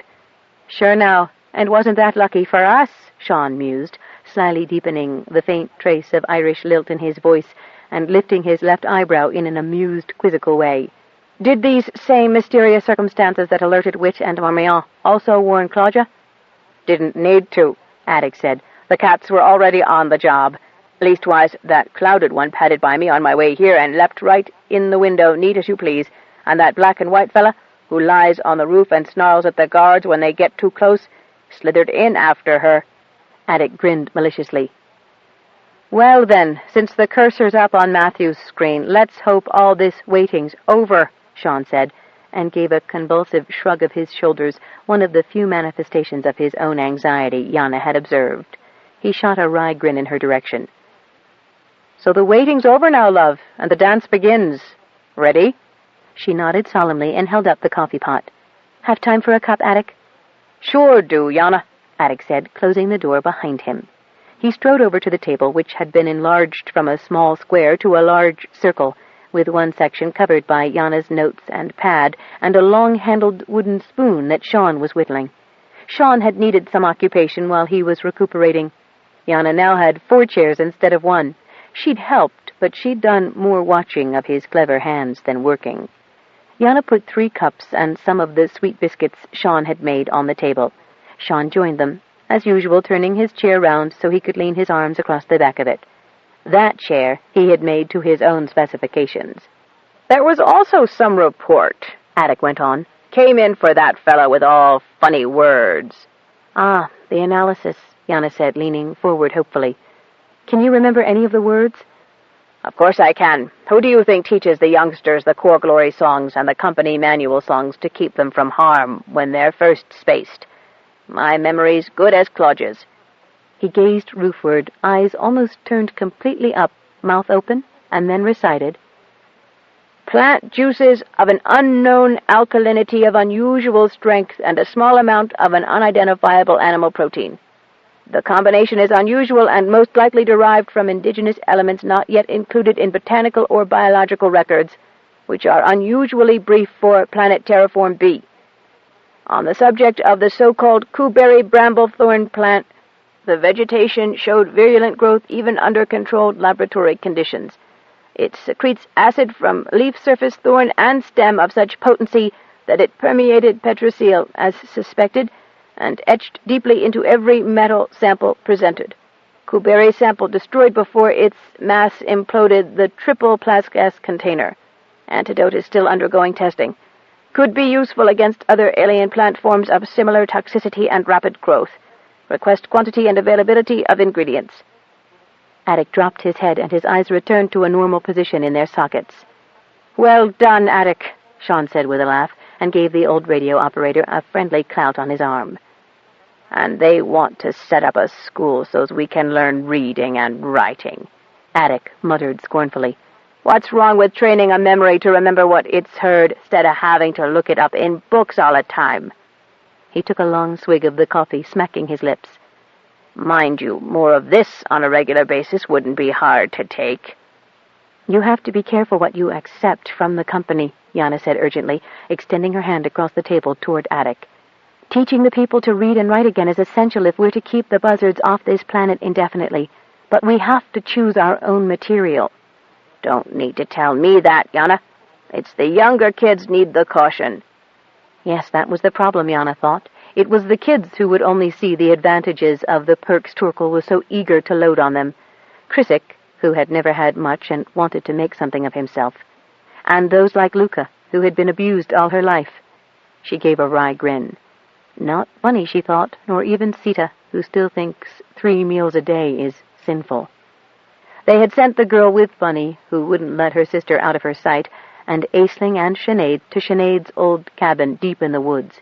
Diego sneaked out at night, Dinah limping along in escort, to bring supplies and news. Sita seemed to go into shock when she was told that Shepherd Howling had left the planet. Diego had reported that the day after she seemed to relax for the first time and had spontaneous questions for him. Was Quoxtall all right? And was Sean healing? And what was happening to all those left at the Vale of Tears without leadership? Diego said he'd have to find out, which reminded Yana to ask Attic. Well, I got the odd word or two from Luncy that when they'd gone out to collect Scobie's snokel, some woman, Ascension, he said, stumbling over the name, was more or less in charge, but she was getting a lot of argument from folks who said the shepherd didn't like women bosses. Out of the deep freeze and into the permafrost, Sean groaned. That was before the tsunami, of course, Attic added. Some of the people left of the Bogota group might resettle in the Vale. I hear it's freezing up proper again now. Then all three fell silent, each wondering privately if there would be resettling along the lines that had worked so well for Petaybee so far. "Any more surveys on that equatorial island chain that's emerging?" Sean asked, the light of mischief dancing in his silver-gray eyes. Yana wondered briefly if he'd known that would happen. "Ah, yes," Attic drawled, grinning to show all his even, strong white teeth. "There's copters up, and Johnny and Rick and that other bozo flitting down doing runs. Right smart-sized islands blossomin' like fireweed, and where it's warm, too. Don't s'pect that was in anybody's plans, now was it?" Attic looked sharply into Sean's face, which wore a bland expression, except for the twinkle in his eyes. "Well, with volcanoes emerging here in the north, it's possible that there'd be a reaction elsewhere.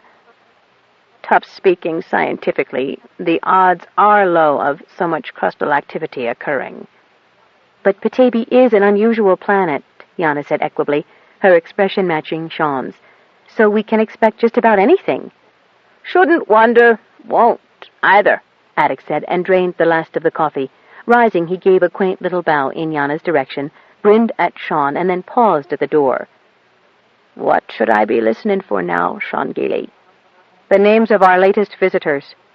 In point of fact, it wasn't Attic who brought Yana and Sean that news, but Marmion Algemen, her poise shaken, and Whittaker Fisk looking glum. "It couldn't have been a worse selection, really it couldn't," Marmion said, making for one of the chairs at Yana's table as if her legs would support her no further. With an agitated flourish of one hand, she went on. "I've got my aides checking every man-jack of them. And it is every man, too. I was so hoping Matuska Karyanovich of KCCE would elect to come. But she's off having some sort of rejuve treatment. Wouldn't you just know?" "Who did come?" Yana asked as she poured coffee all around. "Mostly Matthew's palsies," Marmion said with a raising of her arched eyebrows. She pouted her lips. "Though Chaz came, Charles Thrave's tongue. He's always reasonable, I'll say that for him. And he does think. He'll appreciate a reasoned argument, which is more than I can say for Bal Emir Justique." She gave a little shudder of revulsion. "Greasy old man. He'd enjoy having prepubescent girls as wives. As many as he could get." "He has 'em already, doesn't he?" Whittaker said, regarding her with mild surprise. "He'll never have enough, but even he has to wait until they're 14. She gave another little spasm of her elegant shoulders, clad today in a soft, dull brown leather. She raised her hand to tick off names. "So, we've you, me, Chaz Tongue, against Matthew Ball, that old bag of bones Nexum Roberts should too, with Farringer Ball on the monitor, acting as chair again." Whittaker raised his eyebrows.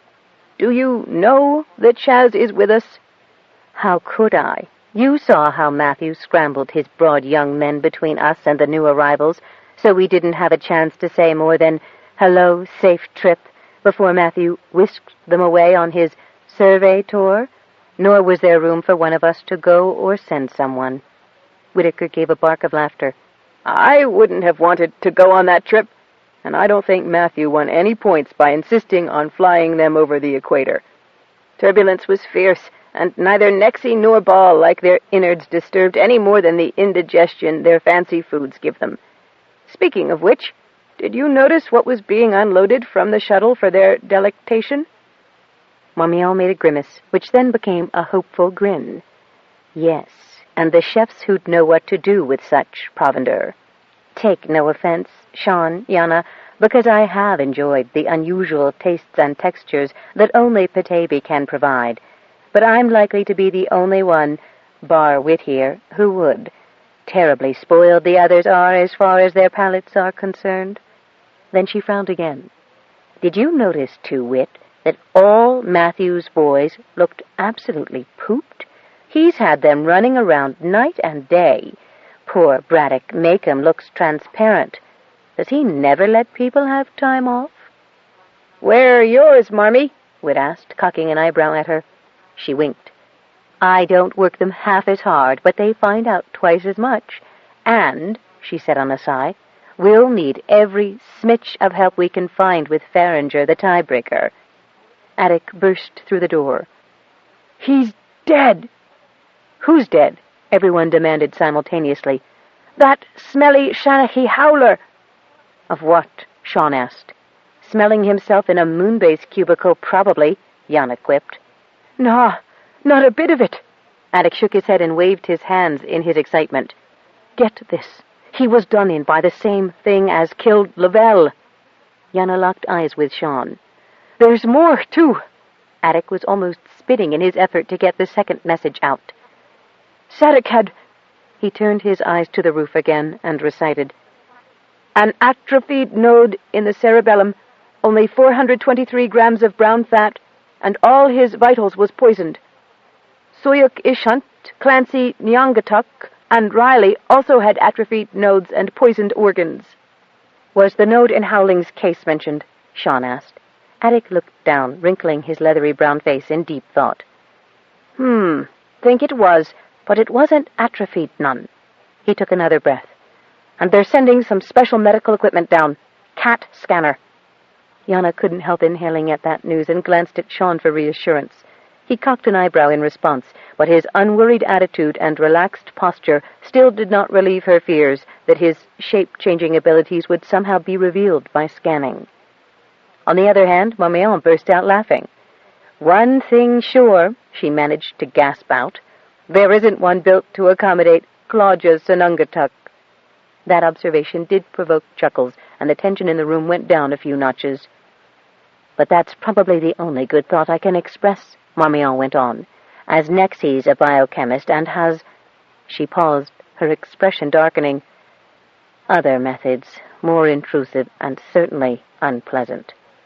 We'll see about that, Whitaker said, his eyes narrowing. Neither Claudius Sanungatuk nor Sean Shangili have committed any crimes against Intergal regulations. Even this house arrest is farcical. Intergal cannot subvert CIS civil rights except in circumstances of armed conflict, and Claudius' squirt bottle doesn't appear on any list of weaponry I've ever seen, modern or ancient. Attic, you still got the secured channel? Well... Attic looked wildly around the room at everyone except Sean, but somehow saw the brief nod. Come on, then, Whitaker said, urging Attic to the door and laying an arm across the man's shoulders as they departed. Be back in a nano. Marmion looked considerably more cheerful. Let's hope he can get a message through all this static to the proper authorities. At first I thought the pilots were just saying that to be obstructive, but it's real now. Do you know what's causing so much interference, Sean?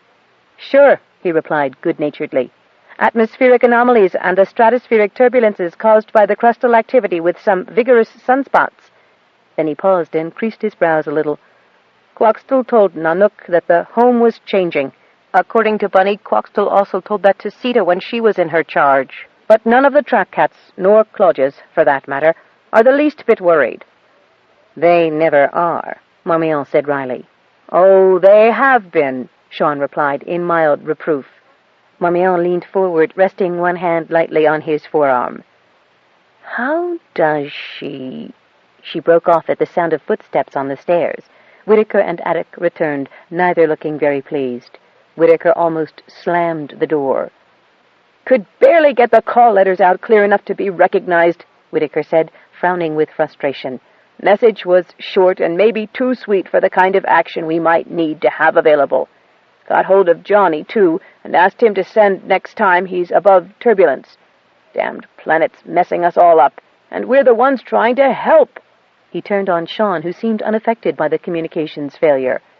Boy, how long can you live on a space station with no immunity? 4, 5 days. Yana felt her heart skip a beat and surreptitiously placed one hand over her still flat belly. How could he announce his life expectancy so calmly? Claudia? Same, but it won't come to that, Whit. Believe me. Dr. Whittaker Fisk cocked his head toward his right shoulder, planted both fists on the belt that circled his thin waist, and demanded, If I could believe you, Dr. Shangili, I'd sleep a lot easier, and so would all your friends. Believe me, and that's bankable. It is? Marmion perked up, her fiscal senses alerted. Look. Sean splayed one hand, folding a finger down for each point he made. We've got to prove the planet is sentient. We can and we will. We've got to prove that it's in the company's interest to let the settlements remain because they can prove economically profitable, though not necessarily as predicted from the original surveys. We've got to prove that our ways, and he gestured to Attic, Yana, who managed a little smile at the compliment, and out the window toward Claudia's house, protect an environmental entity from abuse and misuse in the best interests of itself and the company which awakened it. He nodded at Whittaker. We also have to prove that the charges of malfeasance, misconduct, insubordination, and fraud, which Matthew Luzon's about to level against some of us and or the entire population, are as ludicrous as shepherd howling. And smell just as bad, Attic added with a sharp nod of his head. Sacre bleu! Marmion exclaimed. We're not asking for much, are we? Then, sighing, she shook her head slowly from side to side. We got a lot of heavy metal men against us in that crew Matthews brought down. But they're on our turf, Sean said with one of his most charismatic and enigmatic smiles. And Matthews doing his best to predispose them against Marmee and me because we've been so obviously taken in, Whittaker made the bracket signs with his hands, by the natives. Indigenous personnel, Whit, please, Marmion said in mock petulant correction. However, I can prove readily enough that I haven't lost my wits or been mesmerized by local shamans. She rose. I shall demonstrate that this evening. She gave a little chuckle. I happen to know that Ball and Nexie lost a few trillions on an enterprise which I, and she placed one hand with elegant grace on her chest, had the good sense to forego. So we'll leave you. She linked arms with Whittaker and led him out of the house. Just at the door she paused and looked back over her shoulder at Sean, her lovely eyes anxious. You're positive, Sean, that neither you nor Claudia are in danger of being removed from this planet? He nodded, smiling.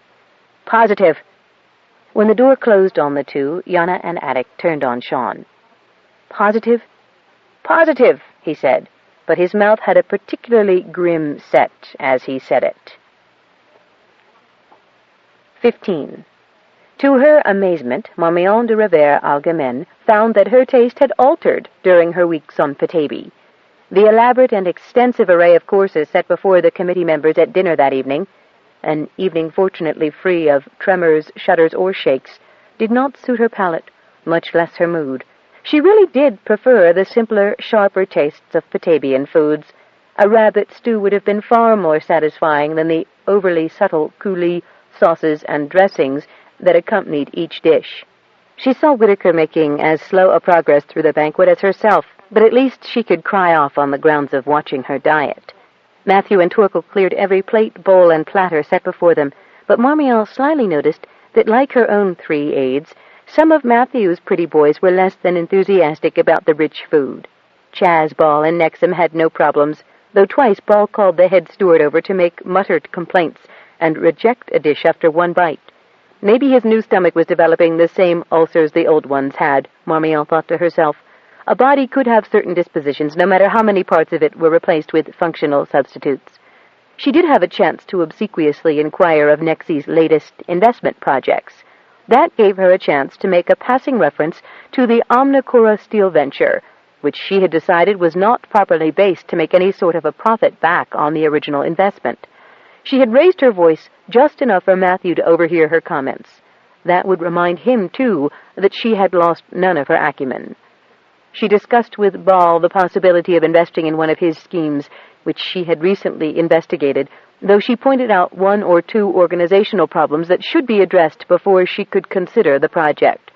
By the fleeting expression on Ball-Emir Jostique's face, she had hit the very weak points he must have discovered. That should take care of that, then, if Matthew chose to call her gullible.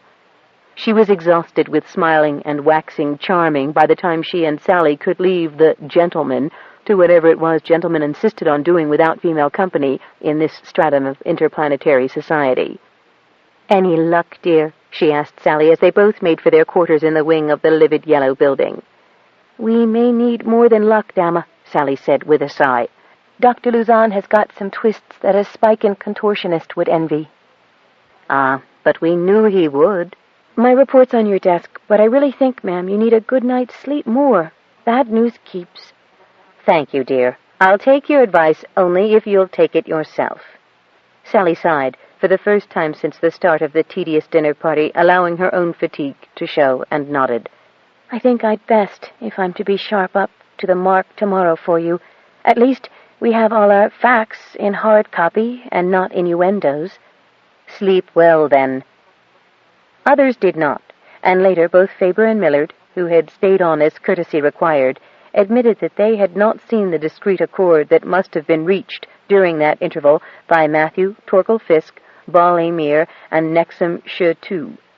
They knew that the 4 must have made a deal during that time, because not even Luzon would have dared to take the draconian measures that followed without the support of Fisk and the other 2 board members. Marmion blamed herself for having taunted Ball, but she had been pursuing another course of action entirely. At midnight, the several shuttles that had brought the other commissioners from their separate capitals silently lifted from space base on their assigned missions. None of the crew or troopers had ever heard of Petaybee before, though what they'd seen of it hadn't impressed them at all. They'd had no rest or more than a hasty meal of hard rations while they erected the detention cells that had been sent along at Luzon's request. As soon as the soundproofed, windowless 2-by-1-meter cells had been erected in one of the empty storage facilities, the shuttles took off for their destinations. Squads had trank guns and orders to use them if any of the detainees resisted arrest. They were also ordered to secure local felines with a bonus for each one caught. "What do you think they want cats for?" muttered one enlisted man, only to be sharply reprimanded by his troop leader. "If they want cats, they get 'em." The shuttle separated to pick up their passengers at Vale of Tears. Ascension was collected, and Lonciana and her husband were dragged out of their beds and barely given a chance to clothe themselves.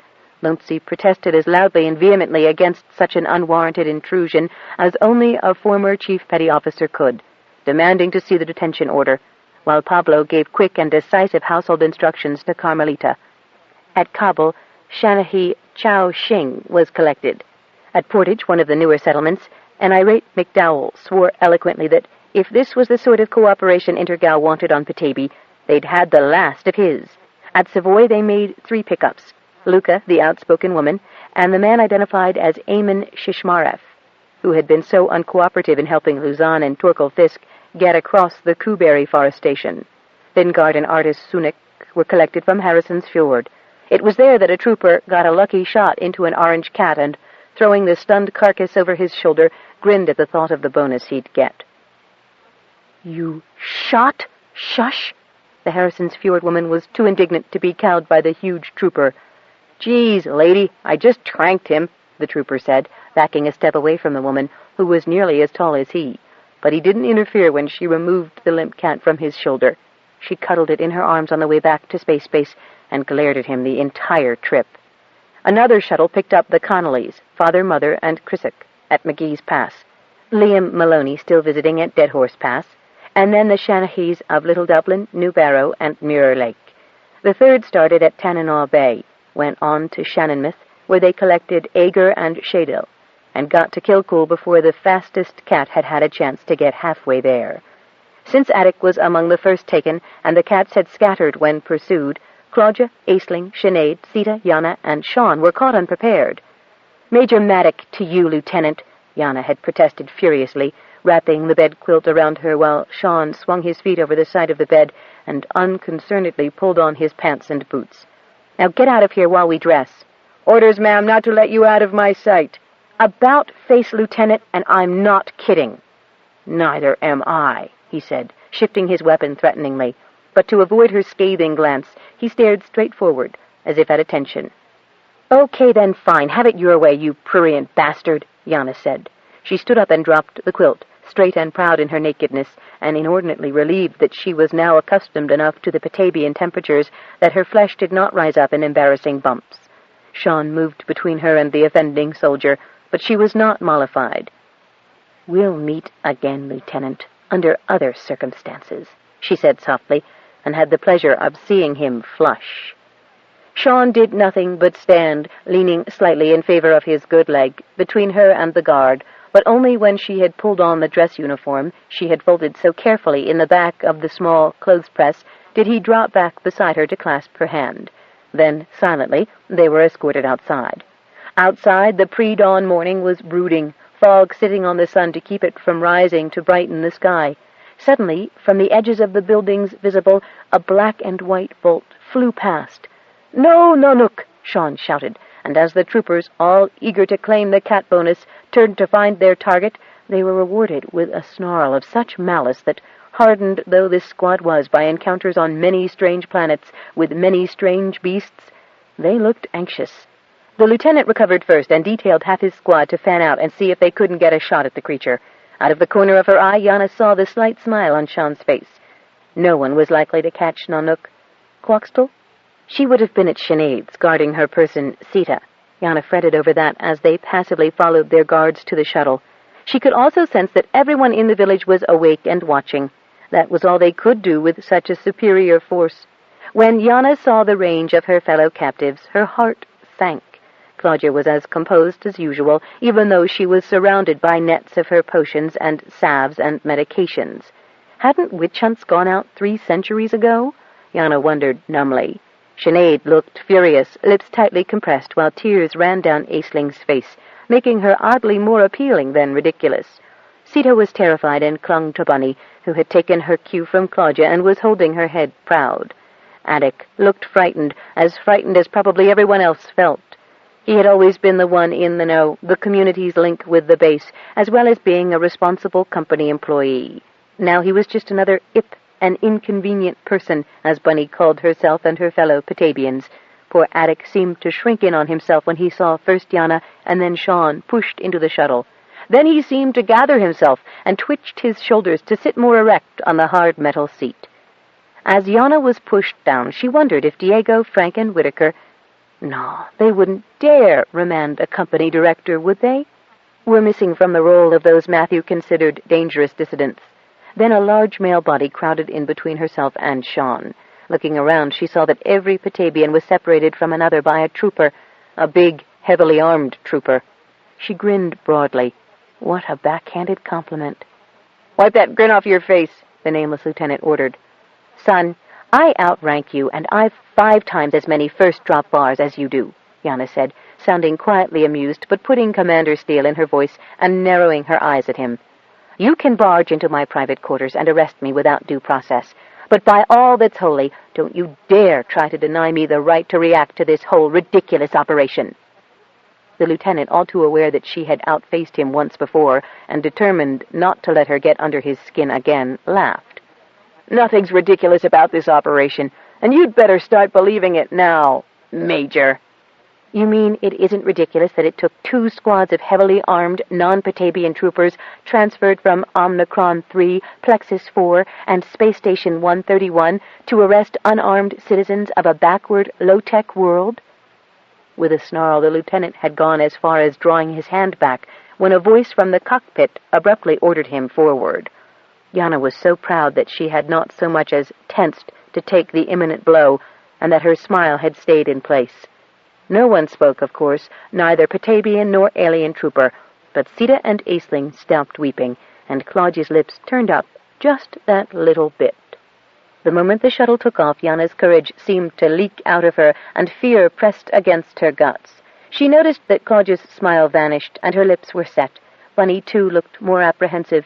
It wasn't until the shuttle landed a familiarly short distance away, where the heavy fog was pierced by a great quantity of bright lights of the kind employed only at Space Base, that her courage returned. But she was once more in touch with the planet.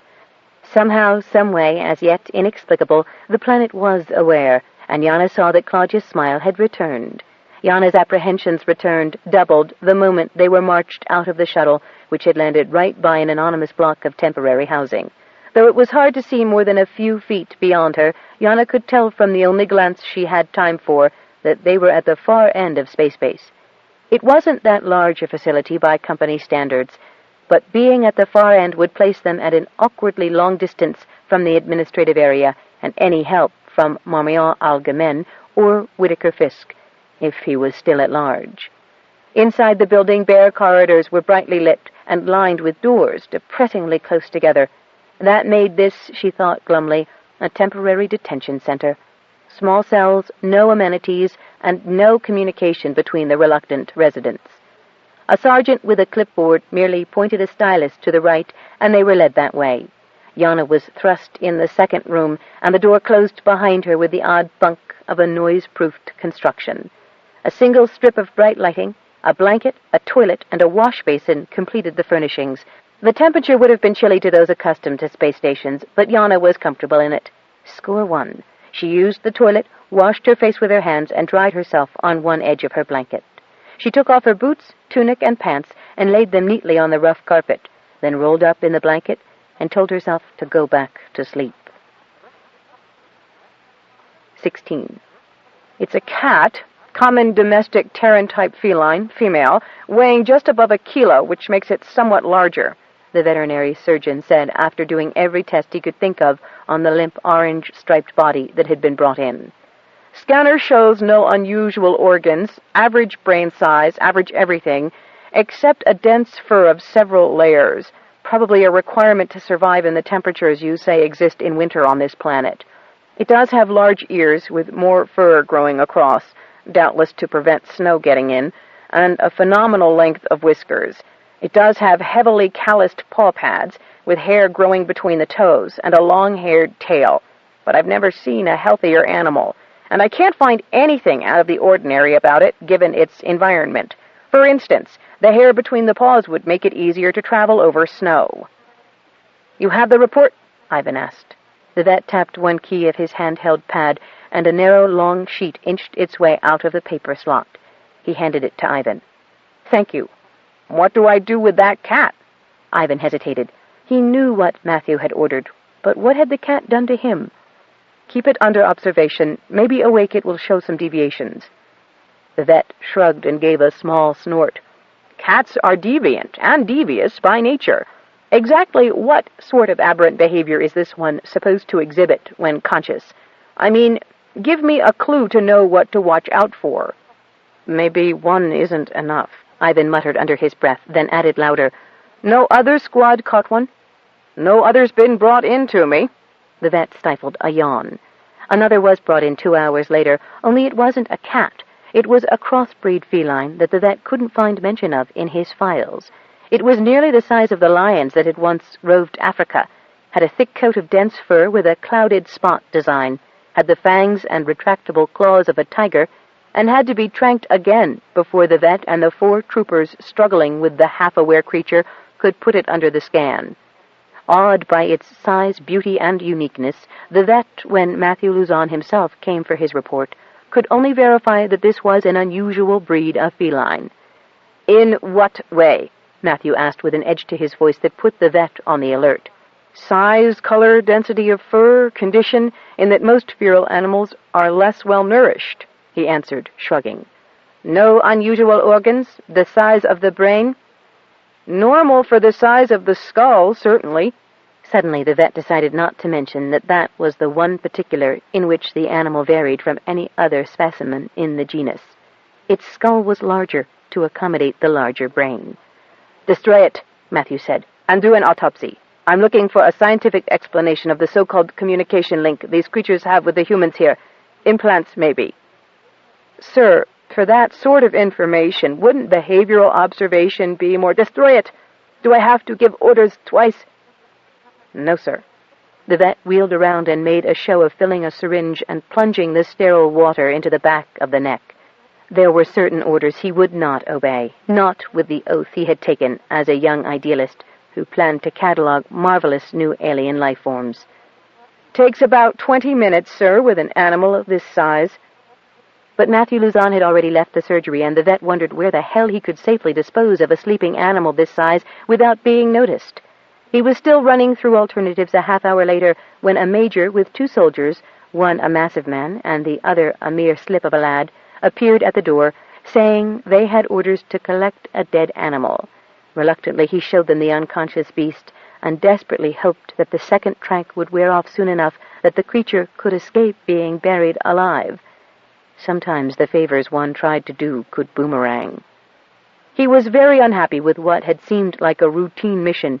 None of the animals that had passed through his facility that day had been unusual, except for their obvious adaptations to the climatic conditions of this particular place.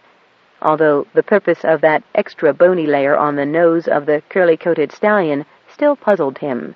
The interior nasal flap was listed as a characteristic of the breed and kept icy winds from penetrating to their lungs.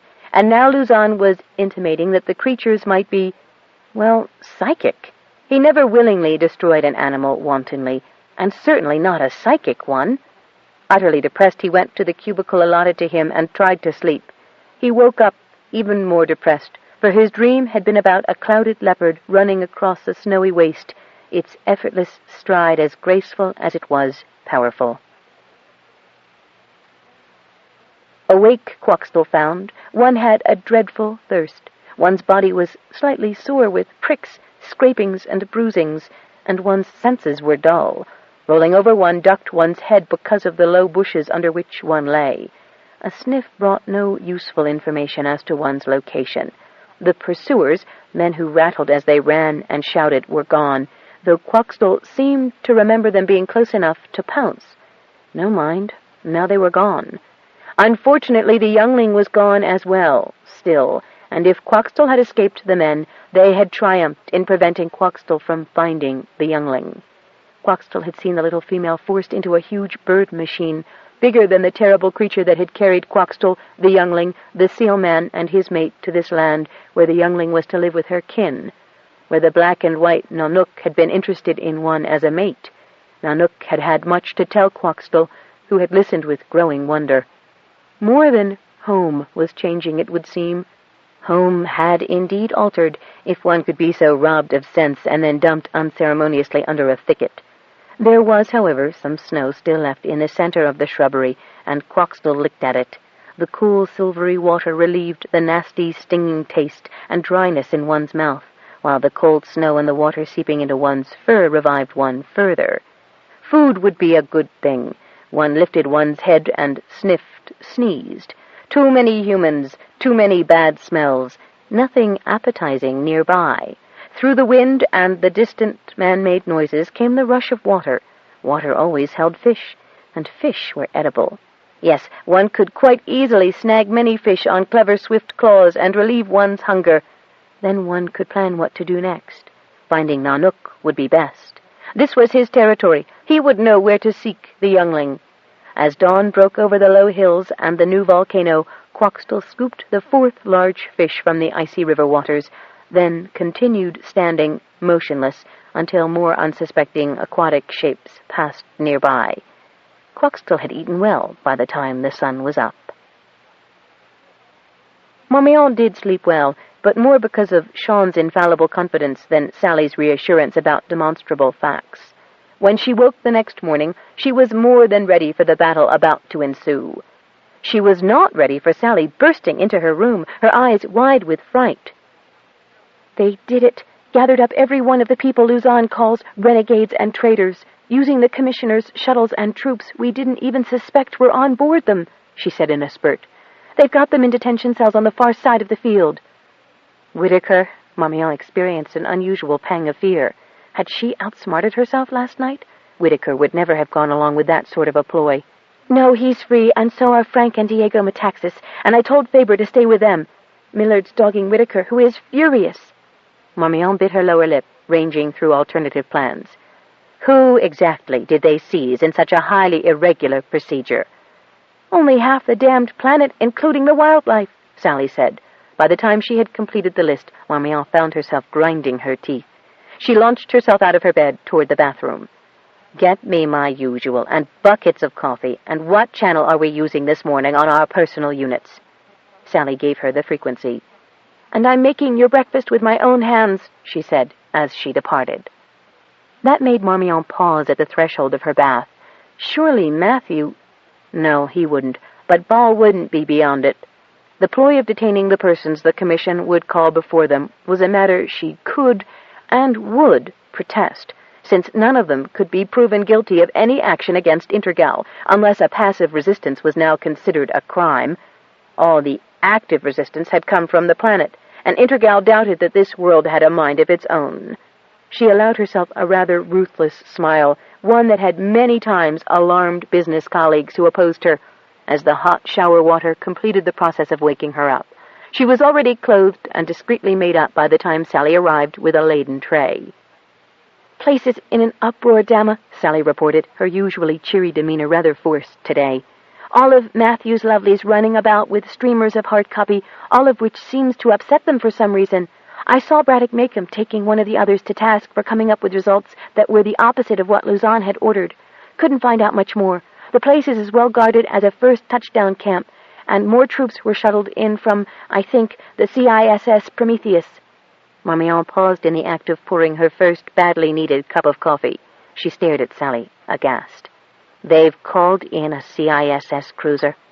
But they're not authorized to call in CIS until this matter has gone through committee and up the chain of command. Otherwise, of course, I'd have preempted them and already called in CIS myself." "You might remember, Dama, that the captain of the Prometheus is a nephew of Vice Chairman Luzon." "Scuttled, are we?" Challenge only made Marmion sharper. "We'll just see about this." "I must also inform you, Dama." Sally's face was sad and angry. "I heard that a large clouded feline was being seen wheeled into the veterinary surgery early this morning." "Oh, not Quaxtell." Marmion took a deep breath and, eyes glittering, added fiercely, "It's bad enough that the humans of this world have to be mauled and pushed around like pawns, but when the beautiful animals are... Well, there's a thing or two Patrick Matthew Olengark Luzon will not want to hear as public gossip back at Space Station 131. She downed the coffee in one gulp, poured another cup, and then went to the work desk and her terminal. 17. Yana was roughly aroused by an imperative hard shaking and looked up to see two of the Omnicron troopers, truncheons in their hands. One of them gestured for her to get up. When she went toward her clothes, they each caught an elbow. She shrugged as much as she could in their grip and did her best to match their long strides down the hall to the end and an open door, through which she was pushed with sufficient strength to propel her several meters into the room. The smell and the appurtenances told her it was medical. A male orderly swung through the open door on the right, a paper shift in his hands. He gave it to her and gestured to the screen. She took it with a flicker of a smile. The silent treatment continued as she stepped out from behind the screen and was marched, strong fingers gripping her elbow, through the open door. CAT scan, she thought, as she saw the huge cylinder, and she nearly burst out laughing, remembering Marmion's observation that Claudia would never fit in that, though the circumference of the equipment was wide enough for most human bodies. She endured the prodding and probing, took the jars and produced the specimens, and had rather a lot of blood samples taken. She was crowned with the metal band of one of the more sophisticated brain function devices she'd ever seen, and sat through that while her reflexes were tested, and she was pricked with more needles and had patches slapped on and pulled off. The doctor who performed the gynecological examination did a double take when he realized she was pregnant, at her age, but murmured automatic reassurances that the fetus seemed to be in good shape. She was put up on a treadmill, and as it moved, she had to run faster and faster to keep from falling. When they stopped that test, she was barely puffing, and rather pleased that she was so fit. She waited passively while the various medics had a huddle. The oldest of them, and he couldn't be more than her own age, finally gestured to the orderly, and she was taken back to collect her underwear and then marched back to her cell. She reckoned the examination had taken approximately an hour. As she put her underwear back on, she grinned, thinking of the CAT scan and the treadmill, which wouldn't accommodate either Claudia or Aisling. She put the medical gown on again, rolled up in the blanket, and tried to get more sleep. She hoped the others, no doubt undergoing the same procedures, weren't unnerved by the silent treatment, which was supposed to demoralize the recipient. She wondered who else had been grabbed in the midnight snatches, and finally fell asleep, listing them in her head. An ear-splitting siren hooted her awake, and she dressed quickly, not wishing to be caught again. A ration bar and a plastic cup of water were delivered by a silent guard, while another watched, idly tapping his left hand with the truncheon. She said nothing as she accepted the food. She did, however, sniff the water before taking a sip to roll around in her mouth. But it was good Petaybee water, and the ration bar was standard Intergal in its original wrapping, complete with barcoding. To her practiced eye, she read an expired date, but that oddly reassured her that nothing had been treated. She was sitting cross-legged, doing some relaxation exercises, when she felt the rumble under her buttocks. Faint, but definitely a seismic tremor. "Good old Petaybee, you're not letting them get away with this, are you?" "No talking." The command was issued from a hidden speaker. Yana reprimanded herself for not thinking to look for a bug, but of course they'd be listening in on all their prisoners, testing the efficacy of the silent treatment on the various personalities. "Whatever," she murmured, just to be contrary. Commissioner Matthew Luzon had been awakened at 2 o'clock by Braddock as the first of the medical reports was presented. They proceeded to spew out of the remote printer in his office at regular intervals. He noted that Major Yanaba Maddock was 2 months pregnant and wondered just how he could use that fact to best advantage. He ignored the fact that she was in excellent physical health, no sign of the lung tissue damage that had discharged her from active service. That was a harder issue to make viable to his needs. Sean Shangili, too, was in excellent physical shape. The scan showed the largest of the cerebral nodes yet noticed, also the largest brown fat concentration, and an enlarged pancreas. His toes and fingers were abnormally long, but could not be considered either an adaptation or a mutation. The slight increase in digital webbing was odd, but not entirely exceptional. They had been unable to get clear readings of his internal organs. The medic claimed that slight earth tremors prevented him from being able to calibrate the machine properly the whole time Shangili was being tested, but these were evidently functioning normally according to other forms of testing. Matthew, who knew what he had seen at the Vale of Tears, had his suspicions about the internal organs, but realized he might have to win his case before he could take Shangili off-planet, where sufficiently extensive invasive tests could be performed. He knew the man was not normal, but none of the tests he could legally conduct here provided enough data. Just little things. A slight anomaly in configuration noted that Shangili's torso was inappropriately longer than his legs. If his leg bones had grown in proportion to his body, he would have been several inches taller. This was not considered unduly important, but his unusual lung capacity was, along with a high metabolic rate, while his blood pressure was on the low side of normal. They had been unable to scan the woman, Claudia Sanungatuk, and had barely managed to fit her sister Aisling in the device. While obese in medical terms, the women were also in excellent health, and, since Aisling Sanungatuk had a well-developed node and 500 grams of brown fat, it could be concluded that her unscannable elder sister was similarly endowed.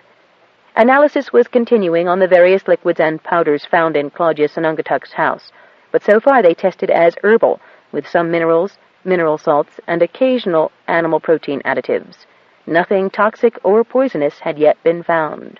When questioned on the usage of various items, the subject had answered willingly and at some length, describing preparation when asked and the places where she obtained the ingredients. The biochemists in charge of this aspect of the investigation were clearly impressed by the almost sophisticated pharmaceuticals available in such a primitive society. In the course of questioning her, it was learned that Sanangatuk's great-grandparents had been the resident biochemists during the initial seeding of flora and fauna on Terraform B, working with the elder Dr. Shangili. Sanangatuk had an exceptional memory, and although she reeled off by rote long passages of biochemical procedures, she obviously understood the material she recited. Matthew Luzon excised that section from the report. In fact, if the medical procedures hadn't also been intended to demoralize the renegades, he would have stopped the examinations as a waste of time. The splendid physical health was not at issue, and was not to last long in the conditions to which he intended to send them all. If what Maddock had told Torkel was true, and Shepherd Howling's unexpected demise upheld his theory.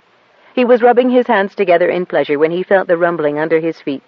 That gave him a moment's pause, but only a moment. Seismic activity was no proof of sentience, as Whitaker and some others claimed. It only proved that the Terraform B program had developed unforeseen problems. On the other hand, he now had plenty of proof of subversion and sabotage among the inhabitants, and a premeditated homicide in the deaths of the 3 Shanahees. He also had proof that the belief in the sentience of this rock was not at all universal. "Braddock," he called. The young man appeared immediately. "Find out how widespread this seismic activity is and how long it will last. I don't want it affecting the conference time slot." Braddock gave him a startled look, then said an obedient, "Yes, sir," and ducked away. Matthew then turned to some of the other reports his minions had been organizing. The demographics were not what he had anticipated. The first settlers had been from mixed Eskimo-Irish, Scandinavians, Sherpans, Andean Indians, Slavs, Somalis, Afghans, and a handful or two of other inconvenient people who had had to be removed. Most of those he considered renegades were Eskerish, a really absurd combination in terms of melding violence and resourcefulness. Whatever had the original Intergal Committee been thinking of to allow such interbreeding? The most recent colonists, whom he had hoped would be untouched by the local superstitions, so resented their resettlement that they had been remarkably uncooperative. They would prove hostile witnesses even if they hadn't fallen under the mass hallucination that the planet was self-aware. They were not interested in working in mines, even at the wages Matthew, in the name of Intergal, had offered. They were interested in either getting off Petaybee or, failing that, in surviving the next year. He must find out why George, Ivan, and Hunts had completely ignored the possibilities in that wish. Not like them to miss an opportunity. If he'd had a little more time, he might have used the wedge to his advantage. He did have a Scotsman on hand, antagonistic or not, and Ascension, now that she had been thoroughly bathed and properly clothed, as witnesses that not all settlements believed as the people of Kilcool did. But the time spent gathering most of these reports had been wasted. He tossed them aside and picked up the files dealing with the 4 recently deceased Shanahees. This was more like it. Each of them, Sadek, Riley, Soyuk, Clancy, and Shepherd Howling, had been leaders of their communities and actively trying to find the ores that Intergal knew lay below the surface of the planet. Torkel could verify that Sadek had showed him rich samples. Sadek had also found an ingenious way to neutralize the mesmeritic effect of the caves by the use of petrosil, before his work had been sabotaged by what Matthew suspected was the deliberate planting of coup brambles, which had not only broken through the petrosil, but had murdered Sadek as well. Clearly an attempt to discredit the technique, as well as silence its innovator. Not that that murder had worked, Matthew grinned. That woman would be punished, and it had only proved that the metals were there in these so-called communion caves. Of course, it was entirely typical of primitive peoples, or regressed ones, to designate valuable areas as somehow taboo to scientific study and use. But such thinking was backward and counterproductive on a company facility such as this planet. Part of Matthew's mission was to expose such cultural backwardnesses for what they were, and suggest reform programs to re-educate the natives while helping the company make maximum use of the resources. Usually he felt no personal involvement whatsoever, merely a sense of satisfaction at a mission well done. But Petaybee, Terraform B, irritated him. If he had any influence at all, and he did have, a nephew captaining the CISS Prometheus specifically, no matter what any one of these primitives said or did, or claimed that the planet said or did, it would be mined of every ounce worth even a half credit. He'd sent Torkel Fisk to find at least one vein of ore. Anything would do. Copper, iron, manganese, silver, gold, platinum, germanium, in the underground passages to prove that the indigenous people had deliberately kept Intergal scientists and engineers from locating the ores, that there had been a long-standing passive resistance and discreet sabotage to prevent Intergal from the financial rewards of its investment in the terraforming process. He had also sent a team to Shannonmouth with metal detectors to find where the traitors had hidden the ores they had clandestinely taken from Sadek's shuttle. He would heavily emphasize how long these Petabians had been bilking Intergal of its rightful gains. That sort of accusation would strike a punitive chord in the minds of men like Baal Jostik and Nexem Shetu, and quite likely affect Chaz's known soft-heartedness. Marmy's little supercilious smirk last night over their bad investment had not endeared her to Baal and Nexem. His nephew was standing by in the CISS Prometheus. All the troops on space base now were strangers to this planet, and incorruptible, and the Petaybee-born troops that Torkel had unwittingly ordered in before had been rounded up and confined to barracks. The two arrogant copter pilots were incarcerated as well for their obstructionism, and would face a court-martial for their crafty dodges. The only drawback to his revenge on O'Shea and Green was that they wouldn't suffer from immune deficiencies as much as the other Petabians soon to be removed from their beloved planet. Marmion, too, felt the rumbling through the thick carpet and smiled. Just what could the planet do to impress the unimpressible, who had seen it all, done it all? Only they hadn't, had they? She gave a light laugh, although she could not ignore the cramping of her stomach muscles as the time for the meeting approached. 18. The committee convened at 10 o'clock promptly. Matthew had had even smaller padded detention cells set up in an annex by the temporary boardroom. All prisoners were present and accounted for, although the sergeant in charge had reported that the medics had insisted that the child, Goat Dung, be placed with her sister, or they wouldn't take responsibility for her sanity when it came time for her to be questioned. Matthew shrugged that off. An 11-year-old was not necessary, not really. The testimony of Shepherd Howling's senior wife, Ascension, would be more than sufficient. He looked about for Torkel, who had had time enough to locate at least one viable ore site. Not seeing the captain among those in the anteroom, he told Ivan to locate the man and have him come, with or without samples. As a well-respected officer of Intergal, Fisk's word would be sufficient.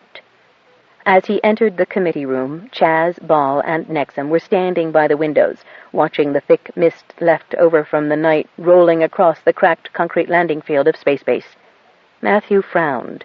The Met report had been that the fog would burn off, and that they would have clear weather and temperatures slightly above normal for Petaybee this time of year. Still too bloody cold, in Luzon's opinion, for civilized people, but nothing had been said about ground fog continuing right into the day. With an unusual burst of imaginativeness, he realized that he considered this fog to be unnatural, sneaking, and insidious in the way it moved, stifling in the way it muffled sound, and prevented a clear field of vision. Shaking off such thoughts, he grabbed Braddock, walking a pace behind him, arms full of notes and documentation, and told him in a low voice to close the blinds. He didn't want any distractions during the proceedings. Marmion arrived at the dot of the appointed hour, smiling charmingly to everyone, with just that tall bitch of hers in attendance. She looked pleased about something. Well, that would change. And swiftly, Matthew thought, with great satisfaction. As chairperson of this commission, her ladyship grandly invited all to be seated. Side 8, Power Lines, by Anne Mccaffrey and Elizabeth Ann Scarborough. Continuing on page 291. The blankness of the main screen altered swiftly to an image of the Secretary-General of Intergal, Farringer Ball, seated at his desk, tapping the end of a stylus on the finely grained wood surface. Well, let's not dally. I've other matters to attend this morning. A spray of snow across the screen coincided with a rumbling that all could feel, judging by their reactions, as Matthew did, through the soles of their feet and the vibration of their chairs. What the... I'm losing reception. Get your technicians to stabilize it. Matthew signaled for George to do so. "Local interference, Faringer. Nothing to worry about. This is, as you know, a very primitive planet and the equipment all but obsolete. Generally adequate enough for the purpose, especially considering the time and investment already expended on this wretched place. Let's cut to the bone. Can this planet be made profitable?" "Yes, actually it can," Marmion said, pouncing in ahead of Matthew.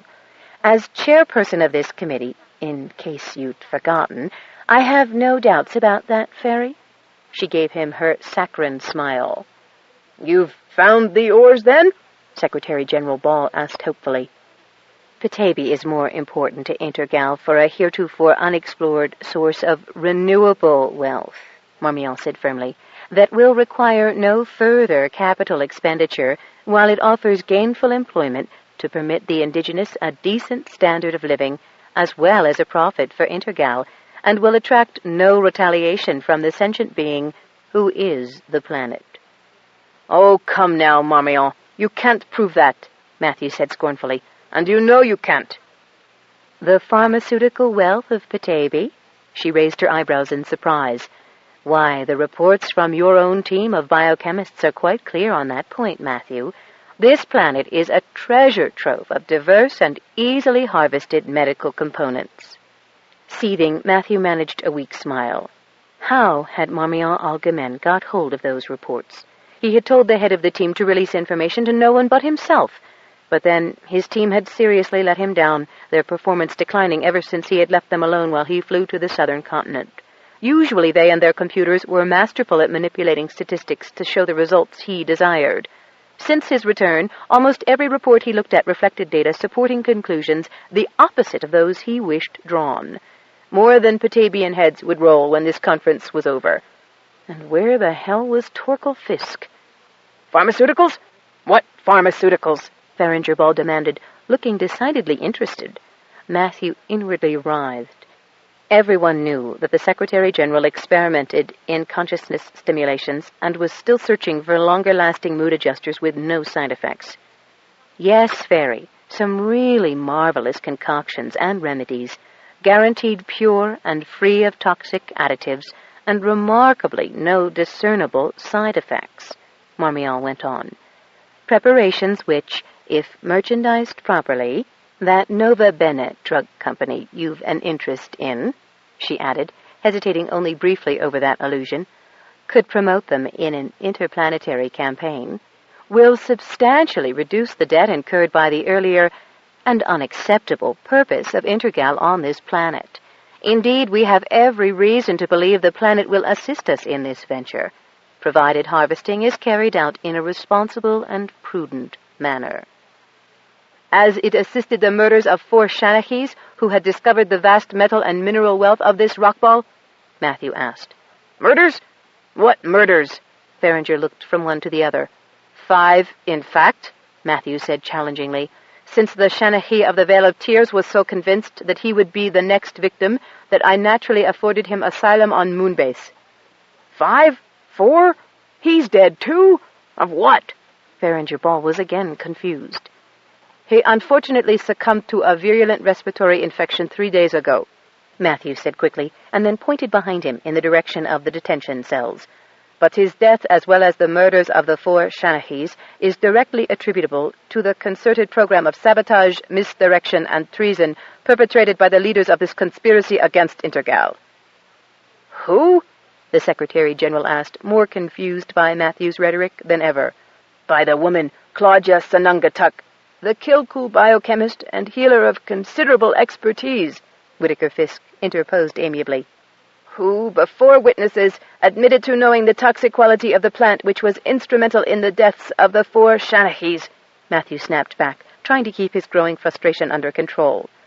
"And the so-called Dr. Sean Shangili, the reputed genetic scientist who has, in fact, aided and abetted Sanungatuk in her program of sabotage, subversion, and the estrangement of the population from their natural protectors, Intergal."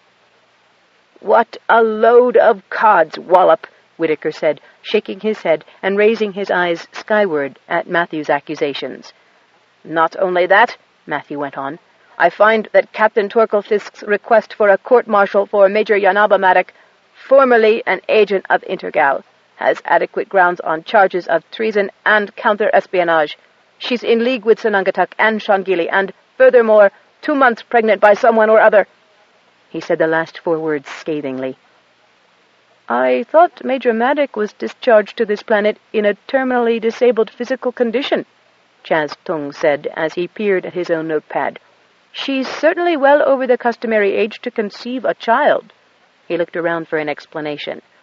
Which is more proof that the healing powers of this planet's pharmaceutical wealth are most unusual, Whitaker Fisk said, chortling, and worth a packet to Intergal. Rubbish! Ridiculous! Matthew replied. The true value of this planet is, after evacuating the immigrant population, the minerals and resources Intergal has invested in during its development, and has every right to ship from it, until it is nothing but the core of ice and rock it was when the company first set eyes on it. Once we have extracted what is rightfully ours, we can leave it all by itself again. Ha! Whitaker jabbed a finger at Matthew. You said it yourself. You believe it's sentient too. Leave it all by itself. See, Luzon admits sentience. I admit nothing of the sort. Rock can't have sentience. That can't be proved. Everything on the table began to rattle. On the screen, Farringer Ball's livid, baffled countenance dissolved and reformed several times. It was just proved by that tremor, Luzon, Whitaker Fisk said. The esteemed doctor has lost his esteemed mind, sir, you see? Matthew crowed over Fisk's softer voice. He now interprets every perfectly natural phenomenon as some sort of statement by the ground he walks upon. Fisk didn't even change expressions as he continued when Matthew ran out of breath. Furthermore, Fisk pointed to a thin mist oozing through the seams of the building, floor, walls, and ceiling. You may be about to partake of the mass hallucination, as my dear son called it, as proof positive of our claims of sentience. What's happening there? The Secretary-General demanded, the snow and static interfering on both sides. How I possibly understand what's going on when I even clearly lose what's matter? Matthew was irritated not only by the poor reception, but also by the mist seeping in under the doors and the supposedly tightly sealed window fittings. He was further distracted by the note handed him by Braddock that told him that Torkel was unable to locate space base in the thick mist, and his pilot, one of the Prometheus's flight lieutenants, would not risk his craft and his passengers when he couldn't see where to land. The Secretary-General banged a gavel fiercely. Fix that screen! Stop fusing issues! Mom, on... Can you clear matters? I have, Ferry, and we're working on the reception here. The technician should have things cleared up in a moment. Please raise your hand if you can't hear me. The planet's worth more as a pharmaceutical source, renewable in perpetuity, than as another strip mining operation, she said. I have had cooperation from all sides and professions on this planet. The indigenous population are hardy, industrious, resourceful people. They have to be to survive in what is a harsh environment. But for 4 generations they have coped and provided Intergal with strong, healthy recruits who have been a credit to the service and their planet. They have sabotaged nothing, even though the company has given them precious little assistance. This planet, however, registered a complaint which Whitaker, Fisk, and Torkel, if he'd admit it, have heard, and this committee is in response to that complaint. Petaybee, the planet, has refused to be exploited in a brutal and ecologically senseless fashion. Its complaint is not only valid, but points us in the more feasible and useful direction of considering alternative sources of profit. Why ruin a world for crass metal when its wealth in renewable products is by far greater and longer lasting? I have myself experienced the total communication with it that Whitaker here and most of the population have enjoyed, and hallucination it is not, as Whitaker has already testified. At that point the door opened, admitting an Omnicron officer who, despite Matthew's scowl, presented him with a large green rock, deeply veined in orange, and a note. Aha! Matthew sprang to his feet, flourishing the rock toward the screen. The ore samples that were removed from Sadek's craft have been found by metal detector in the woods at Shannonmouth, where they were illegally removed from his vessel and hidden. Yet another example of the sabotage that is almost planet-wide. This is high-grade copper, according to this quick assay." "Copper? Is that the best you can do, Matthew? Copper?" Nexim Shitu demanded. "Now gold, or platinum—" "Lieutenant, did you see any gold or platinum among the samples?" Matthew asked, his eyes gimleting the Omicron man. "Sir, I wouldn't know either in the raw state. I was told to bring this to you because it's the purest of the lot we found." "Pure copper is not to be sneezed at," Marmion said, without a trace of sarcasm, "but hardly in the same category as a respiratory remedy that cures damaged lung tissue, now is it?" A technician bent and spoke to her, and she said to the screen, which was still fuzzy but not so noisy, "Is that better now, Fairy?" "Yes, I believe it is. Continue." "Do you have something for Immaculate Conceptions, too?" Ball asked slyly. "By whom is Major Yanaba Maddock pregnant, Marmion?" She shrugged. "Let's not digress from the purpose of this commission, gentlemen. Major Maddox's personal life is not at issue in this hearing, and should not be at issue in any other hearing as long as she has obeyed her orders." "Aha!" And Matthew once more jumped to his feet. "That's just it. She hasn't obeyed orders." "But she did," Marmion replied firmly. "As she was instructed by Colonel Giancarlo, she became a part of the Society of Kilkul and set about learning as much as she could about Petaybee. She learned a great deal, although it was not, perhaps, what her superiors had expected her to discover." "Where is she?" Berenger Ball asked, looking around the room. "She was the uniformed one from our first conference, wasn't she?" "I believe she has been detained on Vice Chairman Luzon's orders," Marmion said, turning to Matthew with a suddenly implacable expression on her composed, elegant face. "Another breach of the civil rights of Intergal officers. And that's for the record, Faringer," she added sternly. "Even an Intergal commissioner cannot go about denying officers their civil rights." "Of course I had her detained," Matthew almost shouted back, "as an unrepentant renegade ally of the Kilkul group. As a matter of course, I had medical tests run on all the renegades." "Why?" Whitaker cracked that one word out. "What right had you to impose a restriction on any one of the citizens of this world? I've told you once, and I'll keep on telling you, they are not sabotaging Intergal. Intergal is sabotaging itself on Petaybee." "Oh, come now," Matthew said, his voice dripping with scorn and the indignation that, rather to his surprise, he found he was actually shaking with. Or was that indignation causing him to shake? It seemed to be shaking everyone else, too, and the table as well. Fisk was continuing heedlessly. "By denying the demonstrable proof that the pharmaceutical wealth will be a long-term and highly profitable use of Petaybee. So what did your needless medical tests prove?" Typical of the man, he had no sooner asked the question than he answered it himself. "Not a damn thing, except they're the healthiest bunch of people your tame medical staff has seen in a hunk of years.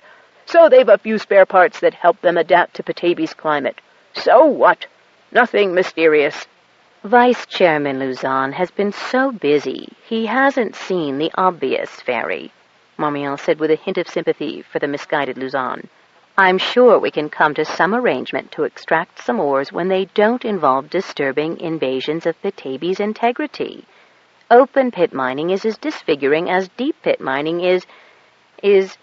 "You're saying the damned planet feels mining operations?" Faringer Ball demanded, staring with round eyes at Marmion. "Just as much as you'd feel a bone drill for a marrow sample.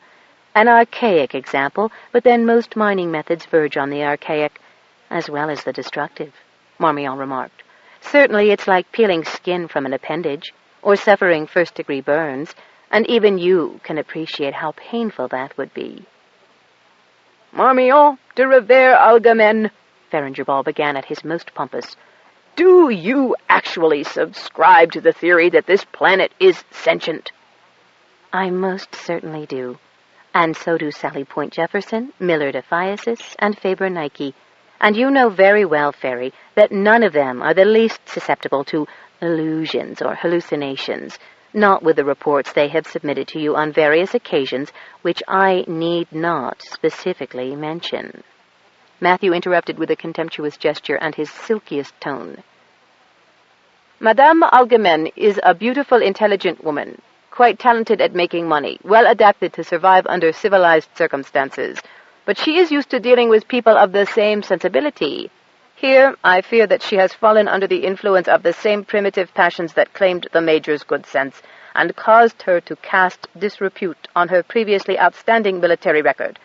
A lady of such refinement as our chairperson—" Matthew shrugged, but was gratified by the rising color flooding across the delicate flesh on Marmion's aristocratic cheekbones and slender neck.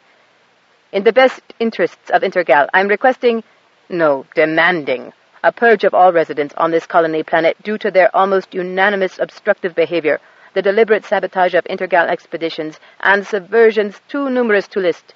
And I charge Major Yanaba Maddock with treasonable activities, Captains O'Shea and Green for deliberate acts of sabotage and treason to this investigation, Dr. Sean Shangili for willful acts, including homicide, against the best interests of Intergal, whom he has contracted to serve, Claudia Sinangatuk for—" He paused to look down at his list. "Oh, great stars in the sky, Matthew," Marmion said with a laugh. "How many people did you steal away from their homes in the middle of the night to remand on such ridiculous, trumped-up charges?" "Don't laugh too soon, Marmion," Matthew said severely. "Not when community leaders have been slain to prevent them from disclosing local loads to Intergal officials." Unfortunately, his long list had given Marmion time to recover her composure and her rather deplorable sense of humor. "And please remember to indict whoever it was you allege seduced me to primitive passions, Matthew." She twinkled at him in a childish way, then added disparagingly, "Do be sensible, Matthew, and face the facts you've helped gather. The autopsy reports clearly state death by misadventure. A highly toxic plant was purposefully allowed to infest the ore locations to spring up overnight." "That's quite a green thumb, Matthew," Marmion snapped back. "How can anyone, other than by actual planting and nourishing over a considerable period of time, tell a plant where to grow? Besides which, you've been so busy quizzing innocent folk about all kinds of misdemeanors that you never took a look at the records of 4 of those murdered men. James Sadek, James Unidak Riley, Clancy Nyangatuk, and Soyak Ishant were dishonorably discharged from Intergal for fraud and black market activities involving Intergal supplies." "No such report reached my desk," Matthew said, turning to Braddock. The younger man shrugged, but his startled face expressed guilt and chagrin. "Moreover, I have proof positive that highly toxic Kuberry bramblethorn was deliberately placed in the caves at 4 or more different settlements to prevent entry and discovery of rich ore-bearing seams." "Wait a minute," Farringer Ball said, banging a fist on the table. "All this is beside the point, Matthew, especially if Marmion says we can harvest pharmaceuticals and get at least some ores. Which ones, Marmion?" "That is to be decided," Marmion replied. "But drills, excessive use of explosives—" "Secretary General Ball," Matthew all but roared, "you cannot believe the aberrant notion put forth by Chairperson Algemen that this planet is sentient?" "No, I believe in cutting losses and getting what we can out of a place that's causing far more fuss than it's worth," Farringer replied. "It's a ball of rock, an inanimate object." Matthew was pounding the table with one fist and almost bouncing on his feet in his protest. Suddenly he was catapulted onto the table, face down, his nose spurting blood, as seismic activity produced a havoc that had everyone in the room either grabbing their chairs to stay in them or being bounced about the committee room. Grinding sounds were so loud that people clapped hands to their ears as the building shook and more mist poured in from the cracked seams of floor, walls, and ceilings. "Under the table!" Whittaker Fisk shouted, practically dragging Marmion after him as the 2 of them, closely followed by the other committee members, hogged the most sturdily built piece of furniture in the room. Before Matthew could join them, they were joined by Marmion's overqualified secretary, and there was literally no room for another body to squeeze in. Or so he thought, until he spied one far corner unoccupied and dove for it, only to be knocked away by Braddock Macomb, the sniveling coward. "Get out of there at once, Braddock!" Matthew commanded, or he meant to sound commanding. He was appalled at how his normally controlled decibels elevated into panicky-sounding squeals. "Where's your sense of priorities? I'm the commissioner here!" The guards stationed in the room and others, he wasn't sure who, seemed to be trying to beat in the door or break out a window, permitting the mist to flow more freely through the shambles of a committee room. A loud crash suggested that the main screen had fallen victim to the earthquake. Matthew heard someone screeching for help, and to his chagrin realized the voice was his own. Never mind. This was an emergency, and he had been deserted by his colleagues. No time for niceties. "Help!" he screamed again. "Try apologizing to the planet, Matthew," Marmion bellowed over the crashings, splinterings, bangings, and other sounds of rending wood, plastic, and plaster. Ha! Easy enough for her to taunt him when she was protected by the table. "Tell it you believe, Matthew!" Whitaker Fisk hollered as well. It was the last thing Matthew heard as the entire building convulsed. He felt wetness warm the crotch of his trousers and slide down his leg, and, as the sound of the tumult was drowned out by a roar that came from within his own head, and the snow from the comm screen seemed to be affecting his eyesight, he followed his own urine onto the floor. Whitaker Fisk nearly choked because he had been trying to yell to Luzon and laugh at the same time. The floor abruptly canted to the far end of the committee room. The table and those it sheltered were willy-nilly propelled downhill. Whitaker, one arm crooked under the table leg nearest him, managed to grab hold of Marmion, who caught Sally by the shoulder. Ball, Chaz, and Nexum helplessly slid downward. Losing his footing, Luzon was rolled lengthwise against the table's sturdy legs and caught there. A tangle of uniformed limbs pressed him even harder against the table legs, and he began shouting warnings and dire imprecations against those who had him unwillingly pinned against the furniture. The grinding noises increased, drowning out all other sounds, and then, with a mighty swooshing sound, the walls and roof of the commissioner's room collapsed over the table, which stolidly bore the extra weight, though some of the surface veneer audibly cracked. The ensuing silence, as the swirling mist settled on everyone, was almost worse than the horrific bombardment of noise had been. Then a breeze, most peculiarly scented with floral aromas, wafted through the damaged room, settling the dust caused by the building's collapse and dispersing the mist. "Marmion?" Whitaker asked, shaking his head to clear it from both the tumbling he had endured and the residue of the mist. "I'm fine, shaken but not bruised, thanks to your quick grab," she said, though her skirt was ripped and her blouse torn. "Sally?" "Okay, I think." Whitaker completed the roll call. The names he called out were answered by either groans or curses. "Matthew?" Whitaker asked with some anxiety. It would be awfully awkward if the planet had inadvertently caused the death of Vice Chairman Matthew Luzon. That could be considered vengeful, not that he didn't deserve it with his notion of removing all the Petabians and cutting the planet into bits. "He's alive, sir, but unconscious," a deep male voice said. "I think it's all over, and... oh, my God." What's the matter?" Marmion asked, duly concerned by the awe and respect in that slowly enunciated epithet. She looked about her for a way out from under the table, but the walls and roof seemed to have collapsed to cover everything except for the spot kept open by Matthew's unconscious body. She moved that way, gesturing for Whitaker and Sally to follow her.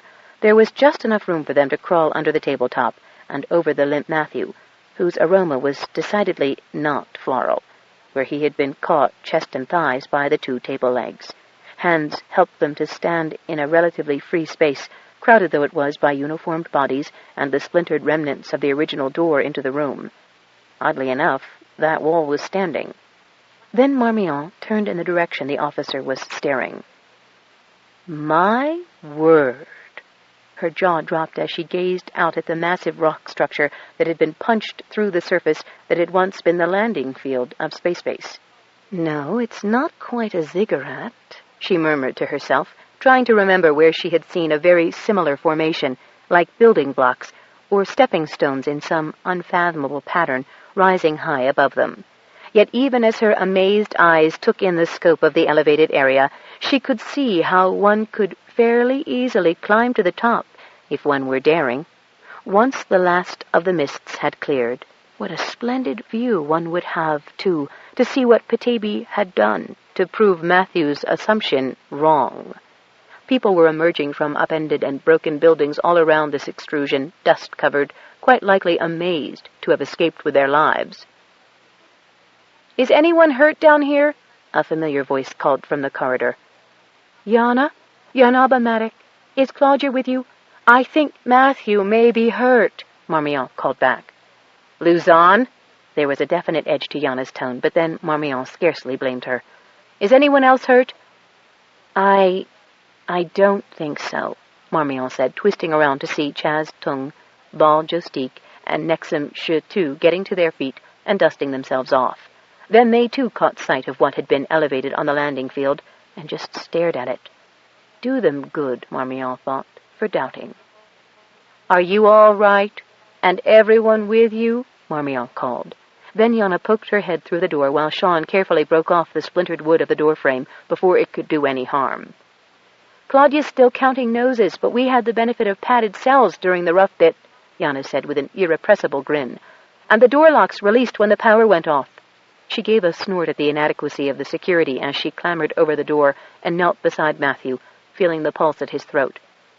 "Well, he's alive, but you're bleeding, soldier. And, Sergeant, that looks like a broken arm to me. Sit down here against the wall. If it hasn't fallen before, it won't come down now. Bunny, find some water and see if you can find a medic running around loose." "The usual medical facility is just down that corridor and to your right," Whitaker said. "I'll show you." He stepped over the remaining doorframe to lead Bunny, and also to add his authority to any request she'd make of dazed or possibly reluctant personnel to assist her. 19. It took the rest of that day to assess damages, but these were actually rather limited despite the wreckage of the conference wing and its temporary detention cells. The ones on the far end of the field had also been demolished, but there had been no loss of life and only a few minor broken limbs, lacerations, and bruises. There were plenty of outraged dignities and addled wits. Some of the Omicron and the other imported soldiers spoke of hearing a voice in the mist, though they hadn't a clue what it was saying, other than somehow reassuring them. Halfway through Johnny Green's and Rick O'Shea's attempts to re-establish communications with the moon base, a disheveled and enraged Torkel Fisk arrived on foot with the copter pilot, both of them lugging jury-rigged backpacks full of ore samples. He insisted on seeing Matthew Luzon and, "Don't give me any excuses," so he was duly shown the bandaged but still unconscious commissioner. "Massive bruising on the chest," the almost apologetic medic told him, "and he's got 2 broken legs." "Who did that? I don't see any of you wearing bandages," Torkel said, belligerently glaring around at those who were working in the temporary incident room set up in one of the half-empty warehouses on the perimeter of Space Base. "I told Matthew to get under the table," Whitaker cheerfully lied, "but he never did pay a blind bit of attention to sensible suggestions. Ask Captain Aramble over there. He was one of the bunch that rammed into Matthew." Torkel's accusatory stare relaxed slightly when he took in the huge frame of the Omicron captain and the others in his group. They did, at least, have some noticeable face and hand cuts, and probably some bruises they would ignore. The captain was speaking into a handheld, evidently repeating everything he said, for he wore a resigned look of strained patience. "At what point in the meeting did the earthquake happen, Dad?" Torkel asked, his manner and tone far less belligerent. "About the time Matthew was banging the table and insisting the planet couldn't be sentient," Marmion said. "Oh, by the way, Whit, Quoxtall was released from durance vile by Frank Metaxas, Diego, and Faber, dressed up in uniforms and looking very officious. The poor vet turned Quoxtall over without a word, and she was last seen by Liam Maloney swiping fish out of the river at dawn." "Thank God for that. Quoxtall?" Torkel looked from one to another in puzzlement. "Yes, of course, Quoxtall was one of the plotters Matthew wished to indict," Marmion said, in the tone one used when speaking to someone of deficient intelligence. "Along with a little bitty skinny pregnant orange kitty cat. Quite subversive for felines, or so Matthew was going to try to prove." "Dr. Fisk," Braddock Macomb said with considerably more vibrancy in his voice than he had ever used in addressing his employer, "that earthquake was local, the epicenter, the exact center of the landing field. Only those 3 small aftershocks and no more expected." "Thank you, Macomb," Whitaker said, smiling. "Now, Torkel, Where did you find the samples you brought back with you?" "In one of the passages of the cavern we were all rescued from after your shuttle came down," he said, and a look of disgust passed over his face. He made a fist. "We were right there, not more than 10 meters from one of the biggest veins of pure gold I have ever seen, and these Petabians—" "I've had enough of that from you, Torkel, to last the rest of our mutual existence," Whitaker said, abandoning his homespun manner and straightening up so abruptly that Torkel backed off a step in surprise at his father's sudden authoritative manner. "Company policy has shifted from exploitation of the mineral wealth of this planet to its pharmaceutical—" "And renewable," Marmion interposed, touching Whitaker's arm in reminder. "And renewable pharmaceutical wealth." "It's what?" Torkel glared at his father, who stared him down and then glanced about the room to spot any Petabian on whom he could vent his frustrated anger. "Colonel Yanaba Maddock and Dr. Sean Shangili," his father began, noticing his discomfort, "will share a joint governorship of the planet, Petaybee, under the auspices of Intergal and Nova Bene Drugs to develop a local industry of fine Petabian pharmaceuticals." Just a moment, if you please," said a light baritone voice. Everyone turned to see the man who had discreetly appeared amidst them in the temporary incident room. He was wearing the distinctive gray and silver-trimmed uniform of a high-ranking official of the collective interplanetary societies. "I've just managed to land here, via the Prometheus, on a matter of gravest urgency," he began. "Oh," he added, smiling apologetically, "my name is Fan To Anasiliac. I seem to have come at a bad moment. I understand there has been a hearing underway today to determine the findings of an investigative committee. Who is the chairman of that committee?" "I am." Marmion creased her brows slightly in surprise. "Madame, excuse me if I seem to overrule your authority, but I have taken it upon myself to investigate circumstances here. I have been hospitalized at the Intergal Infirmary Station for a virus I contracted on my last assignment in the Fugan Galaxy. While at the hospital, I could not help but overhear a denizen of this planet, supposedly a witness for this committee. I learned upon inquiry demand his conjugal rights with someone he referred to as an ungrateful child. He claimed that she had been seduced away from him and his family of other wives by some monstrous sentient life form that apparently lives within this world. As you can imagine, much of what he had to say deeply disturbed me, and so I prevailed upon the captain of the Prometheus, who was bound for orbit here, to transport me as well. I'm sure Intergal is aware that while they may govern humanoid life in accordance with CIS regulations, which this witness apparently was not following on their incorporated worlds, new life forms are specifically the concern of the CIS. They are, in fact, specifically the concern of my department and myself." Torkel looked about to explode. Whitaker's face was wreathed in smiles, and Braddock Macomb almost fainted. "Not a monstrous sentient life form, Messer Anasiliac, but most certainly a sentient being," Marmion corrected him with a smile, hardly daring to believe the good luck that had brought not only CIS, but Fan To in particular, to them at this time. And they had Matthew and his nephew to thank for the man's prompt arrival. It was a mercy to Matthew that he wasn't here.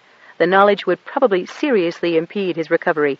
She continued, "The sentience is not a monstrous one. That was a perception entertained only by the witness and the people he forcibly influenced. He was the monster." "I shouldn't doubt that a bit," Anasiliac said, remembering vividly his distaste for the witness in question.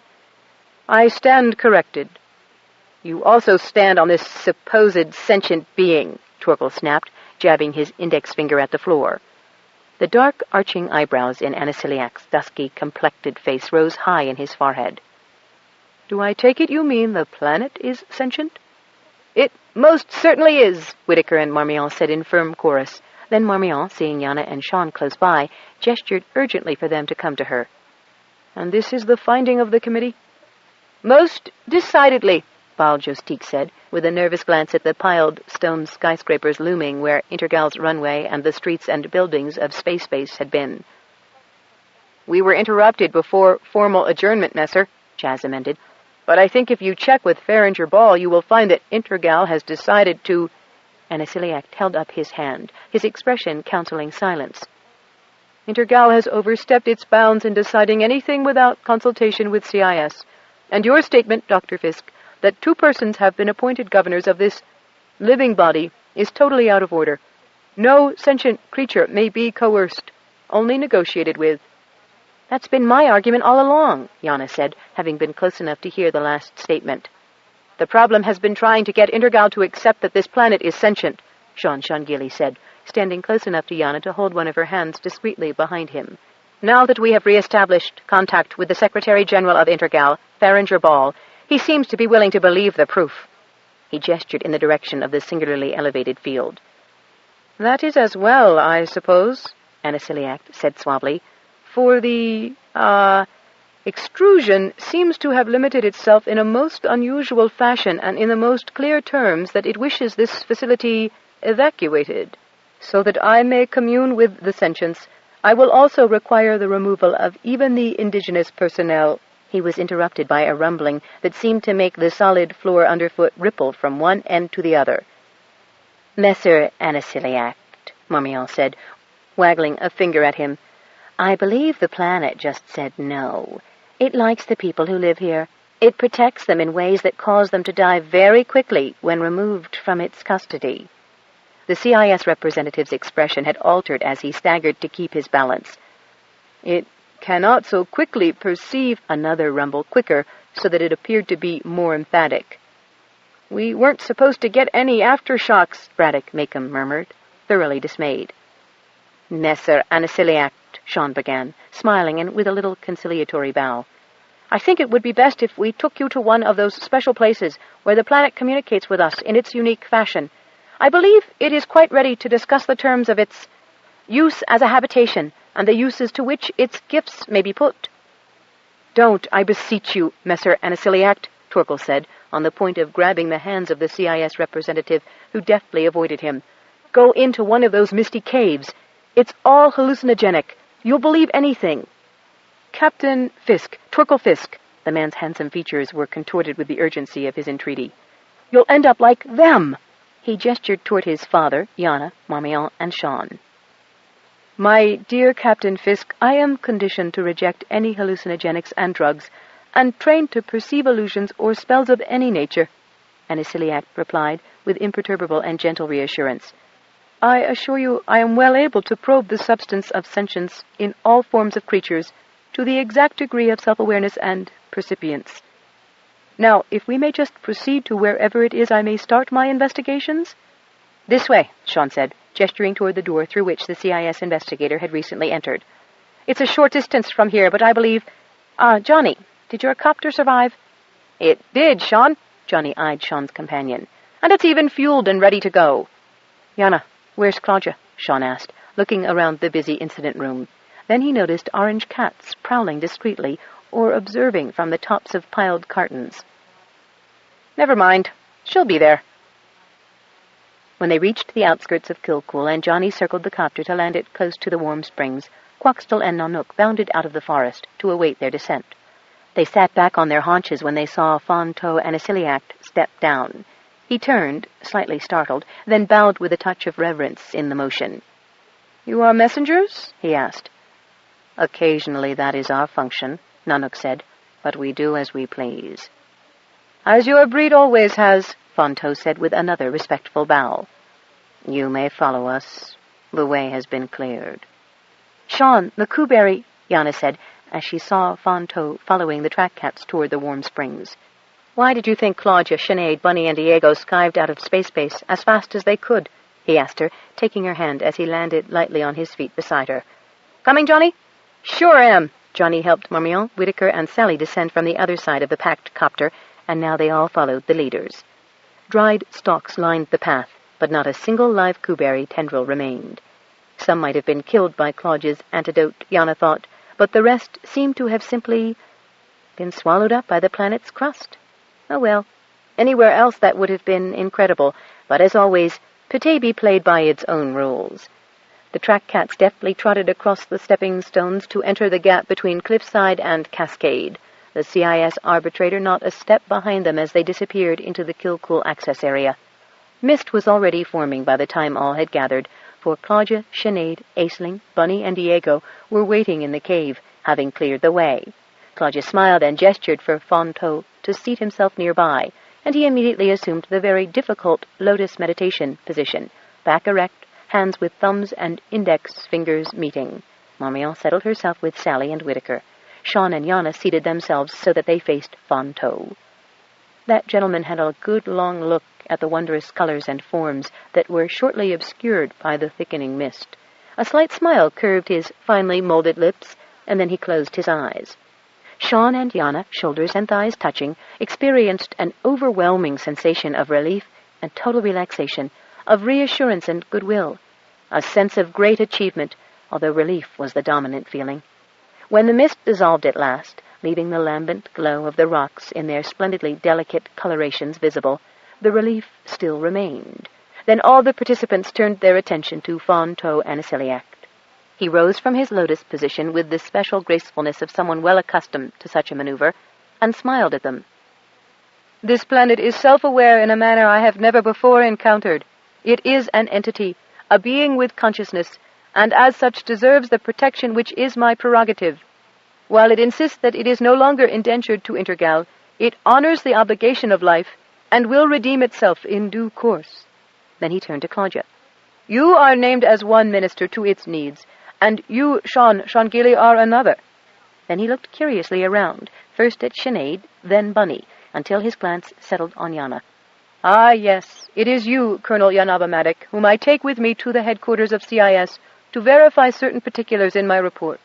As soon as communications are repaired, I shall give an interim report to my superiors, but in the meantime, I am authorized to evict the incumbent authority as inimical to the subject sentience. You who have lived long on Petaybee are requested to remain. I fear there may be some hardships yet for you to undergo until a proper authority can be framed to deal with such an unusual sentience and the needs of its inhabitants." His lips curved with wry humor. "But you are welcome, it would seem," he said, smiling at Claudia, Sinead, Aisling, Whitaker, Johnny, and Sean. "For without you, the sentience would never have become truly aware of its potential." "And just what is that potential, Messer Anisiliac?" Marmion asked with one of her more radiant smiles. He gave a shrug, opening his hands. "It is boundless, it is unchartable, it is unfathomable, it is—" Yana's pent-up nerves of the last few weeks released in a short guffaw. "I think what Messer Anisiliac is trying to say is, whatever." The sentience gave a tremor that might have been a laugh, but certainly concluded the current interview. "What songs we'll make of this, huh, Bunny?" Diego whispered as people turned to file reverently from the cavern. Bunny smiled in agreement, just as a peculiar echo rang through the cavern. It repeated not the last words of Diego's sentence, nor the first word, but the middle ones. As they turned to listen, the cavern played rainbows on its reflective surfaces, and the echoes sang back to them, in a voice neither Diego's nor Bunny's, nor that of any human being they knew. "Songs we'll make, songs we'll make." End of Power Lines by Anne Mccaffrey and Elizabeth Ann Scarborough.